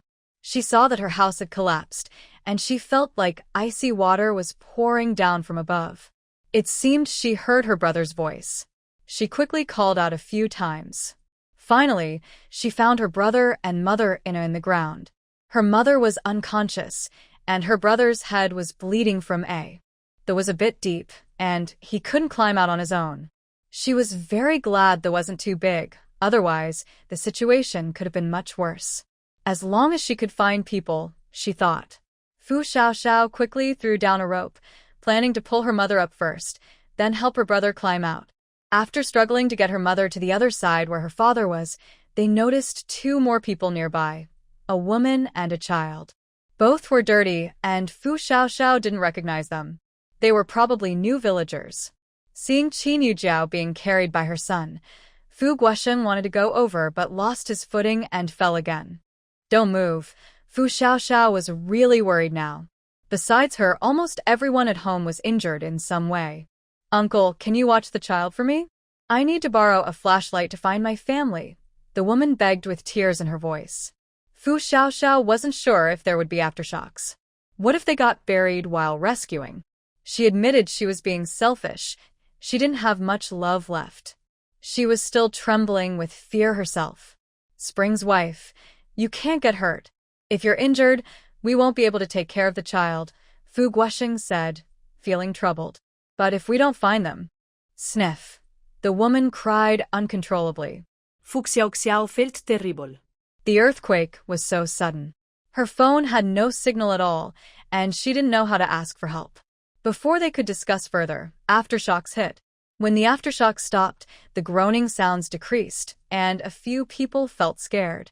No one dared to suggest going to find others this time. Fortunately, it was summer. Otherwise, staying out so late could have caused serious cold-related problems. Xiao kept the flashlight on, either to give hope to her own people or to let others still alive nearby see some light. At night, several people crawled out of the ruins and automatically moved toward the light. As the night went on, more and more people gathered around. There were many aftershocks during this time. Everyone knew that if they hadn't managed to escape, the chances of survival were very slim. Fear spread until dawn, and everyone stayed very alert. As the sky gradually brightened, the desolate feeling made the living people shiver. There wasn't a single intact house left. It was more than just a night of destruction. Some areas looked like dried mud after a hot day, with cracks like spider webs, and others seemed to have shifted like the Earth's crust, with new bumps and dips. Although it was morning, the gloomy sky seemed to suggest that the disaster was not over. No one knew who started crying first, but everyone who was awake began to tear up in different degrees. It was a kind of deep despair, losing loved ones, losing their homes, and even the distant mountains seemed far away now. They hadn't seen the tall buildings in the city center. This hellish scene made them wonder if rescue would ever come. It had been over an hour since the last aftershock. Xiao Xiao stood up, wanting to see if there were any survivors nearby. "Big sister." Xiao Xianxian called out hoarsely. Xiao Xiao understood what he wanted to say. She didn't have much feeling for the villagers, but she knew that when one's survival is at stake, everyone is connected. Whether she was called a saint or pretending, she suddenly wanted to see if there were still any alive. A young man in his early 20s from the village also stood up. "I'll go too." Xiao Xiao didn't know his name, but she knew he was from the same village. Everyone had the surname Xiao. He had carried his bloodied wife through the night. Now his wife was sitting on the ground with a big belly, looking uncomfortable. They didn't know how the baby was doing, but at least the bleeding wasn't from her lower body. It was from her hand, which had been hit and torn open. Her husband had bandaged the wound with a piece of cloth. Only these two are relatively unharmed. Fu Xiaoxiao's family of four includes her father, who sprained his ankle, her mother, who is still unconscious and has not woken up, and her younger brother, who has a head injury and is feeling dizzy. A concussion is unavoidable. Last night, the woman who brought the baby, De Chun's wife, was also injured, but not seriously. She was hit on her back by a stone. Her child is now holding her tightly, and they are leaning on each other for comfort. The two people who came later are a young man and his wife. His parents have already passed away. Otherwise, he wouldn't have just dragged his wife here last night. There is also an uncle named Deshan, about 40 years old, with his 15-year-old daughter, Fu Yuning. One of them broke a leg, and the other hurt her hand. It's a miracle they managed to crawl out of the rubble and find help. After climbing out, Deshan fainted, leaving his daughter awake and crying. Most of the others also have some injuries. There are about 20 people here. The whole village has at least 600 residents, and many others are out and haven't returned. Compared to the living, the scene is beyond tragic. "I want to go too." "Me too." Soon, many able-bodied people stood up and prepared to help. They didn't say much. They found a long stick and used a rope that Fu Xiaoxiao brought last night. They started searching slowly around the area for survivors. They spent a whole morning searching, coughing, and looking. The scenes of death they saw were too terrible. Some people were crushed instantly, which was somewhat better. Many others had blood and flesh torn apart, brains splattered, intestines everywhere, eyes wide with shock, bodies twisted and deformed, turned into lumps, or even separated into parts. It was impossible to save them all. Everyone went from trying to stay calm to becoming numb. Finally, they found some food among the ruins and managed to rescue about 20 people. One of them was a 10-year-old boy protected by his grandparents. He was well shielded and uninjured. Sadly, after witnessing his relatives' deaths, he hasn't spoken a word since being rescued. There was also a 65-year-old woman, whom Fu Xiaoxiao called Auntie. She was found under a quilt. If her chest wasn't rising and falling, people might have thought she was dead. She was hit in the waist and can't sit up now, lying in the quilt, hopeless and resigned. A person from another place, who runs a small fruit stall at the farmer's market, was found holding his wife's hand. However, his wife had already turned into a pile of flesh, and he was trapped in a narrow wall, just in the triangle area, which saved his life. The others were mostly young people from the village. There were only a few children. Everyone had some injuries, and some were even knocked out. The scene was very heavy and quiet. No one spoke. The awake people silently ate various packaged foods and drank bottled water they had found. There was still no signal on their phones. They knew that the situation was bad everywhere. The nearby villages, the farmer's market, and the city center were probably all affected. This earthquake was likely to have impacted the entire Hualu city and even other nearby cities. Most government workers were probably dead, so rescue efforts were difficult. They could only wait for help from the outer city areas. But the disaster zone was so large, and they didn't know if their place was near the earthquake's epicenter. It might take a long time before help arrived, so they had to rely on themselves for now. After eating, Xiao Xiao wanted to keep searching for people. At this moment, Bing Mao, the fruit shop owner, also stood up. His skin injuries were not serious, but he couldn't forget the terrible scene of his wife's death. He felt he had to do something or he might not be able to hold on. His wife was his childhood sweetheart. They hadn't had children yet. It wasn't because they didn't want to, he simply couldn't have children. Now, thinking about it made him break down. They moved around, searching everywhere. This time, they looked not only for people but also for useful items, especially medicine. Unfortunately, most good things were buried under the ruins. In the afternoon, they rescued 10 people, including an elderly man from the village, a 70-year-old uncle. He was holding his 2-year-old granddaughter. They were lucky. They had fallen into a mud. The soft mud helped cushion their fall. He was probably taking his granddaughter for a walk nearby and fell in, unable to get out. Besides some scratches, they were okay. They also found 2 bags of rice, some crushed vegetables, and a few half-dead poultry. Seeing meat reminded everyone of the bodies they had seen. No one could eat it, but they had to carry it with them. Otherwise, what would they eat later? Now, she can't complain. As long as it's food, she must bring it along. She found a few usable iron pots, some firewood, and with the bottled water they dug up, she asked those who could still move to start cooking a pot of vegetable porridge to eat. By then, Qin Yujiao had already woken up. Seeing the scene of destruction, she cried uncontrollably. Fu Xiaoxiao didn't go to comfort her, not because she was still upset and refusing to forgive, but because she no longer cared about that. No one knew whether tomorrow or an accident would come first. Small quarrels seemed so silly in the face of disaster. She was thinking about this natural disaster. It really happened just as Grandma said, but it was much more terrifying than those few words suggested. An earthquake swallowing a city in a short time was like a giant blender, causing chaos and unrest. Last night's earthquake, most families had just finished dinner, were eating, or had just eaten enough, so not many had fallen asleep. Yet even so, the survivors today are very few. Some were trapped under debris because they reacted too slowly. Others were crushed or injured by falling stones after escaping. Some fell into deeper cracks along with their houses, and a small area of land even flipped over. Because of the hot weather, she already sensed something was wrong. The air was not only filled with the smell of spoiled food but also blood and other odors. They couldn't stay here forever. She believed that soon, due to the high temperature, the bodies would rot faster. If diseases spread, no one would survive. But where could they go? She couldn't risk exposing herself in open space. However, she could slowly gather supplies while searching, especially medical supplies. If the injured weren't treated soon, they might die from infection before rescue arrived. Before it got dark, Fu Xiaoxiao stood up and said, "I'm going to check my old car. I remember I have some medicine in my backpack.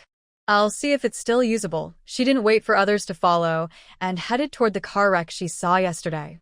From a distance, no one could see her actions clearly.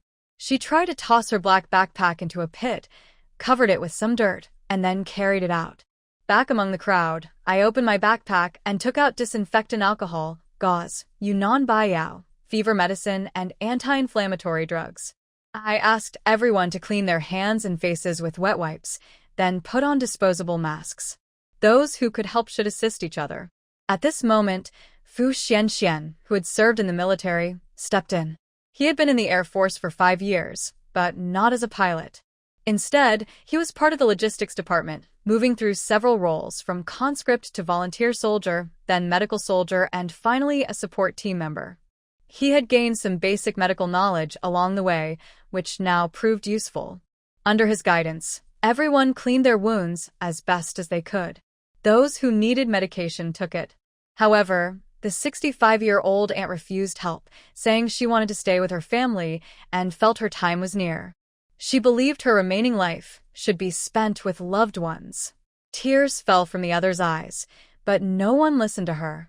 We checked her back, but we didn't know how her back was broken. It hurt just to touch her, and no one there knew how to treat it. Even Fu Xianxian couldn't help. He wasn't a doctor. The sad mood continued.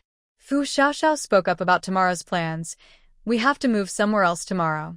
This place isn't safe anymore. Everyone looked at her. Fu Xianxian also spoke. My sister is right. We need to leave for a bigger, emptier place with fewer people. We don't know if there will be another earthquake, and the terrain around here isn't safe for us to stay. Uncle Dashan had just woken up and was crying loudly. But where can we go with this condition? My wife is still down there. If rescue teams come, what if they can't find us? Uncle Dashan's daughter, Fu Yuning, was also crying. Our teacher said, the best rescue time is within 7 days. But how can we save everyone with just us? Our teacher said that after death, bacteria grow quickly. When that happens, there will be a terrible smell, and it could attract snakes, insects, and rats.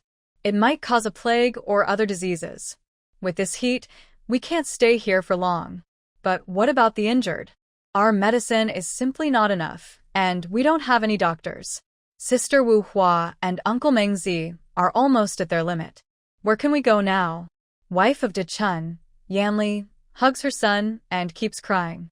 Let's first go to the farmer's market to see if we can find anything useful. We need to find a wide open space to stay in. I don't know where to go either, but staying here forever isn't an option. What about the others who are left behind? The 70-year-old great-uncle feels a wave of sadness spread through him. He wanted to find his family, but he hasn't even seen his own house. The others have already searched that area. But what if there are still people alive? This village isn't usually very close-knit, but in a disaster, everyone needs to stick together. If we don't unite now, how will we survive the days ahead? Most of the villagers are related. It feels like life is really hard to hold on to. Fu Chongxing hugs his wife and says, we may not be sure if anyone is still alive, but we've checked almost the entire village today. If we can't get through, there's nothing more we can do. We're not professional rescuers. Can we dig underground with our hands to save people? My parents ran out with me and they were... He breaks down crying, remembering how he saw them crushed under the roof of a storage room. At first, there might have been hope, but when the 3-story house collapsed, all hope was gone. The only thing he could protect was his wife. Chongsheng. I feel stomach pain. His wife, Liang Xiaoli, looks paler and starts sweating. Fu Chongxing trembles as he tries to comfort her. Lily? Lily, don't be afraid. Your husband is here. Where does it hurt? He has a feeling that the baby might be in trouble, but what about his wife? Medical help isn't available now. He's scared. He fears he might lose her too. Listening to his suppressed crying, everyone around feels helpless. What is happening? Suddenly, the aunt lying down asks, Chongxing's wife, could you be having an early labor? Liang Xiaoli doesn't know what to think. Her due date is still 2 months away. Her belly feels strange, and she has a sensation of sinking. She wonders if she might be about to give birth. Upon hearing her aunt's voice, Fu Xiaoxiao quickly told Chongxing to help his wife lie down. At this moment, they didn't care about conditions. Everyone was busy trying to do something helpful. Qin Yujiao also stopped worrying and hurried over to help check. She was experienced, so she could tell that apart from some bruises and swelling from the impact, everything else looked fine. Everyone quickly took over the large pot of rice, still cooking. The women who could move went to help, and Daji's wife, despite her own injury on her back, also hurried to check. I want to see if I can find the hospital bag I prepared for childbirth, Fu Chongxing said anxiously. He didn't know what to do, only recalling what he had told his wife about what to bring to the hospital when she was about to give birth. Now he remembered her ready hospital bag. They lived on the 3rd floor, and their belongings were upstairs. They could only hope that during the collapse, they might find the items stored at the top. I'll go with you. Bing Mao also stood up and followed. Me too. Several other young men from the village quickly got up. They couldn't help with childbirth, but they could help find supplies and carry things. Wait! Fu Xiaoxiao quickly stopped them. She took 3 flashlights from her bag and said, It's getting dark. Take these, be careful. Fu Chongxing took the flashlight, crying, and asked his aunts to watch over him. Then he immediately ran off with others. At this moment, Fu Xiaoxiao didn't know how else she could help. She stood up and said, "I'll go to the village shop and see if I can find anything useful." She needed to find water and tissues. The supplies they had just taken out were definitely not enough. But now all she could do was disinfect, stop bleeding, and cut the umbilical cord. She didn't even know if the supplies prepared by the procurement team were suitable for childbirth. Even if they were, she couldn't openly take them out. Moreover, it would seem strange to do so now. It was better to look for things that could be used immediately. "I'll go too." "Wait for me, sister." Fu Xianxian felt she could help a little and quickly followed, along with a few others who were healthy. The rest of the people waited anxiously. It wasn't that they didn't want to help. Their injuries were too small or too serious to rely on. They didn't know why, but everyone hoped that this little one could be born safely, as if doing so would bring them new hope. "Big Mountain Wife, please be patient. Don't use so much force. The wound on your arm is bleeding again." Qin Yujiao gently supported her head, helping her lean on her. Big Spring Wife Yanli was checking her belly. Although she had given birth before, she had no experience delivering babies, so she listened to her aunt's instructions to examine the woman giving birth. Others gathered around, trying to help block the view. Fu Yuning, a 15-year-old girl, had hurt one hand but was otherwise fine. She waited quietly nearby, hoping to help if she could. Uncle Dashan and Fu Guosheng looked at the two remaining boys. 10-year-old Fu Xiaobao just sat quietly, watching the panicked people without saying a word. Meanwhile, Su found the small shop where they had previously collected food. She shined her flashlight inside, barely seeing some shelves. It was too deep inside, and the rescuers didn't go far into search. She also looked at the metal roof and some broken stones above. It was possible to dig through them. "Big sister, let's clear away these stones first, then lift this board together," Fu Xianxian suggested, looking at the scene. This was the safest way to proceed. Su agreed and tied the flashlight to a long bamboo pole, placing it in A to light the way. Once they cleared the debris above, they saw the shop owner lying under the mahjong table, covered in blood. Fu Xianxian checked her breathing and shook her head to Su. Everyone stayed quiet. Carefully, they moved usable and helpful items to the ground. They found many damaged water bottles, but still had some left. They also took water, wet wipes, and other supplies, planning to cover the mahjong table with a cloth from the shop to carry everything out. Seeing the group carrying bags of supplies back, everyone felt a little more at ease. Right now, food and clothing were scarce. Even if they had money, it wouldn't help much, especially since many people were buried underneath. Fu Xianxian opened the cloth wrapping the items and took out a lot of water and canned food. "Should we give Longxing Wife some porridge first?" Su also opened the cloth, taking out wet wipes, candles, flashlights, and other items they found in the shop. "Should we set up a perimeter around the area?" Guosheng, who used to work in construction, immediately volunteered. "You guys go get those pieces of foam board and metal sheets over there.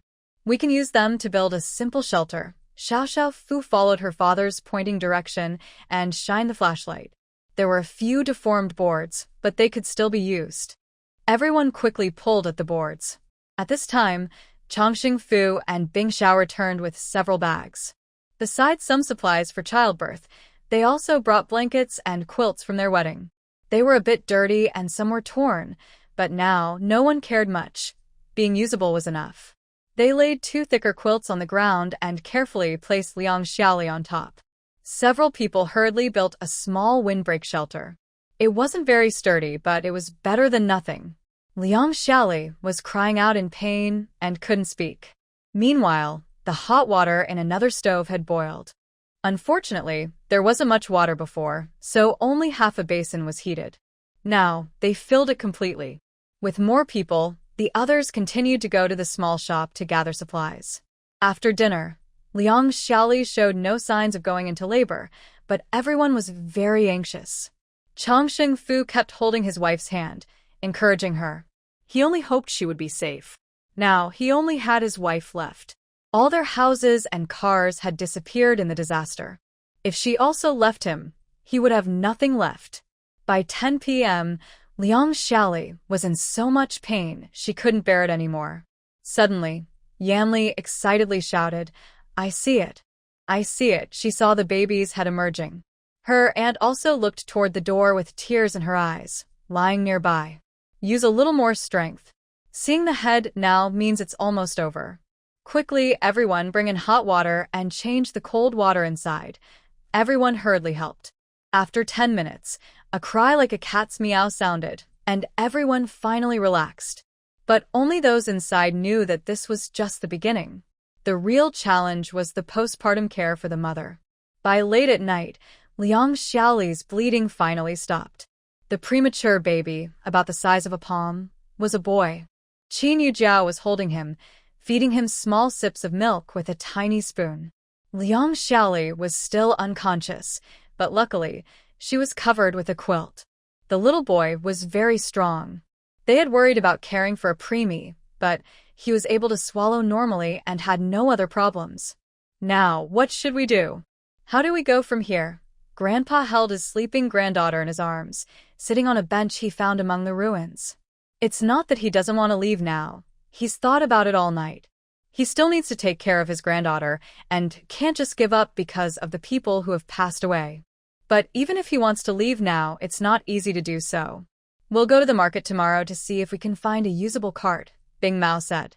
Since he runs a small business in the market, he knows what kind of things might still be useful there. Aftershocks, Fu Guoxing shouted loudly and immediately crouched down on the ground. The others quickly prepared themselves. Even Fu Chongsheng, who was inside the shelter, was carried out with his bedding to the open space outside. 1 minute later, the slight shaking stopped. Everyone let out a sigh of relief. The aftershocks were minor, similar to the vibrations caused by a mountain collapsing, and they didn't continue constantly. Everyone's mood grew even heavier. They hadn't finished mourning yet, and now other areas were also suffering from disasters. It felt like Hualu City might disappear from the map. Everyone was extremely tired and could only rest in groups. If they didn't, after 2 days without sleep, they wouldn't be able to keep going. By morning, after a simple breakfast, they discussed going to the market to check the situation. The remaining people split into 2 groups. One went to the market, and the other continued searching the village for survivors and useful supplies. Su Xiaoxiao also decided to go, despite her family's objections. Her father's foot was less swollen now, almost back to normal, and resting 1 more day should be enough for him to walk normally. Her mother and some lightly injured people stayed behind to care for pregnant women, children, and the wounded. She tied her hair, put on a baseball cap and mask, and set out with the others. The road between the village and the market had cracks, but wasn't broken apart. It was just a visible line. They didn't spread out too far, helping each other as they moved through the broken walls. First, they passed the poultry area, where chickens, ducks, and geese were crushed under the rooftops. Some had escaped and were standing still, looking like sick chickens. Many others were buried or killed by falling debris, and quite a few were frightened to death. Further ahead, they saw a few live sheep that had run out, clearly very scared. Some injured but still alive were lying under the shelters, barely holding on. Beyond that is the dry vegetable area.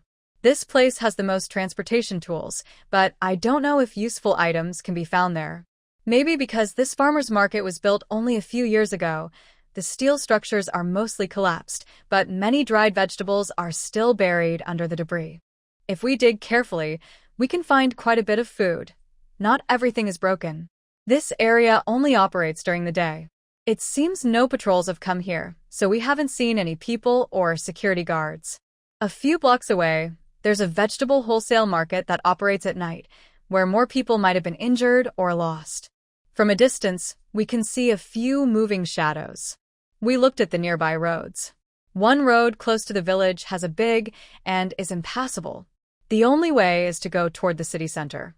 We'll figure out how to get there later. There is a large park built in the past 2 years in Hualu City. We don't know its current condition, but it's probably the best place for shelter we can think of right now. We are lucky to have found a few undamaged carts and a forklift that still works, although the forklift can't be driven out. We also found some usable bicycles, which is very good. We gathered some sturdy boards to use as mats, and everyone is preparing to move these items back before planning the next step. Today, the smell of decay is even stronger. We must find a way to leave quickly. I told everyone about the situation, and we decided to move tomorrow. Unfortunately, we didn't rescue any survivors today. At dawn, we used all our means to carry what we could. We planned to find a safer place first before deciding what to do next. Maybe because they didn't want to burden everyone, Sister Wu Hua and Uncle Mengzi left in the middle of the night last night. Although we're sad, the people who are alive must stay strong and keep going. In the end, Fu Xianxian and Liang Bingmao carried supplies on their backs, and some water buckets were placed on their bikes. They also dragged a modified metal sheet with Uncle Pa. Qin Yu Jiao tied the baby to her chest and pulled a cart loaded with supplies. Fu Guosheng also carried some items and rode a bike with a large pack of tissues. Wife Yanli rode a bike with her son and carried some light items to prevent her wound from opening. Fu Chongsheng carried a few supplies himself and pulled his wife on a cart. As long as the cart is padded well, she will be more comfortable.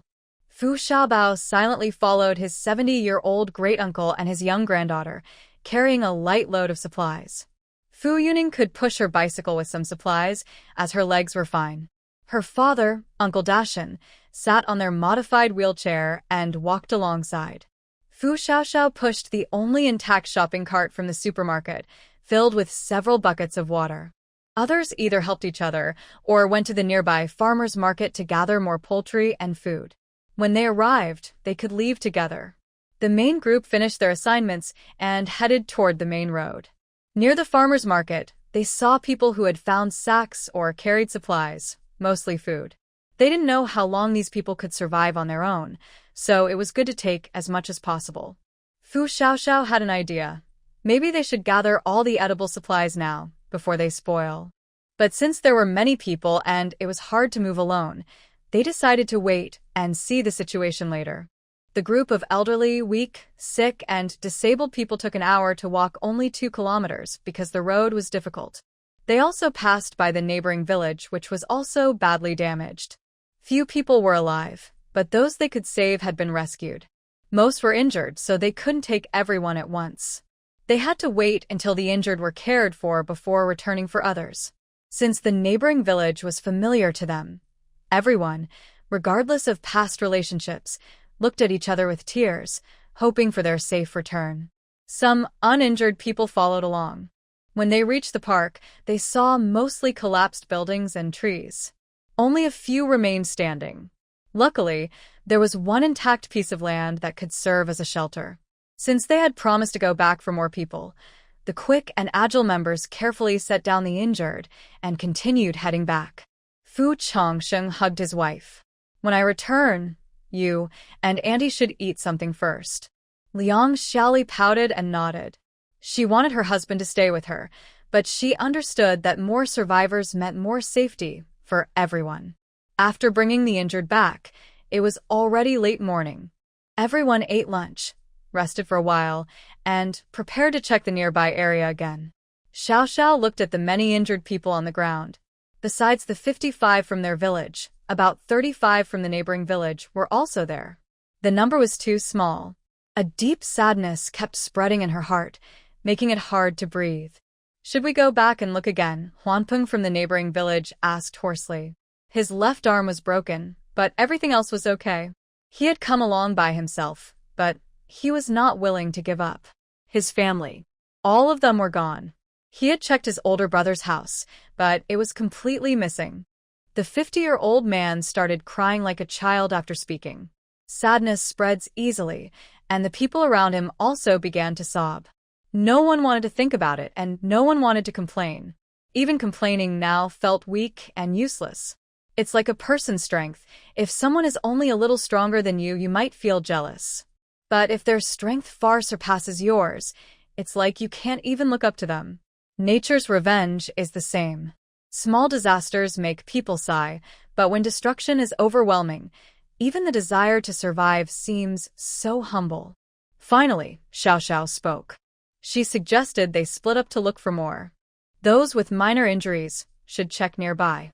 Some groups would go to the market to see if they could find food, so they could survive a few more days. Everyone tried to open the only still intact car near the park, hoping to see if it could be started. Unfortunately, after several tries, no one knew how to use the wires to start it like in the movies.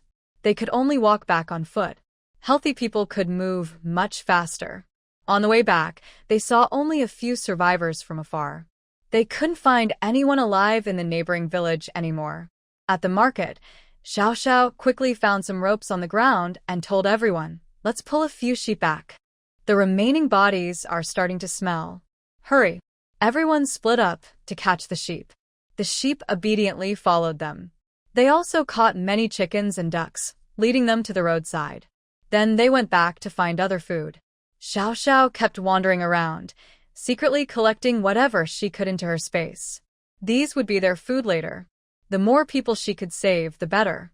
Soon, they had collected almost everything. Xiao Xiao said she would keep looking around.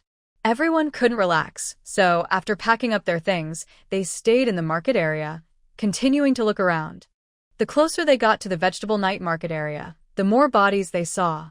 Everyone spread out to see if anyone was still alive. While searching and gathering supplies, Fu Xiaoxiao turned a corner and saw several pairs of eyes. When she looked closer, she realized it was a collapsed building with half of it fallen down. The people there waved excitedly at them, but they were too far away for her friends to see. She greeted everyone, and when they heard there were still survivors, they quickly moved toward that place. As they got closer, they could hear the calls for help. The voices were hoarse, and it was unclear how long they had been crying. Inside a ruined warehouse, a security guard was crying loudly. He was one of the healthier people there. On the ground, about 100 injured people were scattered, all hurt to different degrees. The least injured were the security guard and a few others waving. They didn't seem seriously hurt. About 10 more had minor bumps and bruises. The most serious injury was someone whose legs were broken at the knees. They were now weak and struggling to breathe. Fu Xiaoxiao told them they were now hiding in the park and asked if they wanted to go there together. Everyone agreed, without hesitation. They could only save themselves now. More people meant more help. Luckily, at least half of them could walk on their own. The more seriously injured had to be carried by healthy people. When everyone saw Fu Xiaoxiao and her group returning with injured people and supplies, they felt mixed emotions, happy but also sad. Everyone helped each other find a place to rest, but they had run out of medicine. Fu Xiaoxiao suggested that since it was still daylight, they should go to the nearby chain pharmacy to find some medicine. Fu Guosheng looked worried and said, "We already checked there. It's buried under debris." Fu Xiaoxiao didn't expect this. What about the hospital? They had a large hospital nearby, the same one Fu Xiaoxiao was taken to after her car accident. "We didn't go there, but we saw it from afar." Qin Yujiao's lips trembled as she spoke. "We have to check it out." Fu Xiaoxiao felt they couldn't give up. If necessary, she would sneak in some supplies. In the end, Fu Xiaoxiao took her brother and about 20 able-bodied people with tools to explore. She left Fu Chongsheng and Bing Mao to take care of everyone and prepare dinner. Everyone wanted her to rest, but she refused. She didn't want to stop now. When she paused, she felt uneasy. When everyone finally reached near the hospital, they looked at the collapsed building in silence. However, Fu Xiaoxiao saw some people moving around in the hospital square. As she approached, she saw some medical staff trying to rescue the injured on the open ground. But there were only 3 or 4 doctors in white coats. There were about 10 injured people lying on the ground, all in white clothes. Among the medical staff moving through the crowd, one nurse was holding her arm and walking slowly. There were only 3 healthy medical staff members. The injured on the ground numbered around 200. A small security guard saw there were doctors and immediately ran to the square, shouting, "Doctors! Doctors! We have about 100 injured people here. Please help us." Everyone turned to look at them. The injured nurse, seeing more people, immediately started crying and choked out, We have no medicine." Boo-hoo! A few people who ran over just then felt their hearts sink. If the hospital has no medicine, what can they do? The pharmacy is buried below. All the people and supplies we could save are here, said a doctor, wiping his nose to stop himself from crying. Everyone had seen the hospital collapse with their own eyes. The doctor and the nurse were lucky to escape because they were outside in the open and far from the building. Many people had run out of the hospital during the quake, but the sudden earthquake caused the entire hospital to sink underground. Many were pulled into the basement, and with the building collapsing, many colleagues and patients were crushed. At first, about 200 or more people were still breathing, but over the past 2 days, due to infected wounds and lack of medicine, many who were barely holding on and too badly injured to be saved have died one after another. Now, this is the only area with living people. The dead have been moved to another side. If the hospital's dining hall had been on the first floor and only 1 story high, these people might have starved to death. Hubby! Hubby! Please wait a little longer. Help is coming soon. Boo-hoo! A woman around 30 was crying loudly. Lying next to her was a man in his 30s. The little nurse couldn't bear to watch anymore. They came to the hospital to see their elderly family members. The man was hit in the stomach by debris. Needless to say, everyone understood. They probably didn't have much hope. This scene felt like a heavy stone pressing down on everyone's hearts. Fu Xiaoxiao took a deep breath and asked the nurse, "Where is the pharmacy? Can we go down from the building?" The young nurse looked at her and said, "No, we tried. We sent over 30 people, but no one can go down because everything is buried. Are the 3 floors above inaccessible?" Fu Xiaoxiao looked at the 3-story building on the ground. Although most of it had collapsed, it wasn't completely destroyed, was it? The nurse took a deep breath and tremblingly said, "They all collapsed into the underground parking lot." Sob. Everyone gasped, understanding that it wasn't just the building sinking, but all floors collapsing one after another into the parking lot. It was probably full of debris, making rescue impossible, let alone going down. At this point, everyone realized that the 3 floors on the ground weren't just 3 floors but actually 7 floors. Fu Xiaoxiao's eyes reddened. What about other places? Even a little medicine would help. The nurse shook her head. Yesterday and today, we sent people to find nearby pharmacies. We brought back everything we could. The wound medicines and anti-inflammatory drugs are not enough. What should we do? Several security guards looked anxious. Some of their colleagues were also lying in the park. Can we ask for help from outside? Fu Xiaoxiao asked hopefully because ordinary people might not have a way, but hospitals and government agencies should have their own channels. Dr. Zhao, though reluctant to discourage them, explained, "Don't you notice? Such a big earthquake, the country wouldn't ignore it. But after several days, have you seen any rescue planes in the sky nearby, even from afar?" Everyone was shocked. What did that mean? Help is supposed to come from all sides when one is in trouble. But now, it's the 4th day, and there's no sign of rescue. The doctor continued with difficulty. Either the epicenter is here, and the quake was too strong for rescue teams to reach us, or the countries simply can't spare the resources. But even a plane hasn't taken off, he trailed off. Fu Xiaoxiao felt as if a hidden suspicion deep inside her mind was confirmed by someone else, and her head buzzed. She kept thinking that such a big disaster, Lu Haomin couldn't possibly be unaware. He wouldn't be able to sit still after seeing the news. She firmly believed he would come to rescue her. But now, 3 days and nights had passed, and there was no sign of him. Why not? Could it be that he also got into trouble? Maybe there was an earthquake where he was too. Otherwise, why hasn't he come to find her yet? Why hasn't he come? She couldn't bear to think further. She told herself that today was only the 4th day. How could he find her so quickly? He hadn't even come to her house. Even if her ID had her address, he couldn't find her immediately. Why can't they locate her home? She never thought Lu Haomin would give up on her. He wouldn't. Since she believed he wouldn't, why hasn't he come yet?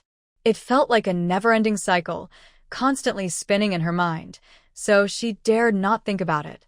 Big sister. Fu Xianxian saw her sister staring blankly and shaking her head like she was lost, so he quickly called someone. Fu Xiaoxiao snapped back to herself and saw her brother nearby. She had to suppress her unease. "It's okay." Then she looked at the hospital staff and asked, "Are you going to stay here forever? There are so many bodies.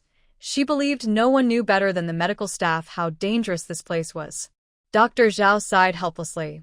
It's not that we don't want to move, but there are too few stretchers. Many people have back injuries and can't be moved. Some with hand and foot injuries haven't received medicine, so their conditions are worse than before. They're dazed and don't know how much longer they can hold on. The small security guard looked at the doctor with a nearly crying expression. The hospital staff couldn't even find medicine, so what could they do? Fu Xiaoxiao felt she had to try. Can I ask which pharmacy you went to? Is it because they couldn't find medicine or because it was buried too deep to get to? Dr. Zhao looked at her. Was she still planning to go? Some were crushed, and their injuries weren't fully accessible. Others were buried, the nurse explained, describing the situation at the places they had visited before and how to treat wounds under limited conditions. Fu Xiaoxiao turned on her flashlight and led everyone to the nearest pharmacy. This pharmacy is located at the corner where the park and hospital buildings face each other. When Fu Xiaoxiao and the others arrived, they saw only a flat area that looked like concrete, but it was actually the roof. But we have to try, right? Everyone took tools and prepared to break through the roof. Fu Xiaoxiao wandered nearby. This row of shops mostly had storefronts, and some collapsed parts still showed goods inside. Once they got the medicine, they planned to find a way inside to grab some food and water. There are too many people outside now, and even with their limited water, it won't be enough for everyone. Since there are more men, everyone was holding back their frustration. 6 men managed to open a small corner of the roof, just big enough for a slim person to crawl through. Fu Xiaoxiao said, I'll go down. You support me. Big sister. Fu Xianxian disagreed. Fu Xiaoxiao shook her head. You all are too strong. Even the thin security guard couldn't fit. The men's eyes looked a little red. They looked at Fu Xiaoxiao, who was wearing a mask. None of them knew what she really looked like, but they felt she seemed taller and more impressive. Fu Xiaoxiao tied a rope around her armpits, then slowly climbed down. Everyone held the rope tightly to prevent her from slipping and falling. Once inside, Fu Xiaoxiao crouched and used a flashlight to look around. The place was full of medicines, broken glass, and stones. There were no dead people. Probably the shop staff ran out at the time. Now, outside on the street, there was no sign of anyone. Maybe they had gone back home. The nearby crowd had also disappeared. She carefully moved around, collecting useful items and even some useless ones into her bag. Then she carefully pulled the bag back up to the hole for them to pull her out. She continued inside, seeing a deformed door frame. When she looked inside, she saw boxes of supplies, some damaged, some still usable. She carefully checked the support points. Everything seemed stable enough. She squeezed through and saw some scattered gauze, cotton balls, and swabs. She didn't care if they could be used or not. She took everything. There were still many medicines left, so she decided to store them all in her space. After leaving the building, she planned to take them out again, saving herself the trouble of going back and forth. She felt a bit stuffy inside that storage room. After half an hour, everyone managed to carry all the usable items out of the hole. Fu Xiaoxiao carefully crawled out of the opening. Everyone was a bit excited. With so many medicines, whether they worked or not, they felt happy. Fu Xiaoxiao asked everyone to go to the nearby supermarket to get some essential supplies. Since there were too many things, they took off unnecessary packaging. Each person was carrying at least 3 large bags. Some had 2 bags of rice, and some seasonings on their shoulders. Fu Xiaoxiao was not as strong, so she carried the bag of medicines and a big bag of bandages and other light supplies, lighting the way for everyone at night. When the people in the park saw everyone finally return, they all cried with joy. They had been outside for too long and were worried something might happen to them. Everyone quickly took off their bags and used some solar emergency lights they found in the supermarket. They hung the lights on poles and placed them on the ground to light up the area. They hurried to find the medicines they needed right now and asked some able-bodied people to help sort them. The people who went out were very hungry, so they needed to rest and regain some strength. Quick, it's still hot, Qin Yujiao hurriedly told her children to eat. As for the argument before the disaster, everyone silently agreed not to mention it now. Saving their lives was the most important thing. The two children used disposable bowls and chopsticks to eat their meals, sitting by the stove. A few security guards also brought over rice and ate together. Under the faint light, everyone finally saw how beautiful Fu Xiaoxiao was without her mask. They were all surprised. Her clothes were dirty and gray, and her hair was also gray, but her face was so pretty, nothing like a rural girl. Some even thought she was a wealthy young lady. "Why are you looking at me?" Fu Xuanzuan glared at them. The security guard snapped out of his surprise and quickly apologized. "Sorry, we didn't expect Sister Fu to be so beautiful." "Eat your food," Fu Xuanzuan warned. Everyone then continued eating, without saying anything else. Everyone knows they are siblings with the last name Fu, but no one knows how to address them. Later, several of the same age simply started calling her Sister Fu, since her younger brother looked at least in his 20s. He is also quite tall and strong because he is in the military, so people thought she was around 30. Even if she was younger, she couldn't be much less. But surprisingly, she looks not even 20, which makes her seem very young.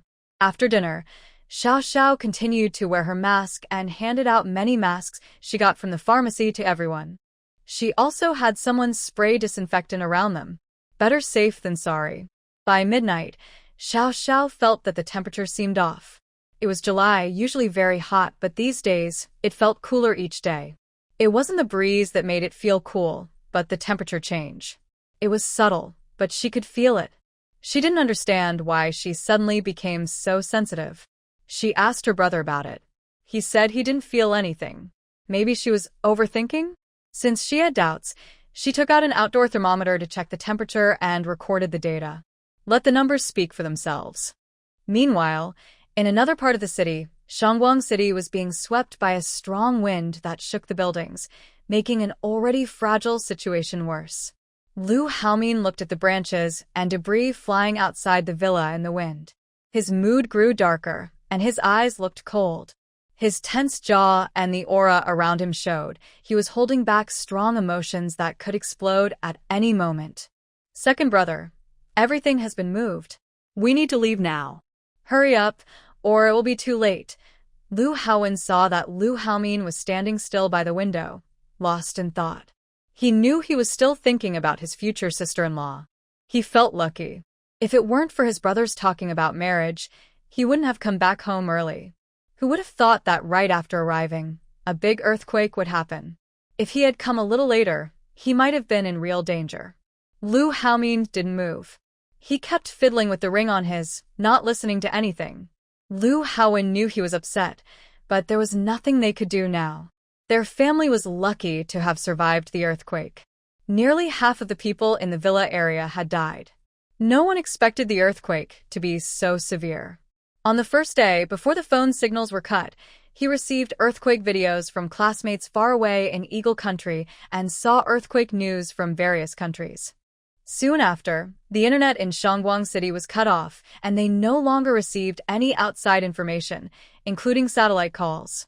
The next day, the weather started acting strange. After the earthquake the night before, everyone was exhausted. Just when they thought they could rest, a strange wind began to in Shangguang City. Now there was no signal at all, and no one knew if a typhoon was about to land. Lu Haomin had been on the edge of frustration these past 2 days. Everyone could see he was worried about something. Unfortunately, the earthquake was too serious. Their private helicopter was damaged to varying degrees, some beyond repair. Repairs were very difficult, and the families nearby were in worse shape than theirs. The Lu family finally tidied up their villa, but then people from outside came to visit. They explained how terrible the disaster was and the rescue problems in the surrounding areas. When everyone heard about the global earthquake, they all became anxious. Lu Haomin's first thought was to find Fu Xiaoxiao. He had been out of contact with her for over 60 hours. If something happened to her, who would save her? But now, not only were there no usable planes, even if there were, they couldn't fly because of the strong winds outside. Cars couldn't run either. His uncle was even commanding tanks to pick people up. The entire city of Shangguang had its elevation raised by at least 1,000 meters. This typhoon was no ordinary storm. They suspected it was a super typhoon mixed with a tornado. So, they decided to evacuate everyone to the underground military base for safety. Lu Haomin felt a deep frustration in his chest that he couldn't express. If something happened to him, he might never find her again. Over the past few days, he kept thinking about what Fu Xiaoxiao had said. Why didn't he believe her? If he had known everything she said was true, he wouldn't have let her go back. Or he should have left immediately when he went to find her last time. Why didn't he go? Without him, she would definitely be scared. He knew that. Second brother. Lu Haomin turned to look at Lu Han, who looked worried. He knew he should leave now, but his legs felt heavy, as if filled with lead. His mind told him to go, but his body couldn't follow his thoughts. Seeing that he remained silent, Lu Haowen gently comforted him, saying, "Maybe things aren't as bad as you think. Sister-in-law is a good person, and she has good luck. Didn't you say she is super lucky? She will definitely turn bad luck into good fortune. Yes, she is like a little lucky charm. She even predicted the disaster in advance, so she should be safe. When the typhoon ends, I will go with you to find sister-in-law," he said, regardless of whether they could find her. A glimmer of hope appeared in Lu Haomin's eyes. His body finally felt normal again, and he followed his younger brother out the door. "Wait for me, wife." The next morning, after everyone finished breakfast, they held a meeting. Xiao Xiao discussed what to do next and shared the situation at the hospital. Everyone knew crying wouldn't help anymore. Now, they had to find a way to survive until rescue arrived. So, they split into groups. The injured, those who couldn't walk, and children stayed behind to take care of each other, prepare food, and wait for those who went out to return with supplies. The rest of the able-bodied people split into two groups. One went to the hospital to take the remaining medicine from the pharmacy and see if they could bring back a doctor to treat some wounds. The other group went to nearby supermarkets to find useful supplies, especially water. If they found suitable clothes or fabric, they took some, since the blood from the wounds had soaked into the clothes and hardened. With the hot weather and many flies, they needed to prevent the wounds from worsening. The other group, led by Xiao Xiao, continued to explore the farmer's market for anything useful. Xiao Xiao's family of four also joined today. Fortunately, someone managed to start the engine of the car in the park. They saw the fuel tank still had a lot of gas, so Xiao Xiao ordered people to get in. They headed to the farmer's market to gather supplies because that road was still passable, unlike the area near the hospital, which was blocked. When they reached about 200 meters from the market, they couldn't go further. But being able to drive this far was already good. Everyone got out with carts, ready to see what they could find and take. Everyone spread out, but not too far away. When Fu Xiaoxiao noticed no one was paying attention to her, she extended a 2-meter-long pole to reach the underground box and tried to gather items. Well, she thought too much. She couldn't reach them because they were too far. Previously, she could pick up items from just 1 meter away with her hand, so she thought a longer pole might work. She kept searching and collected all usable rice, flour, grains, and oil from this area. She ignored the broken and scattered items. Gradually, everyone found some usable things. Many items were under the steel shed, but they couldn't reach them. It was too bad. It was impossible to lift them by hand. They kept walking forward and found more useful items. A few people first loaded a cart with supplies, and then the small security guard led Fu Xiaoxiao and others to a temporary rain shelter used at the market. They cleared out all the usable things so they wouldn't have to stay exposed to the weather. At noon, they didn't go back to eat. 2 people who had delivered supplies brought food for everyone to share. After eating, they continued searching for supplies. No one knew what might happen next, or if anyone else would come. Anyway, it was better to find more items and not test people's kindness. Fu Xiaoxiao's team was gradually becoming the main group. Fu Changsheng and Binghuan followed her because she was the first to start rescuing and searching for supplies. Her younger brother listened to her, which was normal. Her parents didn't understand much, so they followed either their son or daughter. The small security guard thought everyone listened to Fu Xiaoxiao, especially since she led the effort to find medicine last night. Naturally, he supported her too. Fu Xiaoxiao didn't have any particular feelings. She was only doing what she wanted. After exploring the nearby area, everyone collected 3 carts of rice and flour, 2 carts of daily necessities, 3 carts of rain shelters, 3 carts of dried goods and vegetables, and 3 carts of drinking water. This was already a great haul. They planned to come back the next day to look for more. Seeing these supplies, everyone felt a bit more at ease. That day, about 100 people came to the park, mostly from nearby villages and new residential areas. Most of them could walk on their own. Those who couldn't walk were probably left behind because no one took them. Some villagers they knew came to join Fu Xiaoxiao's group voluntarily. Others who didn't know anyone stayed in their own places. When they saw the shelters, food, water, clothing, and useful items, the people fleeing to safety became more restless. Why do you have everything while they have nothing? If the people who went to find clothes and supplies hadn't just returned, and if the villagers who joined later hadn't come, their territory might have been completely taken over. So, when Fu Xiaoxiao and the others returned on their last trip and sensed something was wrong, they asked what was happening. They learned that the people from the neighborhood had started fighting. Fu Xiaoxiao looked around sharply and saw several strong men among them. The group included men, women, and children of all ages, divided into 2 groups sitting nearby. They only came over because there were many people here, otherwise they would have gone to the other side of the park. Some people from other villages, who didn't know each other at first, were a bit shy about coming over. But when they saw Fu Xiaoxiao and her group bringing back a cart of supplies, they boldly gathered around. We didn't look pleased with them. They had followed the neighborhood group here to try to steal supplies, which made them very unpopular. Now, their shamelessness was no longer useful. Fu Xiaoxiao knew this couldn't go on. She asked a young security guard and his brother to talk to them. If they wanted to find supplies tomorrow, they could go together, but they shouldn't stare at them. Her brother was a soldier, and most of the security guards at the market were veterans. Even though the young guard wore camouflage and looked slim, he was quite capable. So, it was best for the 2 of them to go. When they returned, Fu Xianxian told her sister about the request from the people across the way. They want to borrow a few buckets of water. After we find the supplies tomorrow, they'll return them. Should we give it to them, sister? Fu Xiaoxiao looked at the group across from them and nodded at her brother. In times of trouble, helping is good, but they shouldn't take advantage. Everyone has worked hard to find supplies. If someone comes and tries to claim everything for themselves or act like a ruler, that's not right. No one has allowed that. Starting today, the situation has become more complicated. Fu Xiaoxiao and her group discussed taking turns to watch the night. They planned shifts so everyone would only be on duty for an hour, ensuring no one gets too tired. Everyone got along peacefully that night. The next day, they planned to go to the farmer's market since they had found some clothes, and the market had more supplies than other places. To prevent another situation like yesterday's theft, they decided to split into 2 groups. One group would stay at the base to guard, and the other would continue searching for supplies.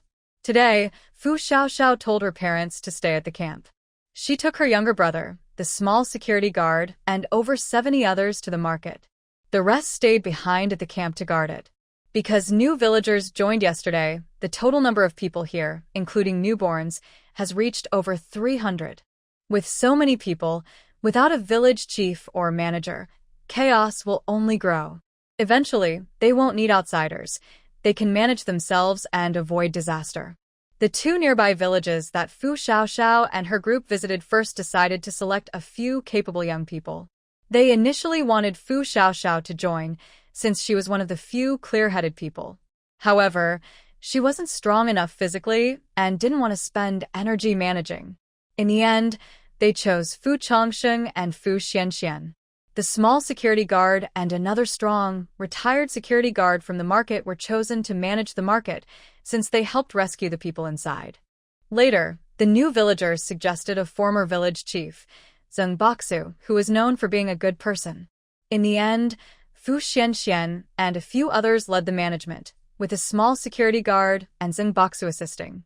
Some of them also listened to Fu Xiaoxiao's advice. Zeng Boxu didn't mind. He had nothing to gain now.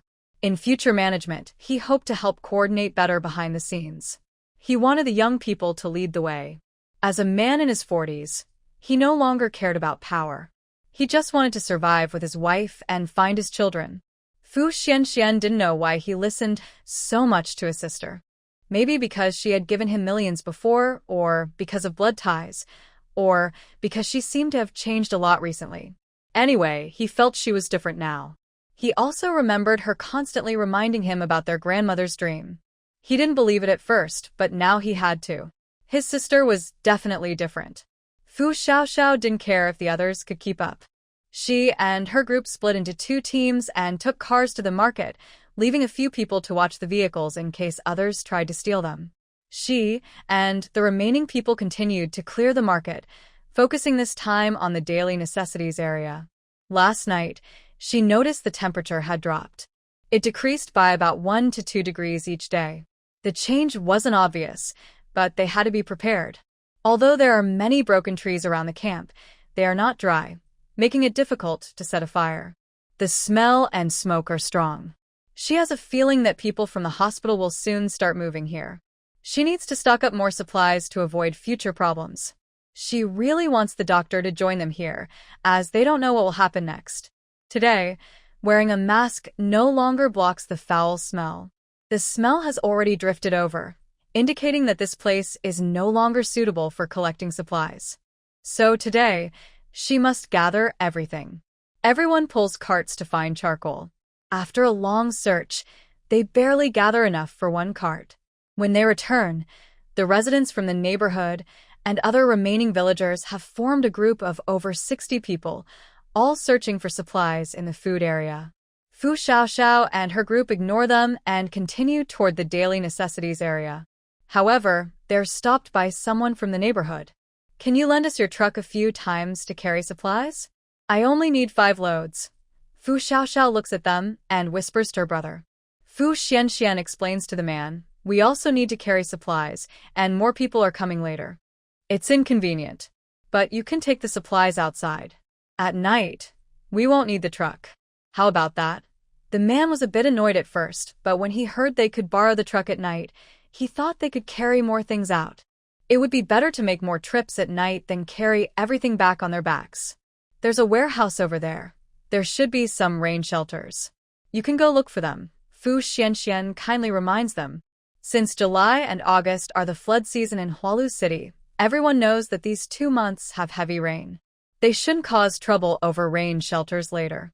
The big man from the neighborhood didn't expect them to mention this.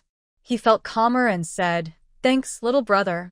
Don't worry, we'll return those buckets of water when we go back, and we'll rent 10 more buckets of water for the truck." Fu Xianxian didn't respond much, and everyone continued heading inside.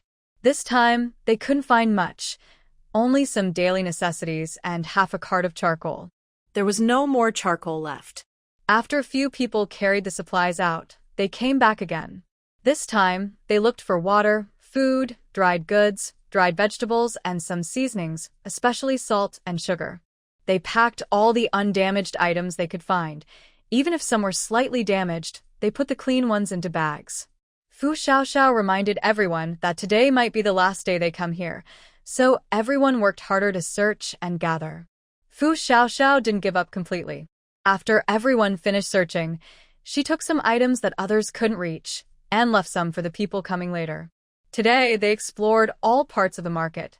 She also saw the area where the snack shop owner used to be. The upper floors were mostly collapsed, with only a small window left to crawl through. Fu Xiaoxiao tried and managed to get inside. Many items inside were no longer usable, but there were still plenty she could take. She looked at the overall structure, judged it was still worth exploring, and packed several large bags of candies, instant noodles, porridge, self-heating rice, and other things. She also collected everything else that could be stored in her space. Everyone was amazed when they saw her manage to carry a whole truckload of supplies alone. If they could fit through the openings, they would have rushed in to grab everything too. They packed all the items carefully because some boxes couldn't be taken out through the windows. Fu Xiaoxiao even dismantled some boxes and threw the pieces out. She managed to take all the bottled water she could find. Everyone was very happy, at least with water. Even if resources were limited, they wouldn't run out in the next few days. More water was always better. They managed to gather 5 trucks of packaged food, snacks, instant noodles, self-heating rice, canned goods, and so on. The remaining supplies were left for those coming later. They didn't go to the frozen food area because it was already rotten and stinky. The seafood section was the same. They only looked at the fruit section, where they found some apples, pears, and oranges that could be stored for a long time. Other fruits had rotted due to temperature and other issues. They pulled 5 trucks of fruit. Finally, they carried many disposable bowls and chopsticks and other lightweight supplies back home. At the community, only 2 people returned. After unloading the supplies, they drove their own vehicle back, and the others didn't come. When they returned to the camp and saw dozens of rain shelters filled with supplies, Fu Xiaoxiao felt satisfied. Today, they made 15 trips to bring supplies. These should be enough for the rescue team to use. Even if not enough, they could find more later. All of them built a shelter with materials, covering it with tarpaulin, and only left 2 entrances for supplies. They also have about 30 more tarpaulins not yet set up, kept in reserve in case more people join later. People from the neighborhood brought back many supplies overnight. Although not as many as they did, the 100+ people there had enough. However, they lacked medicines and masks. They wanted to exchange some, and Fu Xiaoxiao didn't make things difficult. She asked Fu Xianxian to give them 10 boxes, so they could use them sparingly. She also gave a few boxes of anti-inflammatory medicine, fever medicine, alcohol, and disinfectant. The big man suddenly felt embarrassed. Earlier, they caused trouble because the disaster made people's emotions almost break down. They needed a place to vent. Seeing everyone as refugees, but with very different treatment, made some lose their temper and cause trouble. Now that others are not arguing, and even gave them many supplies, they feel very guilty. During a disaster, everyone should unite and work together to get through it. The disaster is not insurmountable. Brother, my name is Wanda Long. Everyone calls me DeLong. If you need help with anything in the future, just say. I will do my best to help. Wanda Long sincerely thanked them this time. Fu Xianxian didn't mind. You can take the supplies back. I don't know if they're enough, and we might need to go out again later to find more. Wanda Long didn't say anything else. He took the supplies and went back to organize more. At this moment, people from the hospital arrived. Several of them, holding flashlights, found Fu Xiaoxiao. They wanted to move over tomorrow, but there weren't enough staff. They asked if they could send some people to help here. Fu Xiaoxiao and others held a small meeting. In the end, they decided to accept more people. Not just the patients, even the doctors needed to be included. Who knew if the injured could hold on? They had to help each other. So, they decided to send 20 people over. Fu Xiaoxiao wouldn't go herself. She had been working non-stop these days and hadn't rested properly. She had been tense and busy, and it was time to relax a little. She no longer dared to think about whether Lu Haomin was in trouble. She could only focus on staying alive first. If she was alive, she might still find him. If she died, she would have no hopes or thoughts left. The next day, 80 people went to pick up others, carrying supplies. Fu Xiaoxiao and the remaining active people helped the hospital staff set up tents, including windbreaks. The tents were about 50 meters away from their location, close enough but not too near. This time, fewer people were brought back from the hospital than seen at the square earlier. It seemed some couldn't hold on. They also brought some usable supplies, mainly food, which could last a few more days. They also carried blankets from the hospital, used to cover the injured while sleeping. Finding these took quite some effort. Fu Xiaoxiao's group used thin blankets they found at the market. Since they had no proper mattresses, they used torn cardboard as bedding. This helped reduce dampness during sleep. Tonight's temperature had dropped to 17 degrees Celsius. It was still warm, but the cold air in the environment was noticeable to Fu Xiaoxiao. She didn't know why she had become so sensitive. Watching the injured and survivors scattered in the remaining tents, Fu Xiaoxiao decided not to interfere. Fu Xianxian and a few others were negotiating, so she didn't need to do anything. A few doctors and nurses came over to check the injured in their tents. Most injuries were minor, but a few were critical. The man with both legs amputated was a miracle to have survived this long. They could only give him anti-inflammatory medicine to keep him alive, as there were no injections or other medications available. The doctors shook their heads at his condition, and a few nearby people couldn't help but sob.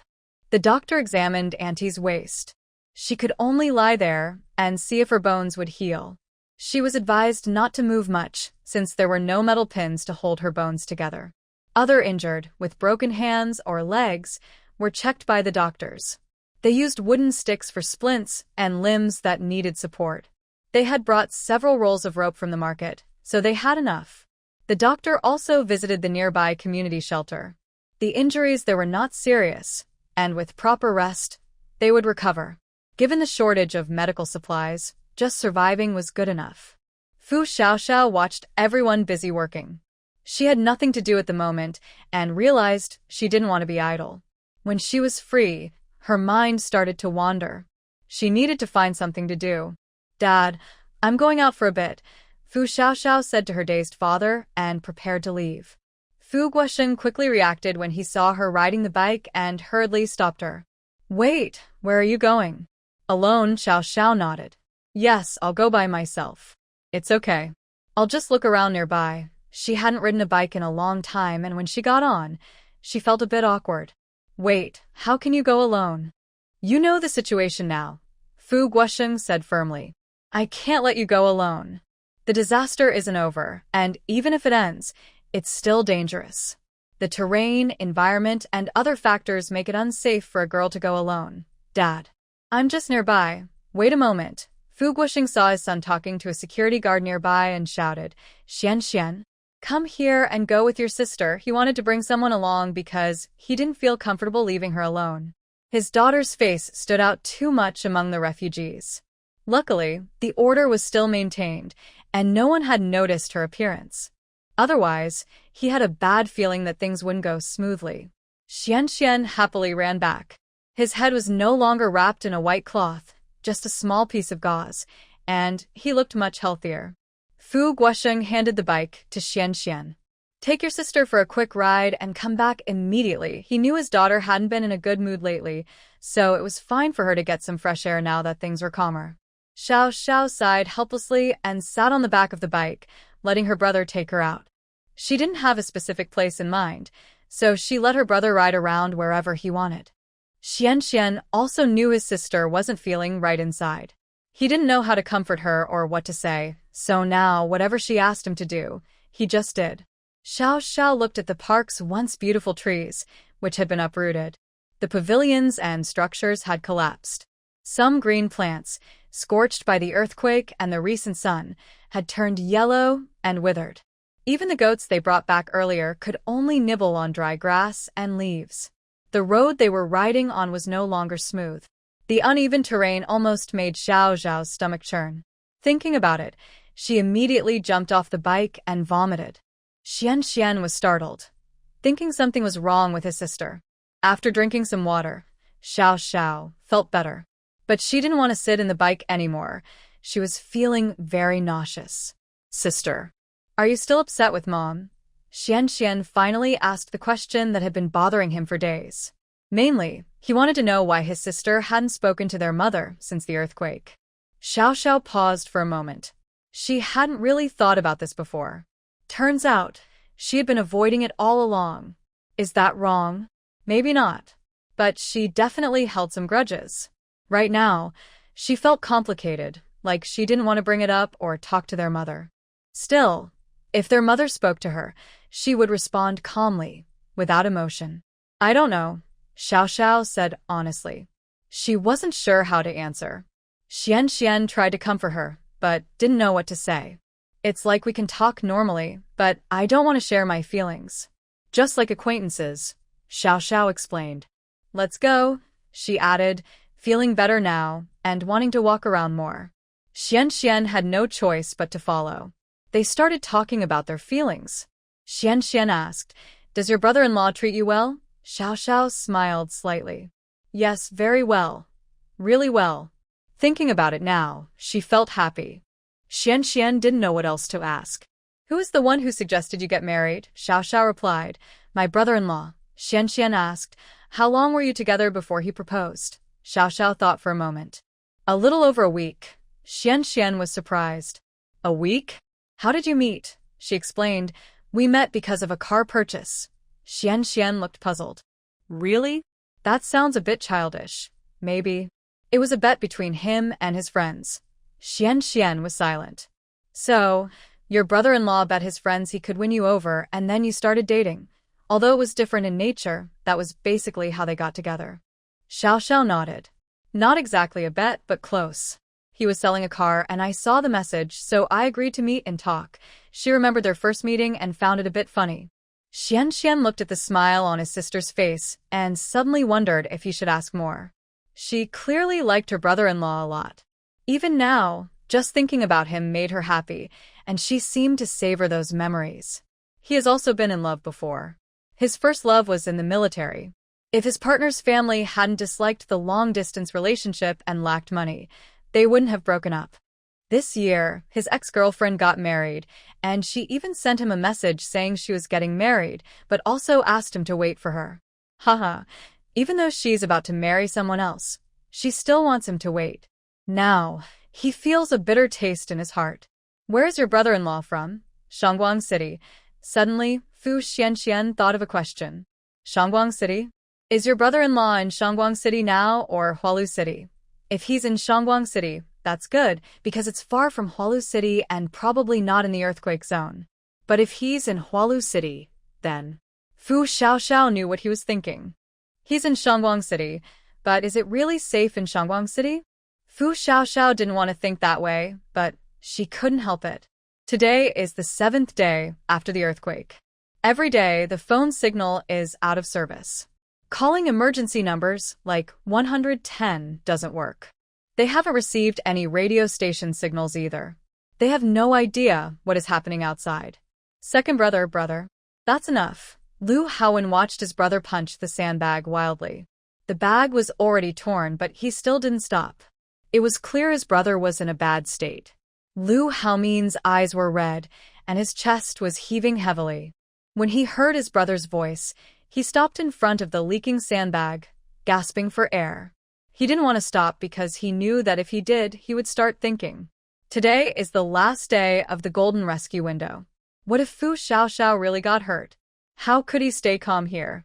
What if his position at the public office was different? Could he assign people to go out? Could everyone listen to him, instead of only being able to do rescue work in their city? He knew these thoughts were silly, but he just couldn't control them. Now, a tornado had already touched down once, and no one knew where it had gone. In this environment, if it moved toward Fu Xiao, what would happen? She is so clumsy and weak. What if she gets tricked? At this moment, Lu Haoyu came down with someone else. Dong Zhuixi saw that his good brother was still alive and well. He felt a surge of excitement and immediately went forward to give him a big hug. He came today with his family, searching on his own. The outside environment is getting worse. At first, everyone hid in the basement to stay safe, but unfortunately, their house was right on the path of the tornado and was half destroyed on the spot. To prepare for heavy rain after the typhoon, the family decided to leave immediately. Their first choice was the military shelter. When they arrived, seeing Brother Haoming, he knew he must have also come here. Lu Haoming patted his back hard, saying, "As long as you're alive, that's what matters. Did you see Shi Tu and the others?" he asked. After they parted, Dong Zhuixi shook his head and sighed. "I don't know. Their family is in Huainan district, too far from us. If they're seeking shelter, it should be at the city hall. Tio's side is more uncertain. I wonder how he's doing." The city hall was newly built, and Jiang Kaiho's family was responsible for the construction. He said the building materials were very strong, so he thought that building could withstand an earthquake. Lu Haoming also hopes everyone is safe. But seeing his brother arrive, he thought he might have a plan. "Come here, I want to talk to you." Dong Zhuixi also had something to discuss, so they quickly agreed. Watching their figures leave, Lu Haowen looked at his older brother. Second brother is getting more and more unpredictable. Lu Haoyu understood. Let him go. Don't let him get too worked up. You keep an eye on him. The second brother is good at everything but too casual. When he's set on something, he sticks to it. Since that's the case, it's better to let him do it. The third brother is only 3 years younger, but more careful and steady. Having him around makes things better. Seeing what their older brother said, Lu Haowen could only accept it. Since that's the case, he decided to join his second brother's plan to help him better. Fu Xiaoxiao and her younger brother walked and talked. They only stopped when they reached the gas station. The whole station was now a ruin. The fuel pumps were knocked over to the side, some had flown away, and part of the underground tank had broken through the ground and was sticking out. They could faintly smell the gasoline leaking. Fu Xianxian suddenly felt nervous. This, after being exposed for so long, plus the weather, it might explode, right? They were only 2 or 3 kilometers from the gas station. If something happened there, they weren't sure if it would affect their side. Fu Xiaoxiao walked straight toward the fuel tank. Big sister. Fu Xianxian quickly chased after her, trying to pull her back. Fu Xiaoxiao ignored him. When they reached the corner with the jar, she saw that the jar was indeed broken, but not at the bottom. It's where the oil gun was connected. This jar is quite good quality, but it looks like a lot of dust and small stones have fallen inside. Of course, only she could see that clearly. Fu Xiaoxiao placed her hand on the jar to sense it. She found that the entire jar could be stored away, but since her brother was nearby, she thought it was better not to let him see. First, cover this opening. You go wait for me on the road. After saying that, she headed toward the collapsed building. Fu Xianxian quickly followed, feeling helpless. Her sister is really becoming more spontaneous in her actions.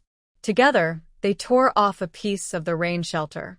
It was old and torn, but it was better than nothing. After covering the opening, Fu Xiaoxiao told Fu Xianxian to wait on the roadside. Fu Xianxian didn't understand at all. Just covering it with a torn cloth. Was that safe? She didn't see the point of such useless effort. She was just wandering nearby.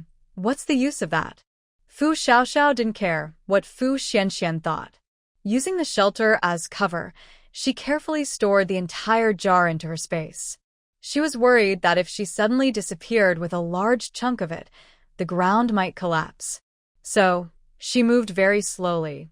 After securing the jar, she sensed along the pipeline at other collapsed oil storage piles. This time, she took 4 large tanks of gasoline and diesel. She didn't know exactly how many tons, but since each jar was more than half full, the haul was quite substantial. As for what would happen if rescue came and the jars were gone, she didn't know. At least, in this area, besides their vehicle, she hadn't seen any other armored vehicles, just a bunch of metal frames. Big sister, what were you doing just now? Fu Xianxian couldn't understand what her sister was doing, crouching here and there for minutes at a time. She couldn't figure it out. In a good mood, Fu Xiaoxiao almost hummed a song. After walking a few hundred meters, there was a loud rumble behind them, collapse. Fu Xianxian was terrified as she looked at the gas station they had just passed.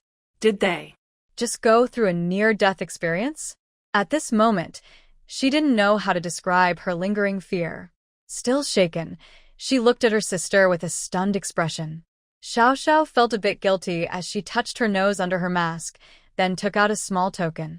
Here, I forgot to give this to you earlier. This token was given to me in a dream by my grandmother after I found it. Keep it for peace of mind.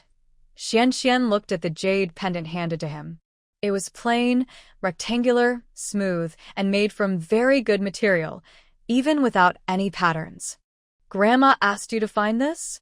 If she loved me so much, why didn't she send me a dream too?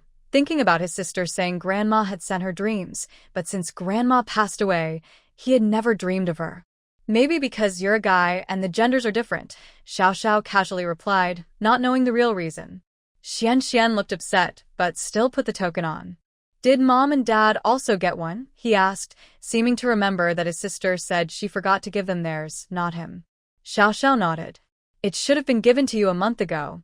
Maybe I was late, so you all got hurt in different ways. Luckily, it's not serious. Actually, she didn't think it was her fault. Whether the item really kept them safe or not, it was hers, and she could do whatever she wanted with it. So she was just saying that casually. Xianxian looked at her with complicated feelings, then touched the pendant. In the past month, His sister rarely came home. When she finally did, things got tense. He knew what his mother was like, but they had lived under her control for so long that they couldn't argue back, which led to the current situation. Was it their fault? Was it blame? Maybe both. He blamed himself for being useless, and he blamed himself for being weak at home. He remembered the happy days training with his brothers in the army. He didn't like going home much, so he understood his sister. But he had been a soldier for 5 years before returning. He hadn't been with his family for too long. He just wanted to stay at home for a while. After wasting his retirement pay, his mother kept nagging him. He hadn't found a job he liked, and he was scolded every day. He had endured for a long time, blaming himself for being stupid. They rode their bikes slowly, then took a detour to visit the village. There was no sign of life anywhere, not even in the market, which was completely empty. When returning to the camp, they took out disinfectant to spray on themselves, worried about carrying germs back. The camp has over 500 people coming and going every day. If they don't do proper disinfection, the disease could spread quickly. So, they changed into clean clothes and went to talk to the doctor at the nearby hospital camp about what they saw today. This can't go on.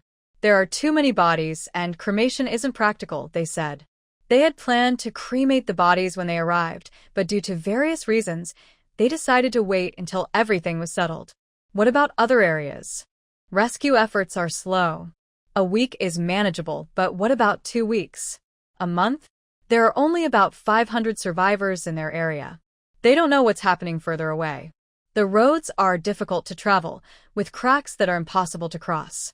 It seems they need to hold a meeting to plan the next steps. After dinner, representatives from the 3 camps gathered in the central area for their first post-disaster meeting. 15 people from their camp went, along with about 10 from the neighborhood. The strong men from Wanda Dragon were there, and besides Dr. Zhao and others from the hospital, there was also a wounded chief doctor, Dr. Li. Most others were family members visiting the hospital. A few dozen people sat together. Except for Xiao Xiao, who brought a chair, Dr. Li, who is still recovering, and others, everyone else sat on stones, on fallen tree stumps, or on the ground.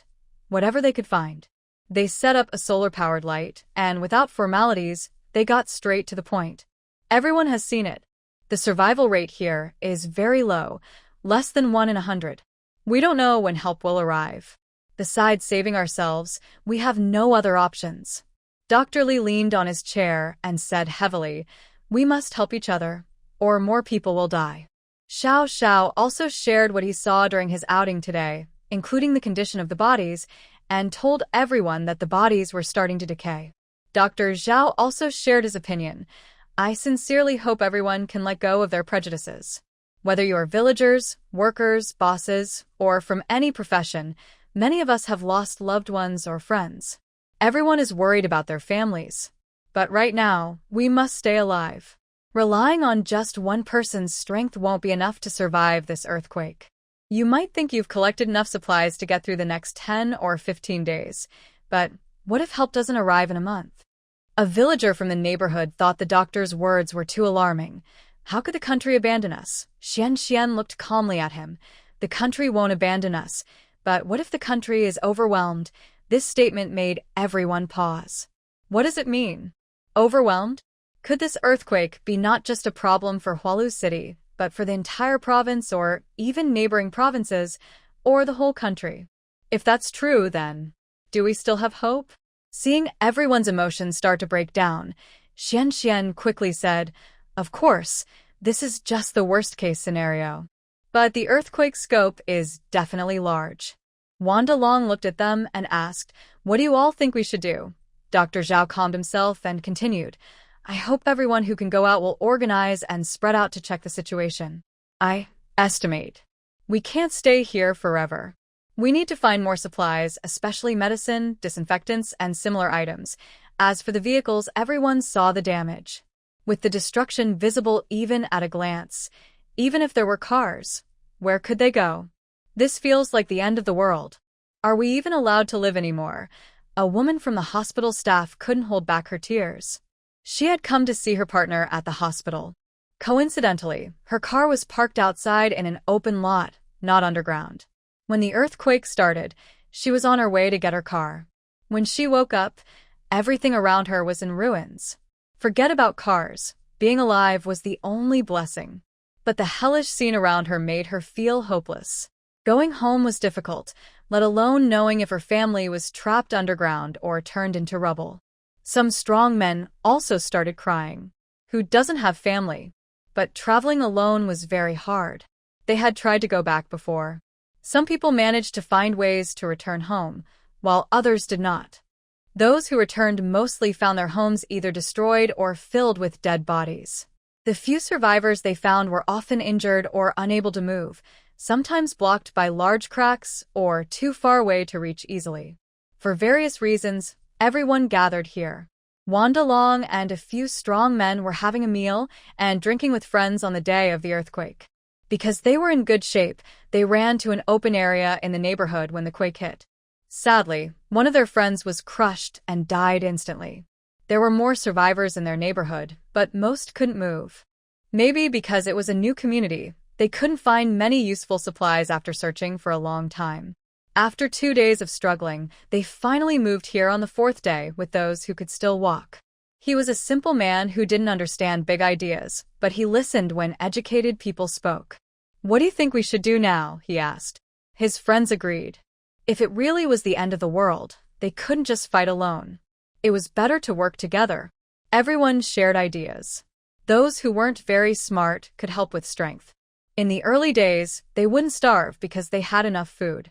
This wasn't a zombie story from a novel. Strength alone wasn't enough.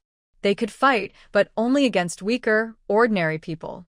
Since no one has objections, let's split into groups. See how many can go outside, and which way to go, Fu Xianxian said. She took out a blank notebook and started drawing maps and routes. She didn't know much about places farther away, because she hadn't been in Hualu City for 5 years, so she didn't know how those areas had changed.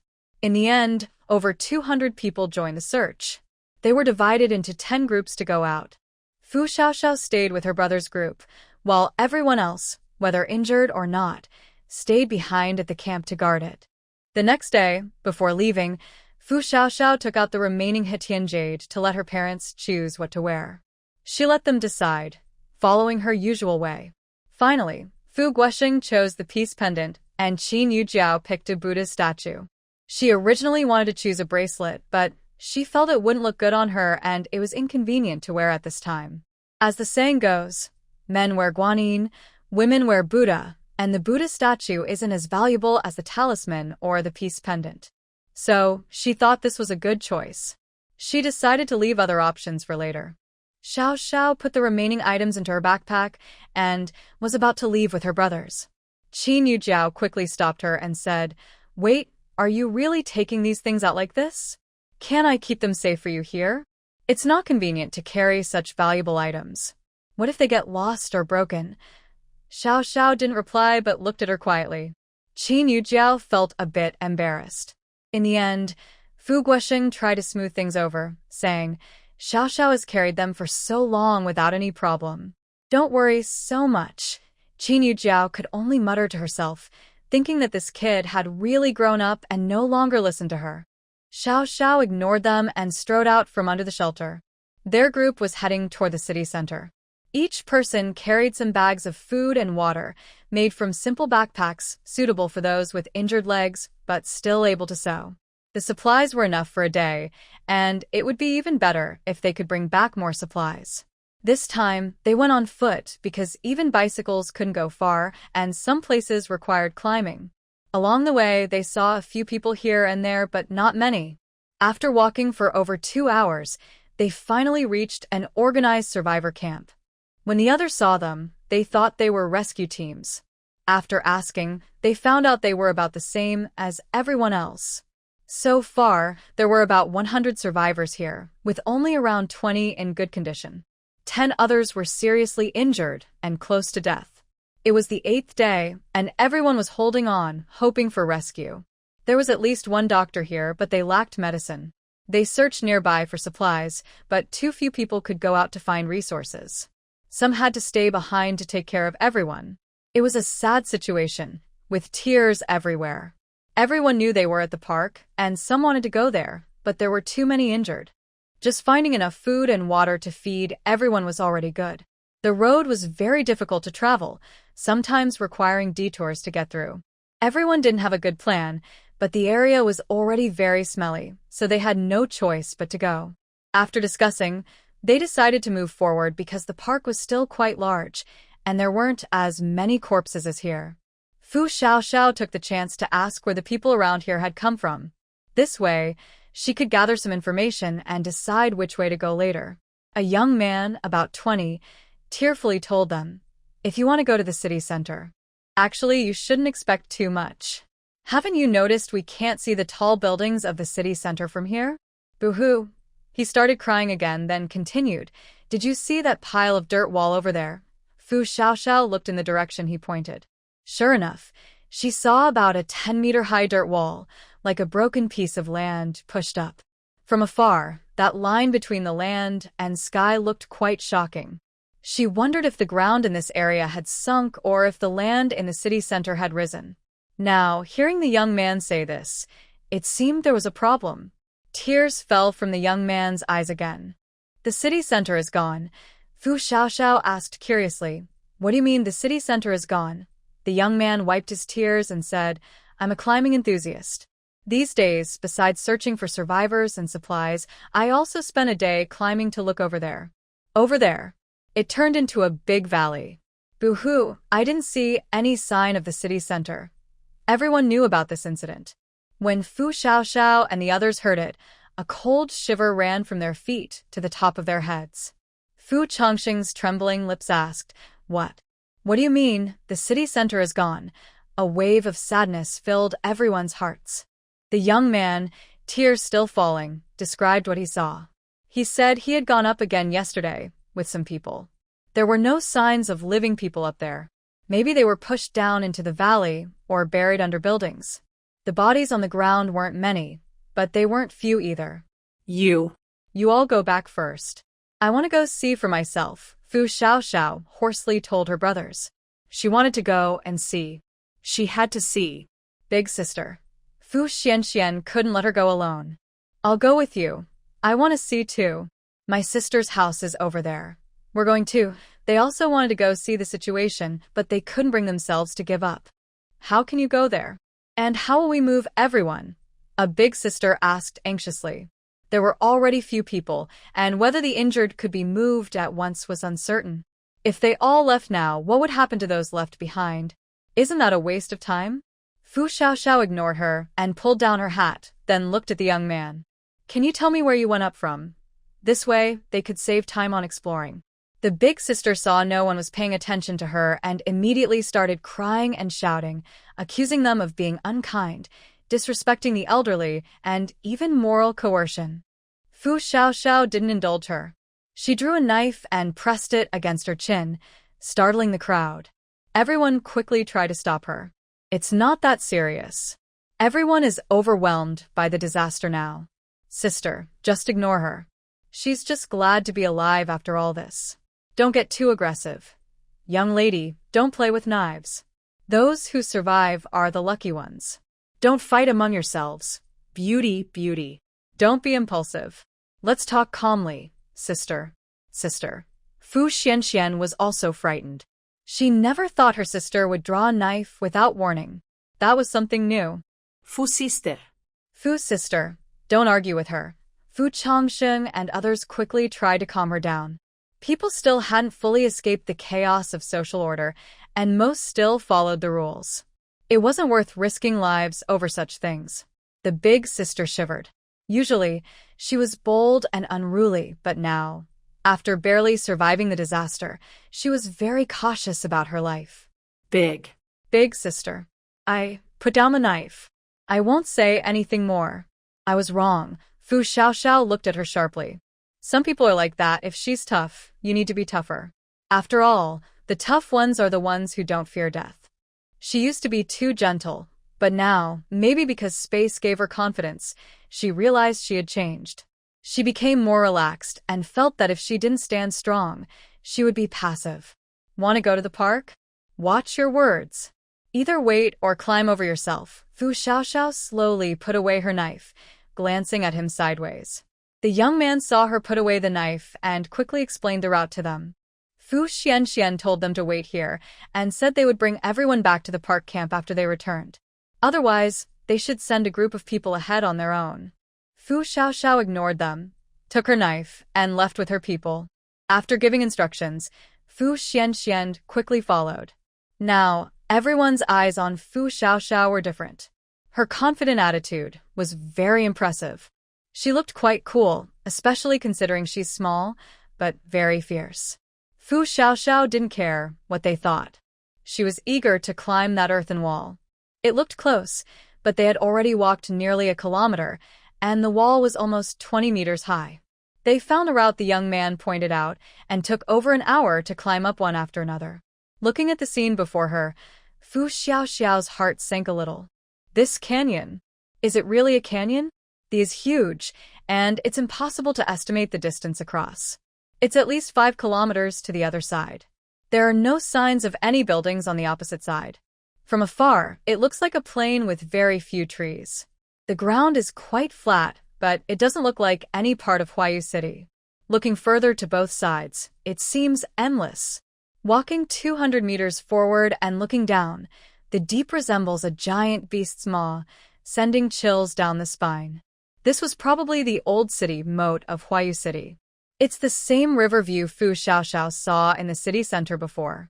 Now, not even a trace of the Starshine Hotel or a bridge remains. Fu Xiaoxiao's whole body trembled. Fu Xianxian quickly hugged her. Sister. A sister. Sister. When Fu Xiaoxiao woke up, her tears had already been wiped away by her brother. She was sitting in his arms, being fed water. Was she unconscious? Sister, you're awake? Someone nearby quickly gathered around. Seeing Fu Xiaoxiao awake, they all sighed in relief. Good, you're awake. Good, you're awake. They were worried they'd have to lower her down. Fu Xiaoxiao sat up straight, looked around the environment, then stood up and brushed the dust off her clothes. It's okay. Sorry to worry everyone. Thank you. Fu Xianxian was relieved to see his sister was fine. Then he said to her, You scared me to death. I just gave you some water, worried you wouldn't wake up. At first, everyone was very worried, but then they felt relieved when they saw her breathing was steady. They thought she might have fainted from the shock. The big men on the scene almost fainted themselves, but they held on.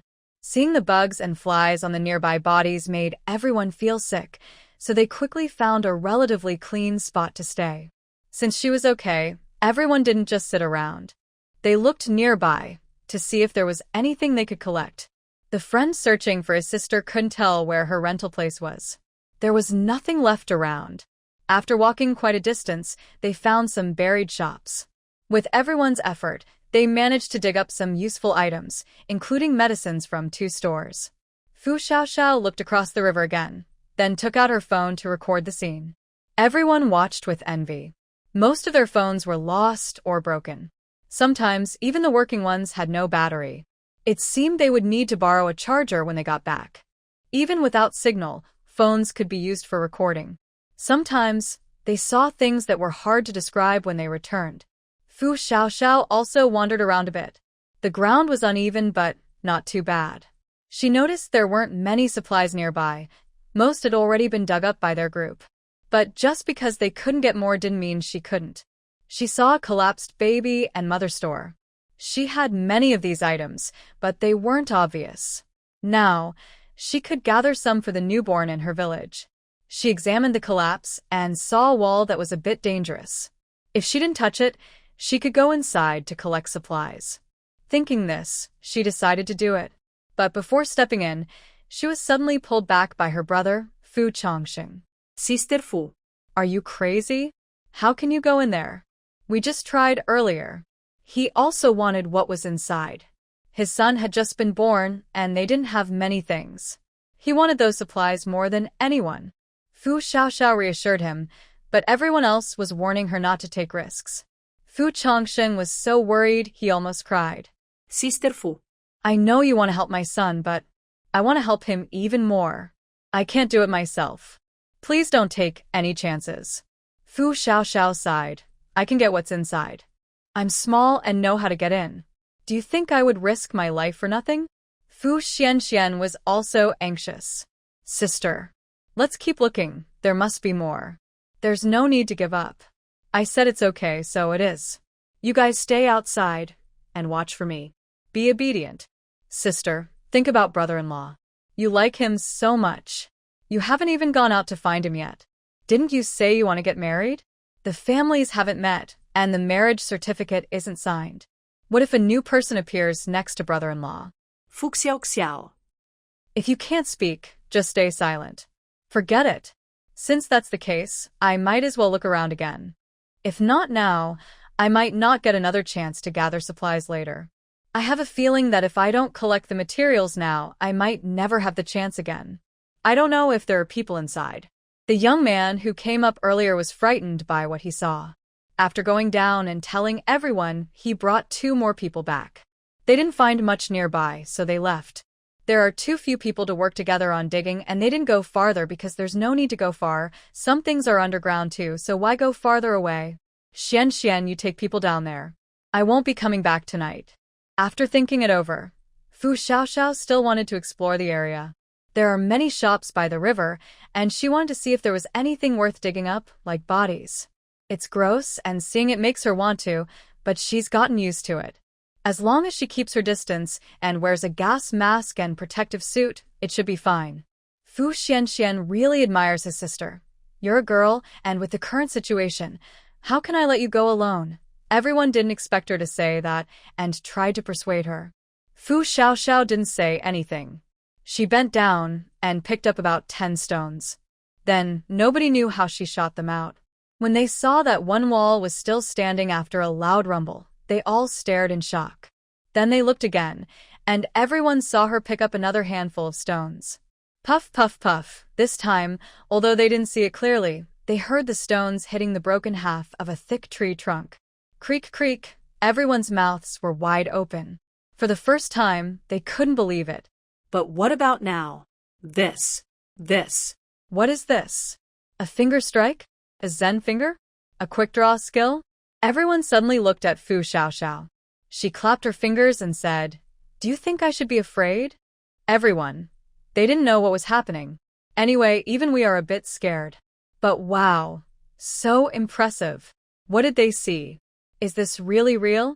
Originally, only a few younger ones called her Sister Fu, but now, regardless of age, everyone calls her Sister Fu, together. Fu Zuingshuan still couldn't believe his eyes. He didn't see how his sister made her move. His heart was pounding fast. Is this really his sister? The gentle, obedient sister? Fu Xiaoxiao saw her brother still looking stunned, and thought she might have overdone the act. She was startled by the sudden shout. Sister, you need a bodyguard. They all went back. I'll stay here with you. Chongsheng, hurry up. We can't leave the camp without you. My sister can't do without me. Fu Chongsheng. No matter how many questions everyone had, it was already afternoon. They really had to go back. As for the injured in the neighborhood, maybe they could call some help tomorrow. Go back first. I remember there's an outdoor sports store nearby. I'll find out where it is. When the time comes, everyone can come and move the supplies back, Fu Xiaoxiao reassured them. In the end, only Fu Zuingshuan stayed stubbornly outside, refusing to leave. Everyone else gradually carried their things down to prepare to take the supplies back. When only the 2 siblings were left upstairs, Fu Zuingshuan, the big guy, circled around his sister like a loyal dog. Sister, how did you do that? Teach me how, Fu Xiaoxiao. She wanted to say, you probably can't learn it. Practice more. Keep pretending to be an expert. Fu Zuingshuan frowned. But how do I practice? You have to teach me the method, right? Fu Xiaoxiao thought for a moment, picked up a stone, and demonstrated the throwing motion slowly. Just like this, keep throwing, practice strength, grip, speed. That's all she could do. Keep going, young one. When you learn, teach me too. Fu Zuingshuan looked confused. No, but I didn't see you do that just now. Fu Xiaoxiao. Young man, no pain, no gain. If you had seen it, could I still throw with that much force? Fu Zuingshuan thought about it and realized, maybe so. A martial arts master, isn't it all about speed? Then, Fu Xiaoxiao saw her younger brother picking up a stone from the ground. Next, whoosh. No, continue, whoosh. Fu Xiaoxiao. Forget it, as long as he's happy. Fu Xiaoxiao didn't pay him any more attention. She slowly examined the damaged buildings around her. Fu Xianxian followed behind her, occasionally grabbing a handful of stones from the ground. Whoosh, whoosh, whoosh. Every young person has a dream of being a martial artist. Now that she suddenly found a master nearby, she had to practice quickly. Maybe she could become a martial arts master herself someday. Because of this distraction, Fu Xianxian no longer found the body under the stones so scary or disgusting. Fu Xiaoxiao carefully walked onto what seemed to be the ruins of a shopping mall.